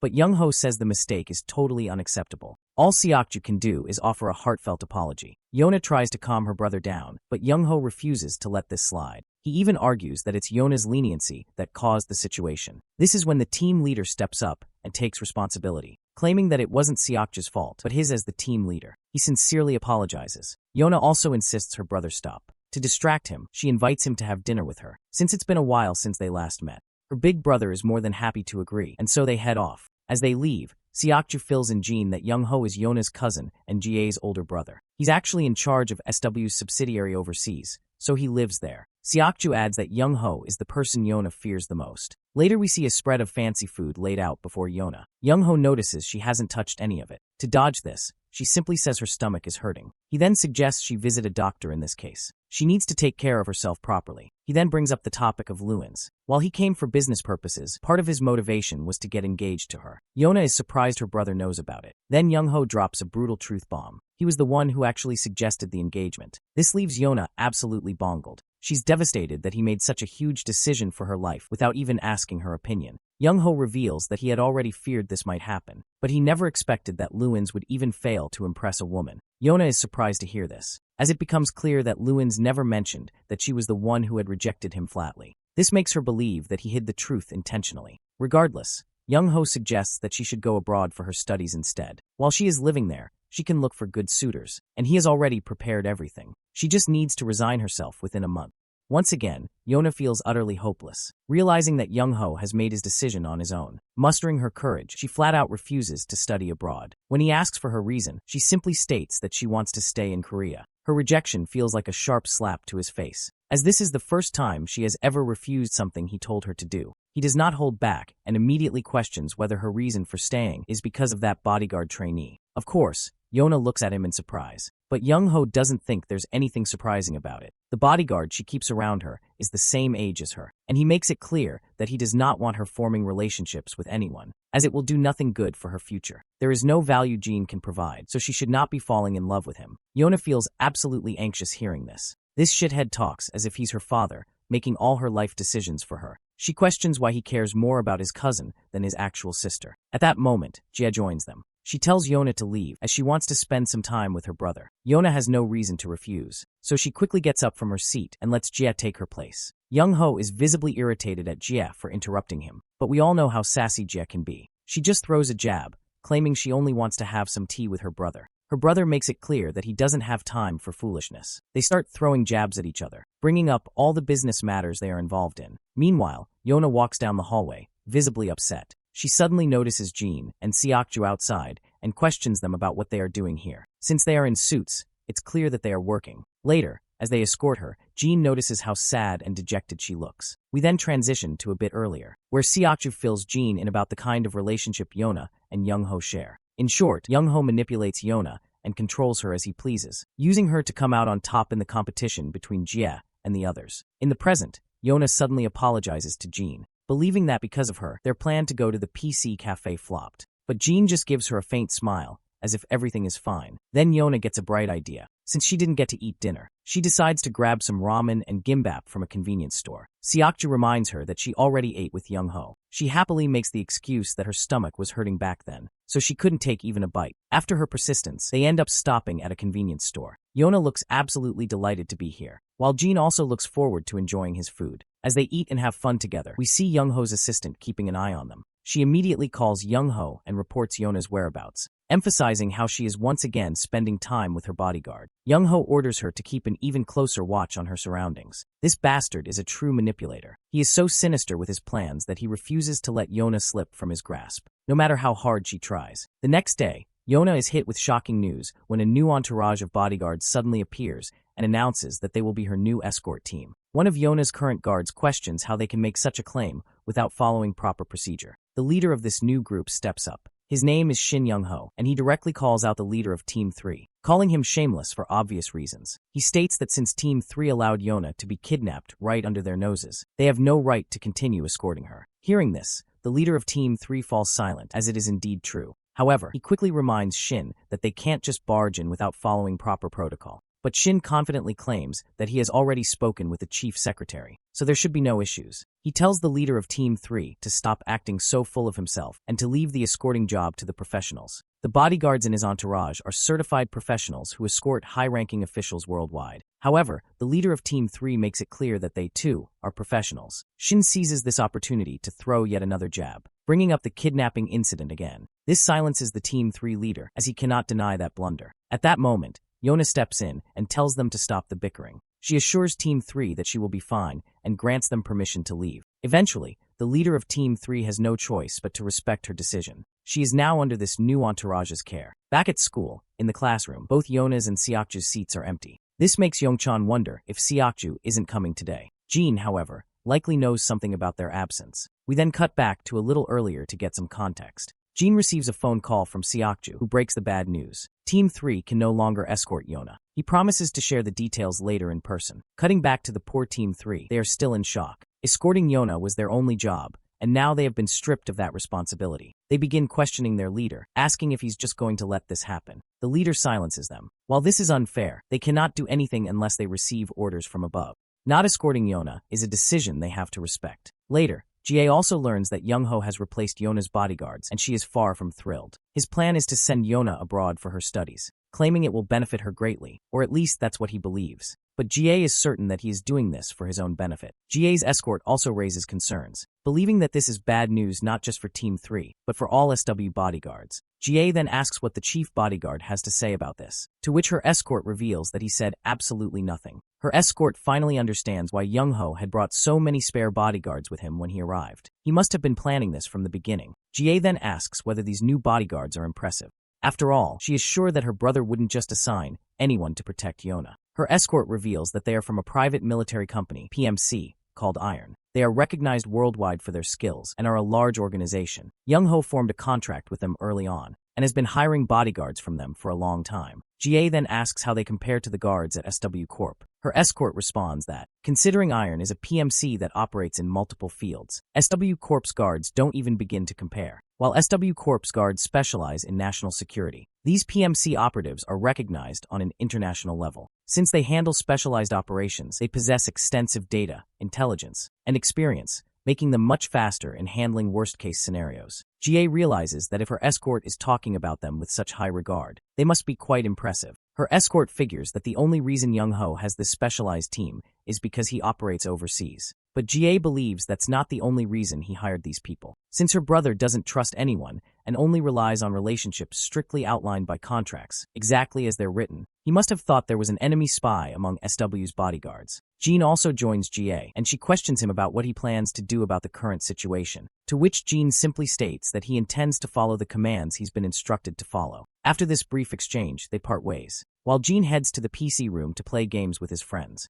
Yona is holed up in her room, looking dejected. Young-ho's secretary reports that Yona has canceled all plans for the day and is just sitting in her room. Young-ho doesn't give much attention to this and asks her about the important task he had assigned her. The lady claims she's completed everything. In that case, he gives her permission to leave. He then pulls out his phone and calls his business partner, informing him that Iron and SW will soon be working together. The man is glad to hear the news and says he's willing to provide any help necessary, especially since Young-ho is his important client. It seems like Young-ho is planning to expand his business to compete against Jia, and he's absolutely looking forward to crushing her. We cut to Jean, who's doing his usual pull-ups. Then his phone rings, and it's Yona. Later that night, they meet again. While Jean is inside the convenience store fetching a drink, Yona's mind flashes back to a conversation she had with Young-ho. He had given her short notice that she'd be leaving for abroad in 2 days. Even though he's supplying the basics for her, she needs to prepare. She has a lot of people to greet, so if she wants to keep up with the schedule, even a week from now would be too late. So he simply tells her to settle whatever business she has in 2 days. The poor girl can do nothing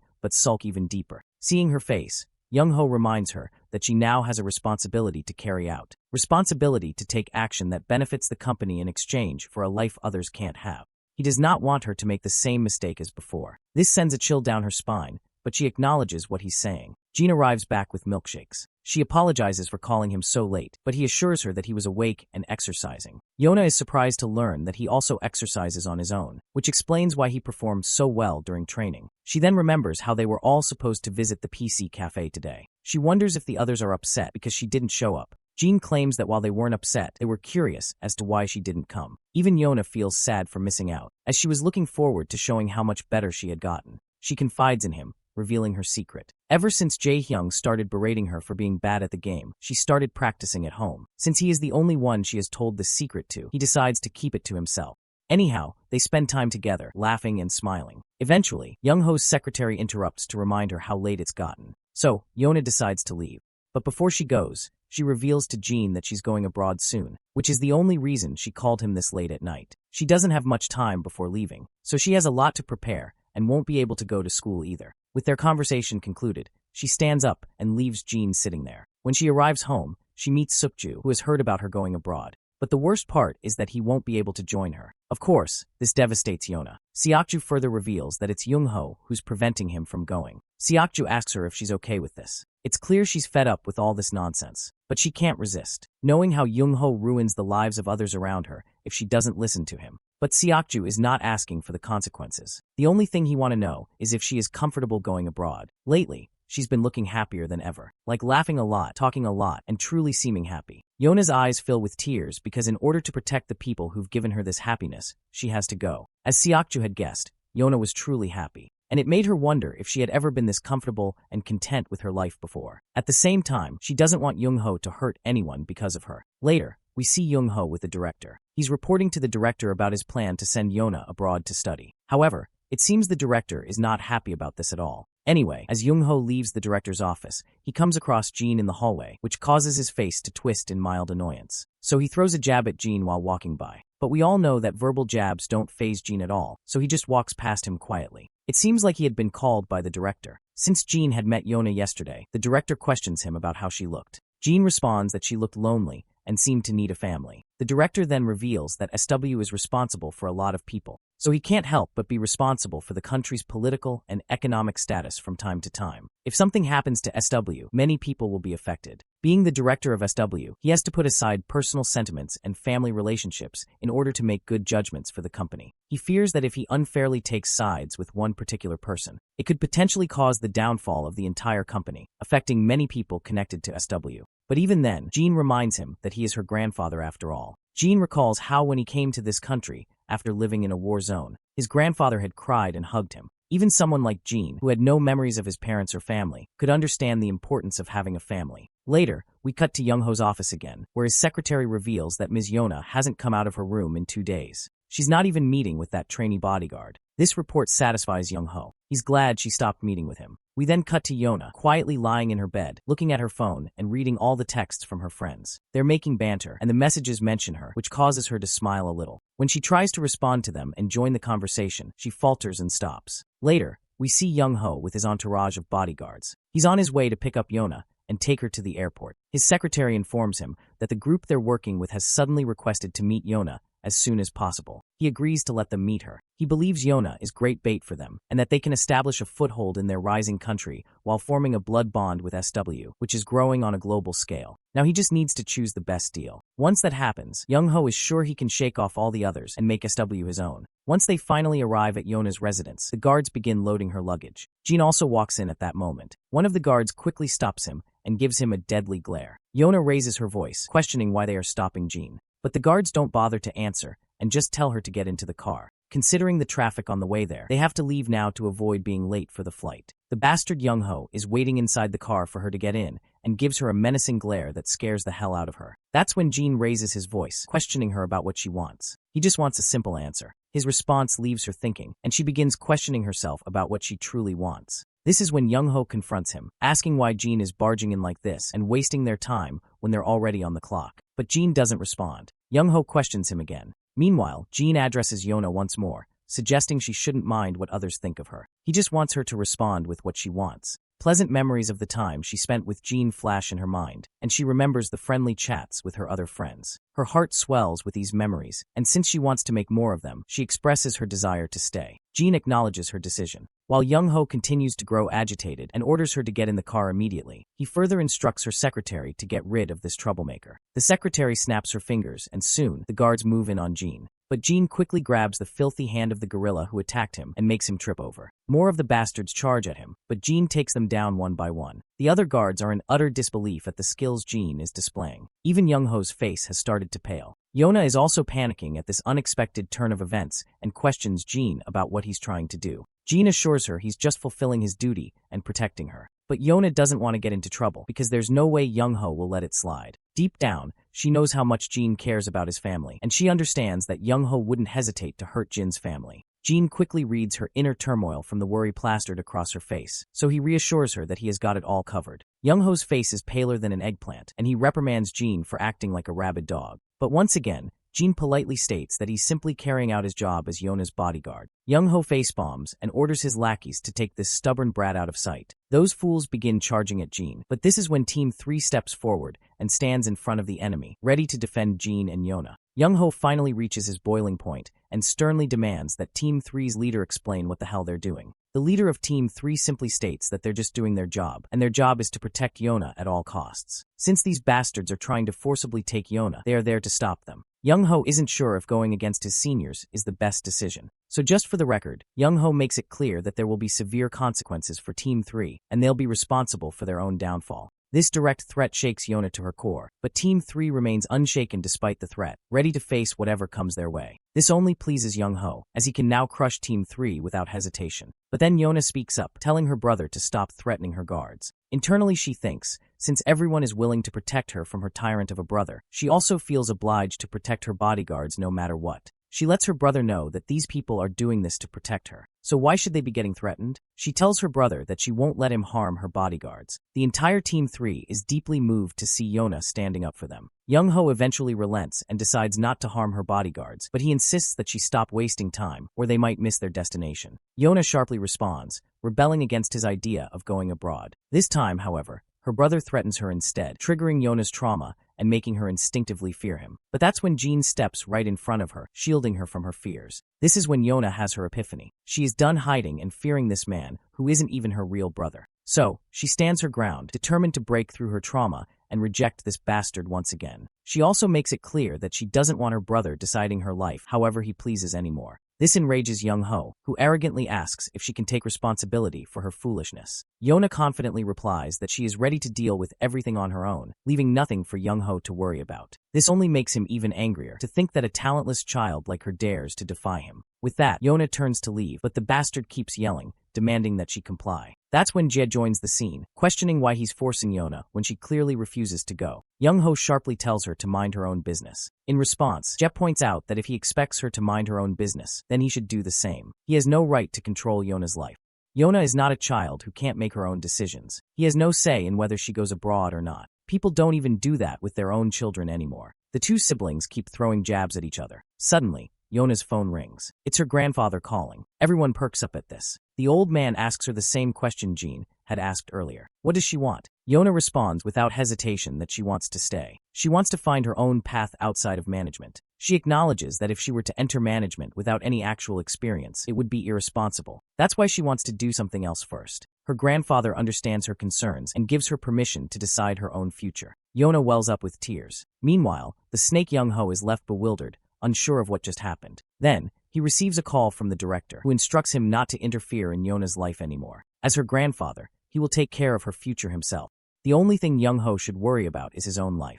Though furious, Young-ho has no choice but to concede. After shooting Yona one last glare, he gestures for his bodyguards to leave. Yona feels relieved. This is her victory against depression. After all these years, she has finally stood up for herself and broken free from her trauma. She is ready to live the life she has always wanted. Meanwhile, we cut to the director, who looks exhausted. It seems like being a grandfather is proving to be more tiring than expected. We then switch to a disappointed Young-ho, who reports back to his business partner about the hitch in their plan, deciding to proceed more cautiously. His business partner acknowledges the situation and assures him that patience is not an issue. He is willing to cooperate however Young-ho wants. As Young-ho sits alone in his office, he reflects on how he took care of Yona when every other relative ignored her, and she only repaid him by betraying him. But what angers him even more is his own sister, Jia, who suddenly decided to butt in and ruin everything for him. Jia never got involved in Yona's affairs before. In fact, she disliked Yona. So why did she interfere now? His secretary soon provides an answer. Yona and Jia have been on fairly good terms lately. They've even seen Yona visit Jia from time to time. This makes Young-ho absolutely enraged. The idea that Yona has taken control over Jia is unbearable.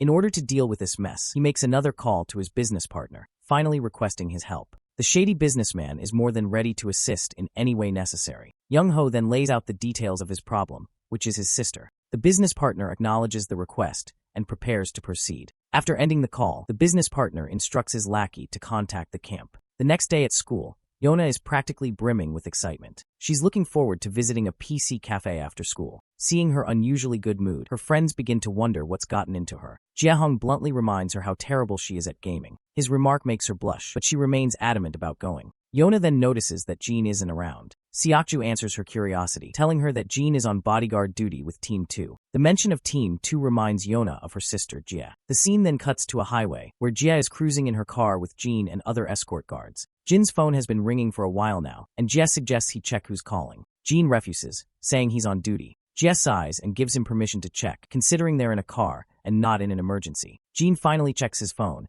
It's Daeon texting him. A smile spreads across his face, and Jia immediately takes note of it. She is sure it must be someone from his family. She then asks if he's free after work tomorrow because she wants to invite him to dinner. But Jean informs her he already has plans with his friends. That's when Jia reveals that Major Kong will also be attending the dinner. Of course, the mention of Major Kong makes Jean reconsider, and he quickly agrees. Later, we find Jean back at his apartment. He pulls out his old flip phone, inserts the battery, and dials his friend 006. 006 fills Jean in on the intel he's gathered. They already knew that the camp was receiving orders from somewhere. And considering what the men who captured 032 were looking for, it seems they were investigating the camp. Jean wonders why they would do that. 006 further reveals that the group who captured 032 assumed he had received orders from Mad Dog. 006 suspects that Mad Dog is trying to hide Jin's survival and keep it secret from the higher-ups. The camp suffered heavy casualties trying to eliminate Jin, and they reported that he had died from his injuries. As the one leading the camp, Mad Dog wanted to hide this fact. That's why they've been keeping a low profile. If they act too openly, the higher-ups might find out the truth. Jin then asks about 032's condition. 006 brings good news that he's fully healed, though he's struggling with how to live outside the camp. He warns Jin to be careful before hanging up. Jin quickly removes the battery and shuts the phone down. The next day, we cut to SW Corp. Inside the facility, Jie is being escorted by Jin and her regular guards. As Jie gets into the car, a shady woman watches her from a safe distance. But when she spots Jin by Jie's side, she looks visibly shocked, as if she's seen a ghost. She quickly ducks down to avoid being seen. After seeing Jin, she has no doubt he's 001. The scene transitions to the camp, where Mad Dog's phone rings. He answers the call. The caller is 005, the same woman who had been keeping an eye on Jie. She is on a mission to assassinate Jie and calls to report her progress. She confirms that she has located the target but has yet to complete the mission. Mad Dog questions why she is calling before finishing her assignment, as it is uncommon to do so. In response, she mentions that she has information regarding Jin. However, before revealing anything, she asks Mad Dog how Jin died. Mad Dog reiterates the same story he had been doing all the time.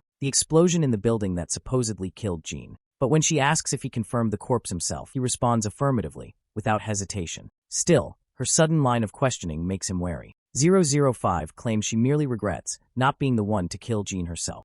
She recalls how 006 and 032 were recently killed in action, and how the remaining mercenaries are dwindling. When she thinks about it, she realizes that all of this traces back to 001. Her hatred for him resurfaces. Mad Dog, however, dismisses her emotions as useless distractions. He orders her to focus on the mission instead of wasting energy on revenge. Yet internally, he is concerned. First, it was only Iron who was suspicious of Jin's death.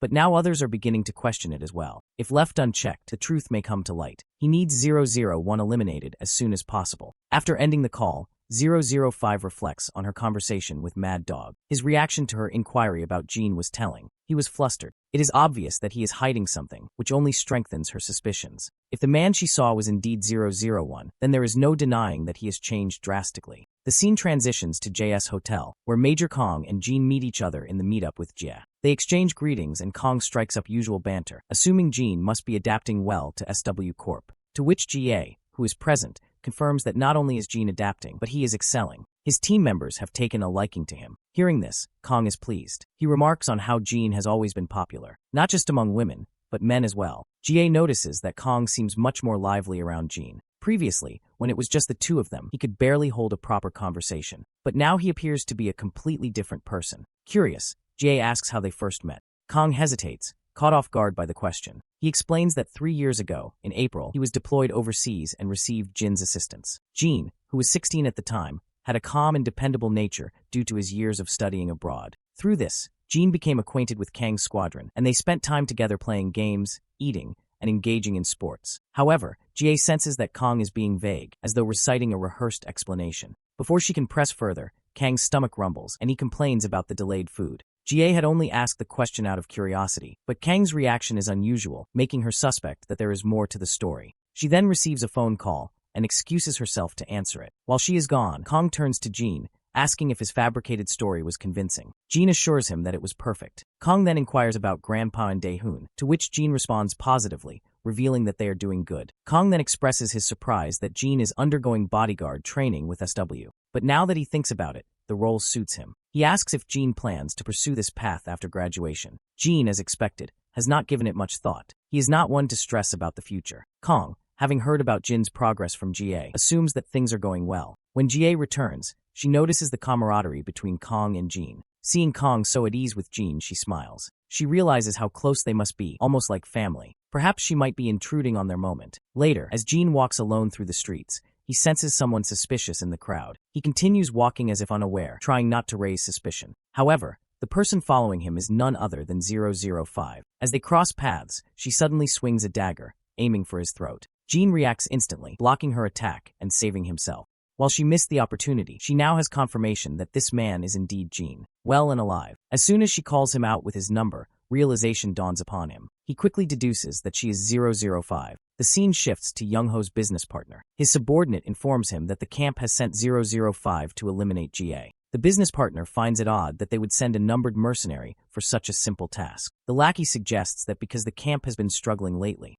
they must be using their strongest assets to ensure mission success. The business partner comments on how the numbered mercenaries exude a sense of caution. Yet from the camp's perspective, they are its most reliable weapons. By the way, the guy we are calling business partner of Young-ho is actually president of Iron. Here is a little background about the camp and its mercenaries. The numbered mercenaries were an experimental unit trained by the camp under Iron's direction. 1,000 candidates were put through years of hellish training, and only 40 survived to become active operatives. Their emergence allowed Iron to rapidly expand as they executed numerous high-risk jobs. However, when key numbered members betrayed them, the unit suffered devastating losses, nearly leading to the camp's downfall. Since then, the camp has deployed numbered mercenaries individually and supplemented their forces with regular hires. We return to Jean and 005's confrontation. The lady scrutinizes him. He is not only alive, but seemingly living a comfortable life.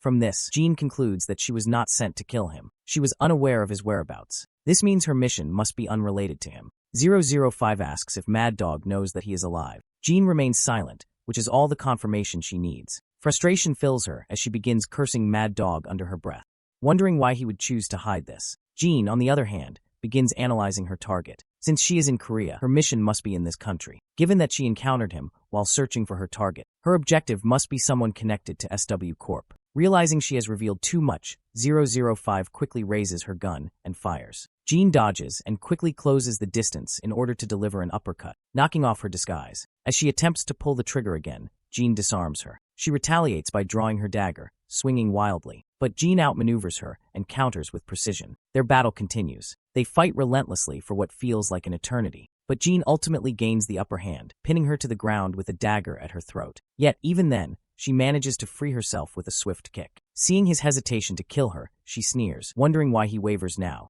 after personally killing 26 of their comrades with his own hands. While it's true that they were all rebellious and did whatever they pleased, she still can't forget that they were comrades who endured that hellish life together. And above all, they entrusted their lives to Jean and followed him blindly. But she's frustrated that all Jean did was kill them just because of his greed. Jean quickly denies these bold accusations. He simply subdued the comrades who followed him, acting on the camp's orders, but insists that he never killed anyone. Of course, 005 isn't ready to take his word for it, but Jean claims once again that he only subdued them. Someone else killed them. They weren't in any state to fight, but they also weren't in danger of dying. He only found out much later that they had died. It looks like she's starting to believe him, but she still needs to figure out, if it wasn't Jean, then who was responsible for killing the numbered mercenaries? Though, even if he didn't kill anyone, it doesn't change the fact that he betrayed everyone, and she isn't willing to forgive him for that. Jean claims that he did not intend to betray anyone. Basically, the memories of his past life had returned. In that situation, he could no longer follow the camp's orders to kill innocent civilians, so he quit. 005 chuckles at his response. There's no doubt now, his eyes are different from before, as if he's become a completely different person. From what she said, Jean realizes that Mad Dog didn't send her to capture him. Seeing him dig into her business, she's reminded of how he's just as annoying as he was before. She swiftly throws her daggers at Jean, but he dodges. Of course, those daggers were just distractions, so she could reach for her gun. And as soon as she grabs it, she starts shooting. Jean quickly hides behind a wall, saving himself. 005 takes the opportunity to vanish into thin air. Jean immediately calls Team 2 to safeguard Jie, and they arrive without wasting any time. We then cut to the PC room, where Team 3 also arrives to take Yona under their care. Next, we cut to the director. His secretary reports that they've been following Jin's warning, and have dispatched bodyguards to escort SW's important figures home. Grandpa is not surprised that there are assassins lurking around. He more or less expected this after getting involved in the military industry, but he didn't think an issue like this would happen again. We then cut back to 005, who sits quietly in her room, grinding her teeth. She's furious that Mad Dog lied to them about 001. She wants to scrutinize Mad Dog right now, but she can't until she figures out his reason. Then, she remembers Jin's words. He claimed he only subdued the comrades who followed her on the camp's orders and didn't kill them. If 001 is telling the truth, then who could have killed the numbered mercenaries? Not just that, there's also the possibility that all the numbered who died during missions were actually taken out by someone. No matter what, it's a dirty situation. Suddenly, her apartment's doorbell rings. Outside stands a delivery guy. Except he's not a delivery guy. He's some shady guy in disguise, and they are actually 3 guys in total, ready to ambush her. Since she doesn't respond to the doorbell, one of them starts breaking the lock, and they all cautiously enter the apartment. But she's already gone. As they cautiously move around, she shoots down one of them. Then, she quickly takes out the other 2 as well. With them on the ground, she asks one of the injured men who sent them. But spotting a walkie-talkie near his face, she doesn't speak further and silences him with a bullet. From what she can tell, these guys aren't from SW. Bodyguards from that country wouldn't blatantly use firearms like this. Later, as she walks through the streets, she suddenly realizes she's being ambushed. She quickly ducks into a nearby alley and shoots one of them down in response. Bullets start flying from the other side as well, leaving her stuck there with no way out. Just then, Jean arrives and takes down some of the shady attackers. While he clears one side, 005 makes sure to handle the enemies on the other. With the fight over, Jean and 005 come face to face once again. We then cut to Young-ho's business partner. By the way, the guy we are calling our business partner is the director of this organization called Iron. His lackey reports that the team they sent earlier has lost contact. The president sighs, finding it unfortunate to have missed the opportunity to capture a numbered mercenary. After all, it's not every day they get intel on their movements. His lackey assures him that they've erased any connections, so nobody will be able to trace the attack on 005 back to them. We then cut back to Jean and 005. He asks about the people who were chasing her. She does not give any response to this query, especially since there are plenty of people who could be after her. Right now, she's more interested in knowing why he helped her. Jean doesn't answer immediately, so she changes the question. Has he regained his memories? He admits that most of them have returned. She then reveals that 032 died recently. And not just him, 006 has also been reported dead. She's angry that those brothers died so young. They were supposedly killed during a mission, but she suspects they were actually taken out by the same people now coming after her. Jean remains silent. Because he knows the truth, both 006 and 032 are still alive. She has no idea what's really going on. She notices how he does not seem to be fazed at all after hearing about his comrades' deaths. Jean tries to assure her that's not the case, but the suspicious look on his face only makes her even more wary. For a moment, she begins to think that perhaps he could be the one who killed them. Her sharp reaction catches Jean off guard, and he quickly denies it. While he may not have killed them, she's absolutely certain he knows something. She keeps her question simple and asks him if they're alive. Jean remains suspiciously quiet, which leads her to believe that they are indeed alive. But she's only annoyed to realize that those idiots are trying to hide, only to be captured once again. But Jean assures her that they won't be found as long as they stay hidden. 005 isn't convinced. She knows the camp isn't leaving any betrayers alive, and things have only gotten worse since Jean left. They're trying to hunt down the traitors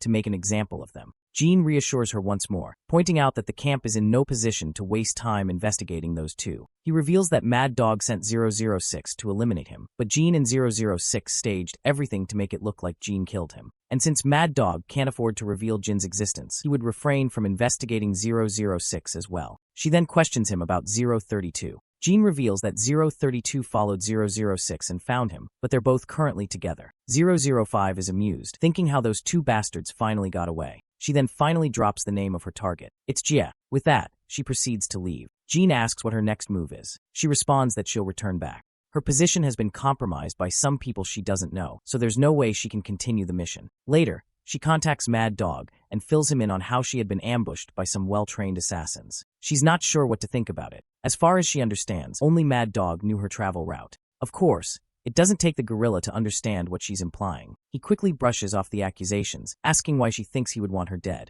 He tries to reason with her, but she shuts him down hard, making it clear she's no longer pursuing the mission. Those are her final words before she snaps her flip phone in two. We then transition back to the director's office, where Jean reports on the current situation. While the immediate threat has been neutralized, he can't make any promises for the future. The director isn't convinced and asks how Jean can be so sure of it. Normally, he'd avoid pestering him for details, but since it's his family at stake, the director can't afford to overlook it. Jean reveals that the target was Jia, but he's not sure of the reason. The only thing he's certain of is that someone is trying to eliminate Jia. Since Jean knows so much, the secretary deduces that Jean might have caught the assassin. In response, Jean reveals that the one who came to execute Jia was one of his comrades from the past. This comrade specializes in assassinations, and when they operate solo, it's not for kidnapping or threats. It's always to eliminate the target. This leaves the director utterly terrified, and he's desperate to know where that comrade is now. Jean reveals that they gave up on the mission and left. There's no way they'd go after Director Jia again. Of course, the secretary isn't convinced. They just can't take Jin's word for it.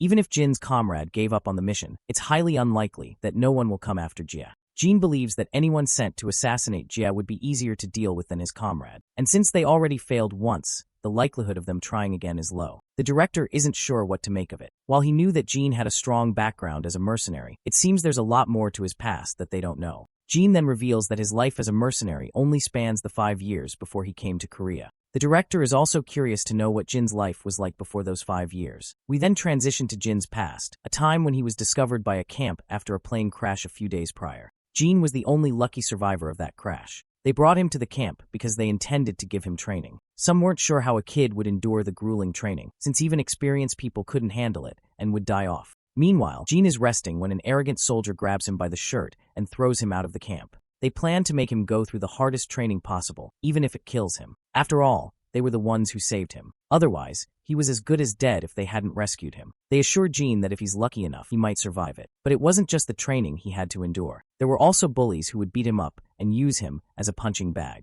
It was 005 who saved him from those bullies and took care of him like a brother. In the present, Jean receives a phone call from Major Kong. He picks it up, and it seems Kong has learned about the recent situation. Jean confirms the rumors Kong had heard and reveals that he wasn't able to catch the assassin and couldn't figure out who sent them. While Jean assures Kong that they won't mobilize another assassin for the same target, he also says it will be difficult to figure out who was behind it. It seems like Kong is more worried about Jean and asks if he's okay. Jean claims that he's fine, but Kong is not quite sure. Recently, an old comrade of his came to assassinate his current employer. Kong is pretty sure that Jean wouldn't have been happy to meet his past life comrades out of everyone. Kong is ready to help Jean with anything, so he tells him not to hesitate to seek help. Jean smiles pleasantly at hearing this and expresses his gratitude to his senior. But Kong assures him that there's no need to thank him. He just warns Jean to avoid danger and never deal with anything alone. As Jean stands on the street, his sister notices him there, zoning out. She questions why he's just standing in the middle of the street. The poor guy simply stands there,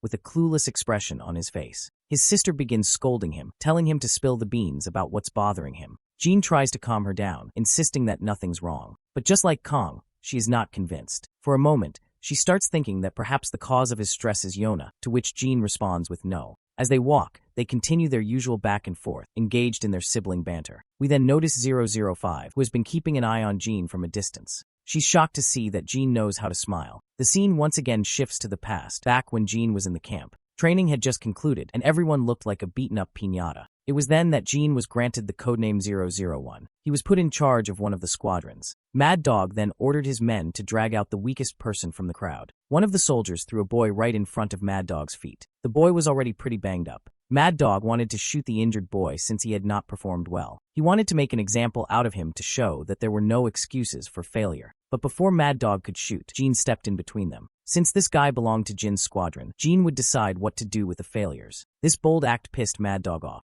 To prevent others from rebelling against his orders, Mad Dog decided to take this opportunity to make an example out of Jean instead. He threw a dagger for Jean to grab and invited him to a duel. If Jean won, his friend would be spared. The moment Jean bent down to grab the dagger, it meant he had accepted the terms. Mad Dog wasted no time and launched a strike at Jean, injuring his shoulder. The bastard continued his relentless barrage, giving Jean no opportunity to wield a weapon for himself. That was when Jean scooped up a pile of sand and threw it straight into Mad Dog's eyes. While the bastard was dazed, Jean lunged for the dagger lodged in the ground. Jean finally managed to arm himself. Mad Dog, as his name suggested, was furious. They engaged in a brutal back-and-forth fight. Despite all of Mad Dog's efforts, Jean managed to take the upper hand. He delivered a slew of nasty cuts all over Mad Dog's body, and the final cut was right across his face. The scene then shifts to Jean, who, after dropping off his sister, runs back to meet 005. They sit down in a nearby park.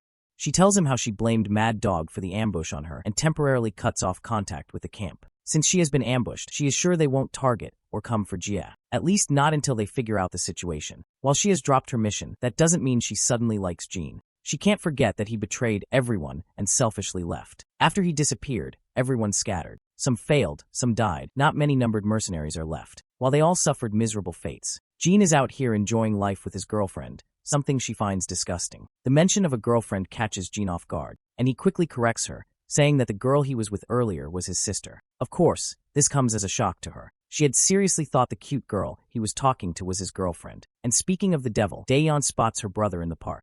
Along with her is their grandpa, carrying groceries. Later, 005 ends up visiting Jin's house. When a mouth-watering spread of food is placed in front of her, she is absolutely overwhelmed. Grandpa modestly apologizes if the food isn't much, but he hopes she will like it. Poor 005 just sits there in this awkward family situation, feeling completely out of place. She isn't sure if having dinner at the house of the very person she had just tried to kill is even okay. Grandpa then calls her out for not eating. If the food doesn't sit well with her, he is willing to make something else she might prefer. Eventually, she picks up the spoon and takes a bite. As she looks at Jean, her mind flashes back to the harsh days they had endured. Back then, all they had to eat was dry bread that was harder than concrete. In the present, before she knows it, she has already finished most of the food. Grandpa casually strikes up a conversation, mentioning how he has heard she was acquainted with Jean in the past. For a moment, 005 is bewildered to hear Grandpa refer to 001 as Jean. So, our boy clarifies that Jean is his real name. That comes as another shock to her, because she has never known his real name. Jean then reveals to his family that she doesn't know his name because he had lost his memories when he met her. He recounts how, when he had first woken up after losing his memories, she was the first person he had met. She had helped him through tough times and had always been there for him, just like a real family. Hearing Jean call her family catches 005 off guard. A few hours later, when she is about to leave, Grandpa grabs her hand and sincerely expresses his gratitude for helping Jean navigate those hard times. Since she is family to Jean, that means she is family to Grandpa as well. So, he assures her that she shouldn't consider them strangers. She is free to visit whenever she wants. Once she leaves, Jean makes sure to escort her out of the apartment building. As soon as they are outside, she lands a hard kick on his back. She is annoyed at him for bringing her to his family's home. She reminds him that she is his enemy, yet he has just led his enemy straight to his family. But Jean never considers her an enemy, which is the only reason he has introduced her to them. Still, 005 doesn't want to hear all that family crap he had spouted in front of his family. Once again, Jean makes it clear that what he said isn't some nonsense, it is the plain truth. She then questions him if he really considers her part of his family. Jean admits that while he does not share blood-related bonds, every numbered mercenary has been like family to him. The fact that they have all been willing to have each other's backs in life and death situations is proof of their bond. He also hands her a flip phone, the one he uses to contact 006. He wants her to take it. In order to talk to 006, all she has to do is turn it on once a week at 9 p.m., and she will be able to speak with both 006 and 032. She takes the phone, but not without landing a hard punch on his face, which is totally uncalled for. The punch is meant to remind him that she hasn't forgiven him for betraying the camp and hiding the truth behind his actions. With that, she walks off, leaving Jin on his knees. As fate would have it, Cha and Hyungsuk have been watching. They are absolutely sweating at what they have just witnessed. They decide to pretend they haven't seen anything. After all, it has to be pretty embarrassing for Jin. It looks like these guys have brought some stuff for Daeon. The scene then shifts to the mansion of Young Ho's business partner, the president of Iron. The camp has reported that 005 has been attacked by unknown soldiers in the area where the target was, making it difficult to continue the mission. They said that it's difficult to send someone else without knowing who attacked 005. The president of Iron can tell that Young Ho is an impatient man. He then orders his lackey to contact Young Ho, because that idiot might send his own men out of desperation. He wants to make his move first before Young Ho does. His lackey reminds him that if this happens, their plan to take over SW Corp using Young Ho will become null and void. But the president isn't too concerned. He believes that this situation itself will still damage SW, so there's no harm in it for him. In fact, he plans to break SW from the inside, so this might actually work out better for him. We then cut to Young Ho, who orders his secretary to punish GA as soon as possible. She has ignored his warnings and crossed the line. Young Ho finds it ridiculous how the president of Iron first offered him help, but now they're lagging behind when they were supposed to complete their mission. He already knows that those guys think he'll be helpless without Iron backing him up, but Young Ho wants to prove them wrong. He has no intention of relying too much on Iron, as he refuses to let them push him around. He plans to dispose of his sister GA on his own and take over SW. Well, it seems the president of Iron is a smart guy. He already predicted that Young Ho would try to make his own move, and it's happening exactly as he expected. We then cut to Jin, who is with Kong. Kong has come to see Jin before he leaves for his squadron. He questions him about his former comrade. Jin replies that she went back. Hearing this,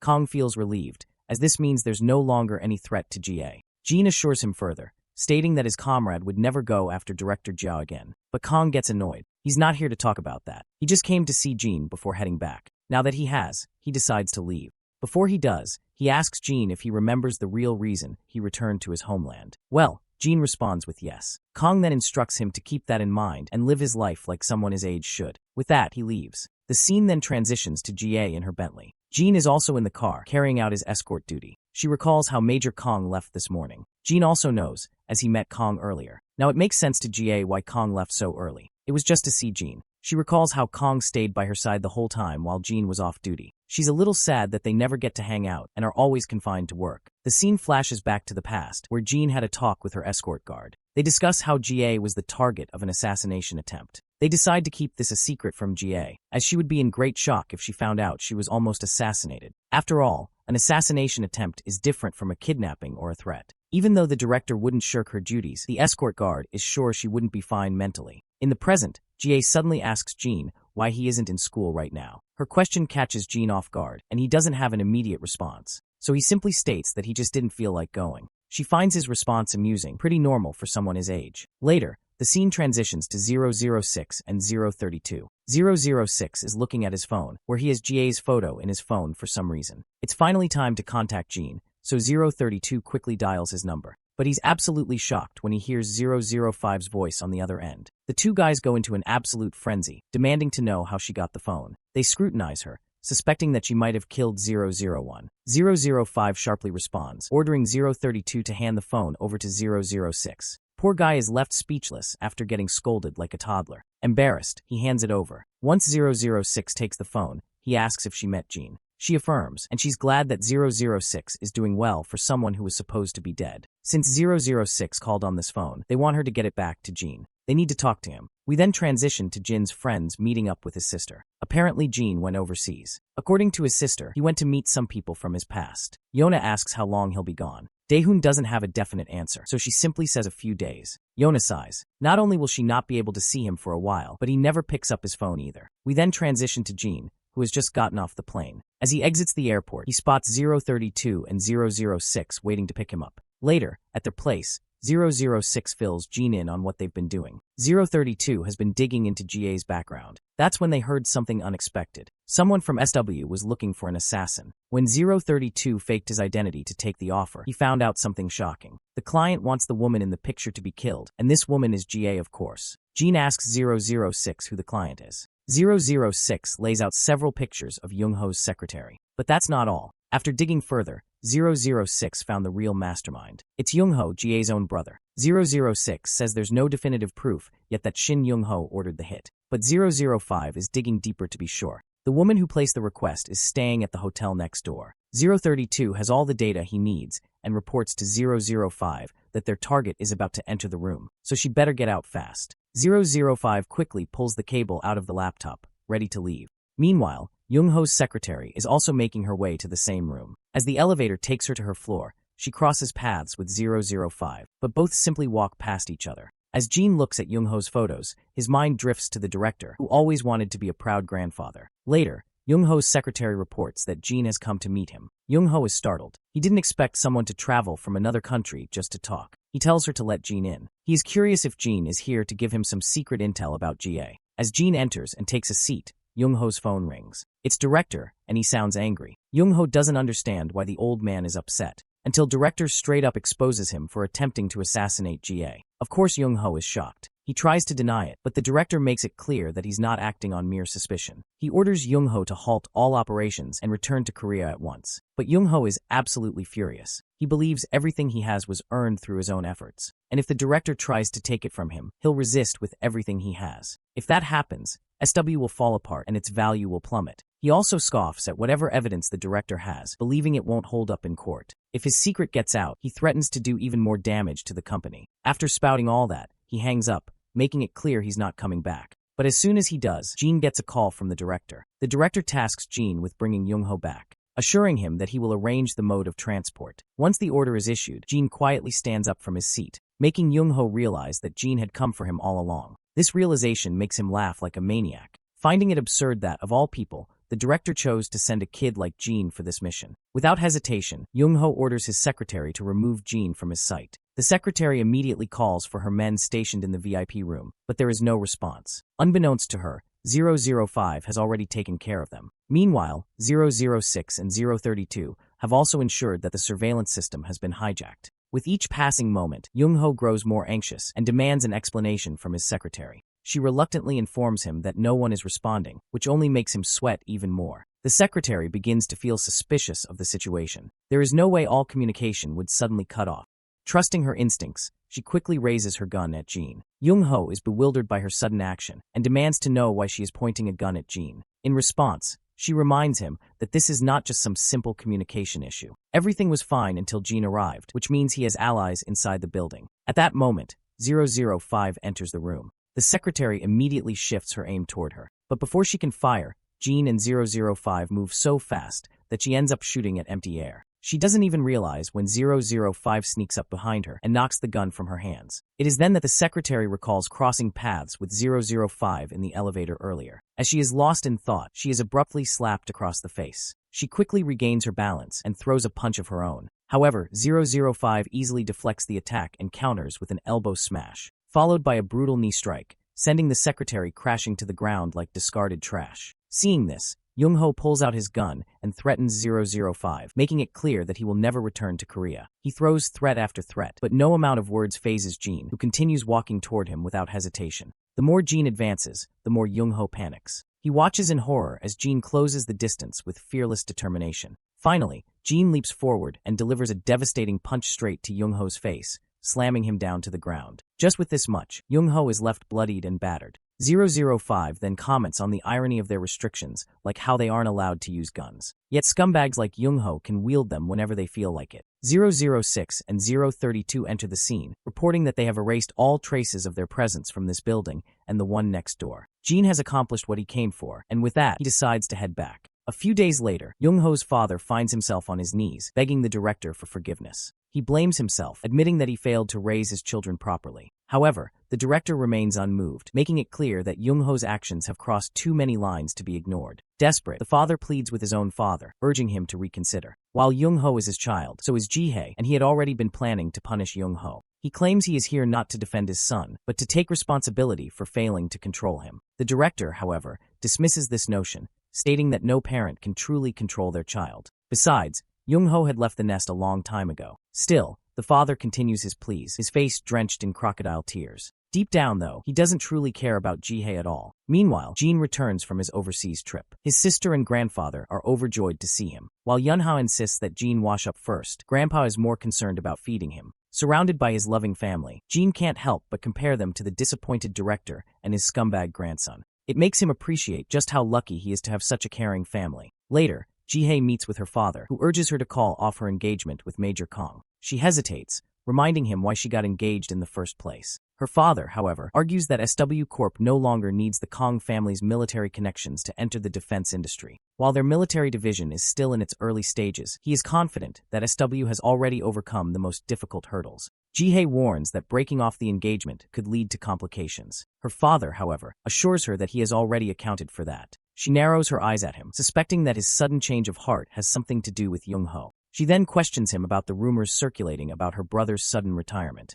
She finds it hard to believe that Young-ho would willingly step down from his position and demands to know what really happened. Not wanting to expose Young-ho's scheming, her father simply states that Young-ho attempted something forbidden and is now facing the consequences. Ji-hye continues to argue against breaking off the engagement, but her father grows agitated. While Young-ho may have been at fault, his absence leaves a massive gap in the company. To protect SW Corp, he believes drastic measures are necessary. With that, he leaves, promising to make the necessary preparations. As he walks away, we hear his inner thoughts, which are no less twisted and selfish. Deep down, he is actually pleased that Young-ho got taken down, since it removes a potential threat to his position. Now, with Young-ho out of the picture, all he needs to do is control Ji-hye, and no one will be able to challenge him. Meanwhile, Ji-hye is still grappling with the idea of breaking off her engagement. She recalls her time with Kong, and how genuinely kind and caring he has been. Her escort guard informs her that they need to leave if they want to make their next appointment on time. Instead of responding, she orders him to discreetly find out where Young-ho is and ensure that no one else learns about it. As she speeds down the road in her car, she continues to mull over her engagement. She tries to convince herself that it is merely a business arrangement between two families, but deep down, she feels uneasy about ending it. Later, she asks Jean about Major Kong, wanting to know how he perceives him. Jean admits that he doesn't know Kong very well, but from his experience, he believes Kong is a good person. In fact, he is the one person Jean trusts the most. Ji-hye is taken aback by this statement. If someone as emotionally reserved as Jean says that about Kong, then he must truly be an exceptional person. Deciding to push her worries aside, Ji-hye impulsively declares that she is going to play hooky for the day, which of course shocks her guards. The scene shifts to a military facility, where Jin's former colleagues are surprised to see him. They are even more shocked to learn that he is now guarding Kang's girlfriend, Ji-hye. They are instantly smitten by her beauty, lamenting their own misfortunes. If even someone like Kong can land such a gorgeous girlfriend, what hope do they have? We then switch to Kong and Ji-hye spending time alone in the cafeteria. Kong is happy to see her, but wonders if there is a particular reason for her visit. She brushes it off, saying that since he visited her at work, she figured she would do the same. Kong, slightly flustered, assures her that he is completely fine with it, just a little surprised. However, he notices that something seems off about her demeanor and asks if something is bothering her. This gets Ji-hye thinking. She wonders if she made an odd expression. She knows Kong doesn't fully understand what's going on, but she senses his insecurity creeping in. He confesses that he doesn't have much money, nor can he freely use his family's land, but she must already be aware of that. Despite his humble background, he is a soldier, not a businessman. He may not be as skilled as her in many things, but no matter what happens, he promises to always be on her side, even if her family turns against her. Hearing this, Ji-hye thanks him. She then takes a deep breath and finally makes a request. She asks him to break off their engagement. Well, while the poor guy was ready to do anything she could have asked of him, he was not expecting to hear this. After that little meeting with Kong, she speeds off in her car. The tension is gripping Ji's mind. She can't seem to forget the shocked expression Kong gave upon hearing her request. But Kong was brave enough to acknowledge this, and he did not even bother to ask for the reason behind her decision, just so she is not feeling uncomfortable. He believes in her and is sure that there must be a good reason behind it. While they are calling off their engagement, Kong decides to take the decision onto him, as he will act as the one who called out the engagement. He fears that her reputation might be jeopardized if word gets out that she is the one who canceled the engagement. So he decides to take control of the situation and publicly endorse that Kong brought it up first. In the present, while Ji-hye feels relieved that the engagement is called off, she is also glad about it. She believes it's better for someone as pure-hearted as Major Kong to stay out of her messy political world. She only said it first, so her father wouldn't be able to do something unnecessary to break off the engagement. Still, she doesn't want Kong to take the blame for it. She calls her father and tells him that she has officially ended the engagement. Jean is in the car with her at that moment and is shocked to hear this. Her father is annoyed that she brought it up first because he intended to frame Kong as the one who called it off so that they could force him to take responsibility. He's frustrated that Ji-hye, who is in charge of such a massive conglomerate, keeps making stupid mistakes. But that's exactly why she called him, because she doesn't want Kong to take the blame. Her father questions when she told him about calling off the engagement. In response, She reveals that she's on her way back now after telling Kong in person. Hearing this, her father pretends to be concerned, acting as if it must have been so difficult for her to say it face to face. With that, he hangs up, leaving Jihye thinking about how fake her father is. She can sense that something is suspicious about all of this. She quickly orders her escort guard to send Jean the files on Manager Choi right away. Then she turns to Jean and tells him something we don't hear. We transition to her furious father, who is annoyed that Jihye is acting on her own again. None of these kids know how to listen to their father. He calls Manager Choi and orders him to proceed with a plan they've been preparing for a while. Manager Choi acknowledges the order, ready to execute it. We cut to Kong, who is zoning out while sitting alone. It's no surprise that his mind is still echoing with the conversation he had with Jihye. His gloomy and negative vibes don't go unnoticed, and even his fellow soldiers can tell that something is wrong with him. Later, we see Kong at a bar, taking shot after shot. He recalls the first time he went to a restaurant and sat alone, waiting for Jihye to arrive. At first, he was annoyed that his family was forcing him into an arranged marriage with a woman he didn't even know. But his mild annoyance quickly morphed into astonishment when he saw Jihye for the first time. She looked absolutely stunning, and his heart was hers right away. As he chugs down more booze to drown out his gloomy thoughts, a woman sits beside him, trying to join him for a drink. But Kong makes it clear that he wants to drink alone. That's when they suddenly notice a commotion. While Kong is distracted, the sneaky woman beside him suddenly drops something shady into his drink.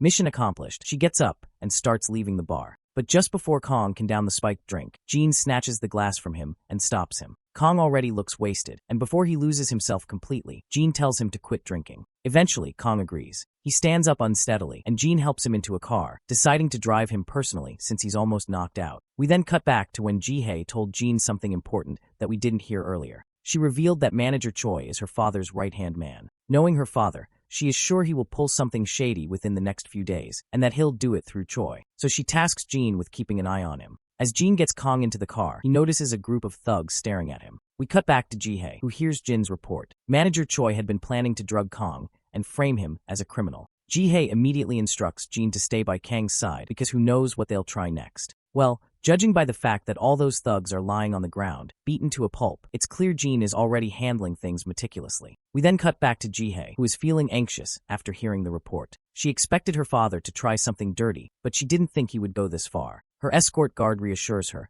reminding her how capable Jean is. Suddenly her phone rings. It's Major Kong. She's surprised to see him calling, especially this late. Bro is completely wasted and doesn't waste a second before loudly confessing his love for her. And after getting those exhausting words out, he collapses, leaving Jihye absolutely wide-eyed and stunned. Her guard, on the other hand, feels a little awkward, having heard that confession loud and clear. We cut to her father, who looks disappointed upon learning that Manager Choi failed his mission. But Choi insists it only failed because they rushed the job. He promises that the next attempt will be successful. The scumbag father gives Choi one last chance to prove himself.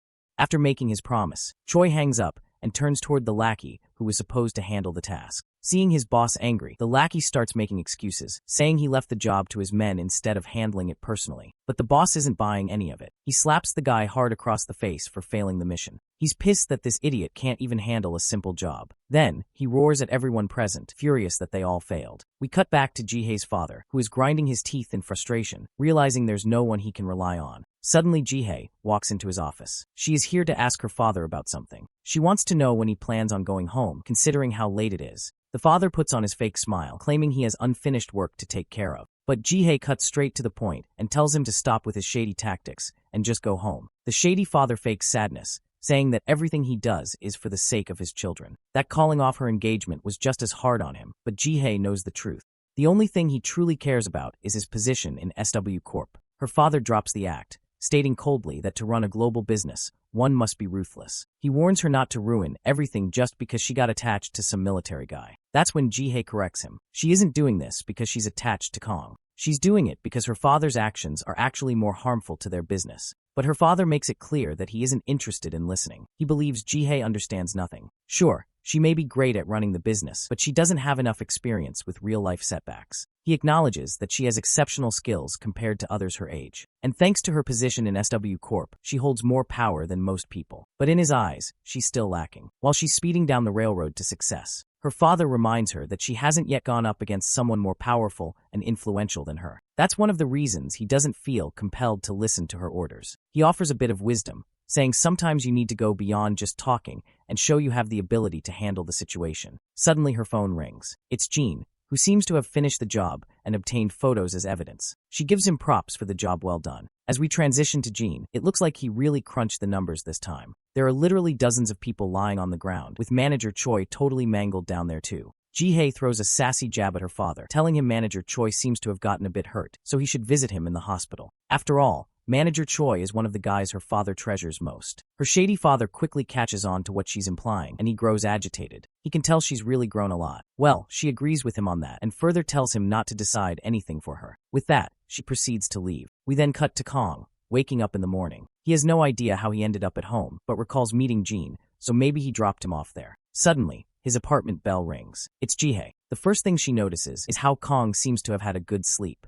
Since her entire night flew by while working, she's a little hungry. She invites him to eat together. We then flashback without warning to Jin's past. A guy approaches him, beating the hell out of him. He continues to beat him and decides to claim ownership of all the supplies Jean has gathered. Jean retaliates with a kick of his own and further makes sure to break the guy's arm in the process. Mad Dog watches from the sidelines, thoroughly impressed by Jin's performance. In the jungle law, where the strong devour the weak, Jean has finally started to adapt. But Mad Dog still gives Jean some valuable advice. Never let your guard down. Jean wakes up from that nightmare. The next scene takes us to school, where Jean is walking alongside his sister. Jean seems very sleep-deprived, and the heavy eye bags are a clear indication of that. Later, as Jean sits quietly in the classroom, his friends share their plans to grab street food later that day, inviting him to tag along. But once again, Jean seems restless, lost in his thoughts. His face is also glistening with sweat. Yona quickly places her hand on his forehead to check if he's sick, but he instinctively grabs her hand with a little too much force, which is too much for someone as delicate as Yona, and she gets hurt.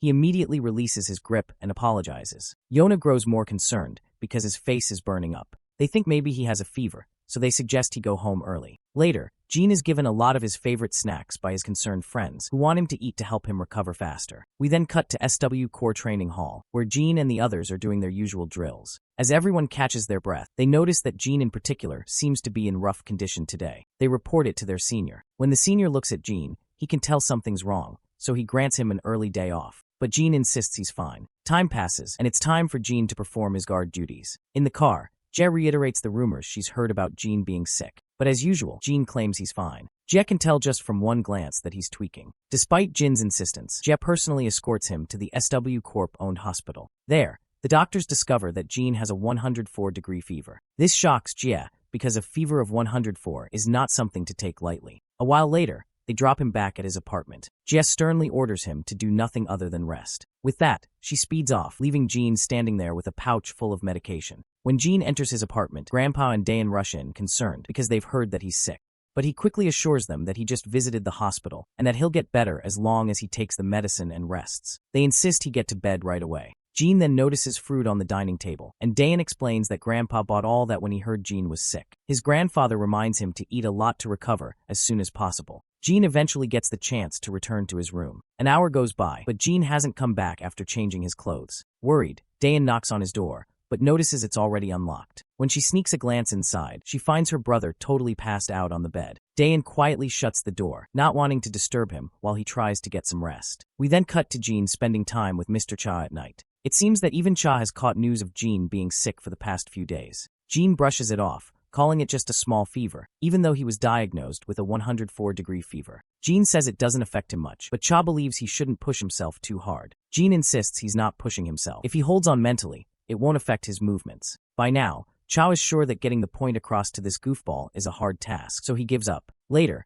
as Cha speeds through the roads with his sidekick Hyung-suk reveals that Congressman Kim still holds a grudge against them. If you don't recall, Congressman Kim is the same guy whose daughter and son used to bully Dayan. Cha isn't afraid of that guy at all. To him, it seems like Kim still hasn't learned his lesson, even after what happened to his children and getting kicked out of politics. This only proves how remarkably resilient that man is. Not only does Kim have a lot of influence and laundered money, but his wife also comes from one of the most influential families. So it's not surprising that despite all the damage Cha has managed to inflict, the worst thing that happened to Kim was stepping down from his position in Congress. Let's not forget that both Cha and Hyung-suk are now working under SW Corporation, so Congressman Kim wouldn't dare to do anything stupid against them. But even though Cha believes this, he still isn't completely sure. We then cut to Congressman Kim's house. It seems like the probation period for his kids has ended, and Kim wants them to move to America. He has already made all the necessary preparations, so he just tells them to focus on settling in. The two trash siblings acknowledge their father's orders,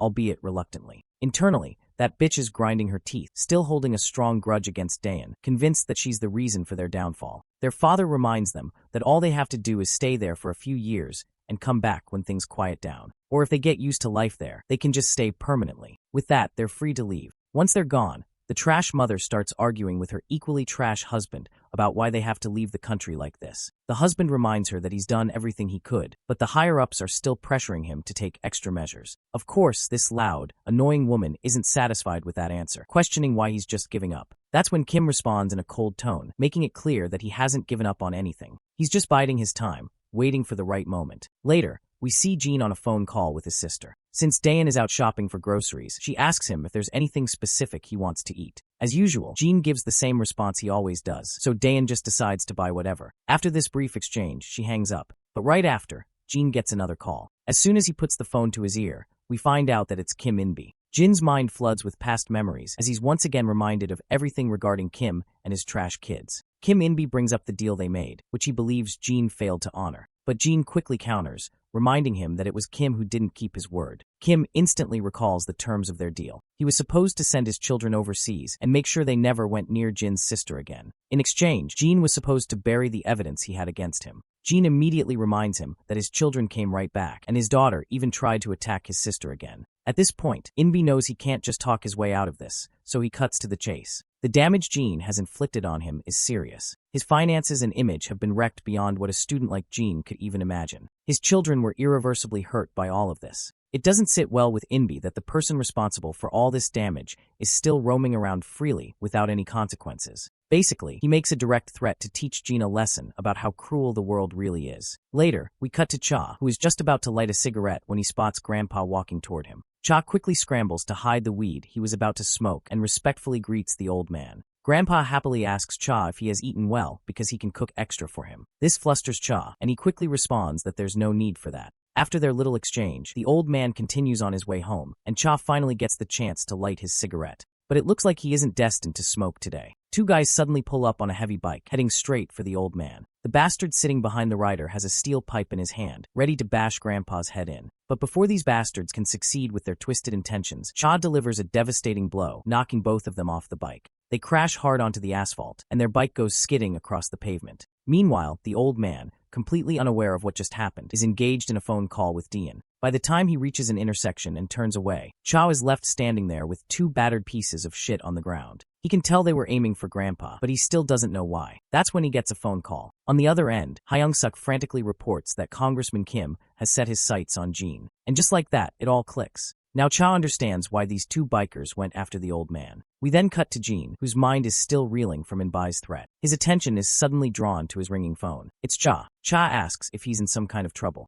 We look around and see dozens of filthy bastards surrounding him, all with one goal, to eliminate him. So yeah, Jean confirms that something's definitely going on. In response, Cha simply tells Jean to handle it and hangs up, leaving Jean dumbfounded, not sure what he expected to hear. Cha then instructs Hyung-suk to put 3 men each on Jin's grandfather and little sister. Hyung-suk doesn't think it's necessary. After all, those guys are after Jean. But that's when Cha drops the bomb. 2 guys just tried to jump Grandpa. They don't have time to waste. Hyung-suk rushes out to carry out the orders, making sure the little girl and the old man are protected. Meanwhile, Cha pulls out his phone and dials up Congressman Kim In-bi. Cha isn't in the mood for pleasantries. He cuts straight to the point and demands to know what the hell this bastard wants. Of course, In-bi feigns ignorance, pretending he doesn't know anything. So Cha gets specific. In-bi laughs it off, casually stating that he's just doing what he can to get rid of a nuisance. That pisses Cha off. He demands to know why In-bi is targeting Jean, especially when they aren't even involved. In-bi reminds him that his family is going through hell right now, and it's all because of Jean. And finally, it makes sense to Cha. So, just to set the record straight, he tells In-bi that it wasn't Jean who leaked his dirty secrets. Kim In-bi is stunned when he realizes that it was Cha. After realizing this, In-bi immediately threatens him, asking if Cha has forgotten who he's dealing with. But Cha makes it crystal clear he doesn't give a single flying fuck. In-bi loses his shit, but Cha couldn't care less. He hangs up, not interested in hearing some pathetic bastard screaming into his ear. Hyung-suk returns after positioning 2 men outside Jin's apartment building. Cha then orders him to gather all their men. Hyung-suk quickly catches on to what his senior is planning and raises concerns. Attacking a congressman isn't a smart move. If they mess with him, there will be serious consequences. Cha doesn't care. He still owes Jin a favor, and he's going to repay it no matter what. Hyung-suk, who was worried up until now, cracks a smile. After all, it was Jin who had helped him when he was getting tortured by Gilsu. We cut back to Jean, who is absolutely wrecking these maggots. One hit, one guy down. The bastards can do nothing but grit their teeth.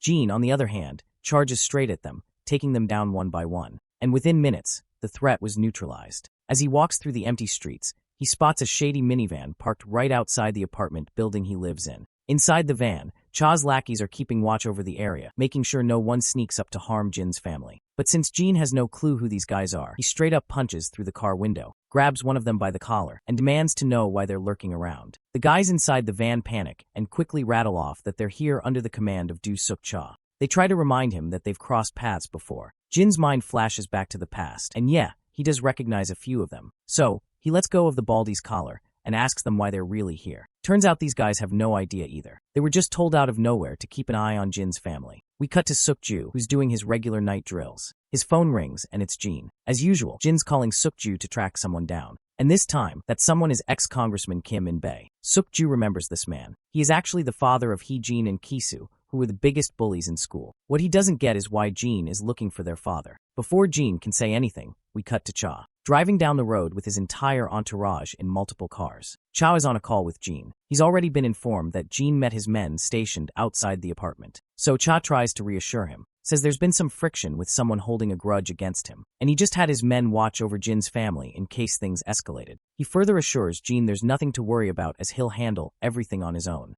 But it looks like Jean is already on his way to deal with the threat personally. After all, that motherfudger tried to go after his family. Meanwhile, Hyung-kook is thinking, sure they might be repaying their debt to Jean, but was lying to him about the situation really necessary. After all, this whole thing happened because of Jean. Cha doesn't agree. In his eyes, it was the congressman's kids who started this mess. Cut to the congressman. A giant fat-ass baldy bastard greasy-ass shithead reports to congressman about Cha gathering his men and heading their way. The congressman is surprised. Cha isn't the kind of guy to step even an inch outside his own territory. And yet here he is, making an actual move. But the fat-ass baldy bastard greasy-ass shithead assures the congressman there's nothing to fear. The congressman isn't convinced. He's not about to put all his confidence in some baldy. So, in response, the baldy reminds him of his decades of experience in this dirty business. Sure, he acknowledges Dusik Cha and his men are strong, but Cha only shines in his own territory. This time, Cha is coming into his territory, and here, Baldy has nothing to fear. He plans to turn this place into a graveyard for Cha and his men. Suddenly,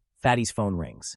He picks up, and whatever he hears completely rattles him. After the call, that initial confidence he had is gone. The caller just dropped the bad news that his guys who went after the high schooler and his family have failed miserably. Now he's starting to understand why the congressman was worried. But he quickly reassures congressman that he'll take care of Jean personally after dealing with Cha Dusik. The congressman's mind suddenly drifts to the past, where Cha's words echo in his head. Cha had told him his kids messed with the wrong person. And now, it seems those words hold some serious weight. Snapping back to reality, he hopes this fat-ass can actually handle things and bring back some good news this time. Cut to outside the congressman's house. Dozens of people are guarding the place. Jean has arrived, rocking a mask over his face and cap over his head. He gets a report from Seokju that In-bae is back in his hometown, living with his family in their old house. Now that Jean has confirmed he's in the right place, he makes his move. Cool as ever, he walks up quietly. The guards stationed outside glance at him, wondering if he's some delivery guy or something. Jean, on the other hand, uses his acrobatic skills to scale up the boundary wall and jumps to the other side. Inside, some of the goons spot Jean, but they don't even get a chance to react before he takes them out without a hitch.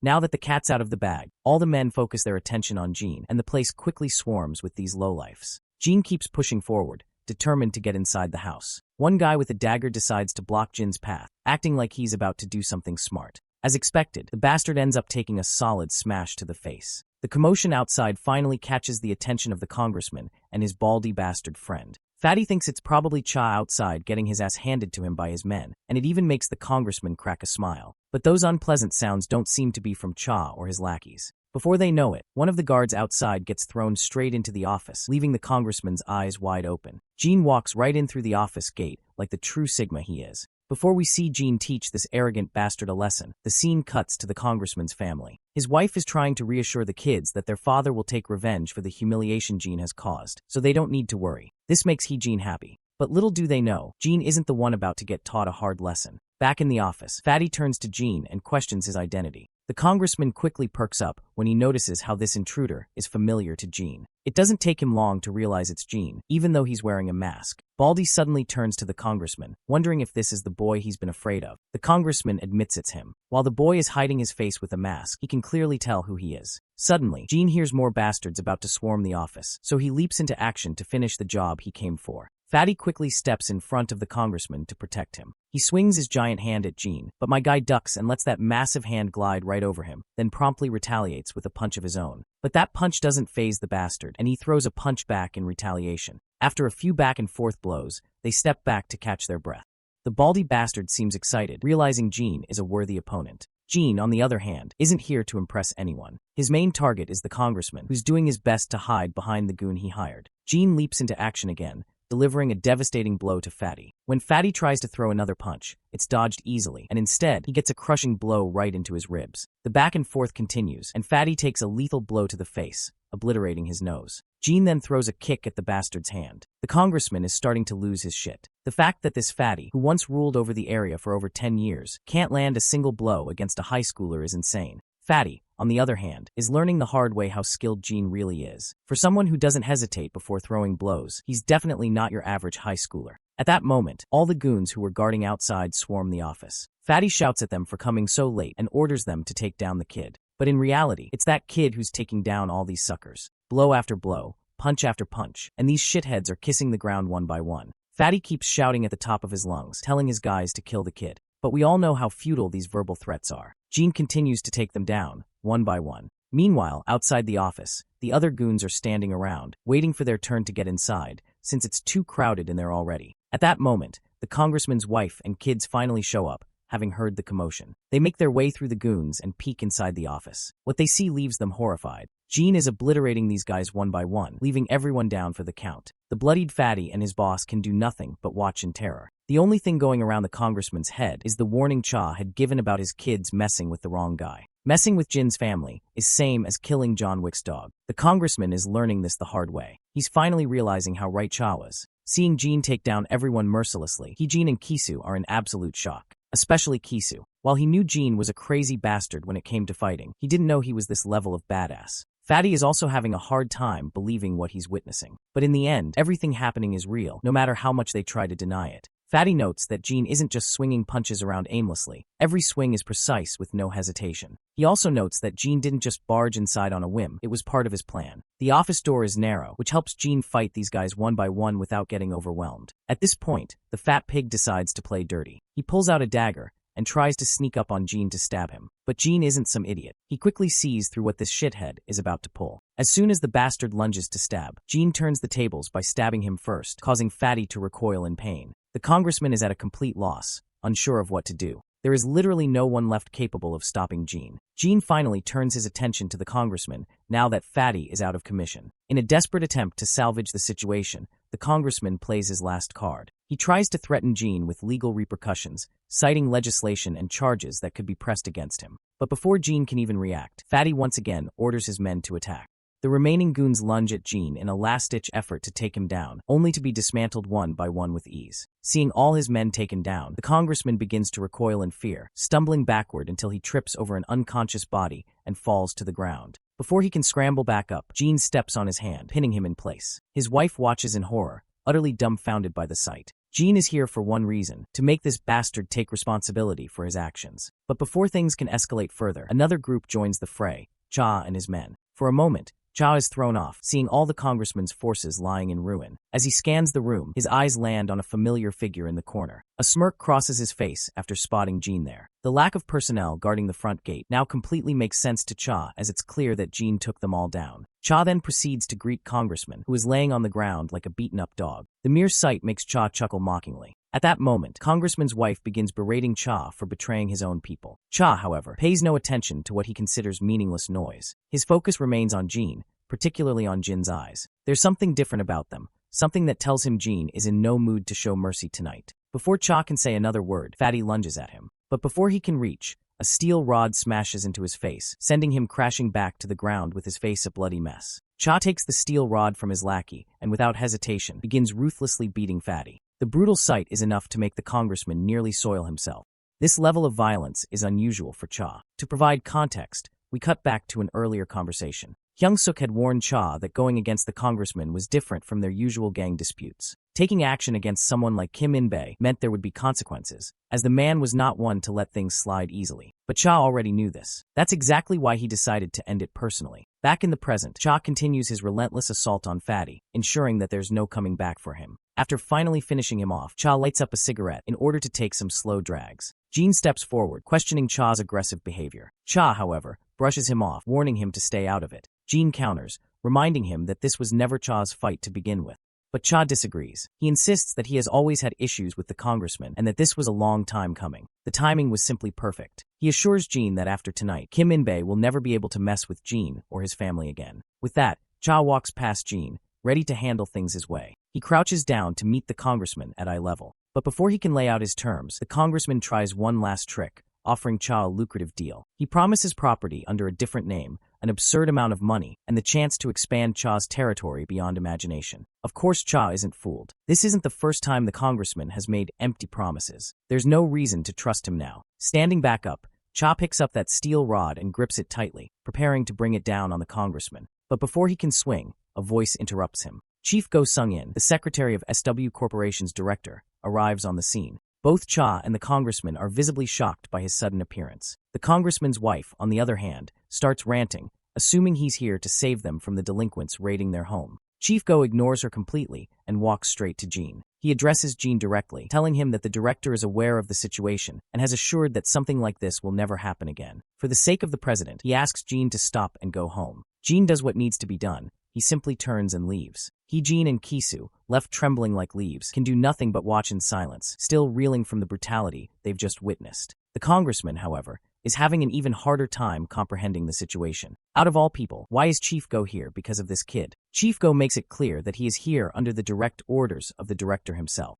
The director is the one pulling the strings now. That realization sends an even bigger shockwave through the congressman than anything else tonight. Later, on his way home, Jin gets a call from Cha. Cha asks if Jin has made it home safely. When Jin confirms he's just arrived outside his building, Cha breathes a sigh of relief. He then reveals that the ex-congressman, Kim In-bae, and his family are done for. All their illegal activities have been reported to the police. The involvement of SW Corporation only made things worse for them. As for the countless bodies scattered across the battlefield tonight, they've all been taken care of. There's nothing left to worry about. Jin thanks Cha, though Cha isn't sure why he's receiving gratitude when Jin and SW Corporation handled most of it. But Jin can't forget how Cha stepped in and took the fall just to protect him and his family. Cha then suggests they grab some ramen together. Unsurprisingly, Jin agrees. Just as he hangs up, Jin notices a familiar figure standing outside the apartment building. His grandfather. Calling out to him, Jin asks why he's out so late. His grandfather simply smiles, saying he wanted to get some fresh air and that he was worried about Jin. He apologizes for being overprotective and pushy. He never means to be, but as a grandfather, he can't help but worry. Initially, he thought it would be a bother to contact Jin. But now, standing here under the night sky, he's simply relieved to see his grandson safe. It hasn't been long since Jin returned, and as a grandfather, he can't help but worry over and over. However, he promises Jin that he will try to be better about it moving forward. Once inside the apartment, however, Jin finds himself at the receiving end of Dayan's frustration as well. She and Grandpa had been worried sick about him. We then cut to SW Corp where we see Jia in the office, sitting in the same room as Yona, who's seemingly watching gaming videos in order to improve her own skills. The way Yona is so focused on the game even causes Jia to get a little irritated and disapprove of her actions, especially since they aren't in a gaming center. Poor Yona is caught off guard and quickly explains that she just came here to see her cousin. Jia, however, is not convinced by this at all, but Yona insists once again. Jia questions her again, asking if she's really sure about that. Yona admits that she came to see her cousin, but by the looks of Yona's face, we can tell that there's more to it than that. Meanwhile, outside the door, Jin and Seokju are doing their duty. Inside, while Yona tried her best to keep the real reason of her visit a secret, but Jia figures it out. So, she reminds Yona that Jin is almost done with his shift, so he is free to go. With a smile on her face, she proceeds to exit, and Jia can't help but take note of it. Later, as Yona and Jin travel locally by bus, her guards swarm the bus like pests, making the general public feel uncomfortable. Yona recalls that this is her first time riding the bus with Jin. Jin reminds her that it's because it's hard to escort a VIP on the bus. Hearing this, Yona decides she'll use the subway more often instead. But Jin quickly reminds her that the subway is even more dangerous. Hearing this, Yona seems genuinely happy that he cares about her so much. But we all know that Jin's concern is more about his duty to protect her than anything else. We then cut to the camp, where soldiers are stationed outside while 005 makes her way through them. She notes how, just as the rumors suggested, there are fewer soldiers than usual. This makes her wonder if something has really happened internally. As she walks, she remembers the time she spent at Jin's house and the moment he called her family. Suddenly, a guard steps into her path. She punches the guy out of her way and heads straight for Mad Dog's office. As she scans the room, she spots 004, and shockingly enough, 002 is also there. 005 doesn't seem thrilled to see him, but 002 greets her warmly. When she asks why he's here, he says he's there for the same reason as her. He's figured out that 001 is still alive, and he is sure that 005 knows this too. Of course, she feigns ignorance and rhetorically asks if he's actually alive. 002 asks her if she doesn't already know. Naturally, she denies knowing anything about Jin. Then 004 speaks up. He claims that he's met Jin himself. In fact, he even fought him. Although Jin was hiding his face, 004 is certain that the person he fought was 001. There's no way he wouldn't recognize how 001 fights. Internally, 005 is relieved that 004 didn't see Jin's face. She plays along and sternly questions Mad Dog, asking if his claims about Jin being dead are false. Mad Dog finds himself in a tough spot. While he admits that 001 is dead, his face betrays him. Not to mention, his response only serves to make 004 angry beyond belief. It's as if Mad Dog is trying to deny what 004 literally witnessed with his own eyes. 002 silences their bickering and asks Mad Dog if he's certain about 001's supposed death. Mad Dog reluctantly says yes again. Mad Dog is clearly losing his composure under 002's scrutiny. Meanwhile, 005 can tell that Mad Dog is definitely trying to hide the truth from 002. Then 002 turns to 005 and asks if she believes that 001 is still alive. In response, she makes it clear that even if he is alive, he should already be put to death. After all, that's the only way he can repay them for his betrayal. 002 is thoroughly pleased with her response. Suddenly, the office door bursts open and soldiers pour in, quickly standing in double file. Enter Randolph, another big shot who's heard that the rumored numbered mercenaries are here. So he came to say hello. Mad Dog is not thrilled to see him. Randolph simply states that he's just here to talk a little, but Mad Dog insists he leave. Randolph gives him a sassy look and reminds him that this attitude is why people are starting to have complaints. He points out how Mad Dog treats the numbered mercenaries he raised in the camp so differently. Randolph wants Mad Dog to play fair. People like him are working their asses off right now, but their hard work is constantly overshadowed by the numbered mercenaries. He wants to know what's so special about these numbered mercenaries, who not only get fat paychecks, but are also treated very well. Besides, Randolph believes that Mad Dog doesn't have the cunning to utilize these numbered mercenaries to their full potential. Finally, Mad Dog snaps and orders Randolph to leave. Randolph gets up but then pulls out his gun, placing the barrel right over 002's head. He warns 002 to never come back to the camp again, as the camp doesn't need people like him anymore. Instead of feeling threatened, 002 simply cracks a smile. This causes Randolph to feel humiliated. Before the old man can move, 002 moves with godly speed, snatching the gun from his hand and directly aiming it at the old man's hollow skull. Without a second thought, he pulls the trigger, killing him instantly. Mad Dog tenses up at the sight. The soldiers who came with Randolph prepare to shoot back, but before they can do anything, 004 takes them all down in an instant. The soldiers stationed outside quickly rush toward the office after hearing the gunshots, but they're immediately drilled with bullets and fall to the ground. 002 quickly asks Mad Dog if he wants the others killed as well. Of course, Mad Dog quickly says no and tells his soldiers to stay stationed outside, assuring them there's nothing to worry about. With that, 002 makes his way out along with 004. We then cut back to Gene, who's doing push-ups when his flip phone starts ringing.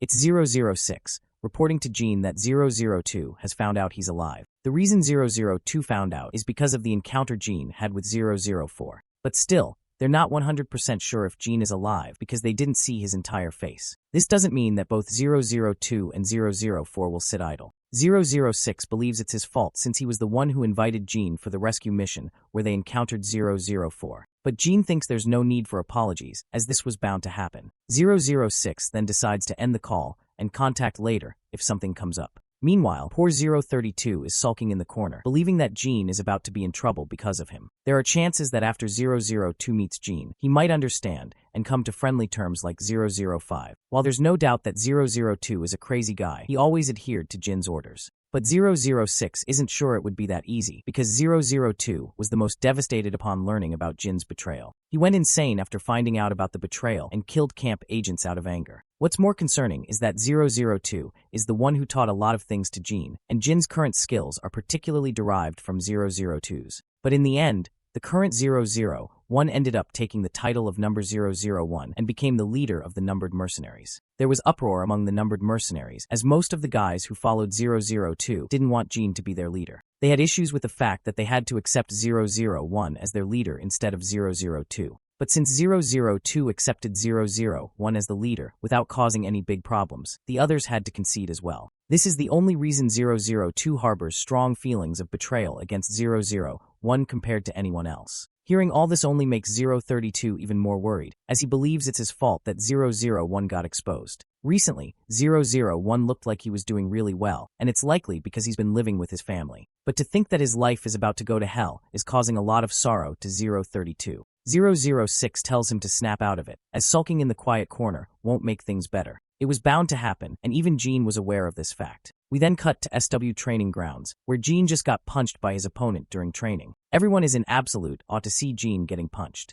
Even the guy who threw that punch is in utter disbelief that this actually happened. The team coach scolds Jean for his absent-mindedness during the entire training session. No matter how skilled Jean is, no matter how perfectly he carries out his missions, one mistake could cause him to lose sight of his objectives, which can ultimately get him killed. He instructs Jean to go and take some rest for today, as there's no point in training while he's like this. As Jean begins heading out, Sukju asks him if there's something bothering him, but Jean says it's nothing and walks his own way. As Jean sits in the locker room, his mind is stuck repeating the recent news he heard about 002, beginning to have suspicions that he's alive. His mind flashes back to the time he used to have brutal training with 006. It was a total brutal blood mess in the name of a fight. While Jean is a good fighter, 002 was even better than him. Jean recalls how 002 actually acknowledged him as a good fighter. But this is the kind of madness the camp needs, and the only way to survive here. We then cut to 005 meeting 006. First of all, 005 makes sure to apologize to her for calling her out of the blue, and then asks her the whereabouts of 002 and 004. Before omitting any details, she questions him about why he wants to know, to which he claims that he intends to repay his debt to 001. The only thing 005 can figure out from what he said is that he wants to eliminate 002 and 004. 006 confirms this. After all, 001 is finally living the life a normal human should, and he doesn't want to disturb the tranquility he has gotten in his life. 005 then eventually decides to reveal everything she knows, though she warns him that it's going to be too dangerous for him to go alone after them. But this is precisely why 006 believes that he is the best candidate to eliminate them, because those guys think that 006 is dead. Later we see 005 in her room. She seems to be regretting helping 006 with this, because she still believes it's too dangerous, and it's not something he should risk exposing himself for. But 006 persists, because he can't let the life Jean finally found be ruined. This also reminds 005 of the moment she shared with Jean and his family. Suddenly her doorbell rings, snapping her out of her thoughts. She grabs her pew-pew, cautiously walks to the front door, and peeks through the peephole. On the other side of the door stands 002, here for a little chit-chat. Later, as 002 takes a seat, 005 tells him to cut the bullshit, say whatever he came to say, and fuck off. 002 claims he heard something interesting and figured she'd want to know too. But 005 isn't sure they're close enough to be swapping interesting stories. That's when 002 drops the bomb that 006 is also alive. Of course, her eyes widen at the revelation, while 002 finds it amusing. First it was 005, and now, turns out 006's death was just another false rumor. Cut to 006, now going up against 004 and his crew. He's on the losing side. 004 has more manpower. Injured, 006 hides behind a pillar, trying to catch his breath. But then, a jacked-up dude lunges at him, wrapping him up in a crushing grip. 006 reacts fast, delivering a brutal smash to the bastard's face before finally maneuvering himself out of the hold. The gorilla turns out to be another numbered mercenary, 008 if I has to be specific, and that just doesn't make sense to 006. Why the hell is 008 working with 004? Cut back to the past. 002 is standing over a battered and bruised Jean, humiliating him for his pathetic fighting skills. Jean, despite barely being able to stand, lunges at him like a man on a mission. But all it earns him is another merciless beating. Jean suddenly jolts awake from the dream. It's almost morning. He steps out of his room and runs into his grandpa, seeing Jean awake. His grandpa assumes he must have been making too much noise, but Jean quickly reassures him. Since grandpa is heading out for work, Jean offers to walk with him to the bus station. Grandpa wonders if Jean doesn't want to sleep a little longer, but Jean tells him he doesn't feel the need. With that, they walk together down the road. As they walk, grandpa suddenly speaks up. Lately, Jean seems lost in thought. He asks if there is something bothering him. Jean is caught off guard. He wasn't expecting the old man to notice. He asks how Grandpa figured it out. Grandpa just chuckles upon hearing this. He's Grandpa after all. He can tell just by looking at Jean. And he's not the only one. Even Daehoon seems worried, as they can all tell something's off. Jean flashes back to the past again. People always used to say Jean was unreadable, emotionless. But they also thought that was an advantage in this line of work. Some even questioned whether 005 had emotions at all. Yet, his family can sense when something's wrong. Grandpa goes on to say that they haven't pushed him to talk because they know he must have his reasons hiding his worries. But if he ever needs help, Grandpa is always willing to listen. Jean cracks a faint smile, which is not some day-to-day occurrence. And for once, he makes a promise that if necessary, he'll ask for help. We cut to 005, having a little conversation with 002, who barged in out of nowhere. She's trying to figure out why he's so interested in 006. After all, his main target had always been 001, so it made no sense for him to get interested in 006 all of a sudden. But the guy claims it's all interconnected, and he's damn sure 006 is also tied to 001 still being alive. Just after confirming 001's status from Mad Dog, 006 conveniently exposed his own location, even though he was supposed to be dead. Internally, the girl is disappointed that 006 failed to hide his location. That bastard, on the other hand, finds it amusing. It's just too convenient that 006 revealed himself right after they confirmed 001 is alive. These turns of events just confirms to him that our boy is definitely alive. Even so, 005 doesn't understand why this dead-eyed freak is interrogating her, or why he even bothered telling her all this. Well, he knows damn well how close she used to be with both 001 and 006, so maybe he thinks she deserves to know they're alive. But we know the truth. This black snake is just manipulating her, trying to get a reaction out of her just to confirm 001's existence. She then recalls how this snake was just as devoted to 001 back then, devoted enough to kill anyone who accused 001 of betrayal. They lock into a tense stare down, and eventually the bastard rises from his seat, ready to leave. After dancing around the real question, he finally cuts the crap and directly asks her if she knows 001 was alive all this time. Of course, she denies it without letting so much as a twitch show on her face. But this bastard is a gaslighting pro with a PhD in manipulation and reading people. So he simplifies the question, demanding she reveal 001's location. The woman knows reasoning with this lunatic won't get her anywhere. So she pulls a Glock from her back, making it clear he's not getting a damn thing out of her. Then he drops a subtle threat he's holding 006 hostage. That catches her off guard, giving the bastard the perfect moment to knock the gun out of her hands. She hits the ground but quickly scrambles back to her feet. Then comes an impromptu strike, but she blocks it with her bare hands. He keeps pressing, hammering her with relentless blows. She finally tries to counter, but he outmaneuvers her and twists her arm, locking her in place. But she's no weakling. She breaks free, puts some distance between them. The bastard takes a second to appreciate her fighting skills, though not impressive enough to scare him, but enough to amuse him. He decides to put a pin in the fight and save it for another day. The woman is seriously annoyed by how full of himself this bastard is. Before she can spit out her next words, she realizes she's been locked onto by a sniper. And yeah, the sniper's clearly working with this psycho, helping him terrorize a woman. It's his not-so-subtle way of saying, give up 001's location, or suffer the consequences. Cut to a new scene where this musclehead goes toe-to-toe with 006. Despite his battered, bloody face, he's wearing a smug grin just to mess with his opponent. That opponent already looks like he's at his wit's end. 004 is there too, watching the fight from the sidelines, clearly impressed by 006's skills. But it's a pity he can't gain any ground against that bulky guy, whose codename is 008 by the way. 006 snaps back with some sass of his own, calling out how 004 is letting his lackey fight while he avoids a real battle. Probably scared of what might happen if he goes all in. That jab gets under 004's skin and tries to threaten his opponent with his life. Of course, 006 isn't scared one bit. He pushes even further with sharper jabs, calling out the cold truth that 004 has no identity of his own, just a loyal dog for 002. That's it. 006 expertly riles this guy up with his masterful manipulation. The bastard is ready to spill his fellow's blood with his dagger. He delivers a fatal wound to the poor guy, driving home the point that their strength is worlds apart. The scene then cuts to 032, who is freaking out due to his friend's absence. To add to his distress, he notices that someone is heading toward his room. Turns out it's Jean, much to his bewilderment. Later, they both sit down, and it looks like Jean is here to check on his friends because they haven't answered his calls. Seeing 006 is absent from the apartment, he naturally inquires about it, only to get an awkward response from 032. Jean grows weary and demands full details on what the hell is going on. He's been trying to contact 006, but hasn't heard from him since 002 showed up. And judging by the kind of expression this anxious guy is wearing, it's clear something is wrong. 032 admits he can't reach 006 either. It's been about 3 days. They were supposed to leave this place yesterday, but his friend's absence is worrying him. Suddenly, 032's phone rings. He answers with lightning speed, hoping it's their friend. But it's 005 on the line, breaking the terrible news that his friend has been captured by 002. The scene promptly cuts to an abandoned warehouse where 006 is being held. In front of him sits that bastard 002, ready to interrogate and extract every bit of information he wants. 006 just keeps yapping nonsense, giving nothing worth listening to. His pointless chatter earns him a punch to the face, intended to shut him up for good. But this guy is a tough nut, continuing to babble on, much to 004's annoyance. Then 002 takes control of the conversation, pointing out the dumbest mistake 006 made, revealing his identity right after faking his death.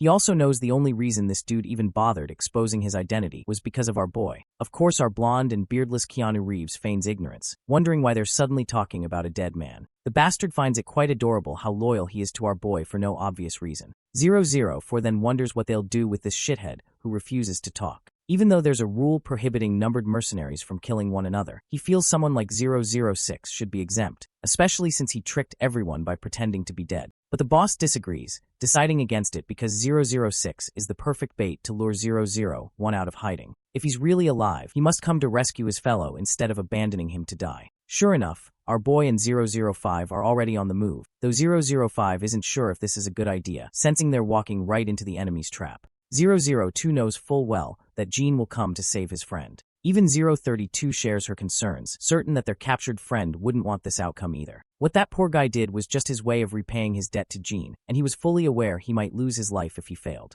But if Jean ends up risking his own life in this rescue, 006 would never forgive himself. So 005 once again suggests turning back before it's too late. Jean weighs his options and understands what he must do. After putting his gun down, he decides to walk up to 002 and surrender himself.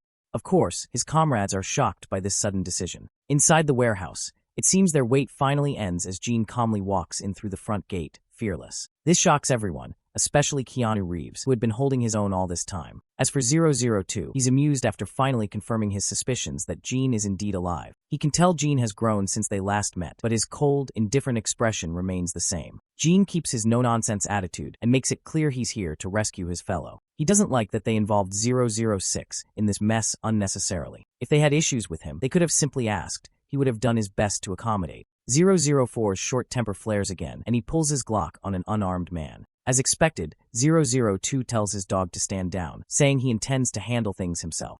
Walking toward Jean, he expresses excitement at seeing him alive. After all, he had always wanted to kill this brat with his own hands. As they stand face to face, locked in a fierce stare, the fight breaks out instantly. They exchange blows so fast the onlookers are amazed 001 hasn't lost an ounce of his spark. Jean doesn't hold back, fully aware of whom he's dealing with. He manages to bruise his senior's cheek, only to have his own cheek smashed in return. After this intense exchange, they put some distance between themselves again. This spar reminds 002 of the old days, though he'd rather not remember. It's not like they shared a past of friendship and roses, but it's an undeniable truth they went through hell together. So they had an unspoken rule not to betray each other, no matter the cost. But out of everyone, it had to be Jean who broke that rule and betrayed them all. He, as the leader, is the lowest of the low, or at least that's what 002 believes. To avenge everyone, 002 lunges at Jean once more, and their back-and-forth battle continues. As they go all out, my guy overpowers this bastard with a solid strike to his damn face. Then he follows up with a knee smash, knocking his opponent to the ground. This sheer display of strength and skill leaves everyone with their jaws hanging. 002 quickly gets back on his knees before it gets too humiliating. 004 is struggling to digest the fact that Jean is just as much of a Chad as he used to be. Even the Black Snake can tell our boy hasn't been a couch potato these past 5 years. He pulls out his dagger from its sheath, ready to take this fight to a whole new level. With that, they go all out again, striking and dodging blows left and right. But once again, Jean overpowers him by giving nasty cuts to his hands, then slicing him with a bunch of nasty cuts all over his body. He continues to spill the bastard's blood while 004 can only watch helplessly as his senior gets absolutely decimated. The aura Jean is exuding is something only earned from farming countless real battles. And that's exactly what's bugging 004, the fact that Jean has gotten way stronger than before. Even the masked random NPC is blown away, suddenly remembering a mercenary named Jean who worked with the military. His fellows are shocked by the revelation, and 004 wants confirmation. He's struggling to believe that the mercenary they once saw was actually 001 in disguise. The masked guy isn't 100% sure, having only caught a brief glimpse, but the vibe that mercenary gave off is exactly how Jean is fighting now. Everything clicks for 002. By now, he's starting to think Jean became a private mercenary after betraying his comrades. Jean then reveals how his memories came flooding back, shocking everyone present. Suddenly, a guy reports via transmission that 005 and 032 are heading their way. Sure enough, they both barge in, worried sick and shouting that enemies are approaching. As usual, the low IQ, short-tempered 004 shows aggression and doesn't pick up on the hints. But soon, their lackey reports armed soldiers surrounding the place and closing in. At least 50 soldiers confirmed so far. They're only 300 meters away from infiltrating the area. 004 and his lackey quickly open cases filled with firearms, preparing to start the action. Jean arms himself with a rifle, as do the big muscle head and the others. Looks like it's finally time for these numbered mercenaries to unite and fight a common enemy. Behind it all is Mad Dog, who orders his soldiers to wipe every single one of them out, as if they never existed. For once,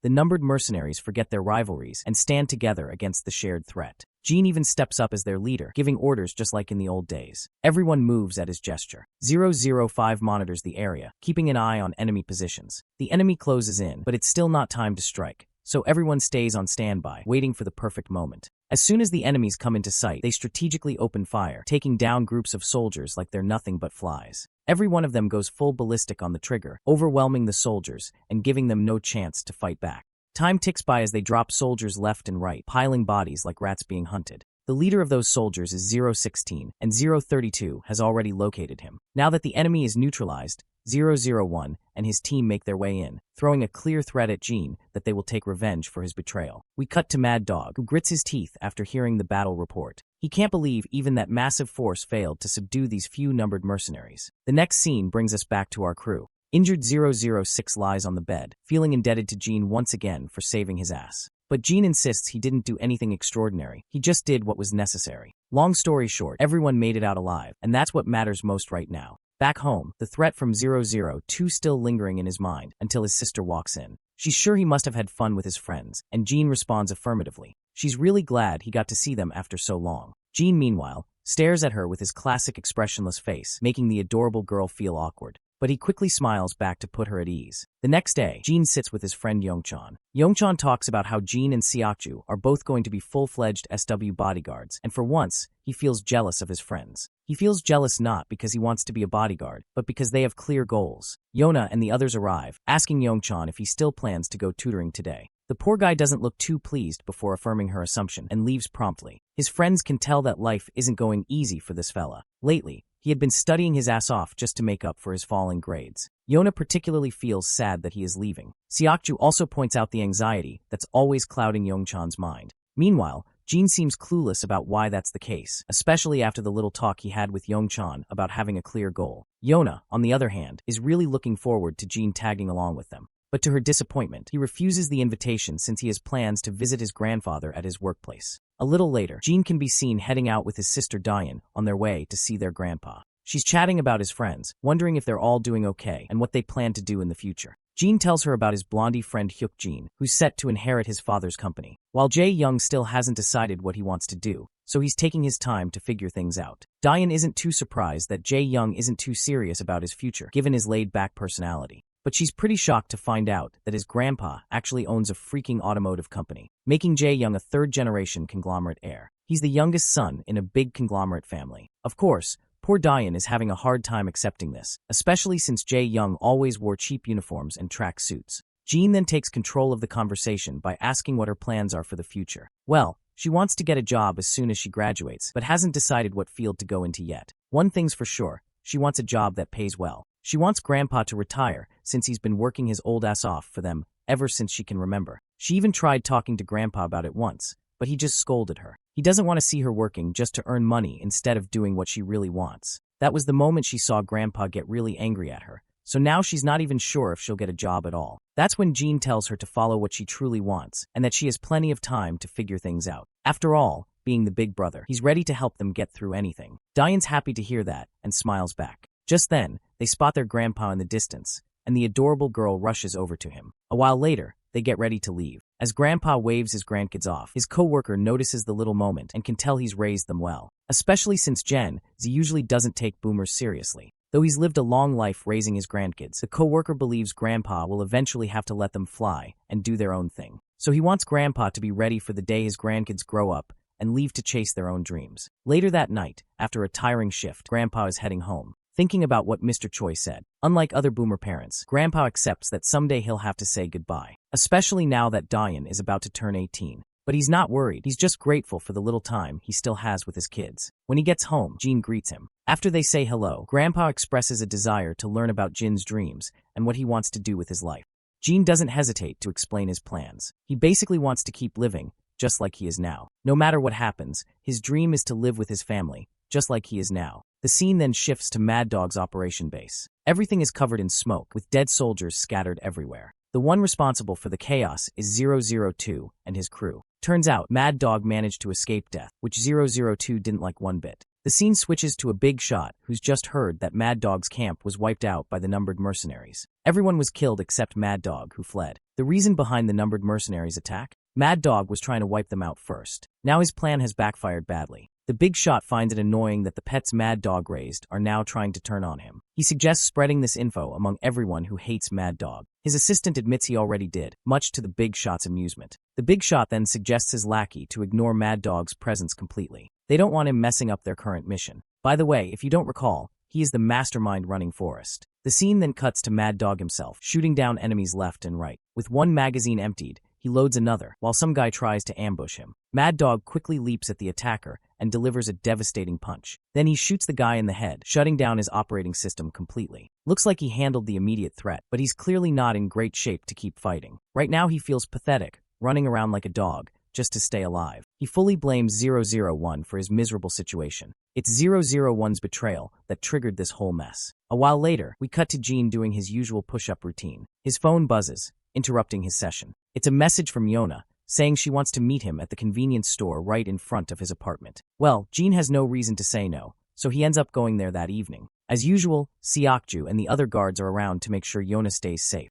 When Jean gets closer, Yona immediately starts apologizing for calling so late. She's already bought a bunch of Jin's favorite snacks. While helping himself to some treats, Jean gets curious and asks why she called. Yona doesn't have any particular reason. She just wanted to see him a little. And well, we all know why. She just wants to get clapped by an aura farmer like our boy. Hell, even Seokju understands that she is in heat. She brings up how everyone's been stressing about their future careers, and Yongchan especially seems lost in the mess. He even stopped going to the PC center just to focus on studying. It's a shame that he made this bold move right when he was on track to become a pro gamer. Keeping the conversation going, Yona asks Jean about his career plans. Does he want to keep being in the SW suit? As expected, Jin's not sure. When Seokju and the senior bodyguard hear that, they're shocked and practically begging him to reconsider and make a solid decision, as they want him to continue serving SW Corporation. Jean is surprised by their strong reaction. The night deepens as Jean heads home. Yona walks him back, even though it probably should have been the other way around. She's just feeling the vibe and wants to walk with him a bit. Suddenly, Jean catches her off guard by asking what she plans to do in future. Well, Yona isn't sure either. For now, she just wants a cozy, laid-back life. She really loves her current life and wants it to last as long as possible. Right now, it's the only thing she's truly in love with. She says this like she's confessing true love to someone, which makes her go all awkward when she understands the gravity of her words. Jean stays quiet since he's got a lot to work on in the affection department. The scene cuts to 005 looking shocked after hearing about 002's latest exploits. 006 confirms it and adds that Mad Dog is still alive, though assassins are already on their way to finish him off.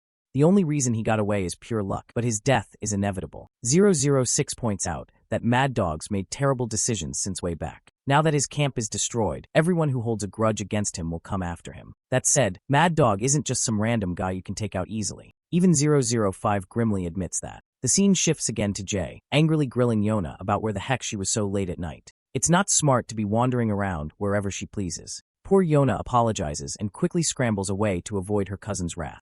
Later, Jay is being escorted in her car, with Jean accompanying her. His phone rings, but he ignores it since he's on duty. Jie notices this, and she is generous enough to give him permission to check his phone. When Jean checks, it's Daeun asking him to bring some apples because Grandpa's been craving them lately. Suddenly, Jie throws a weird question at him. Does he have someone close to his heart? Jean seems clueless at first, unsure how to answer. But she gets blunt and asks if he's dating anyone, or maybe someone he wants to date. While she's asking these bold questions, Seokju and the senior bodyguard are nearby, getting chills because they're curious how Jean will respond. Jean simply says he doesn't have anyone, a blunt answer that surprises Jie. She thinks he should be out there chasing girls since he's in his prime. With his looks and how young he seems, it'd be a waste if he didn't try to pursue someone instead of just goals. But Jean doesn't think he's missing out on anything. This ordinary life is what he's always wanted, especially after grinding so hard as a kid on the battlefield. After his duty, Jin's seen walking around the grocery store with his sister, picking up some apples. With a bag full of apples, they head home. As they walk, Daeun mentions how Jae-hyung is setting up a hideout to invite all his friends once it's ready. She's amazed he didn't tell anyone else but her. Suddenly, Jean freezes when he spots someone lurking in the shadows. The figure looks familiar. Turns out this suspicious guy is 002, and Jean looks absolutely freaked out of his mind.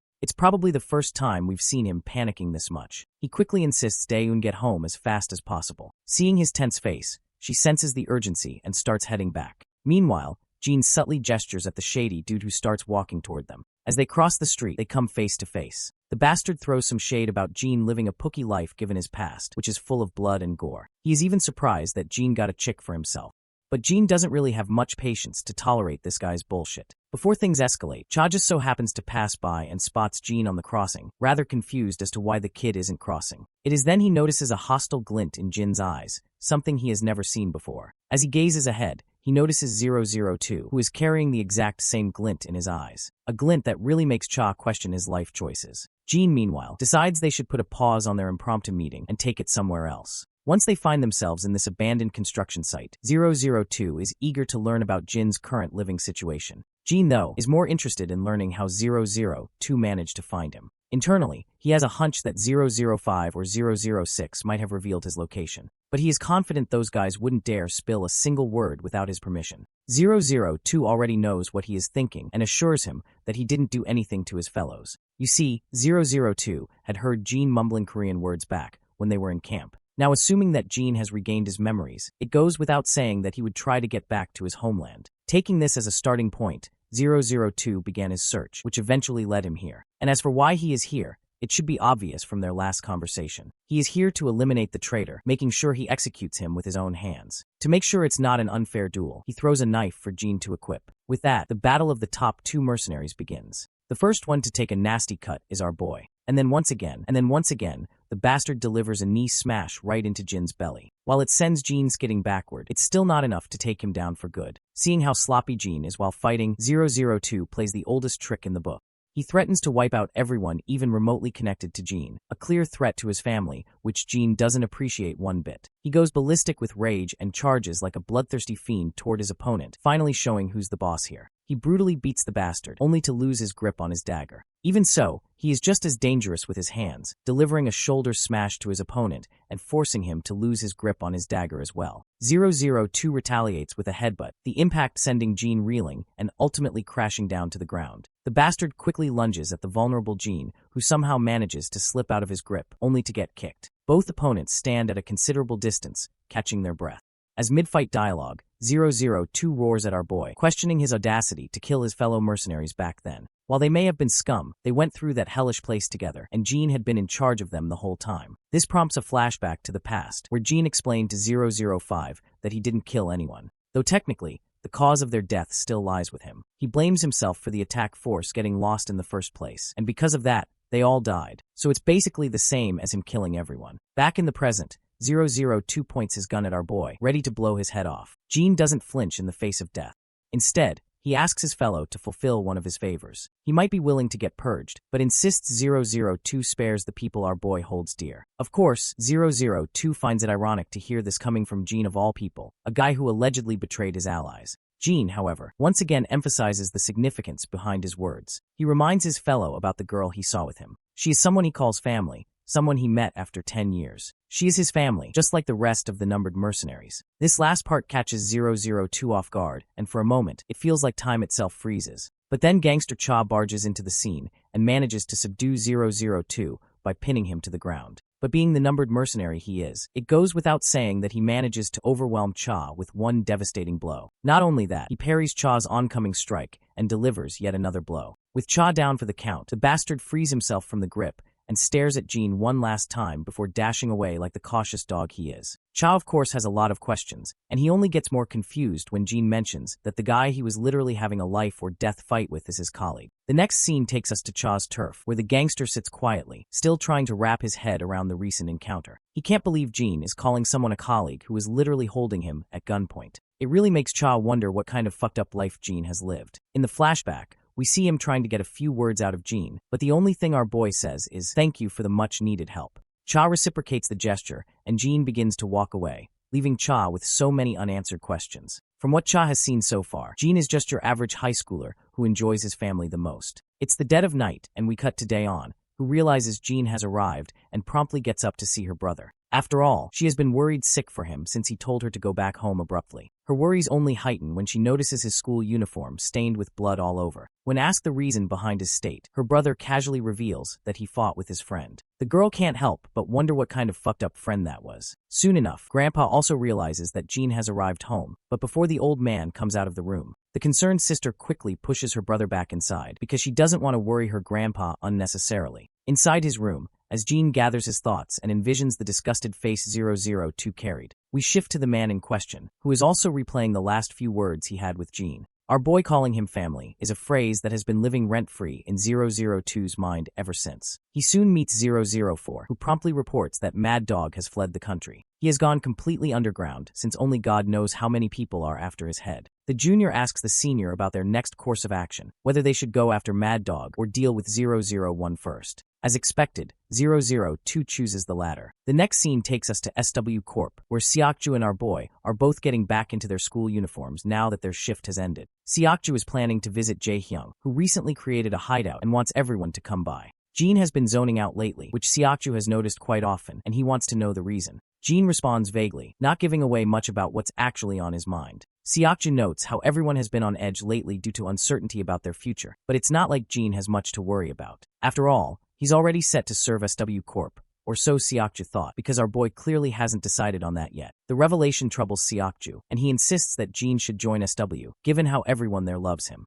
If the SW security team leader finds out Jean hasn't decided, he's going to be disappointed. A while later, they are seen walking the streets, following the map Jae-hyung sent. Upon reaching the destination, they find Yongchan already standing there, not entirely sure if he should even be looking at this building. The only way to find out is to head inside, and once they do, Yongchan is awestruck, while Seokju is also surprised. As for Jean, there's not much expression on his face to read. Yona is already there, and so is Hyukjin. Turns out, Jae-hyung has created a private gaming room exclusively for friend gatherings. What's more, the place is stocked with every snack and drink imaginable. He even made sure to get the latest, most high-end computers available, just so Yona can't blame her losses on bad hardware. Not only the computers, but also the peripherals are top-notch. Yongchan is rather flustered seeing all this. But that's not the only surprise. Jae-hyung has also set up a dual-screen streaming setup exclusively for Yongchan. He remembers his friend once expressing the desire to become a gaming YouTuber, so this is a little workplace for him to use. Yona is surprised to hear about this unusual career choice. What's even more heartwarming is how Jae-hyung did all this for his friend. He's even willing to be the first subscriber to Yongchan's channel. Of course, this makes Yongchan feel special for a moment, and he can barely hide his emotions. Yona is also ready to become a subscriber. Seokju chimes in with a request to stock some energy drinks too. Since they're talking about it, Yona adds her own custom request for some Coke Zeros on the shelves. Naturally, Jae-hyung gets annoyed with everyone throwing requests at him, while his friends continue to push his buttons. Meanwhile, it's clear something is weighing on Yongchan's mind, and he promptly decides to head back, shocking everyone. The next day at school, Yona notices that lunch break is nearly over, but Yongchan still hasn't made it to school. They have no idea what's wrong with him, other than his expression looking unusually dark lately. Being the sincere friend he is, Jae-hyung is genuinely worried about that guy, but there's not much he can do. He texts him immediately, but Yongchan is busy talking with his mother. His mother is sick, so he's been taking care of her, which is why he didn't attend school. Even though her fever is mild, Yongchan fears her health could worsen. Not to mention he's never seen her close her shop, just because she was a little sick, so it must be serious. The woman finally admits it, though she attributes her deteriorating health to old age. But Yongchan knows it's because of the years of hard work and effort she put in to raise him. Speaking of raising, she gets a little upset that he skipped school today, telling him he must still attend cram school. When asked if he's doing well in his studies, he answers affirmatively, though his face says otherwise. His mother wishes for him to achieve great things. She wants him to make it to university and is willing to bear the burden of the fees. The next day in the classroom, Yongchan is lost in thought. He's doubting his potential, wondering if he can achieve anything meaningful even if he goes to university. The best option is to find a job and support his mother. For once, he feels utterly left behind and even jealous of his friends because they all seem set for life, while he's stuck figuring out what's best for him. Late at night, as he's coming back from cram school, he finds his friends' texts expressing their worries. While looking at his phone, he accidentally bumps into another student walking by. That guy turns around and decides to unleash his pent-up frustration on Yongchan. As the insults keep coming, Yongchan just apologizes to avoid trouble. But the guy's friends can see he's scared, so they pile on with more nasty words. Even the onlookers begin to take note of the commotion. That's when our guys arrive on the scene, with Jae-hyung looking absolutely pissed, demanding to know what's going on. Seeing the situation, Jae-hyung has a pretty good idea and intentionally bumps into the troublemaker, accusing him of not watching where he's standing. It's like an Uno reverse card, and it works. The guy swallows his pride and walks away. Jae-hyung then turns to his friend, scolding him for getting into trouble and making them worry. They're especially upset that he didn't respond to their texts, leaving him no choice but to explain himself. They ask about his mother's health, knowing about her condition because they stopped by her shop. Yongchan is surprised to hear this, since the shop was supposed to be closed. Apparently, he has no clue that his mother went to open it despite being sick. Moving on, Jae-hyung brings up yesterday's events, how Yongchan left the gaming room without much of a word. He feels responsible, thinking he upset his friend by being too obnoxious. He sincerely apologizes if he was noisy and clingy yesterday. Yongchan quickly clarifies that's not the case. In fact, he was happy to see how much his friend cared about him. He admits the real reason behind his unsettling behavior lately. He didn't feel he deserved what Jae-hyung did for him, especially not after feeling jealous of his friends. He doesn't know why he keeps comparing his circumstances to others, or why he ran away instead of appreciating the gesture. He wants to find a job to ease his mother's burden, but if he chooses streaming as a career, he's unsure if he can make ends meet. He may be good at games, but it's not exactly a secure job for an introvert like him. His grades have also dropped recently, leaving his thoughts scattered. Even so, he's thankful to Jae-hyung for thinking about him this much. Hyokjin then teases our tracksuit lover about how anxious he was over Yongchan, so worried, in fact, that he kept asking everyone about him. Let's not forget about our boy, who is enjoying spending time with his friends. Back at Yongchan's home, his mother asks about the boys who visited today. 2 boys and 1 girl were so good-looking, she mistook them for celebrities. She still can't believe those pretty faces were her son's friends. They told her that your son is a pro gamer, skilled enough to compete nationally. It's a shame he never told her about his passion for gaming. She assumes it's because of her condition, and Yongchan doesn't deny it. After all, she poured everything into raising him, and now he feels it's his turn to support her. The doting mother finds his mindset adorable and advises him to do whatever his heart desires instead of holding back. Yongchan turns the conversation, asking if running a snack shop was really her dream job. Of course it wasn't, but her real dream was to raise her son well, and she believes she's done that to the best of her abilities. Now her only wish is to see him doing what he truly wants. She would be proud if he gave this gaming thing a try. The next day at Jae-hyung's secret gaming place, after a great time, Dae-hoon and Jin head back home, with everyone seeing them off. Once they leave, Yongchan expresses surprise upon learning Jin isn't joining SW Corp after all. The others are equally startled. Yona is a little upset for obvious reasons. She doesn't like how blunt he was about it, and the seniors are disappointed to learn this. Seokju had assumed Jin would join SW Corp for the sake of the camaraderie they've built, so hearing he never even considered it is a shock. We then cut to Jin and Dae-hoon walking side by side. The doting sister is concerned about her brother's future and wants him to find something he truly wants to pursue. Predictably, we get a flashback of Jin's past life.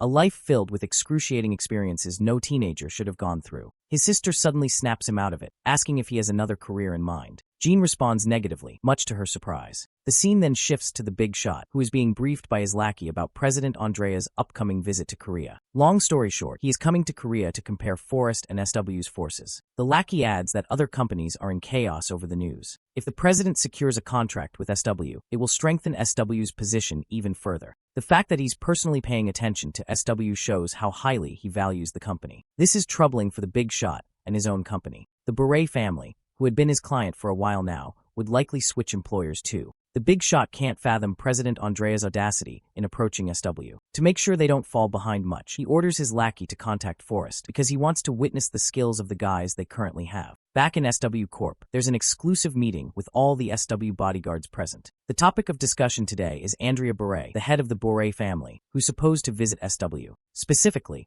He's going to tour SW's defense factory. It's a big deal for SW's subsidiary defense facilities. After all, Bore's approval could lead to massive weapon exports for SW. Even though Bore is bringing his own escort team, SW still plans to deploy their own bodyguards, making sure no stone is left unturned. Andrea Bore himself isn't the problem, it's his family members. The senior wants his bodyguards to make sure their safety is guaranteed. The Bore family brats have recently shown a lot of interest in Korea, so they're paying a secret visit. That means they won't appear publicly, and ensuring their safety is SW's top priority. A few days later, we cut to the director of SW greeting his esteemed guest, Andrea Bore. The two men shake hands on a good note. Meanwhile, GA and her escorts are making sure the Bore family members are entertained. Right now, the Bore siblings want to look around, but GA strictly forbids it. She doesn't want them moving around freely, especially not without SW guards ensuring their security. But they keep insisting they'll be fine, promising not to stand out. They've already got a guide who can show them places worth visiting. Plus, they have their own security team, making sure nothing goes wrong. Despite that, GA isn't convinced, but she can't exactly express her disapproval right to their faces either. The Bore daughter whispers something to her brother, and he quietly approves. He then points at Jean, wanting him to tag along with them. Of course, the guards are clueless why Jean of all people was picked. But the reason becomes obvious when we see the Bore girl blushing. Even GA picks up on it after noticing her flustered expression. Still, she doesn't complain. At least with Jean around, she's assured she'll get proper reports if anything happens. So a while later, the Bore siblings are cruising down the road, with Jean accompanying them. The girl seems desperate to talk to him, and finally gathers the courage to introduce herself as Sophia, asking for Jin's name in return. Of course, our boy responds respectfully to his seniors. Sophia then takes over the conversation, asking if he knows any good places to visit. Jean flat out says no. Naturally, that causes her a bit of distress because Jean didn't even think before answering. But my guy stands firm, explaining that he only recently came here after living abroad, so he's just as clueless as her. In that case, her brother decides they should stick to the original destination. Like his sister, the brother also takes interest in Jean. For someone the same age as Sophia to already be working as a bodyguard is impressive. While Sophia is 20, Jean reveals he's only 19. It's crazy to think SW would acknowledge and give a job to someone so young. Jean downplays it, saying it's all thanks to SW for being supportive of him. But the brother knows better. SW wouldn't just favor some average kid. By now, the brother has understood that his sister has started liking Jean. Eventually, they arrive at their first destination. And while walking around, Sophia glances over her shoulder, only to lock eyes with Jean for a split second. She quickly looks away, embarrassed, while Jean is as clueless as a wooden plank about what's going on. A little later, Sophia lights up at the sight of cotton candy. She buys 2 and offers 1 to Jean. Jean hesitates due to obvious reasons, but when her brother gives a slight nod, he accepts it, making Sophia visibly happy. Back at SW Corp after his shift ends, Jean gets interrogated about whether he had fun today. The way Jia asks makes it obvious she knows Sophia has a thing for him. Internally, she feels bad for Yona, who now has new competition to deal with. Meanwhile, Jean recalls everything that happened. He remembers Sophia looking genuinely happy during the outing. So with complete honesty, he reports that she had a fun day. At first, he was worried she wouldn't enjoy sightseeing, but it turned out fine. And it all thanks to Boreai's security team, who were well prepared for her preferences. Of course, Jeff feels frustrated, realizing Jean is still totally clueless. But she expected as much, so she brushes her worries off. She then reveals that Sophia's father personally thanked them for making his daughter's day memorable. At first, Jia was confused why he'd show gratitude over something so small. But then she learns Sophia is usually very reserved because of family trauma. She always gets anxious whenever she steps outside, even on family vacations. So, for her to move around comfortably today was something unprecedented. Naturally, Jia gives all the credit to Jean. But Jean doesn't see it that way. He thinks the careful preparations were the real reason Sophia felt comfortable. Once again, Jeff feels exhausted with this guy not picking up the hints. But she doesn't bother pushing it. Instead, she tasks him with the same responsibility for tomorrow. As Jean walks through the corridors, he notices Sophia's brother watching him with a pleasant look. Turns out the brother has a favor to ask. For the next 2 days, he suggests Jean act a little more relaxed around Sophia. But Jean apologizes, saying it's against his code to let his guard down while on duty. Since Jean doesn't understand what he means, the brother explains that he wants our boy to approach Sophia more like a friend instead of duty-bound guard. Sophia doesn't usually act like she did today, which only proves she likes Jean a lot. You see, Sophia once went through a traumatizing kidnapping. As powerful as the Bohr family is, they couldn't find her whereabouts for days. It was so bad they even considered abandoning the search altogether. But after a relentless 15-day pursuit, they finally rescued her. The ordeal left her deeply scarred. She's been unable to approach people outside her immediate family and refused to leave the house. Bringing her to Korea was actually a strategic move to help her heal, and it's working. All thanks to Jean, she's finally acting normal again, just like she used to. Despite hearing the entire sob story, my guy sticks to his guns and won't do anything that goes against his job ethics. The scene cuts to this fancy hotel. There, we meet Sophia once again, just waking up after an unusually long nap. Soon enough, she gets a message from her brother telling her to hurry down since they're already running late. The brother, meanwhile, finds it fascinating that she actually slept well somewhere, which isn't their home. He apologizes to Jean for the delay, and soon enough Sophia comes running down. Catching her breath, the brother asks why she slept so long. The girl reveals something fascinating this time. She didn't get any nightmares. Normally, she dreams about the day she got kidnapped, but not today. This shocks her brother. He recalls all the nights she would scream in terror, haunted by those nightmares, and how he'd always be the one to console her. So right now, he's relieved and happy his sister is finally showing signs of improvement. Maybe coming to Korea wasn't such a bad idea after all. Sophia then notices Jean standing there and immediately diverts her gaze, making things awkward. Later, her entourage majestically follows her car on the road. Inside the car, her brother strikes up a conversation with Jean, asking about his family. Jean briefly mentions his younger sister and grandpa. The mention of a younger sister makes Sophia's brother curious. Since he also has a little sister, he's interested in how Jean gets along with his. After all, most siblings don't exactly get along smoothly. But Jean willingly mentions he's got a chill bond with his sister, and he's proud that she takes good care of him. Sophia's brother finds that relatable because his sister also takes good care of him. But Sophia argues it's actually her brother who takes care of her. Eventually, they arrive at their destination. Sophia spots a ramen stall nearby and drags Jean along to try the foreign food. After their fun outing, night falls and they head back. But suddenly, a caravan blocks their path at an intersection, forcing their car to skid due to a hard brake. Inside one of Boer family bodyguard's cars is a mole. He guns down all of Sophia's guards on the spot. And of course, we all know who's behind this. It's that big shot who runs Forrest, and he is trying to screw with the Boer family, so their confidence in SW Corp takes a hit. He had tasked Forrest to handle it, and now questions his lackey who Forrest sent for this mission. From what the lackey knows, they sent someone with a pretty impressive profile. The big shot is surprised Forrest only sent one person for the job, but he's not too worried. In fact, he's curious to see if what Forrest produces is any better than Camp. If you don't recall, Camp is the group once run by Mad Dog. Back at the scene, the assassin finally steps out of the car. Turns out the assassin in question is a woman. Meanwhile, Jean quickly sizes her up. Her clothes are stained with blood, and she's holding a gun. Her lackeys pile out of the caravan as well. Sensing danger, Jean immediately tells his passengers to get moving. But the siblings don't seem too worried, especially the brother. He's confident his security team won't fail him. Jean, however, points out the critical disadvantage they are in. Only 2 bodyguards are licensed to carry guns, and one of them is in the car ahead. Meanwhile, the enemy is fully armed. The unarmed bodyguards don't stand a fucking chance against guns. After all, no one can move faster than bullets. Inevitably, the shooting begins, and the poor bodyguards are mowed down at point-blank range. Jean hops out of the car and helps the siblings escape the car. The woman leading the ambush notices her target slipping away and raises her gun. But Jean manages to pull everyone into a roadside alley just in time. She quickly follows with a handful of soldiers. Now Jean and the others are sprinting through dark streets, but he knows they'll be caught soon. So, he makes a decision. He'll stay behind. The siblings are shocked, arguing against it, but Jean stays firm. His duty comes first. His determination reminds Sophia's brother of what Jean said earlier about his job. Eventually, the siblings move on, though Sophia is clearly worried. Not long after, the enemy catches up and spots Jean. One of them radios his team, but Jean takes him down instantly. Another group shows up. Jean quickly grabs the fallen guard's gun and begins dodging a storm of bullets. The enemies keep up a relentless barrage as Jean ducks into a corner street. Taking cover, he locks onto his target and fires back, exchanging a few deadly shots of his own. One of the bastards gets injured, which causes his lady boss great distress. She tells the injured soldier to stay behind and keep Jean occupied while she decides to go after their main targets. It doesn't take Jean long to realize what's happening, so he quickly rushes toward the other street in order to intercept that woman. The injured thug starts unloading bullets, but my guy doesn't bother fighting this injured bitch. Judging by how long he's been held up, Jean estimates the VIPs aren't too far ahead. As he rushes down, he eventually meets the woman at an intersection, coming from the other street. Both instantly go on high alert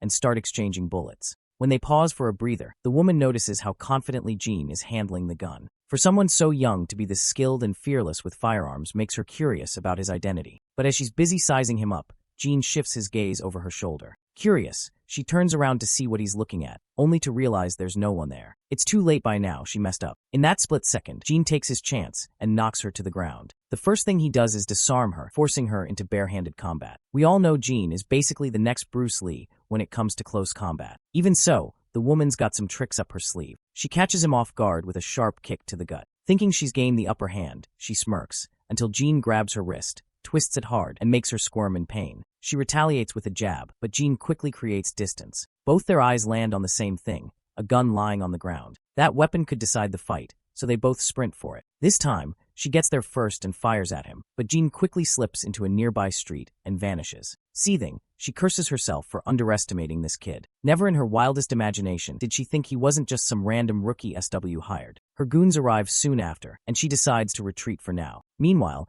Jean is sprinting through the streets when he spots Sophia's brother in the distance, calling out. Jean questions why they stopped instead of fleeing. The blondie explains they're waiting for backup. After all, his sister can only run so far on foot. One of the escorts is fascinated that Jean managed to shake the assassins off their trail. But Jean just shrugs it off as luck, an excuse the guard finds ridiculous. The enemy came way too prepared, so it makes no sense for our boy to escape without any consequences. Speaking of which, Sophia's brother realizes their tour guide was the one who sabotaged them. The guard confirms it, admitting their background checks failed badly. By the looks of it, the enemy wanted the Boreai siblings alive. Otherwise, the imposter would have killed them already. Jean strongly believes the guide had multiple chances to take them out earlier, but didn't. Once again, the escort guard is stunned to think that a kid pieced together so much while engaged in a fight. Jean then inquires about the backup's ETA. The guard assures him it'll take another 20 minutes. Suddenly, Jean feels a little sus about this escort guard. To make things worse, the assassin woman shows up again with her lackeys. By now, Jean knows exactly what's happening. He moves fast, pressing a sharp projectile against the guard's throat. Of course, the siblings are clueless while the guard plays dumb, questioning Jin's sudden aggression. My guy only responds by pushing the dagger deeper until blood starts trickling out. The siblings demand an explanation, so Jean lays it out what's in his mind. This area is basically a concrete jungle with countless streets and high rises. Despite that, the enemy found them too quickly. The only way that's possible is if someone kept updating the enemy with their location. The guard continues to deny it, and even the siblings doubt Jean, thinking he misunderstood. After all, Gilbert has been their bodyguard for 3 years. But Jean proves his point by pulling out the hidden gun Gilbert was carrying. Guards like him don't have authorization to carry. And just like that, the cat's out of the bag. The assassin girl sneers, calling Gilbert useless. Sophia, meanwhile, is on the verge of a breakdown after getting betrayed by someone who protected them for over 3 years. Suddenly, she notices Jean making hand gestures. They look familiar, sparking some memories buried within her. She remembers a mercenary once told her the gesture meant, "I'll attack you, run." And as fate would have it, that mercenary was Jean himself. Back in the present, the arrogant woman and her lackeys think they've got the upper hand with their guns. But Jean surprises the bitch, pointing his own gun at her while using Gilbert's body as a meat shield. Realizing she's screwed, the woman leaps aside, letting her men take the bullets. Meanwhile, Sophia trusts Jean and escapes with her brother. My guy keeps laying down fire, forcing his target into cover. The woman finds this boy infuriatingly bold. Suddenly, Jean spots one of the injured lackeys aiming at him. They both shoot simultaneously. The bastard ends up taking bullets on his hand, while Jin's meat shield also takes heavy damage. With his meat shield spent, Jean drops him and makes a break for it. The woman finally realizes Jean isn't just some duty-bound bodyguard. He's a hunter aiming to put his prey down for good. Meanwhile, the siblings reach the top floor, trapped at a dead end. Jean arrives and tells them to hide. As her brother pulls her away, Sophia gathers the courage to ask if he's really Jean. My guy doesn't bother to clarify and simply says that survival comes first before unnecessary introductions. Hearing this, her mind flashes back again. His words are the same ones she heard from him years ago. Tears stream down her face as she finally realizes it's really him. Meanwhile, one of the goons climbs to the upper floor, searching for our party. But he walked right into Jin's ambush, ending up costing his life. But turns out it was just a decoy for this bitch of a woman to catch our boy off guard. With her gun pointed at him, my guy responds with lightning-fast reflexes and throws her off course. With his next elbow smashed, he knocks the gun out of her hands. This bitch isn't without her tricks either. She had been hiding this little dagger for close combat situations and manages to put a cut on Jin's arm. She then charges at him to take another shot, fully prepared to push Jean to his limits. Before she can act cocky with her weapon in hand, my guy pulls up the secret little sharp projectile and gives her a nasty wound. It's the same projectile he used to immobilize that traitor. Despite this, the woman lunges forth once again and tries to take shots at our guy. But she just can't keep up with his speed. After avoiding her every strike, he delivers one of his own, giving her a nasty cut over her cheek. Jean then grabs her armed hand and starts beating her. Even though she is trying hard, she simply isn't capable enough to overpower him. She finds it absurd that this brat can fight better than her. For someone who was acknowledged in that hellish forest and overcame numerous trials, getting pushed back by a mere brat is very humiliating. With each second ticking away, She's getting desperate, and my guy capitalizes on that by landing a precise strike to her face, making her nose bleed. They take another round of respite, and that's when reinforcements arrive, leaving the woman no choice but to retreat for now. The next day, at Sofia Boreai's hotel residence, her brother can be seen expressing his gratitude to our boy for what he did yesterday. Once again, my guy downplays it, saying it was all just part of his job. By now, Blondie has heard this line plenty of times, but now he finally realizes just how much these words mean for Jean. Anyhow, Blondie reveals that the bodyguard who betrayed them had been bribed, and he took the offer because he desperately needed a large lump of money. More than anything, he feels awful for having Sofia go through all that crap again. He's traumatized by the recent events, so it goes without saying how much she must have suffered. Because of what happened yesterday, the Boreai family decides to cancel their plans and return to their home country immediately. Moving on, Blondie starts talking about the one particular person who saved Sofia back when she was kidnapped. He reveals that they tried searching for that person, but ultimately failed. But after witnessing what happened yesterday, they strongly believe Jean might be the guy who saved her back then. Jean stays quiet for a few panels before calling it a misunderstanding. Seeing that Jean doesn't want to reveal anything, Sofia's brother doesn't push him for answers either. After a while, Boreai's siblings are about to leave, and Jia is here to bid a proper farewell. Meanwhile, Sofia is busy gawking at our boy, and just when it's time to get in the car, she suddenly rushes over and hugs Jean tightly. Of course, everyone's shocked. She's just glad he's doing well, and so is he. With that short exchange, the rich hottie makes her way to the car. On their way to the airport, the brother feels this trip to Korea was worth it after all. His sister feels the same. After all, she finally got to see the guy who once saved her. A few days pass, and we find ourselves at SW's training area. After the session ends, everyone surrounds Jean, bombarding him with questions. Turns out my guy shared the bonus with everyone, the bonus he got for protecting the Boreai siblings. They all feel guilty, yet grateful for sharing a reward that only he truly deserved. As the chat continues, Jia watches from the sidelines. For her, Jean has always been a mystery, and nothing has changed. Her bodyguard also feels a swell of pride knowing a guy with such a unique mindset is working in their ranks. Jean has always had a positive influence on the entire security team. Ever since he joined, teamwork has improved. Even though the training difficulty bar has been raised lately, no one complains. At that very moment, Yona and Daeyeon walk into the training area. The second GA notices Daeyeon. She instantly guesses she's Jin's younger sister. While the girl is busy paying respect to her seniors, Yona explains she purposely brought Daeyeon along since she'd never been here before. It doesn't take long for others to notice this sweet girl and swarm her. That little scene puts a smile on Jin's face, a sight Jia doesn't see often. It's always when his family is involved that he shows that kind of expression. A while later, the duo is out grocery shopping, but the girls around them are practically melting inside at the sight of that charismatic man in front of them. And when Jean smiles while casually chatting with his sister, he looks so damn good that the girls are absolutely flustered, ready to lose it if given the chance. A while later, Jean is back to his usual exercise routine in his apartment. Suddenly, he recalls the phone conversation he had with 006. Apparently, 002 is out there hunting Mad Dog for blood, but there hasn't been a single trace of the man. So right now 002 and his team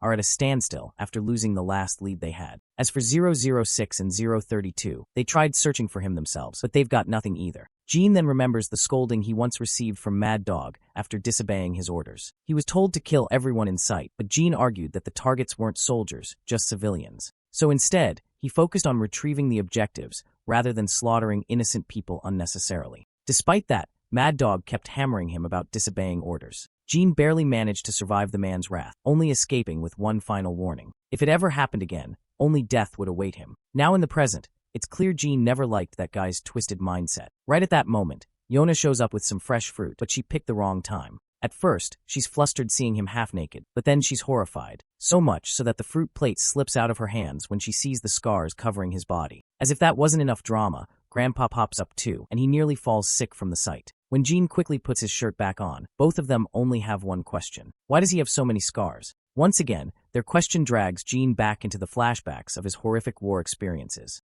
But thankfully, he doesn't have to explain to his family how he got them. Grandpa assumes they must have come from that tragic plane crash, and Jean cashes in on the excuse. Given how terrifying those scars look, his family can only imagine the pain he must have endured. Some days later, the siblings can be seen walking home from school. But someone is watching them closely, and that someone is none other than Mad Dog, who's still after 001's blood. Back in class, we see the usual group of friends hanging out. Jae-hyung suggests crashing their hideout for some gaming fun, but it seems Jean already has plans with his grandpa. Lately, they've been playing more competitively because Young Chan wanted to record gaming videos for his YouTube channel. So Jae-hyung feels like he's missing out on the casual gaming they used to have. Not long after, Yona chimes in too. And as usual, Their friendly banter continues, with Jean smiling the whole way through, enjoying the warmth of their company. Later, after classes, Jean is standing outside waiting for his sister. As always, he's attracting a ton of stares, especially from the girls. Daehoon shows up, and together they start heading toward their grandpa's workplace. Meanwhile, Mad Dog is still lurking in the shadows. And this time, that bastard seems to have his eyes set on Daehoon.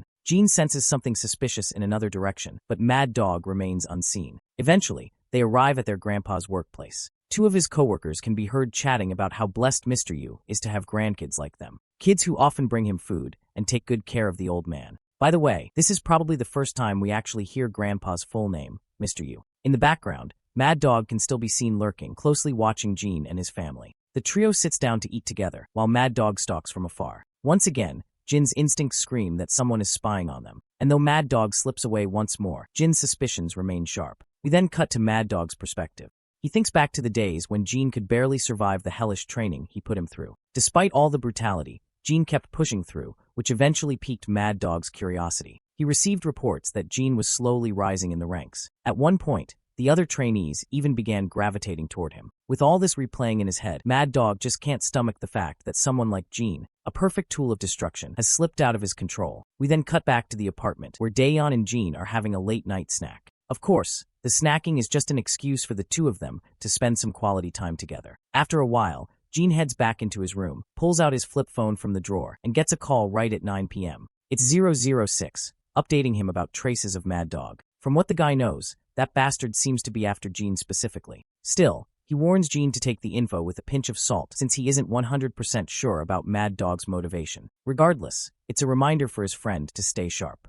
The call ends, leaving Jean to reflect on his situation. But suddenly, Daeyeon comes in, worried that Grandpa isn't answering his phone. That's why she wants to wait for him at the bus station. It's concerning. He's not even replying to texts. Of course, Jean orders Daeyeon to stay put while he goes to check himself.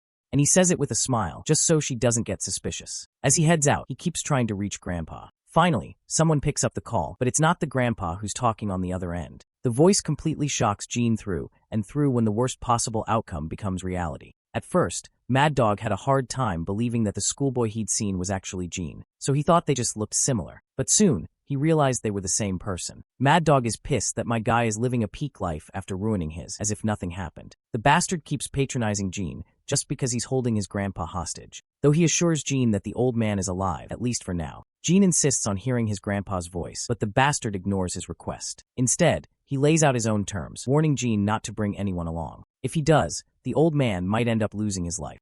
Before hanging up, Mad Dog tells him not to miss any calls from unknown numbers, since he won't be using the same phone every time. He'll send the details of his whereabouts through text. And lastly, he makes sure to threaten Jean by bringing up Daeyeon too. Once the call ends, Jean runs around in a frenzy to get to Daeyeon. He even dials up her number to reach her as soon as possible. By the time he climbs up to his apartment, Daeyeon is already missing, much to our boy's shock.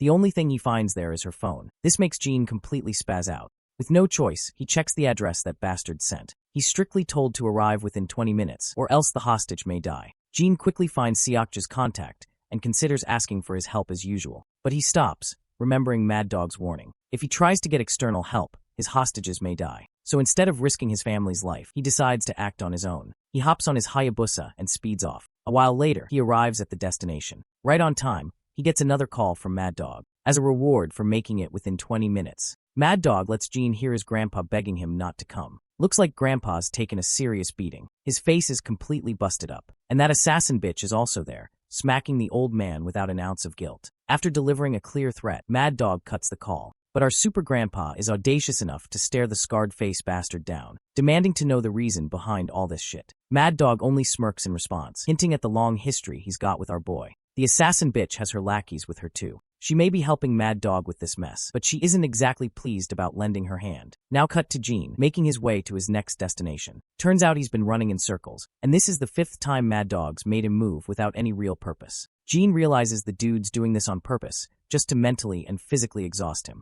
On the next call, Mad Dog actually applauds the kid for following instructions so meticulously. When Jean asks about the next spot, the bastard reveals this is the final destination, an abandoned construction site Jean has to traverse to find him. As Mad Dog speaks with Jean, the assassin bitch overhears him calling our boy 001. She asks for confirmation if what she heard is correct. The scarred-faced gangster confirms it, reminding her he's the same 001 Forrest, always used as a benchmark of raw potential. Now it's finally her chance to outshine him and take him down. But she finds it absurd. She'd been told he was long dead. If 001 is alive, it means they failed to kill him. She eventually turns to her lackeys, ordering them to tackle the number 1 mercenary, infamous for his insane combat skills. Meanwhile, on the lower floors, my guy has already taken down a bunch of soldiers. When she gets this report, the woman is rattled out of her mind. But Mad Dog, he had expected this outcome already. At first she wanted to capture him alive, but now she decides killing him is the better option. She radios her men with the new objective: kill the target at all costs. Taking down the best of the numbered mercenaries has always been Forrest's long-standing goal. If she scores this kill, she can easily climb the ranks within Forrest. Meanwhile, Gene is racking his brain, trying to figure out where Mad Dog might be hiding. He can't decide if the bastard's underground or above ground. Suddenly, his phone rings, Mad Dog warning him about Forrest soldiers in the building. Now Jin's objective is to survive the Forrest soldiers before approaching Mad Dog. And as usual, if he fails, he'll never see his family again. Just as the call ends, the assassin bitch's lackeys start swarming the place. But before they can catch him, my guy rains down bullets on them, giving them hell. He pushes forward, mowing down the other guards too. These soldiers are just fodder. Their only purpose is to supply our boy with more ammo. He keeps advancing, dropping enemies left and right. One soldier reports Jin's exact whereabouts to the assassin bitch. Hearing he's gone underground, the woman thinks he's made a big mistake. She orders her lackey, Charlie, to trap him down there. Meanwhile, the beaten-up grandpa hears all of this, his mind racing with a million questions he wants answered. The soldiers advance on our boy, but he takes them down with ease. When his gun finally runs out of bullets, he knocks one guy out cold with a kick. Another tries to shoot him point blank, but Gene reacts with lightning speed and smashes the bastard's head in with a precise strike. Then he loots the unconscious sucker. Another soldier squirming on the ground aims at him, but Gene reacts fast, knocks the gun out of his hand, and follows up with a devastating kick. He's exhausted, but still kicking the trash out of these bastards. Suddenly Gene hears footsteps approaching, a whole squad of soldiers descending, planning to trap him in the basement. But they walk right into his ambush. Gene unloads a massive barrage of bullets, tearing them apart. The rest move in cautiously after watching their comrades drop dead. They're shitting their pants, knowing one wrong move means death. As one of them steps forward, Gene reacts instantly, snatching the gun right out of his hand. Another soldier behind him gets ready to shoot while Gene is distracted, but my guy already knew what was coming. He fires off well-placed shots that was past the first guy and nail the bastard standing behind. Then he makes sure to put plenty of holes in the first guy too. With that, both goofballs who thought they could handle our boy are now dead. More soldiers shoot from the stairs above, but Gene doesn't hesitate and marches forward. Taking cover behind a pillar, he sizes up the threat ahead and makes his move. Sliding across the ground smooth as butter, he quickly takes aim and drops them too. Moving forward, he knocks a few guys more, wiping the floor out of them. The woman gets the report that Charlie and Team Delta have been annihilated. Most of them are brutally wounded, and the reporting soldier isn't even sure if they can survive. She's in utter dismay that 3 squads have already been wiped out, and it hasn't even been more than a few minutes. Mad Dog uses this chance to brag that Camp has always been superior to Forrest, but Forrest has long denied that fact. He feels proud declaring that Camp soldiers are the best when it comes to assassinations and military strategy. Forrest, on the other hand, trains soldiers to handle ops missions. Mad Dog is thrilled that a single-numbered mercenary is giving an entire squad of soldiers a run for their money. The woman feels looked down upon and finds it outrageous that this bastard is glazing over bastards who are after his blood. The big guy just chuckles. The woman, however, has already made up her mind. She's going to personally execute 001. Until then, she tells her soldiers to wait. She thinks she's more than enough to defeat him. We then cut to Gene,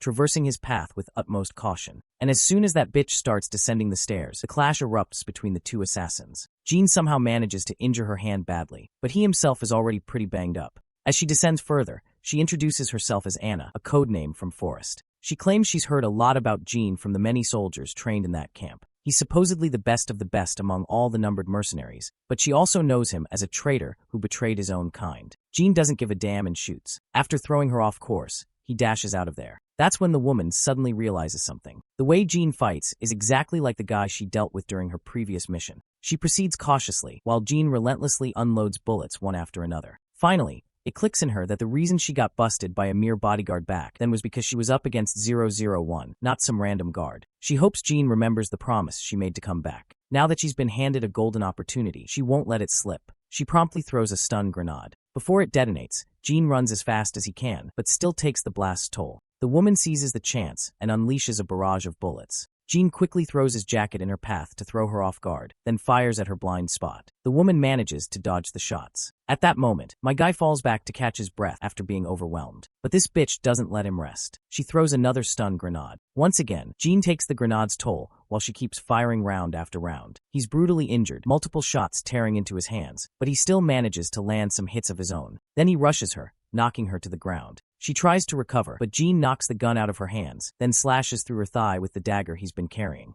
He follows up with brutal cuts to her hands, making her scream in pain and lose strength in her knees. Finally subduing her, Jean demands she reveal the hostage's location. If she doesn't, he's dead serious about driving the dagger into her chest. To save her skin, she quickly claims the hostages will die if he kills her. With his family on the line, Jean spares her. She collapses to the ground like an injured dog. She warns him he'll lose eventually, no matter what. We cut to Mad Dog, who's been waiting for Jean. He was confident Jean wouldn't be beaten by some random assassin woman from Forest. Meanwhile, Jean notices his unconscious grandpa. Surrounding him are hobos from every direction. He isn't afraid of these bastards. He's more concerned about Dayan, demanding Mad Dog tell him where she is. The big guy claims she's been put somewhere else. Then he starts rambling about his personal pain that no one cares about. Ever since Jean betrayed him, everything he built has crumbled. What could be more devastating than being betrayed by the person you raised? He keeps yapping, but Jean doesn't give a flying fuck. He just wants his hostages back. Of course, Mad Dog gets annoyed that Jean isn't taking this seriously. Just because Jean asked doesn't mean he'll release them. The only reason they are here was to make Jean watch as his family gets killed right in front of him. He wants the kid to feel the worst pain possible, the same kind of pain he went through. He blames Jean for his misfortune, from living the best life to becoming a fugitive, while Jean lives comfortably. No way in hell would Mad Dog let him have that life. Just as the bastard is about to pull the trigger, gunshots echo through the area, mowing down all the soldiers around Jean. The trigger-happy shooter is none other than 002, crashing the party with his squad. Before Mad Dog can react, he's already locked as a sniper's target. 002 expresses disgust at Mad Dog's actions. To think he'd collude with Forrest and take hostages, then he turns to Jean, disappointed that Jean spared enemies. But 004 thinks Jean did a decent job. Since our boy left survivors, 004 had a blast executing them. He especially enjoyed taking down that seasoned Forrest soldier. 002, meanwhile, keeps berating Jean for letting enemies live. After all, leaving survivors can only lead to more dangerous outcomes. Despite being cornered, the bastard starts laughing like a maniac. He admits he didn't expect this outcome, but still, he's prepared for the worst. Or at least that's what he believes. He reminds Jean about his sister, who's still his hostage. If Jean really wants to save her, he has to fight all the numbered mercenaries and somehow survive. Of course, this comes as a huge shock to Jean. How the hell is he supposed to fight his own family members? The bastard, on the other hand, keeps egging him on. But 002 quickly drills a bullet into the bastard's thigh and shuts his annoying mouth.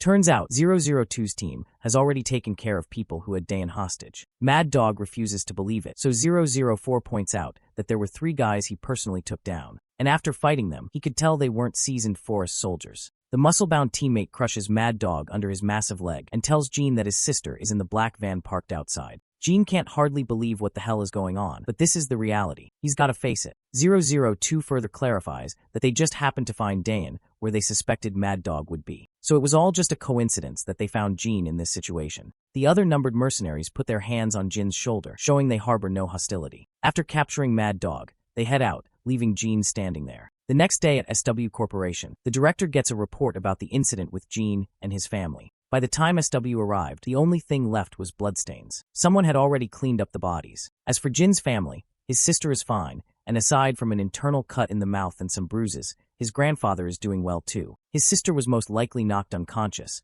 so it's unlikely she remembers anything. The grandpa had also passed out amidst the chaos. While the two are stable, Jean is in critical condition with several serious injuries. The director's assistant is sure as hell that there's more to Jin's past than just being a mercenary. He decides to dig deeper, but the director advises against it. He wants Jean to reveal the truth himself. At SW's Seoul Hospital, Jean walks into the ward where Dayan and the old man are admitted. As soon as they see him, they rush to him in a frenzy, worried sick. Jean reassures them that he's fine. Then, he apologizes to his family, deeply remorseful about what happened. But Grandpa doesn't let him finish. He hugs him instantly, not wanting Jean to feel uncomfortable. No need to talk about it unless Jean feels like it. Later, Jean explains everything to his family. The recent events were because of someone who held a grudge against him, dating back to his mercenary days. The people who helped him were his comrades from back then. On a side note, Jean doesn't really elaborate on his past as mercenary in camp. He just revealed little about the time he worked with the Commander Kong. Once again, He apologizes for dragging them into his mess. Dayan is practically stunned by the lore dump, while Grandpa takes it in calmly, grateful that Jean had the courage to open up.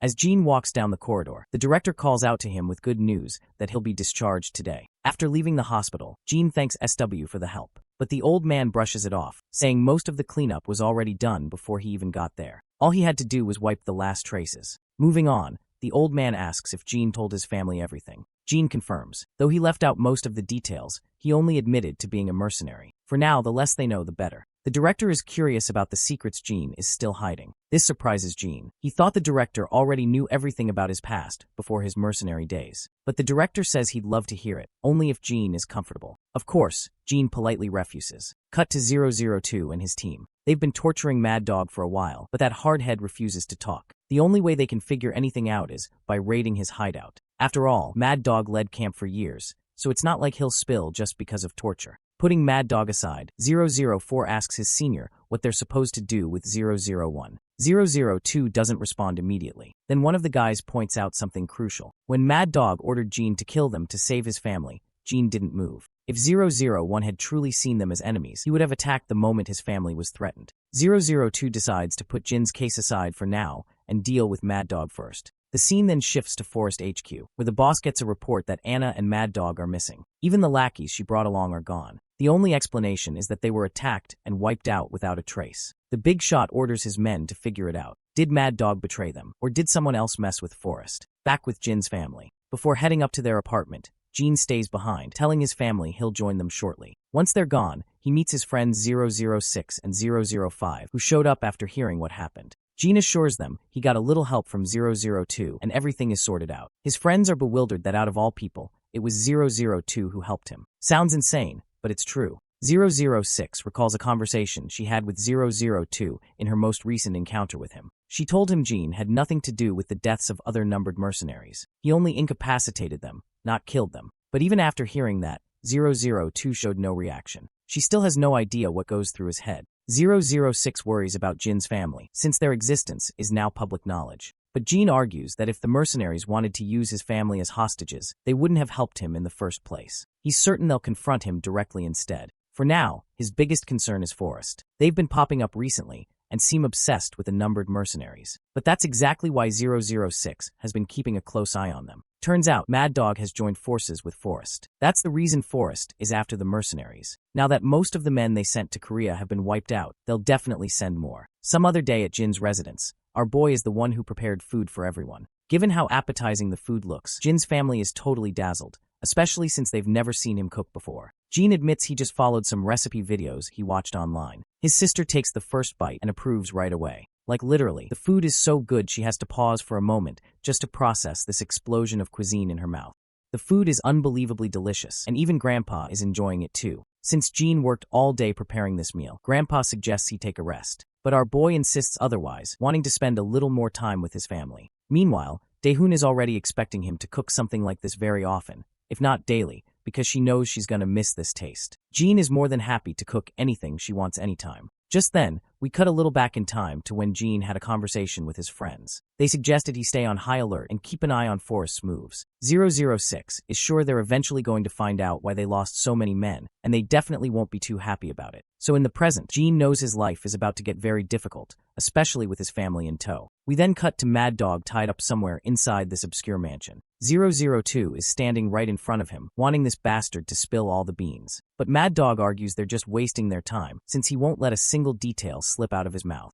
Similarly, 002 also believes the bastard is just prolonging his misery. He better spill the beans and die peacefully right away. Well, since Mad Dog knows he's going to die either way, whether he talks or not, he decides to make it hard for them too. 002 keeps egging him to just reveal one single detail he wants, promising his death will be as painful as it can get. Out of curiosity, Mad Dog considers learning what he exactly wants to know. The edgy guy finally spills his question, demanding to know who killed the numbered mercenary the day 001 ran away. Of course, Mad Dog spins that same old story, trying to make them believe that 001 betrayed the numbered mercenaries and killed everyone. Obviously, this isn't the answer 002 wants to hear, so he asks again. Once again, Mad Dog sticks to his guns, repeating the same line. First of all, Mad Dog expresses his amazement at how the numbered seem to have bonded so well, especially since they were never given the liberty to get close to each other, and everyone was just too broken for that kind of thing. Mad Dog had never cared about friendships. All he focused on was honing their battle skills and making them into perfect war machines. Eventually, he claims he doesn't know who's behind their deaths. This is all he knows, and no matter how meaningless this information may sound, though he's sure as hell it wasn't 001 who killed them,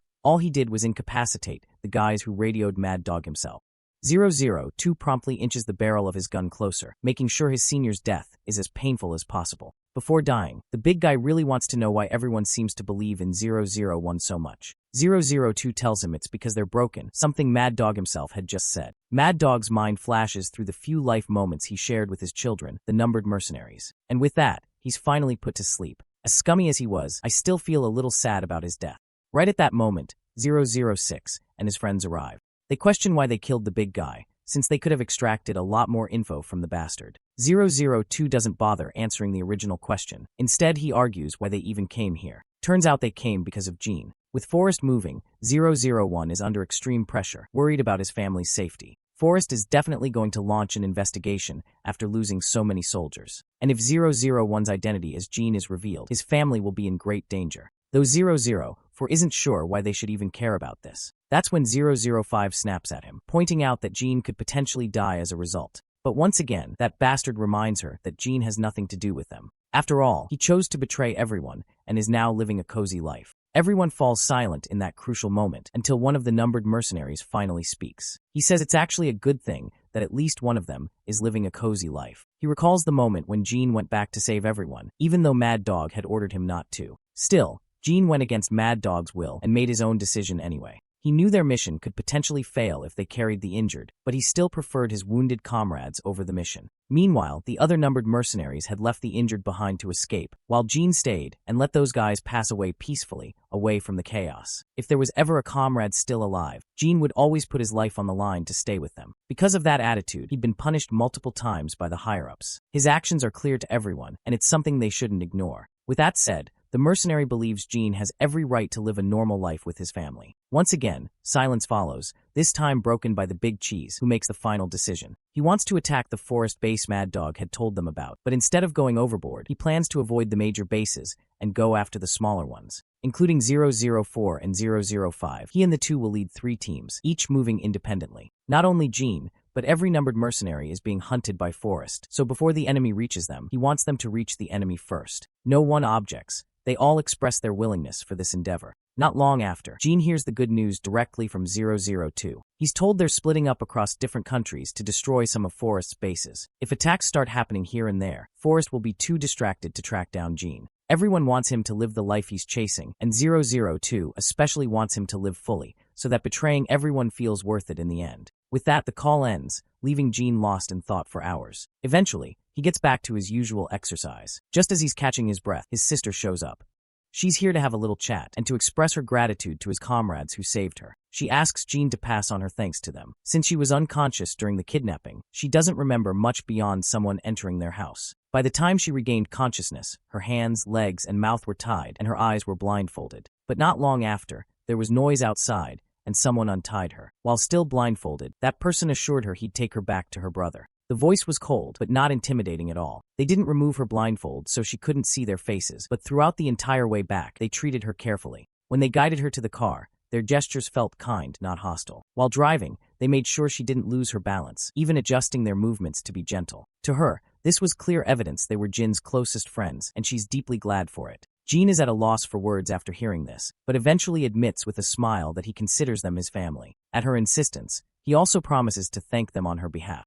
We then cut to some big shot from Forrest, who gets the terrible news. 3 of Forrest's bases have been hit. Each base was attacked on the same day, at the same time. Coincidentally, they were remote bases, not the major ones. After processing the information, the big shot is certain this isn't a coincidence. When he demands to know who attacked, the lackey reports that the numbered mercenaries are under suspicion. He adds that Mad Dog was supposed to attack them, but instead he was the one who got taken down. These recent hits are clearly a warning from the numbered mercenaries about siding with Mad Dog. By now, the big shot is sure his men, along with Anna and Mad Dog, were all taken out by the numbered. For now, he advises his lackey to practice caution and not go after them just yet. In the following days, we see Jean walking to school. Some girls suddenly approach him and start asking for his number. But Jean politely declines, since he doesn't feel comfortable sharing personal info with people he doesn't know. As the girls swarm him, Yona is watching all this from a distance. His friends are also there, getting all jealous over how this guy is pulling all the bitches. Even Yona can sense the burning jealousy coming off Jae-hyung, but the guy throws the shade back at her, asking if she doesn't feel bothered seeing Jin surrounded by girls. Of course, the girl feels embarrassed at what they're implying and feigns ignorance, questioning them back why she would even be bothered. But her friends know all too well, and they insist she drop the act. Whenever Jin isn't around in the cafe or their hideout, her mood is always a little down. With Jin around, she's energetic and upbeat. The girl feels totally spazzy, embarrassment painting her face. They keep pressing her, wondering if she's acting oblivious on purpose, or if she really never realized it herself. Eventually, the girl gets mad, twirls on her heel, and storms off. By now, one thing is for sure, the girl is just too shy for this kind of thing. In class, Yona's mind is still clouded by what just happened earlier. In her contemplative moment, she sneaks a look at Jin, and when our boy glances back, she gets flustered again and quickly turns her head away. In the following scene, we see Seokju and Jin doing drills in the SW training area. Meanwhile, Yona is sitting in the office with her cousin Jia. She asks her senior about her relationship situation, wondering if things are going well with her fiancé. Seems like Jia isn't in the mood to talk about it, so Yona doesn't push. Jia also knows she's just here killing time while waiting for Jin, but Yona flat out denies it, saying she's only here to meet her cousin. But the big girl knows that's a blatant lie. Anyway, she quizzes Yona if she's enjoying living a life without stressing about companies. Yep, you can tell our girl likes this kind of life a lot, and Jia is glad she's doing well. Speaking of normal life, the senior throws another question, asking if Yona has confessed to Jin yet. That catches the girl off guard, leaving her not knowing how to react. Jia reminds this gullible girl that Jin is a very popular guy, so it wouldn't be surprising if girls keep approaching him. In fact, most of the female staff at SW have a crush on Jin. And let's not forget about Sophia, who came not too long ago. She's also interested in Jin. That's right, the daughter of the head of the Beret family wants to snatch Jin all for herself.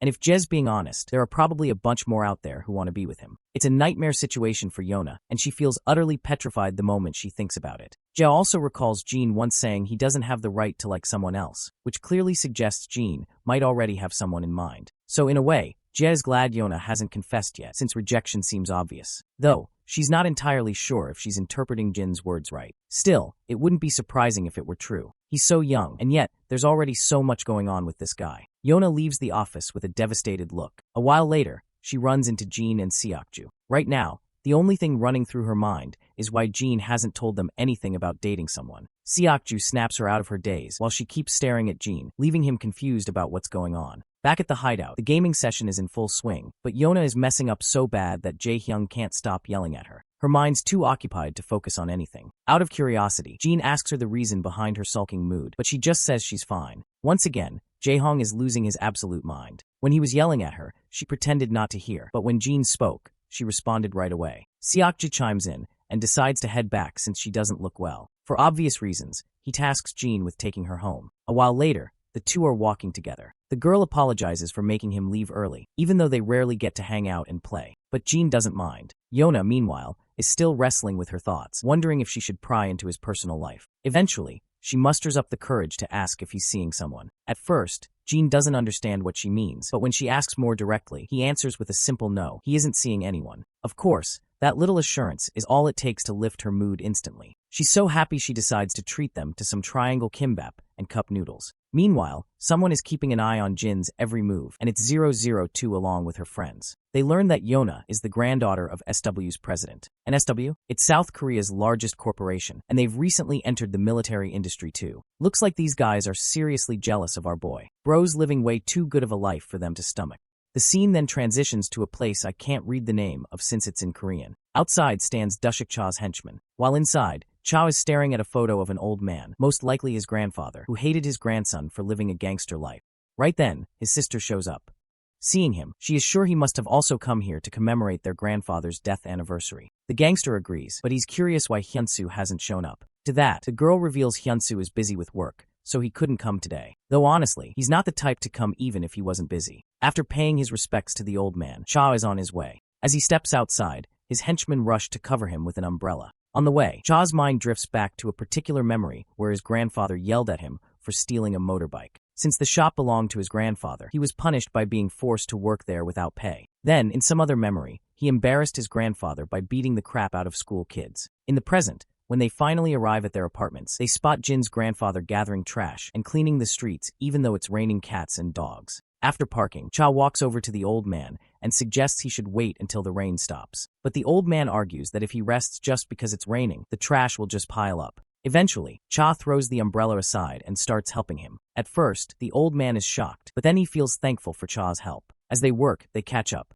The old man asks where Cha has been all this time. The gangster claims he went back to his hometown because he had something to take care of. Right at that moment, the old man suddenly collapses. Cha immediately orders his men to bring the car, and they rush him to the hospital. A while later, Jin comes to visit his grandfather too. As Jin is catching up with him, Cha arrives and explains that the old man hurt his back, but the doctors say he'll be fine after a few days' rest. Still, Grandpa is worried about Dae-hoon, thinking she might be stressing over him. After a little small talk, Jin leaves the room and finds Cha outside the ward to thank him. He's grateful that Cha and his henchmen always look out for his grandfather. Of course, both gangsters downplay their help. As their conversation progresses, Cha suddenly reminisces about his past self again. Jin always makes him think about his younger days. Their lives feel strangely similar. Naturally, it doesn't make sense to his henchmen, or even to us, how Cha's life could be remotely close to Jin's. Cha clarifies he isn't talking about appearances. He's talking about the fact that just like Jin, he also had a grandfather, while Jin didn't until now. After that, they decide to head downstairs and grab some food together. Jin's more than happy to tag along. He is even willing to pay this time, but Cha doesn't get how a high schooler is going to cover the bill for two grown men. Seems like the gangster forgot our boy works at SW as a bodyguard, and their salary package is pretty damn handsome. As soon as his lackey reminds him of this little fact, Cha doesn't even feel the slightest shame and makes it clear he's ordering beef rib soup. But their eating plans go straight down the drain. The henchmen just got word that Hyunsu showed up on their turf, a piece of news that seriously concerns Cha. Cutting to the guy in question, he's out here acting all high and mighty, bossing around Cha's men like they're his lapdogs. Then Cha arrives, and as soon as he sits down, Hyunsu starts complaining about the staff. But Cha isn't here for that bullshit. He wants him to cut the crap and get to the point. Turns out Hyunsu is here for cash. He claims he wants to start a new business. The funny part is that this isn't the first time he's pulled this trick to swindle money from Cha. This time, he swears he won't fail and that he'll finally establish a successful business. Of course, Cha politely turns him down, and Hyunsu immediately tries to gaslight him. He even drags their deceased grandfather into the mix, saying the old man always bailed Cha out whenever he caused a mess. Still, Cha sticks to his guns, reminding him that's exactly why he lent him money before. Despite all that, Cha is still generous enough to offer him some pocket money, just because Hyunsu came after so long. But he makes it clear that he can't spare a single penny for some half-baked business plan. Of course, Hyunsu pushes harder, pointing out that Cha already runs successful businesses, so why is sparing some money an issue? The gangster just sighs, not thrilled to point out that his businesses aren't exactly printing cash lately. And on top of that, he's got staff to take care of. That's the breaking point. Hyunsu finally snaps, furious that Cha supports his lackeys but won't help his own brother. He points out those same lackeys already have multiple business ventures thriving, all thanks to Cha. Since the gangster doesn't want this to get ugly, he asks Hyunsu to leave at once.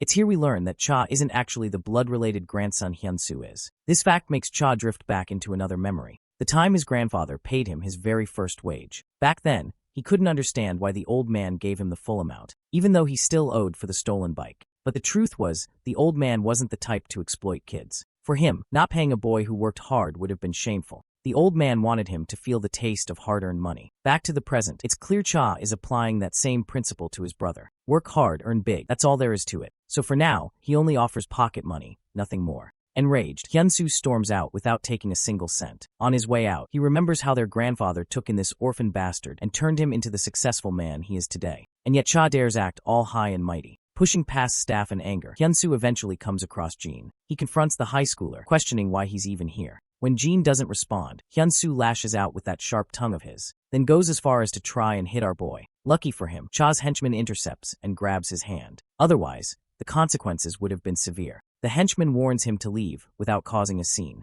But of course, this cocky bastard doesn't like being bossed around, even though in reality, he should be grateful someone just saved his sorry ass from getting wrecked. Right then, Cha also shows up, questioning the kid about his visit. Jin reminds him about the agreement they had to eat outside. A while later, we see Cha back at his turf, thinking about setting up a small fried chicken shop for his brother. His henchman warns him that Hyunsu will just run it into the ground. If that dude was the hardworking type, he would have achieved something in his life already. Suddenly, Cha's phone rings, and it's Hyunsu's sister apologizing on behalf of her brother. Cha doesn't really get why she's apologizing. The girl isn't happy that Cha always supports Hyunsu with money. Yet the guy keeps begging every damn time, with zero conscience whatsoever. She says he's been acting weird lately. He borrowed a lot more money from her than usual, then asked for even more, even though he still hasn't paid the last one back. Rumor has it he's been hitting up others too, which means he's neck deep in some shady shit. She feels ashamed to say this, but asks Cha to help him one last time. Cutting to the man in question, Hyunsu is desperately thinking of anyone he can ask for a loan. Looking at his phone, he sees that Cha sent him 1,000,001 pocket money, but Hyunsu wants way more than that. Suddenly he gets a call he really doesn't want to answer. As if on cue, the guys calling him are now standing right in front of him. They're pissed that he ignored their calls all day. Before he can spit out an excuse, they order him to follow them as the boss wants to meet him. Eventually we cut to the big cheese, casually practicing golf inside his house. Meanwhile, Hyunsu is trembling like a scared puppy. As you might have guessed, Hyunsu owes this man money, and he wants it back now. Before things get ugly, the poor bastard tries to explain that he went to get money from his brother and soul. Hearing Cha's name, the big cheese goes on high alert, as if he already knows him. The scene shifts back to the past. Cha had just gotten the shocking news that he'd be inheriting the motorbike shop after the old man's retirement. The old man was certain Hyunsu wouldn't be able to handle the shop. He believed the rascal would just sell it off and gamble away the money. It pained him to talk down on his own grandson, but facts were facts. That dude was way too deep in street crimes, gambling, chasing women. All of it was just fun to him, though the old man made it clear to Cha that he won't get the shop for free either. He had to keep running it and keep supporting Hyunsu and Urim financially. As for the old man, he already had enough saved for his retirement. Right then, Cha's phone rings, snapping him out of his old memories. It's Hyunsu, and he's being forced to call and somehow lure Cha in. So Hyunsu bluffs that he's holding a soft opening for his new business tomorrow and wants his brother to come. As for the money, he claims he borrowed it from someone else to establish this business. He makes Cha believe he's finally turned into a responsible man, ready to live a decent life. Cha doesn't suspect a thing. He's just glad for his brother, promising he'll definitely attend and won't be late. After the call, we cut to Hyunsu again. The big shot is pleased he made the call. Now that Cha is coming, he promises to forget the 5 grand Hyunsu owes. And if Hyunsu manages to stab his brother, the big shot is even willing to forget the 1,000,000 he borrowed, plus the gambling debt. From that point onward, the boss will handle everything. All Hyunsu has to do is stab Cha. Of course, the bastard is ready to go along with it, convinced it's Cha's own fault for pushing him this far. Cha already has beef with this guy,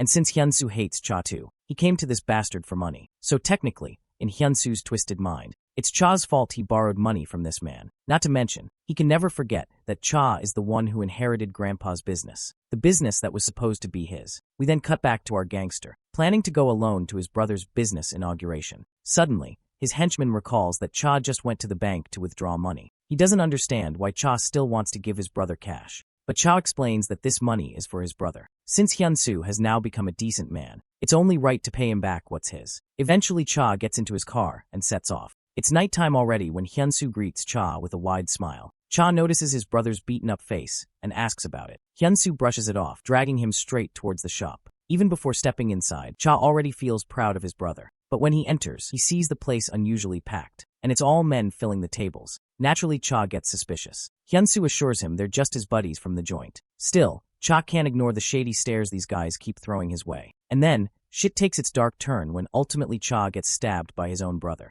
The worst part is that Hyunsu doesn't even feel guilty. Cha hurls the bastard away like a ragdoll. Then, enter the mastermind himself, the boss behind this brotherly betrayal. Oh, by the way, his name is Sukbai, a name Cha instantly remembers as soon as he sees that filthy mug. We then cut to Cha's henchman, who calls Urim Hyunsu's sister. The henchman also wants to send some flowers for the shop, so he asks the girl to reveal her brother's new shop address, especially since Cha isn't answering his phone. Of course, the girl doesn't have a clue about the shop business, and when the henchman hears this, he's shocked out of his mind. It doesn't take him long to realize Cha has walked straight into his own demise. He quickly rallies all his men and decides to head out to rescue his boss. By a twist of fate, Jean just so happens to visit today with his sister's food in tow. He only came here to deliver the meal his sister prepared for them. Once again, the scene takes us into the past for better context. It was the first time Cha had seen Sukbai, and his grandpa was handing over some money to that man. Once those guys left, Cha questioned his old man about what business they had here. The old man revealed that he had taken a loan from this man to cover Hyunsu's accident. The original amount wasn't much, but the interest this bastard was charging made it impossible to pay. So Cha decided to visit the guy and ask him to drop the interest. Turns out this bastard was running a shady business where he intentionally picked fights and then demanded settlement money. And this bastard was also involved in Hyunsu's case. Despite Cha's pleading, the bastard coldly declined his request. If he started forgiving interests, his whole business model would collapse. Plus, He needed hard cash to settle in this area since he was still the new guy around. Sukbai only agreed to drop the interest if Cha himself worked for him. And as you'd expect, this is how a gangster was born. Cha became a lapdog for that bastard, stuck doing every dirty job imaginable. Because of this, his grandpa began to loathe him. And the rift only grew as Cha kept serving under that man. The inevitable day came when the old man was hospitalized. He fell into a coma, and the doctors had no answers on when he'd wake up. Turns out, he couldn't repay the money he borrowed, so his store was seized and he collapsed from the shock. Of course, this made no sense to Cha, since the only reason he'd been working for that bastard was to have his grandpa's debt pardoned. The real shocker came when he learned his grandpa hadn't borrowed any new money. It was the old debt, the one he originally took from Sukbai, meaning that bastard never pardoned the debt at all.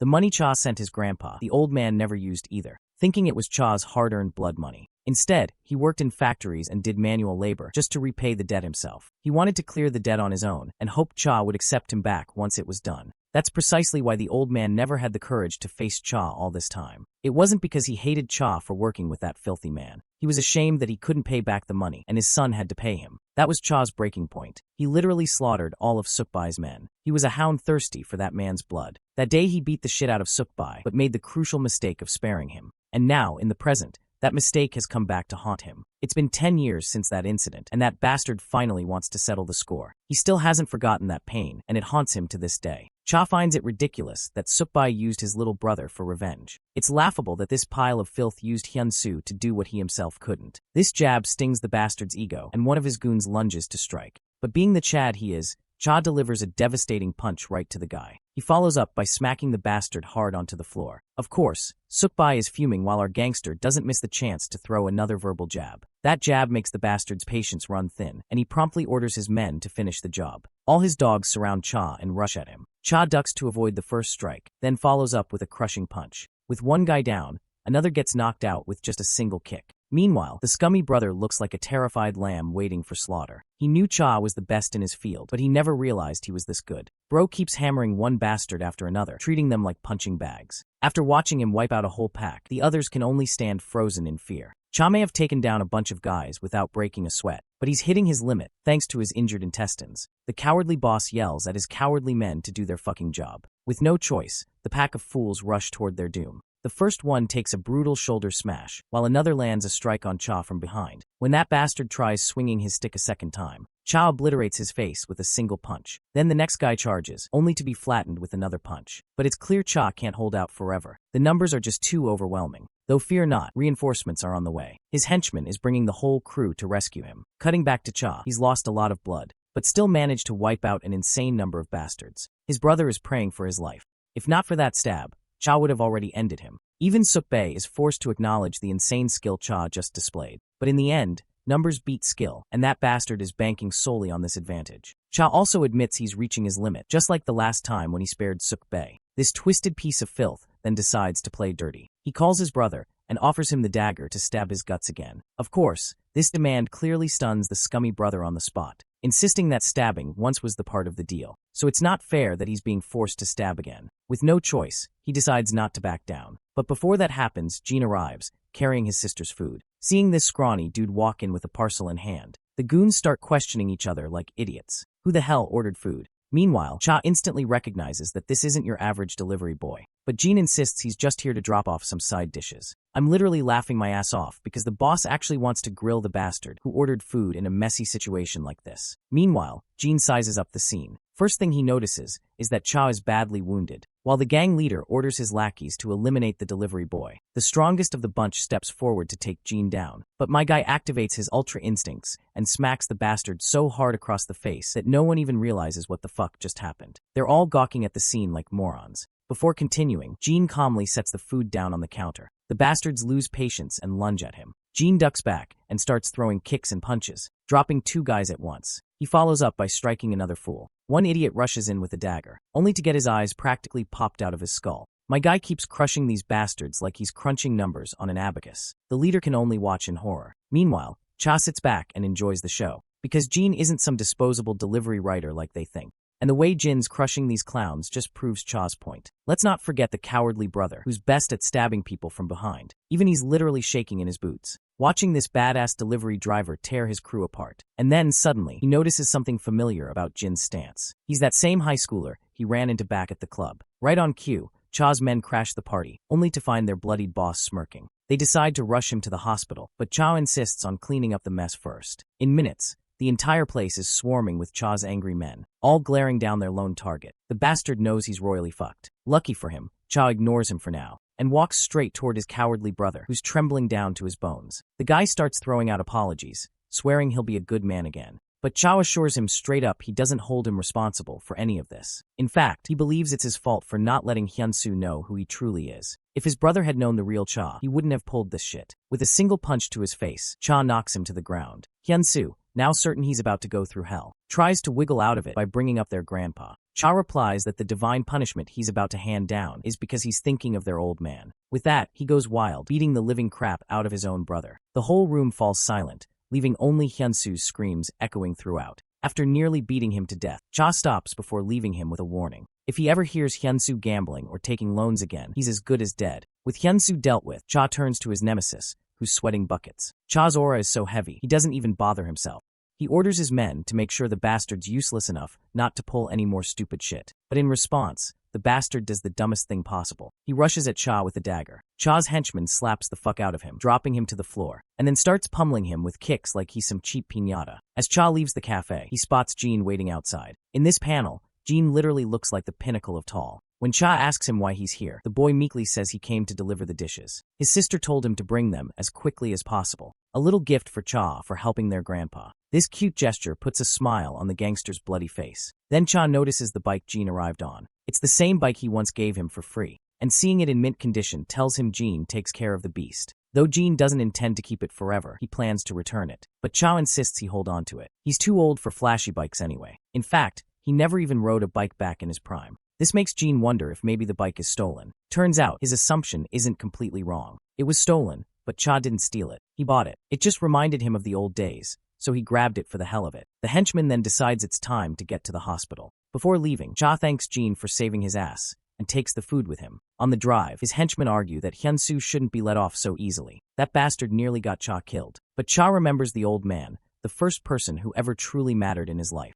Despite being a troublemaker, his grandpa believed in him, trusted that he'd change someday. That's why the old man gave him the chance to live like a normal human. And to this day, Cha hasn't forgotten that moment. The old man's words still echo in his head. That's why he also wants to believe in Hyun-soo, giving him a chance to fix his life before it's too late. In the following days, the scene shifts to where the numbered mercenaries are. Today, 018 is meeting a female client who wants his services. He's supposed to guard her until she leaves the country. Though the woman isn't sure one person is enough, 018 confidently says he can handle it. He even questions if she's doubting his abilities. She replies no, before reaching into her coat and shooting him on the spot. The scene then cuts to a forest official, someone we've seen before. Turns out the woman who just executed 018 is Alice, a member of Forest. But this isn't an official mission. She's acting on her own after learning about the recent tragic events. Harsh restrictions might work on others, but they can't restrain her so easily. Still, the big boss wants her back immediately. The lackey argues that they can't reach her, nor do they know her whereabouts. Then we cut back to 018,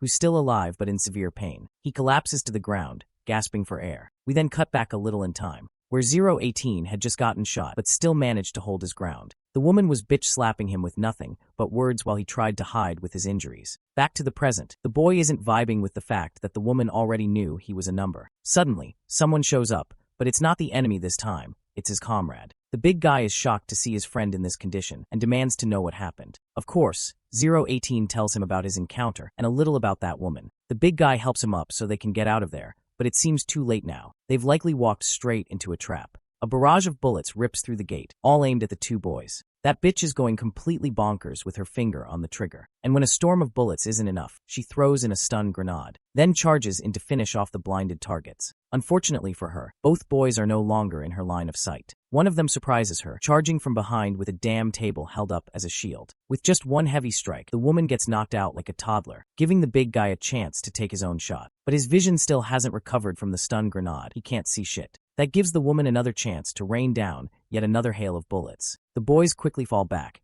and she stops shooting too. She gets to her feet and cautiously moves through the apartment, trying to spot her targets. This time, she becomes the prey. 001 presses the barrel of his gun right against her skull. But as soon as the trigger's about to pull, she moves with lightning speed and somehow outmaneuvers him. She falls back, then scrambles up to cover again. 002 stays on guard. Before engaging, He signals his friend to retreat and get treatment first. The two of them promptly leave.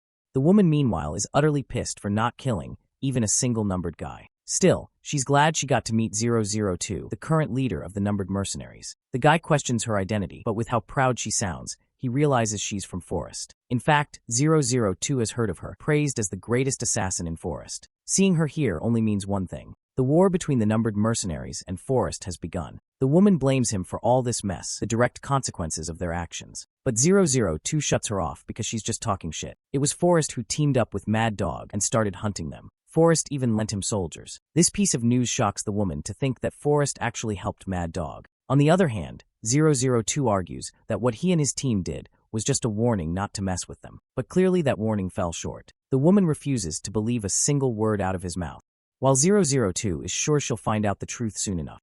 With that, he walks away, wanting her to learn the truth first. A few days later, Alice finally returns to Forest HQ and reports to the big boss. The first thing she asks is if they really helped Mad Dog attack the numbered guys, which ended with Anna and others losing their lives. The old man stays silent, which is all the confirmation she needs that what 002 told her was true. She hates that Forest sacrificed their own members just to mess with the numbered mercenaries. Finally, the old man breaks the silence, tells her this matter doesn't concern her. Her only job is to follow orders, nothing else. He warns her that if she disobeys again and acts on her own, he won't overlook it next time. With that, he dismisses her, ordering her to wait for further instructions. Once he's alone, he asks his lackey if they have any missions to assign her. The guy suggests keeping her on standby as punishment, but the senior insists that keeping her idle is a waste of potential. He wants her put on a mission immediately. Days later, we cut to SW Corp. Everyone's hyped, celebrating the fact that new members are joining their ranks, which means Gene will finally lose his newbie title. Gene looks confused. He doesn't get what they're talking about. His friend explained that a new security personnel has been hired. Still,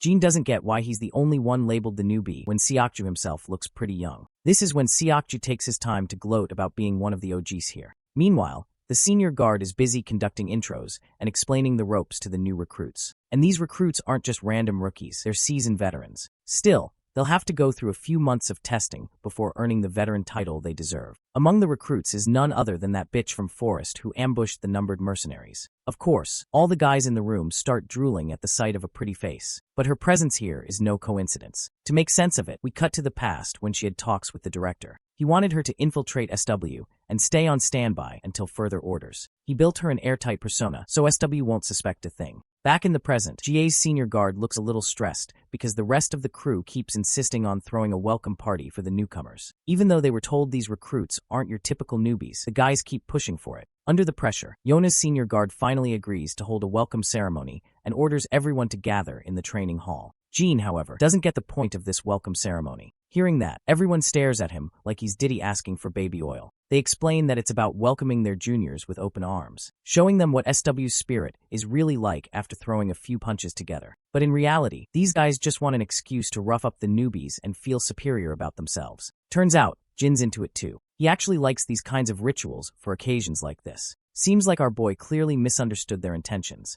Once everyone gathers in the training hall, the seniors kick things off with some drills. First up is a stamina test, but one of the senior guard's objects, arguing that they should skip the basics and go straight to the main event. After all, these newbies are supposed to be veterans. Basic tests don't suit them. Meanwhile, Alice, yeah that bitch, has her eyes locked on our duo Gene and Seokju. From what she's heard, SW is one of the best teams in the whole country. So seeing such young guards makes her doubt if the rumors are even true. A senior guard steps forward and challenges the newcomers to spar. One of them volunteers. As they step into the arena, the senior lays out the rules. No striking sensitive areas and no going overboard. The bodyguard looks smug, but you can know that the more smug you are, the more chances that you are about to get humbled. He lunges first, throwing a barrage of punches. The newbie blocks them all with ease, then counters with a punch of his own. It doesn't do much damage, and the veteran quickly slams the rookie to the ground, going in for the finishing blow. Since the outcome's already clear, the senior orders the fight to stop. The veteran soldier stands tall, roaring in victory and hyping up his peers with confidence. Even Alice is a little surprised by the display of strength.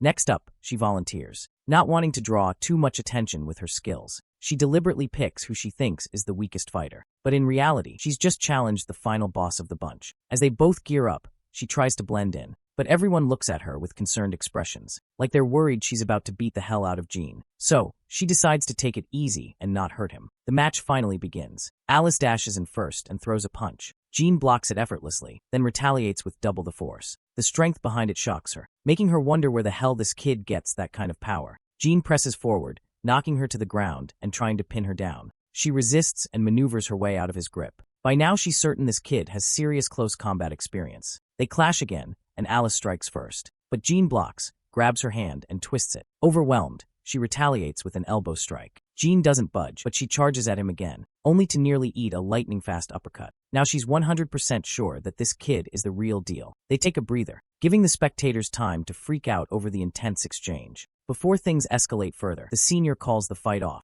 Jean casually walks back, leaving Alice with way too much on her mind. She admits to herself that his combat skills are easily on par with Forrest's top agents, even if his bodyguard experience is lacking. Right then, the two goddesses grace the scene with their presence, Yona and Jia. Jia immediately realizes this is just another welcome party. After watching the fight, she and her guard are impressed that someone could actually go toe-to-toe with Jean. Alice, on the other hand, sizes up the both goddesses carefully. She's already thinking about collecting more info on SW's personnel. Later, Alice formally meets Jean, introducing herself under a fake name, Rubia Cristal. She extends her hand, and Jean shakes it, introducing himself as well. She wastes no time before instantly bombarding him with intrusive questions about his skills and experience. Jean satisfies her curiosity that he has done half a year of on-field practice. Alice is bewildered to hear this. To think that this kid is already doing fieldwork without even being officially designated a bodyguard, it's just insane. And to make things worse for her, Jin's buddies drop the bomb that he's just a high schooler. That night,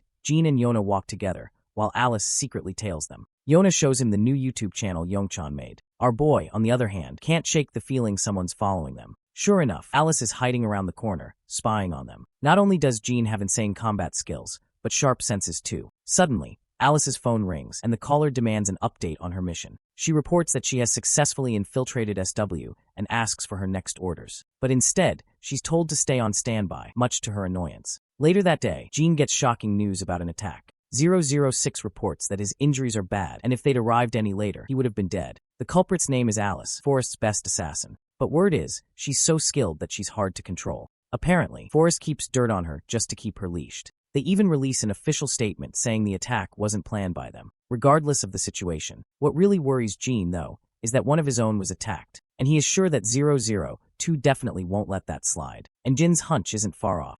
From what 006 has learned, the others are already hyped to retaliate against Forrest. But 002's stance is very firm. He believes that rushing in recklessly will only backfire. Not to mention, the numbered mercenaries have split into small groups, making them vulnerable. They need to be cautious before picking fights. With a final warning for Jean to stay vigilant, 006 wraps things up. After the phone call, Jean heads out to pick up his sister from the bus terminal. As he walks, he recalls the time when he collapsed mid-training in camp. The only one who showed up was 018, offering him an energy bar to get him back on his feet. Right then, his sister arrives and spots him across the crossing. She rushes forward to meet him, but some Gen Z idiot on a bike is too busy scrolling his phone while riding. Daeyeon sees the reckless driver and knows she's screwed. No way she can dodge in time. Jean knows he can't move fast enough to save her either. But luckily, that stalker bitch shows up and yanks Daeyeon away at the last second. Though maybe I shouldn't call her a bitch this time. She actually did something good enough to appear good in our books. Seeing a foreigner, Daeyeon quickly straightens up and thanks the pretty lady. She then notices Jean walking her way. Of course our boy's still a little shaken after that close call, so he thanks her. Alice, however,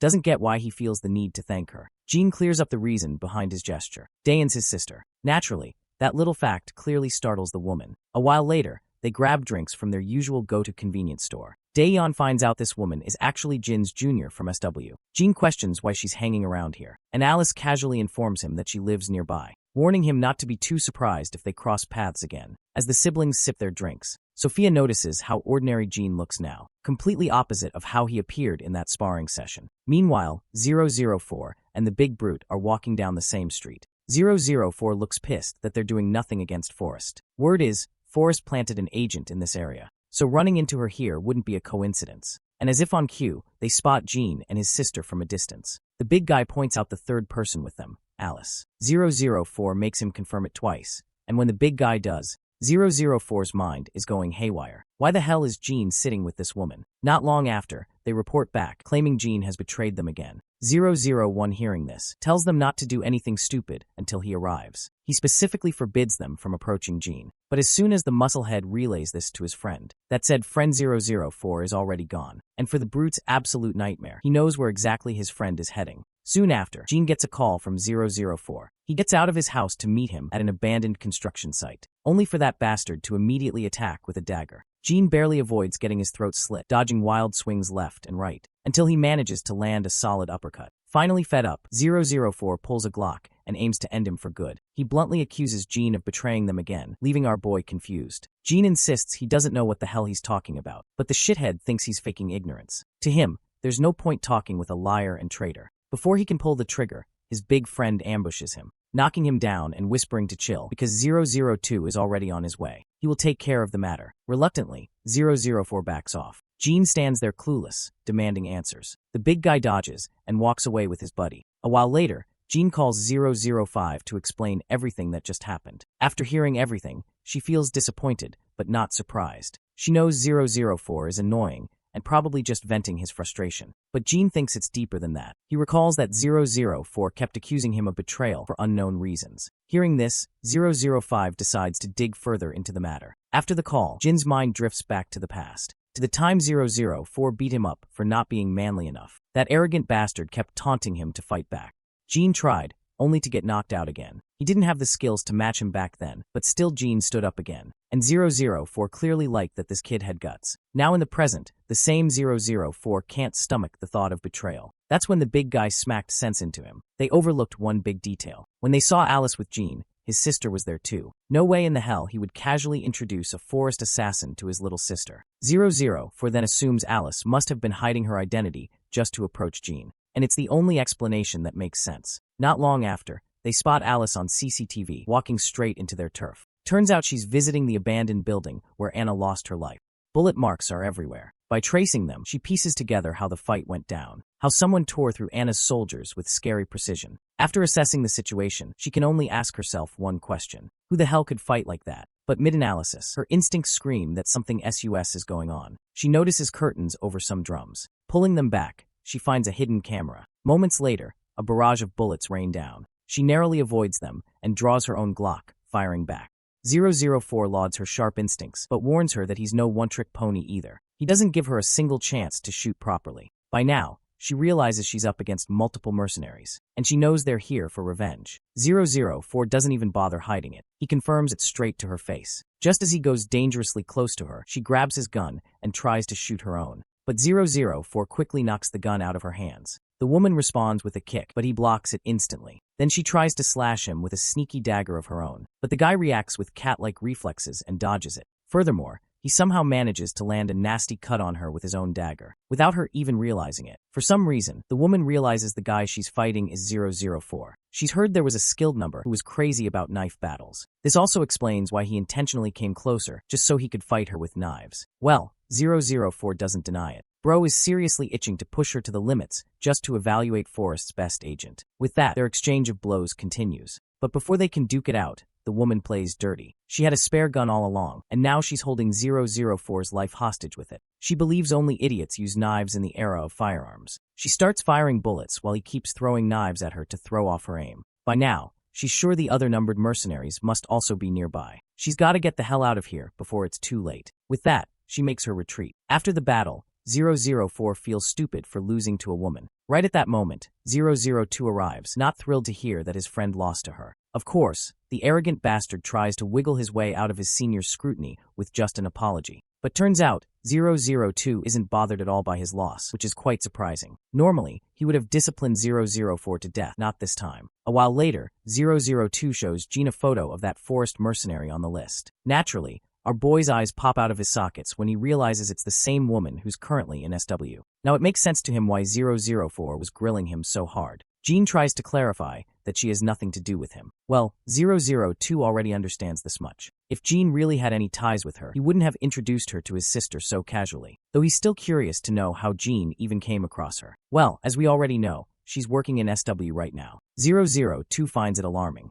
To think she passed SW's background checks only shows that Forrest did a damn good job slipping her in. Then there's another thing Jean doesn't get. Why did she even approach him specifically? If her motive was to kill him, she wouldn't need to approach him in such an inconvenient way. 002 agrees with that, and before leaving, he warns Jean not to involve himself in this mess. After all, his sister has already been exposed to the enemy. If Jean gets dragged in and Alice learns about his true identity, then his family will be in grave danger. For now, all Jean needs to do is figure out how much she knows about him. As for the rest, 002 assures him they'll handle it. The following day, we cut to Alice, thinking about her recent encounter with the numbered mercenaries, earning an earful from her team leader for dozing off mid-duty. At the same time, Jean is also thinking about the same issue. If Forrest really wanted him dead, they wouldn't bother with such a cumbersome process. They could assassinate him easily once they knew his identity. Also, Alice infiltrating SW makes no sense since she could just as easily take his family hostage. This only leaves him wondering, what's her real reason for being here? A while back, right after Alice's clash with 004,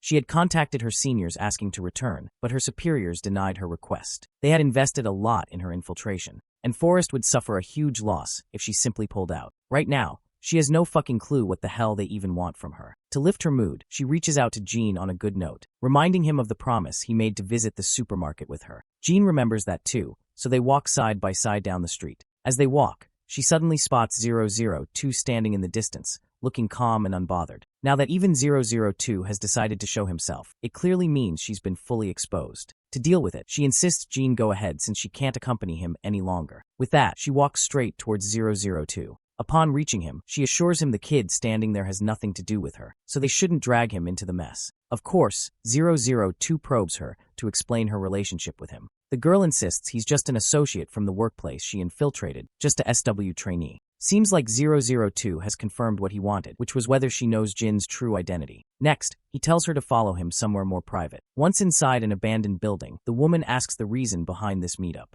If he wanted to kill her, he could have done it without exposing himself. Turns out, 002 has the same question, wondering why she is even here. The woman claims she's merely infiltrating to gather intel on SW. Now that she's already been exposed, she doesn't see the need to hide her intentions anymore. 002 understands her perspective. He simply turns around and proceeds to leave. Well, the woman is flabbergasted that he's just walking away like this. 002 also suggests she do the same, telling her to leave before he actually feels like killing her. A while later, 002 reassures Jean that Alice's infiltration of SW has nothing to do with him. She doesn't know he's 001, which means Jean doesn't need to worry for now. Alice wouldn't even imagine Jean as a numbered mercenary while he's working at SW. After the phone call, 002 heads off, parting ways with his two goofy teammates. Sometime later, 006 also learns about everything that's been going on with Alice. The Korean Keanu Reeves is flabbergasted to hear all this. Anyway, the only question in his mind is, what's Jean gonna do about that bitch? Jean reveals that she didn't show up for training today. 006 guesses she likely withdrew from SW since she's already been exposed.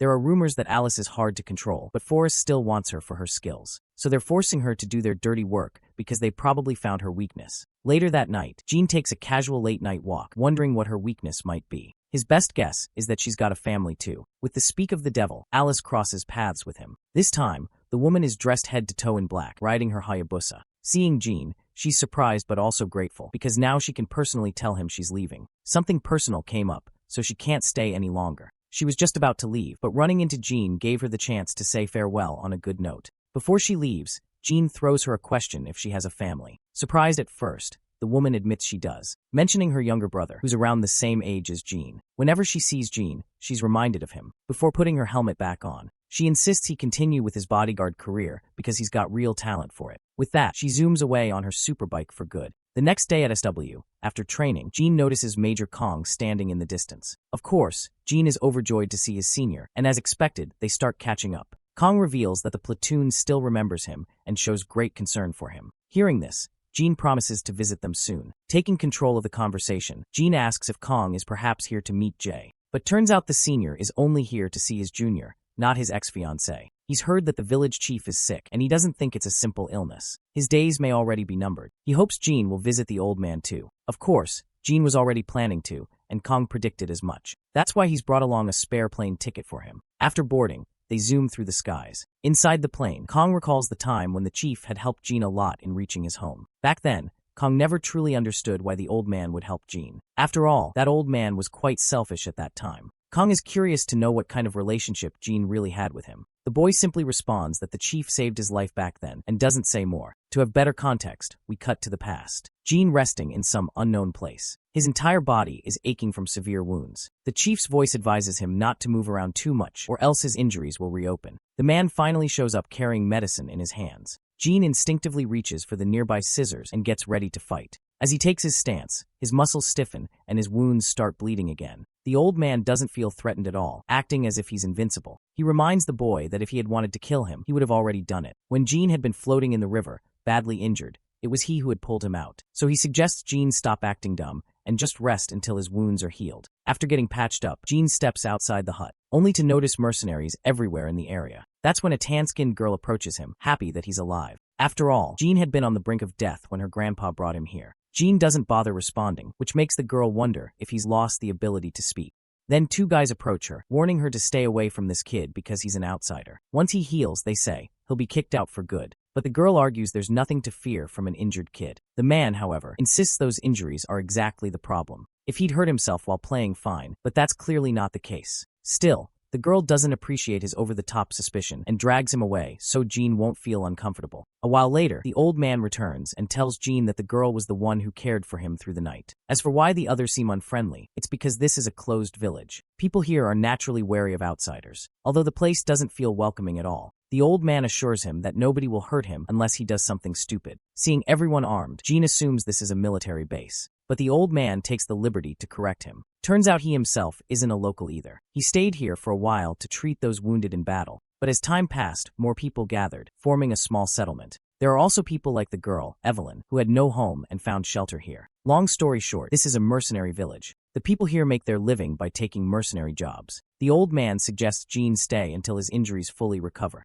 And so Jean remains in this strange settlement. As Jean rests one day in his room, he hears unpleasant noises outside. Turns out the entire village is under attack, and those bastards aren't hesitating to kill people left and right. One of the lackeys reports to his fat boss that most of the village's manpower is absent, just like the intel said. This only makes the fat fuck happier, and he orders his lackey to drag everyone out and kill them as an example. Further, he orders the place blown up with explosives. That's the only way they can satisfy their revenge. As villagers are being apprehended, Jean remains in his room until Evelyn rushes in, ordering him to run. The looters have arrived, and there isn't even time to explain what's going on. But Jean wonders why she isn't leaving. The girl tells him those bastards captured her mother. Right then, a few looters barge into the hut, only to find Evelyn standing there trembling. Before they can lay their hands on her, Jean ambushes them and knocks the fuck out of both bastards, leaving the girl utterly speechless. Soon after, the big shots of the village, the one who were away at the time, get word that looters are attacking. Hearing the news, they decided to return back to the village all at once. Back at the village, Jean collects ammunition from the corpses and retrieves a gun too. The girl, meanwhile, is still processing how this kid is fighting like a grown adult. Now it makes sense to her why everyone kept warning her to stay cautious around him. Jean snaps her out of her thoughts, telling her to follow him so they can get out of this place. But the girl insists he save her mother and the villagers as well. She knows it's too much to ask a stranger, but he's the only hope they've got. Jean asks if this is supposed to be an official request for his services. After all, this is a mercenary village. The girl doesn't have money to pay him, but she's sure the adults will once they return. Jean clarifies he doesn't need money as payment. What he's about to do can be considered repayment for what she did for him, caring for him while he was half dead. And so, Jean begins wreaking havoc, mowing down bastards left and right as if they were training dummies, clearing one side of the village. On the other side, the looters have gathered all the villagers, forcing them to their knees. The fat boss is ready to resume the slaughter once his team finishes searching the eastern part and drags everyone out. But it looks like his plan is about to fall apart, because Jean has already cleared all enemies in the east. Now the only thing left is to deal with these bastards holding the villagers hostage. From the shadows, Jean assesses the situation and strategizes. Once ready, he makes his move. Two soldiers patrol the area, searching for survivors. They come across an unsuspecting kid, drag him out of a quiet corner, and shove him in with the other captives. As we know, this was Jin's plan to get as close as possible to the fat boss. With his target in sight, Jean makes his move. He slits the throat of the first man in front of him, then dashes toward the boss. The goons open fire, but Jean takes the bastard down with just a knife and manages to press the blade against the fat fuck's throat. The other armed soldiers halt, seeing their master in such a precarious situation. The boss raises his voice and orders them to drop their weapons. With no choice, the bastards lower their guns. The boss commends Gene for his precision and skills. The only reason this bastard still dares to speak confidently is because if Gene kills him, the villagers will die too. So he makes Gene an offer. Stop this foolishness and work under him. With Jin's power, he believes he can shape him further and harness the true potential of his abilities. Gene glances around, noticing all the armed men. He's clearly at a disadvantage. The pause makes the boss believe Gene is actually considering his shitty offer. But little does he know, my guy was just counting these bastards. Gene whips out a Glock he had been hiding and kills all the nearby soldiers with precise shots. One man manages to return fire, a bullet grazing Jin's cheek. But Gene takes him down along with everyone else surrounding the villagers. The boss didn't see this coming. He ends up taking a bullet, just like the rest of his crew. With the boss dead, Gene orders the villagers to get up and grab weapons. There are looters who escaped, and they need to hunt them down. Meanwhile, the main party of mercenaries arrives at the village, only to be met with an unexpected sight. Shitloads of dead bodies litter the ground. Some villagers approach, and the leader demands to know what the hell happened. He'd heard looters attack the village. The villagers explain it wasn't just some looters. The boss himself came with 40 men, but they assure him everything is over. The leader is flabbergasted to hear the boss showed up personally. That's why he warns his men to prepare for another ambush. Then comes the shocker. One villager reveals that, including the boss, every single one of them has been dealt with.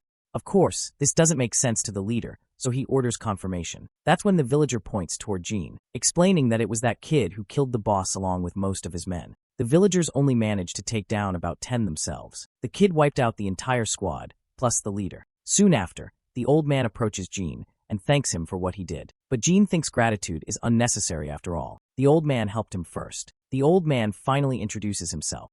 His name is Lucas, and he's considered the village head simply because this village formed around him. He then asks the kid's name in return, but since Gene has no memory of his past, he doesn't know. As he watches Evelyn's mother embrace her daughter dearly, he suddenly recalls the horrific plane crash. His own mother had adored him the same way before the crash. "You parents love you, Gene," she said. From that point, Gene begins piecing back fragments of his memory and remembers his name. He gives his name to the old man, who thanks the kid back for his contribution. And there you have it, boys. The backstory of Gene finally revealed. As the flashback ends, Gene and Major Kong arrive at the village. Of course, it doesn't take long for the villagers to recognize him. Evelyn is there too, and the girl immediately throws herself into his arms upon seeing him. She eagerly starts catching up, asking the reason for his visit. But we already know the reason. So, she quickly escorts him toward the village head's room, certain he'll feel better once he sees Gene. Lately, the old man hasn't been doing well. He can barely move and is almost blind. Finally, they enter the room, and the girl cheerfully reminds the chief that Gene is here. "Bro, doesn't it feel like this old man has aged way too much, given it's only been a few years since that incident?" As usual, since Gene isn't the talkative type, it's the old man carrying the whole conversation. The old man reveals that he had been sick for a long time, but now his body has weakened to the point it can't endure anymore. The girl decides to leave the room to give the two of them space to talk. The old man asks Gene whether he ever got to meet his family, and if reuniting with them brought him any joy. Gene confirms it, saying he's currently living with his family. He's got a grandfather and a youngster, and both treat him really well. And as for his real name, it's Eugen. The old man is glad to hear he's doing well, but he has one last request he wants Gene to fulfill. He asks Gene to never come back. It's his final request. Gene acknowledges the old man's wish and promptly begins to leave.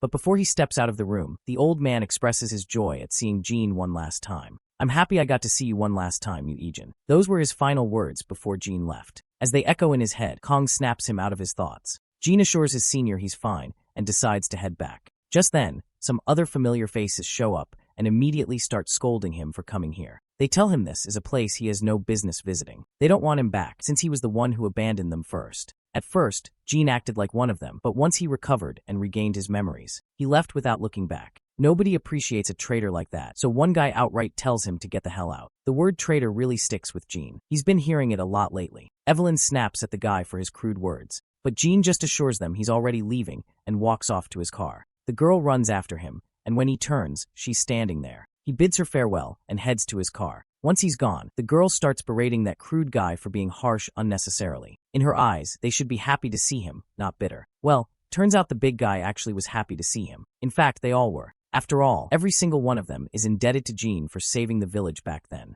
The reason they acted cold was because they don't want him to stay attached to this place. They're glad he has a family now and is living a normal life. And once again, we flash back to Jin's past. The old man had just finished unwrapping all the bandages from Jin's battered body. Now that he was healed, the old man expected him to leave. But Gene admitted he had nowhere to go. So, the old man suggested he stay here for a while on one condition. If Jean ever found a place he could truly call home, he would have to leave immediately. A few days later, Jean expressed his desire to work as a mercenary, something the old man strongly opposed. Jean argued there was no reason to stop him, since he was more skilled than most adults around. But the old man stayed persistent. Though for the first time, he seriously began to wonder what kind of life Jean had been living before. Back in the present, Jean wakes up in his room. He gets a call from his lieutenant, who delivers devastating news. The village head has passed away right after they left. Jean goes speechless, giving this classic expressionless face. Even Kong notices the boy's silence and can tell that he isn't all right. Suddenly, his sister arrives, inviting him to eat together now that he's awake. She notices his worried face but doesn't question it, just smiles and drags him to the table. It's packed with food, and the three of them enjoy the meal together,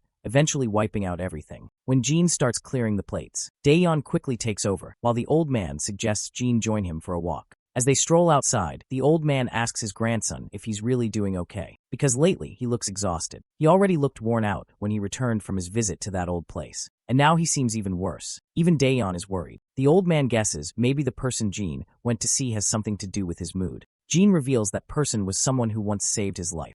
Before he returned home, that person took care of him, nursed him, and eventually urged him to go back to his family once he regained his memories. He went to visit because the man was ill, and now he's passed away. Hearing this, the old man actually feels relieved. In fact, he's glad because Jin's sorrow proves just how well that person must have treated him. The considerate grandfather even offers Jean his shoulder if he feels like crying. But Jean just stands there like a mannequin until suddenly a tear slides down his cheek. Even he didn't realize he was crying until Grandpa pointed it out. The old man hugs him tightly as Jean finally lets some of his heavy heart out. Later, Jean learns that the village had left him a message. "Thank you for letting me be a father again, which I had once lost." Damn, that one really hits. Even I want to cry for that old man. We then fast forward a few days and cut to hungry Yona, suggesting to her friends that they grabbed something to eat. Yongchun says he already ordered some street food. It'll arrive by the time they get back to the hideout. He's got cup noodles and snacks, but no proper food yet. As they're walking, Hyokjin suddenly notices a familiar face. It's his brother Ju Hyuk-young, and his face is completely beaten up.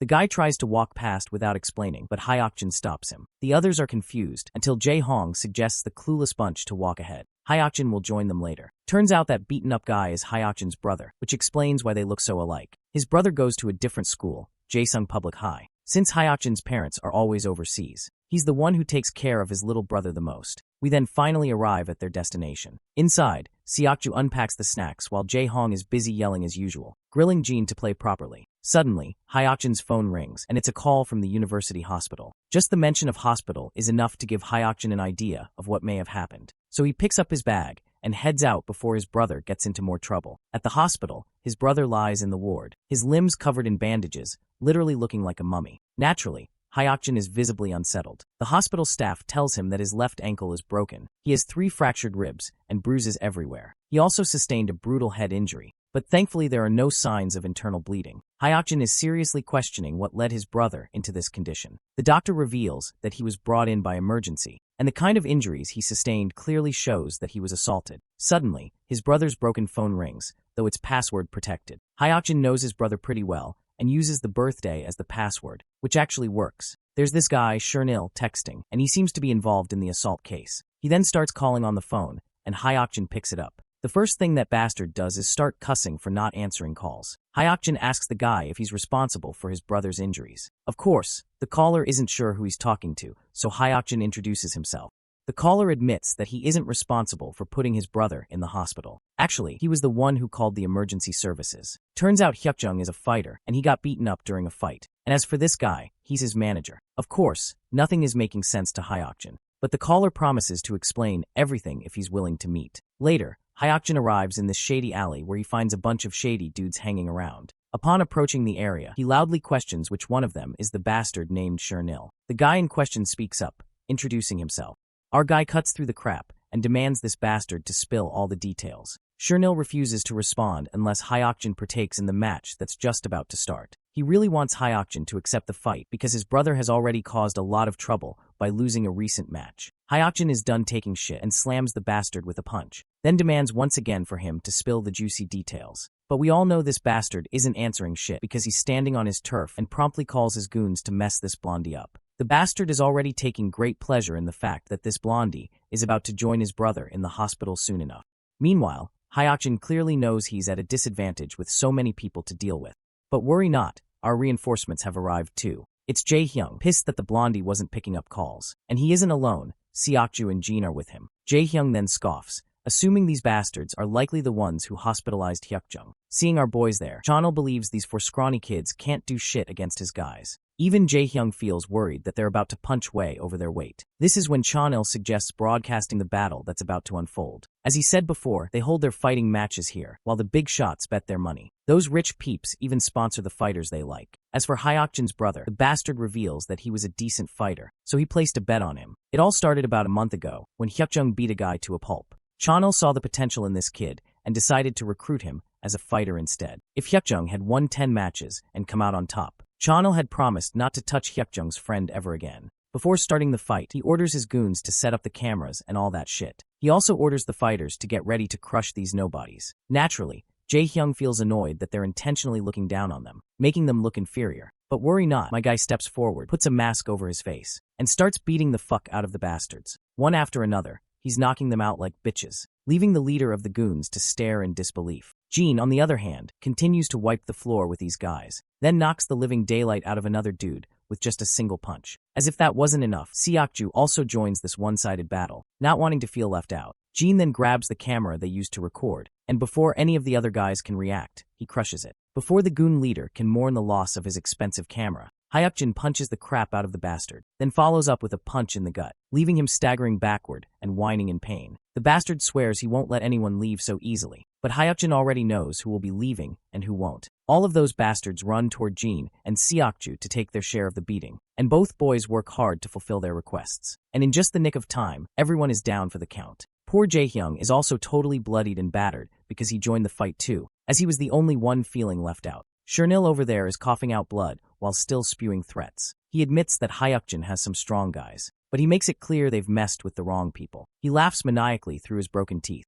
confident that the organization behind the sponsorships of these fights is gonna screw everyone hard. And don't laugh when you find out who that huge organization is. It's Cha and his fellow gang members. The poor gangsters are feeling very down after realizing there'll be no broadcast for them to watch today. And just as they're mourning this sudden broadcast cutoff, Cha gets a phone call from Jin, and we all know why he called this time. After their short exchange, Cha agrees to take care of the matter, so there's nothing to worry about.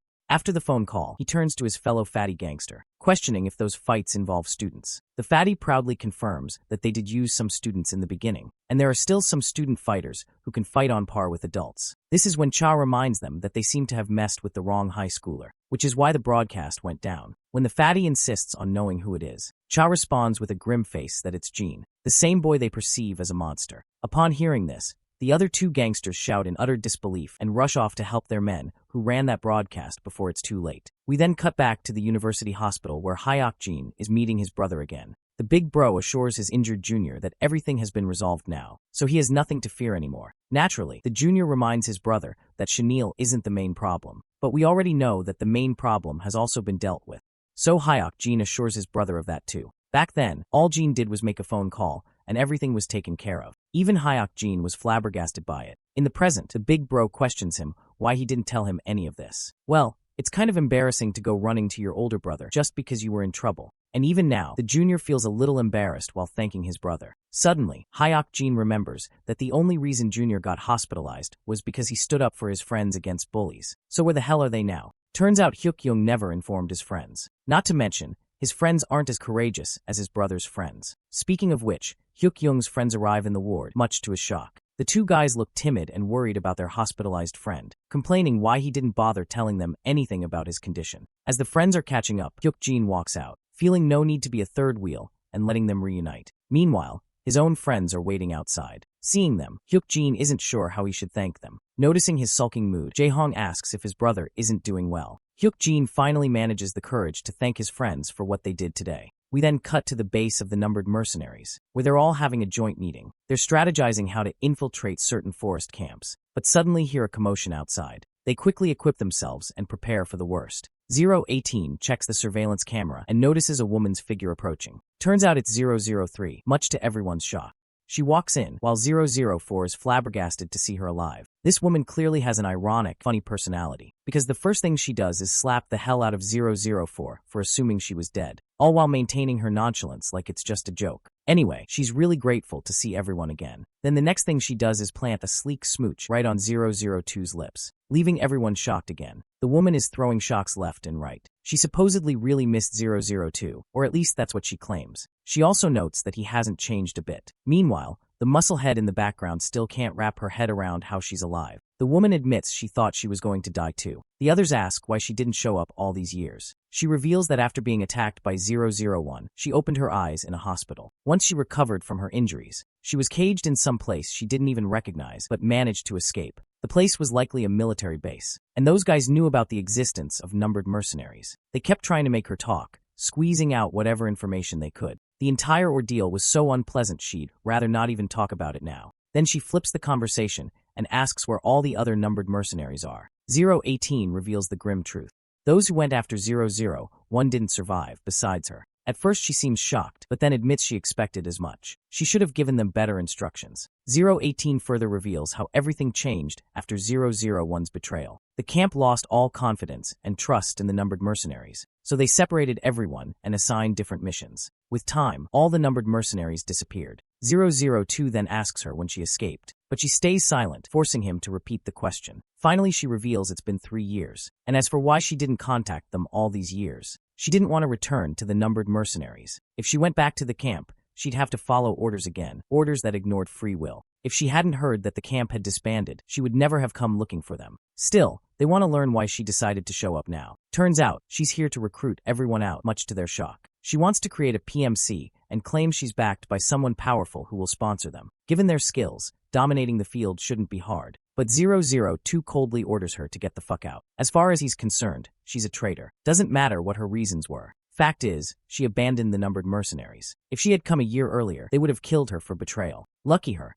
that's no longer the case. The others try reasoning with 002 to cut her some slack, but the girl admits he has every right to be angry. It's true she abandoned them and never came back. Still, she reminds them the offer is on the table. If they want to settle down somewhere safe without wandering around, they can contact her. With that, she proceeds to leave, only to be stopped by the leader, who has a question. When she chased 001, how did the numbers under her command die? She claims 001 slaughtered them one by one with his prowess. Well, that's the trigger. 002 finally pieces it all together. He quickly pulls out his Glock and shoots at her, convinced now that she's the one who killed them. The woman retaliates with her own gun. Once she takes cover, she signals her accomplices to infiltrate. The soldiers outside unload their guns, while the numbered mercenaries do their best to take cover from the deadly rain of bullets. She then signals her men to stop shooting, all the while whining that 002 trusts our boy too much. She once again insists it's 001 who betrayed them, claiming she could never bear to kill her own comrades. Nonetheless, she reminds them the offer is still real. The only reason her people opened fire was because they saw her under attack.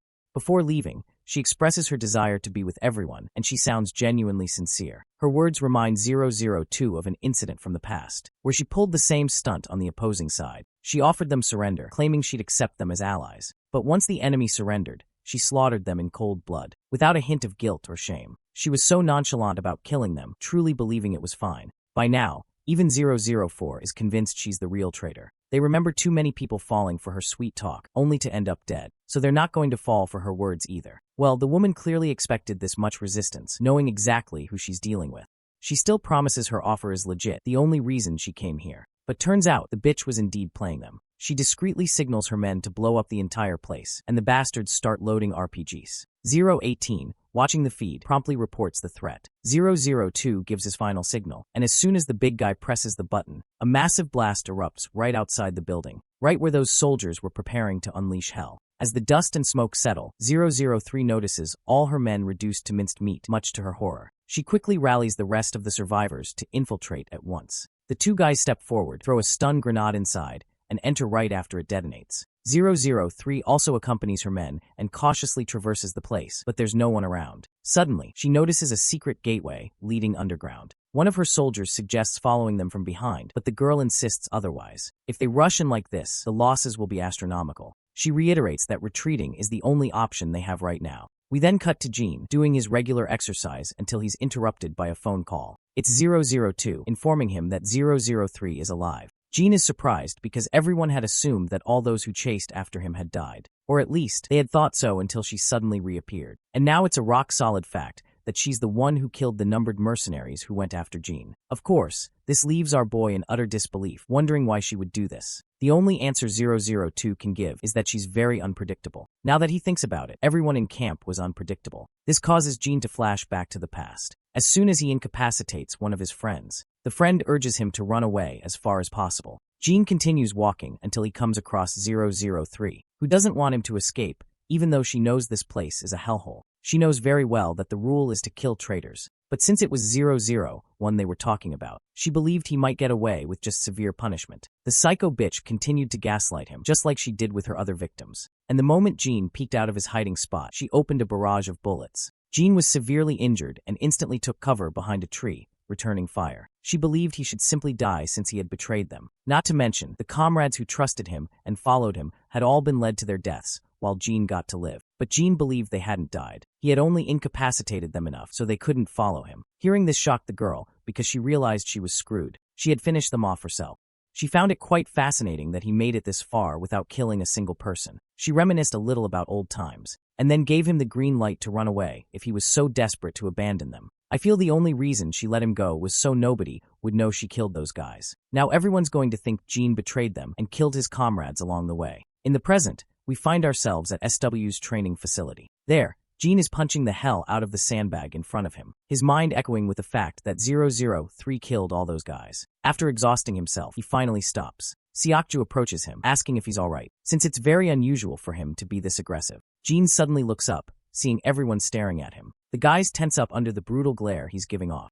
The senior then orders everyone to gather as there's something important he wants to convey. For the president's overseas schedule, besides Team 1, SW has decided to dispatch additional people from other teams as well. SW made this decision to strengthen security, given the recent ominous events. That's all he has to announce. The team leader will explain the rest. We then cut to a big shot, the mastermind behind Forrest. As usual, he looks confident. He recalls the recent failures of the past few days, but he's glad he'll make up for everything with this next opportunity. Seems like he is going to take down SW's director. We then cut to Forrest's base, where we meet the director. He looks displeased after learning that an external group will join them in SW's director's assassination mission. His henchman, Jackal, doesn't like what's happening. For him to move with an unknown team he doesn't even know feels strange. Even the Big Cheese doesn't like the idea that their boss don't fully trust them. Anyhow, the Big Cheese also assigns Alice along with Jackal for this escort mission. But the lackey doesn't think it's necessary to pull her off probation and bring her back. After all, she's hard to control. The old man suggests issuing her a clear warning. If she screws up this time, her sibling will be killed. Just then, a woman barges into the room, and it's 003 sent by Forrest's mastermind, and she is here to have a direct dialogue with the Forest leader. Fast forward a few moments, and she's finished explaining everything to the director. She expresses her desire to join this assassination mission, but the director's lackey doesn't believe she brings anything to the table besides her looks. The woman responds with a jab, frustrating him further. Meanwhile, the old man takes note of how composed and fearless she appears. Literally, she hasn't flinched once the entire time. Still, the old man puts his reluctance on the table. He can't work with a group they haven't verified. So, he makes it clear that they'll take the lead in everything, and she must have no objections. Of course, the woman has none. The only thing important to her is the mission's success. With that, she ends the meeting, and the next agenda is to meet at the designated location. The infuriated lackey already hates this woman and demands she at least give her name. He'll be leading this mission, so it's imperative that she introduces herself. The woman compliments his name, then introduces herself as Quinn. We then cut to Jin's house, where he finishes telling his sister about the overseas business trip he'll be tagging along on. He'll be going with the SW president on a business trip. Daehoon feels happy to hear this, because tagging along with the SW president clearly shows how highly SW thinks of him. But Jin clarifies that he's only tagging along to observe. There's already a main team assigned to the president's security. Still, their grandpa is really proud of his grandson. If Jin weren't competent, or if he were troublesome, they wouldn't have bothered taking him along. Back in Jin's room, it's a sharp 9 p.m., the time he expects 006 call. On the call, Korean Keanu Reeves reveals to Jin that 003 had prepared thoroughly for that ambush. 002's group sustained quite a lot of equipment losses, but thankfully, no one was injured or killed. Right now, 002 and his group have gone completely underground, to the point that even they can't approach them. Since 003 knows a lot about the current situation, 002's team won't be returning to the old hideout. As for their new hideout, Keanu Reeves assures Jin that he's digging into it. That bitch came and disappeared again, leaving no trace of herself.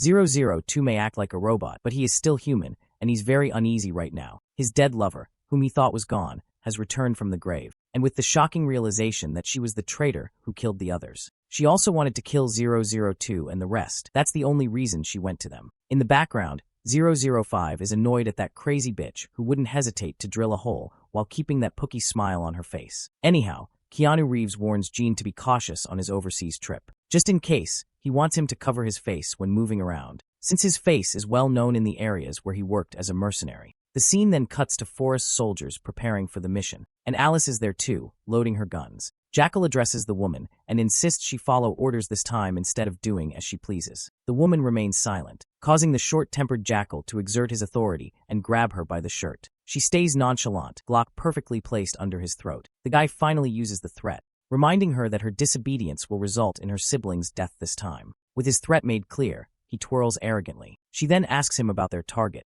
but the bastard refuses to disclose the information until the time arrives. Finally, 003 shows up with her 2 men. The bastard for some reason looks quite happy to see her. When asked if he received the data she sent, the man confirms he has, revealing that he's already burned the target's location and whereabouts into his mind. Alice meanwhile sizes this unknown woman. 003 also notices Alice and assumes she must be the highly skilled Forrest assassin she's heard about. Jackal confirms this, though with a very unpleasant expression. We then cut back to their target, of course, SW's director. The old man apologizes to Gene for not having him around while moving around, even though he brought him all the way to this country. Of course, Gene doesn't mind. He understands the other team members were already doing their job diligently, so his presence was unnecessary. The old man then expresses his gratitude to his secretary, whose name is Go, for escorting him. Go doesn't mind. While the old man's schedule has ended, Go's job won't end until the president is back home safe.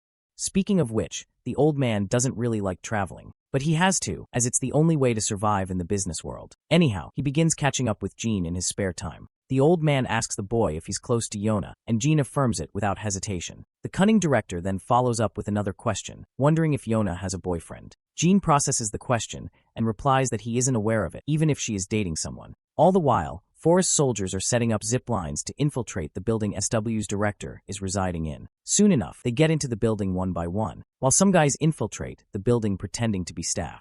Jackal and the other 2 girls have already hijacked the surveillance room, which makes the job much easier for them. Meanwhile, Jackal is thinking of dealing with the director himself, because he doesn't want to hand over all the credit to someone like Alice. Internally, Alice also doesn't want to engage with SW soldiers since she trained with them. It would leave a bad taste in her mouth if she did. Meanwhile, the entire staff has been put to sleep, and masked soldiers begin taking over the hotel. As they near the director's room, Gene blocks their path and starts smashing the hell out of the attackers. After snatching the gun from the guy he knocked out, Bro goes haywire on the other soldiers with the gun in hand, putting them to sleep once and for all. The director and his manager Go are hiding behind sofas. Go is absolutely astonished at how Gene took down 2 people barehanded and then used that opportunity to shoot down the rest who were in disarray. Regardless of skill, what Gene is displaying is beyond comprehension. Not to mention, moments earlier Gene quickly realized the gas coming through the vents. If they had waited even a second, they would have been knocked unconscious by the gas. After grabbing 2 masks, Gene hands them to his seniors. They put the masks on right away, and so does Gene.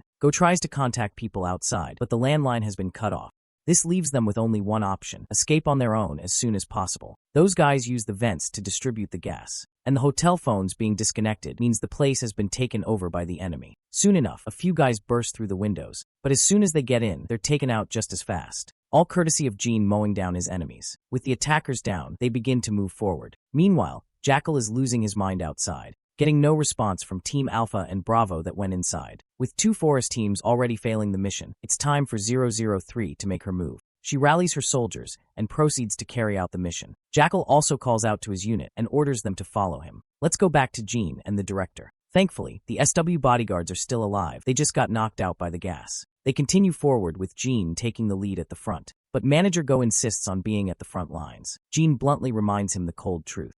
Go isn't specialized in guarding VIPs, so the right thing to do is have him at the front. As they walk forward, they finally come into a corridor. There, they instantly sense someone's presence, and Gene begins unleashing a barrage of bullets. Secretary Go meanwhile grabs the old man and runs while Gene blocks them. It's 003 and her goons shooting, while Gene takes cover and makes sure no bullet hits him. Once he notices Secretary Go and the director have escaped the corridor, he He finally makes his move and starts raining down bullets in response. After holding them back, he runs to catch up with the director. They eventually reach the emergency exit and begin descending the stairs. As they descend, Jean suddenly gestures them to stop because he senses someone ascending. It's Jackal with his goons. After weighing his options, Jean signals them to go back up, and the director and his secretary promptly comply. Once they're out, Jean readies himself to face the opponents ahead. He keeps his aim steady, and as soon as those bitches come into view, he opens fire, mowing down the soldiers at the front. Luckily for Jackal, he was behind, so his ass got lucky and didn't get his ass shredded under the relentless barrage. Now that Jackal's enemy have exhausted his magazines, the bastard begins firing alongside his goons. But Jean quickly moves upward and catches up to the director and the secretary. Let's not forget the old man is elderly and doesn't have much stamina. The director apologizes for slowing them down. Taking the old man's fatigue into account, Jean changes his plan. He decides to lure the enemy away. While the director ascends further, Jean will make it look like they went through another door. Before the enemy arrives, Jean insists they move upward quietly. Naturally, they refuse to abandon Jean. But the boy reminds them this isn't the first time he's been in this kind of situation, since wasting more time could put Jean in a dangerous position. The two men eventually decide to head up. As they ascend further, Jean keeps the enemy occupied with a barrage of bullets. He's doing his absolute best to not let Jackal and his fuckers climb any higher. Once Jean exhausts his rounds, they start their own barrage of bullets. Jean quickly slams the door shut right in front of their faces, making it look like they went that way. And as expected, the guys take the bait. After running for a while, Jean ends up in a corridor where he takes a moment to breathe.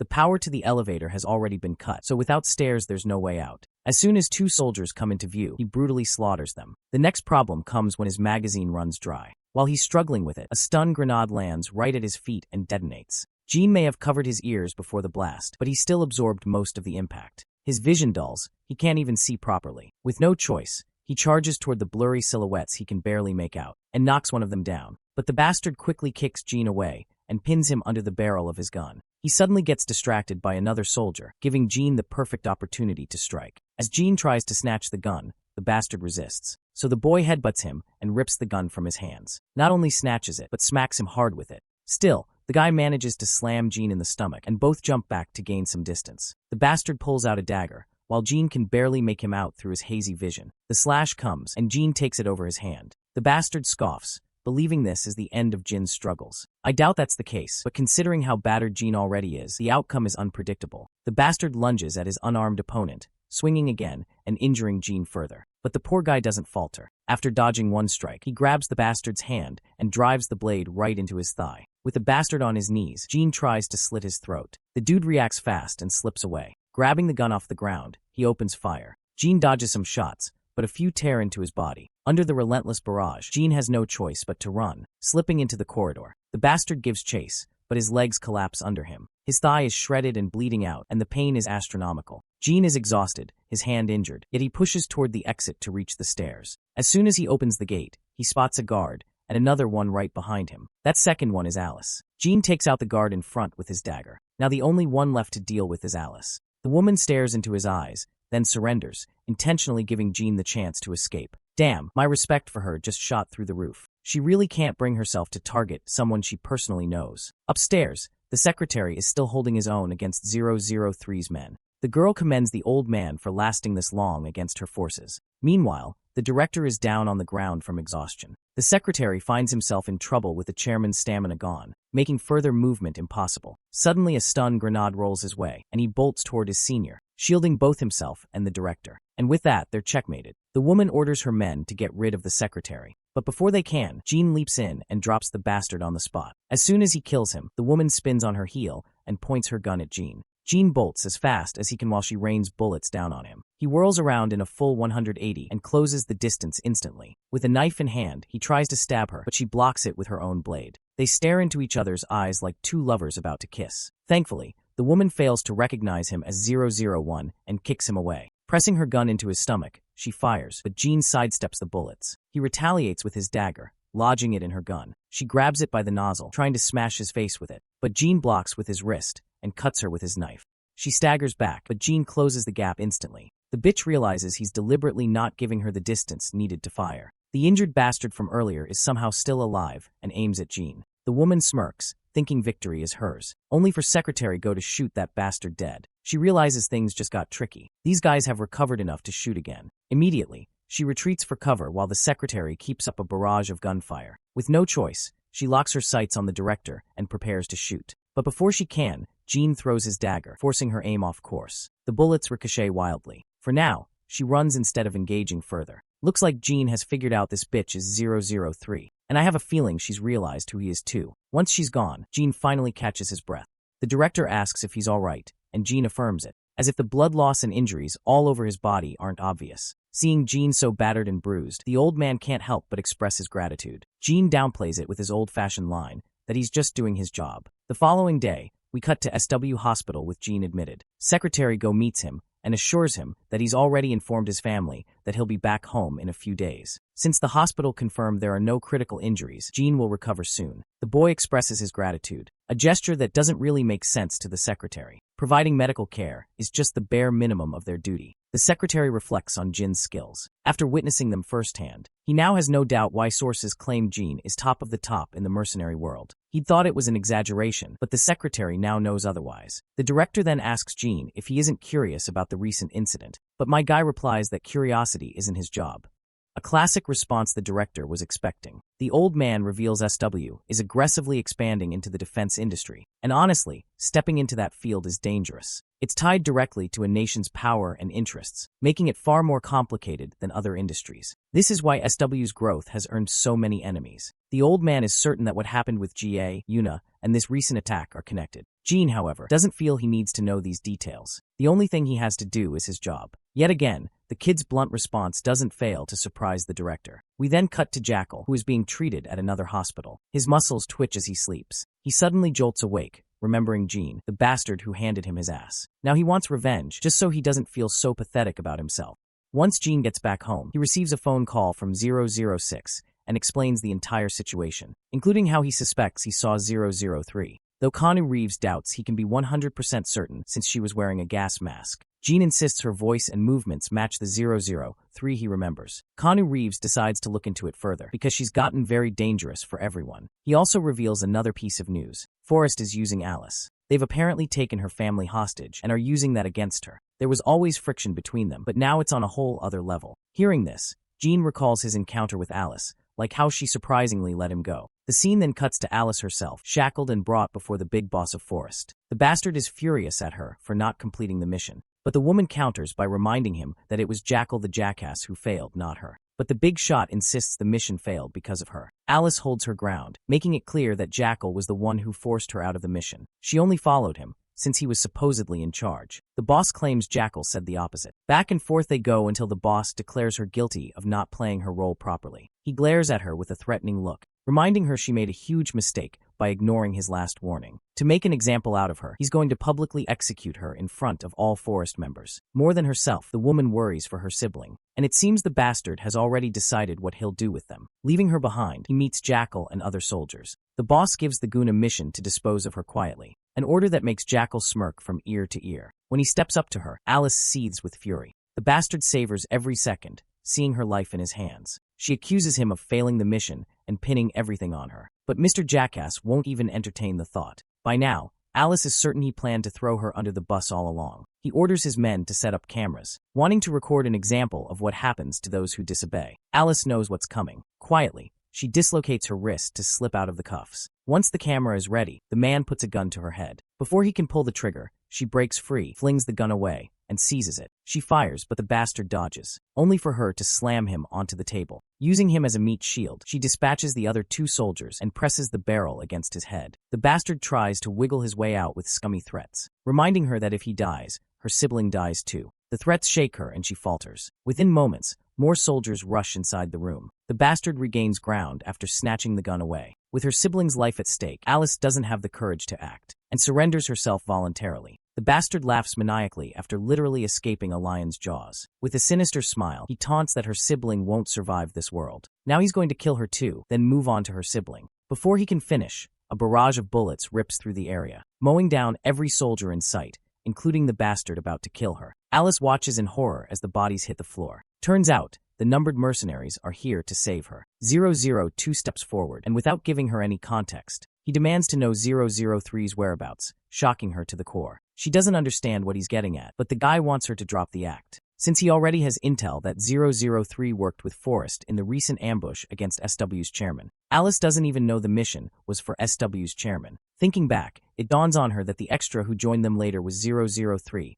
disguised as Quinn. 004 doesn't get what this Quinn person has to do with 003. Alice clarifies she doesn't know 003 personally, nor was anyone in the mission with this name. But there was an external group working alongside Forrest, and one woman in that group went by Quinn. 002 doesn't even need to think hard. He gets what's going on. Meanwhile, Jackal is somehow still alive, disgusted at Alice for siding with these guys. Alice grabs him by the head, demanding to know where her brother really is. Of course, the bastard stays silent, earning himself a solid smack across the face. He groans but keeps his cocky attitude, refusing to talk unless she saves his life.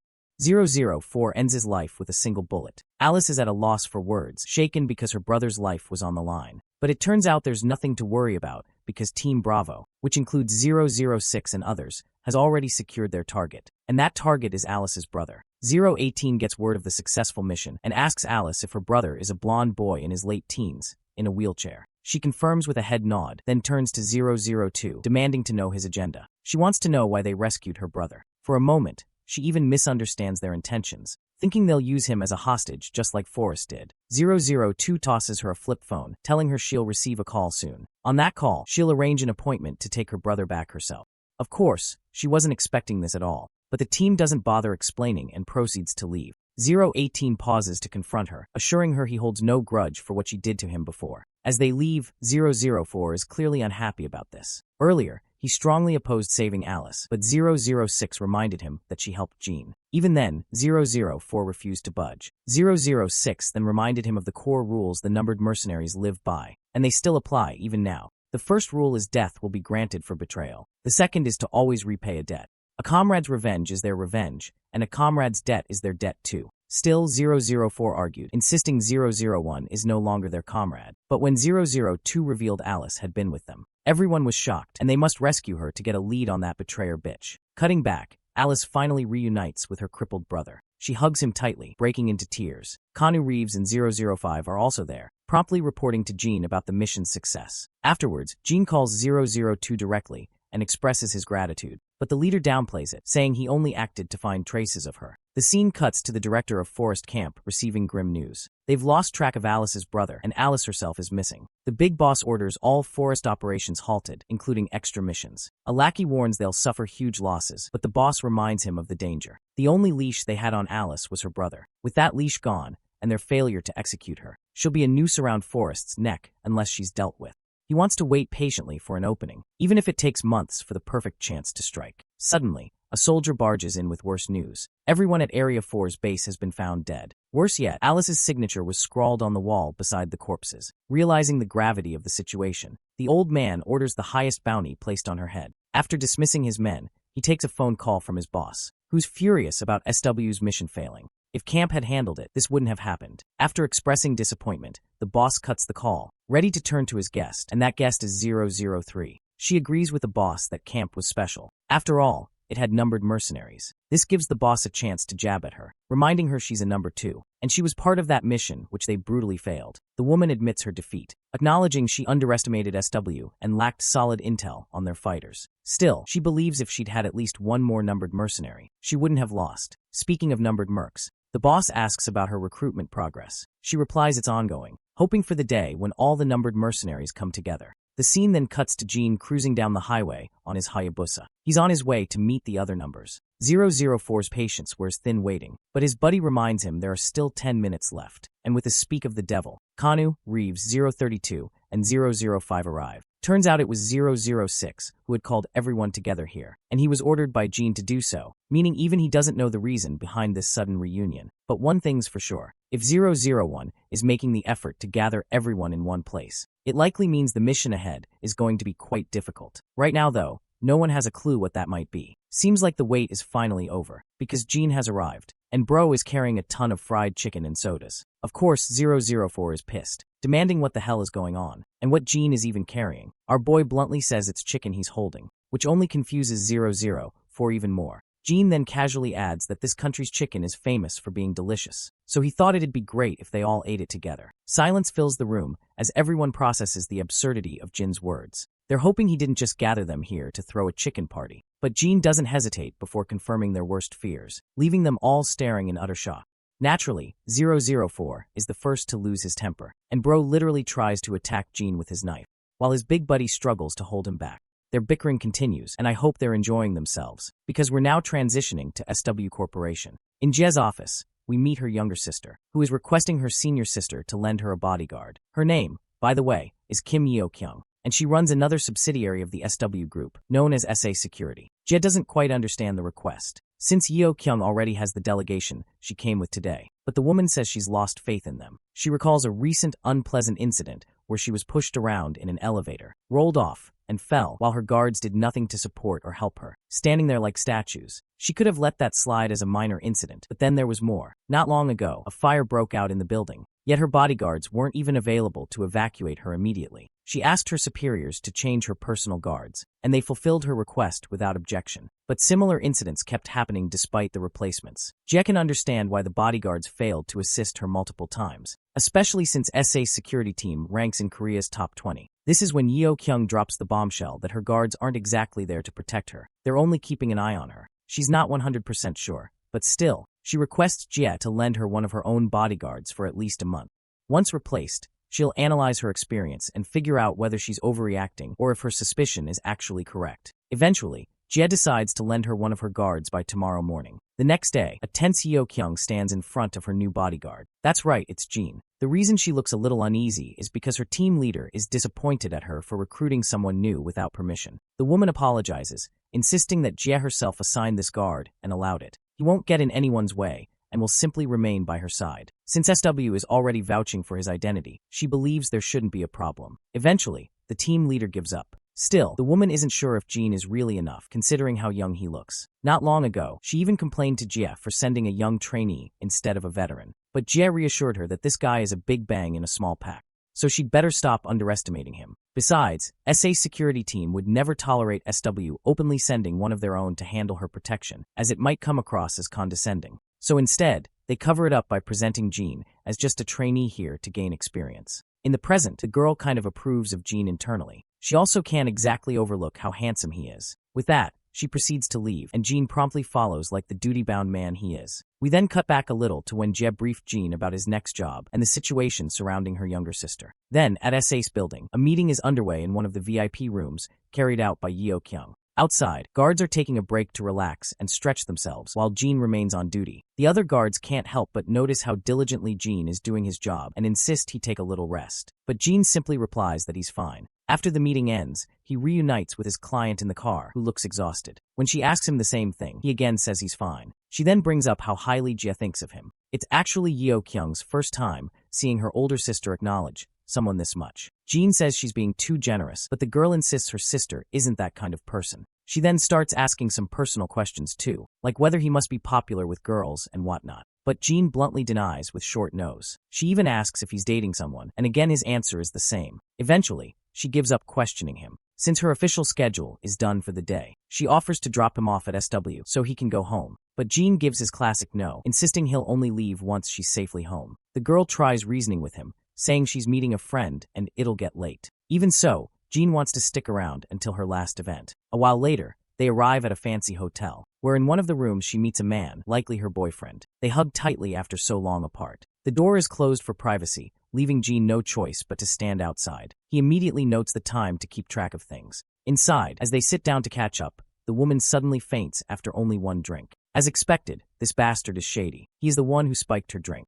He'd been tasked with this by someone with malicious intent, who promised to pay off his massive debt of 6 billion won if he followed instructions. The bastard doesn't feel the slightest remorse, thinking that losing a girlfriend is better than paying 6 billion won in debt. Right on time, Jean barges into the room unannounced, shocking the bastard. His eyes dart toward the unconscious woman on the couch, realizing she's been knocked out cold. It's only 11 p.m., barely an hour ever since she went inside, and yet she's already passed out, which makes no sense. Not to mention, the smell of alcohol on her breath is too faint to have that heavy effect. Jean grabs the glass of alcohol to inspect it, while her boyfriend starts berating him. Even the other escort guards insist Jean step back, saying this man is the director's boyfriend. Jean doesn't argue with these bastards. Instead, he holds out the glass of alcohol to the boyfriend, telling him to drink it.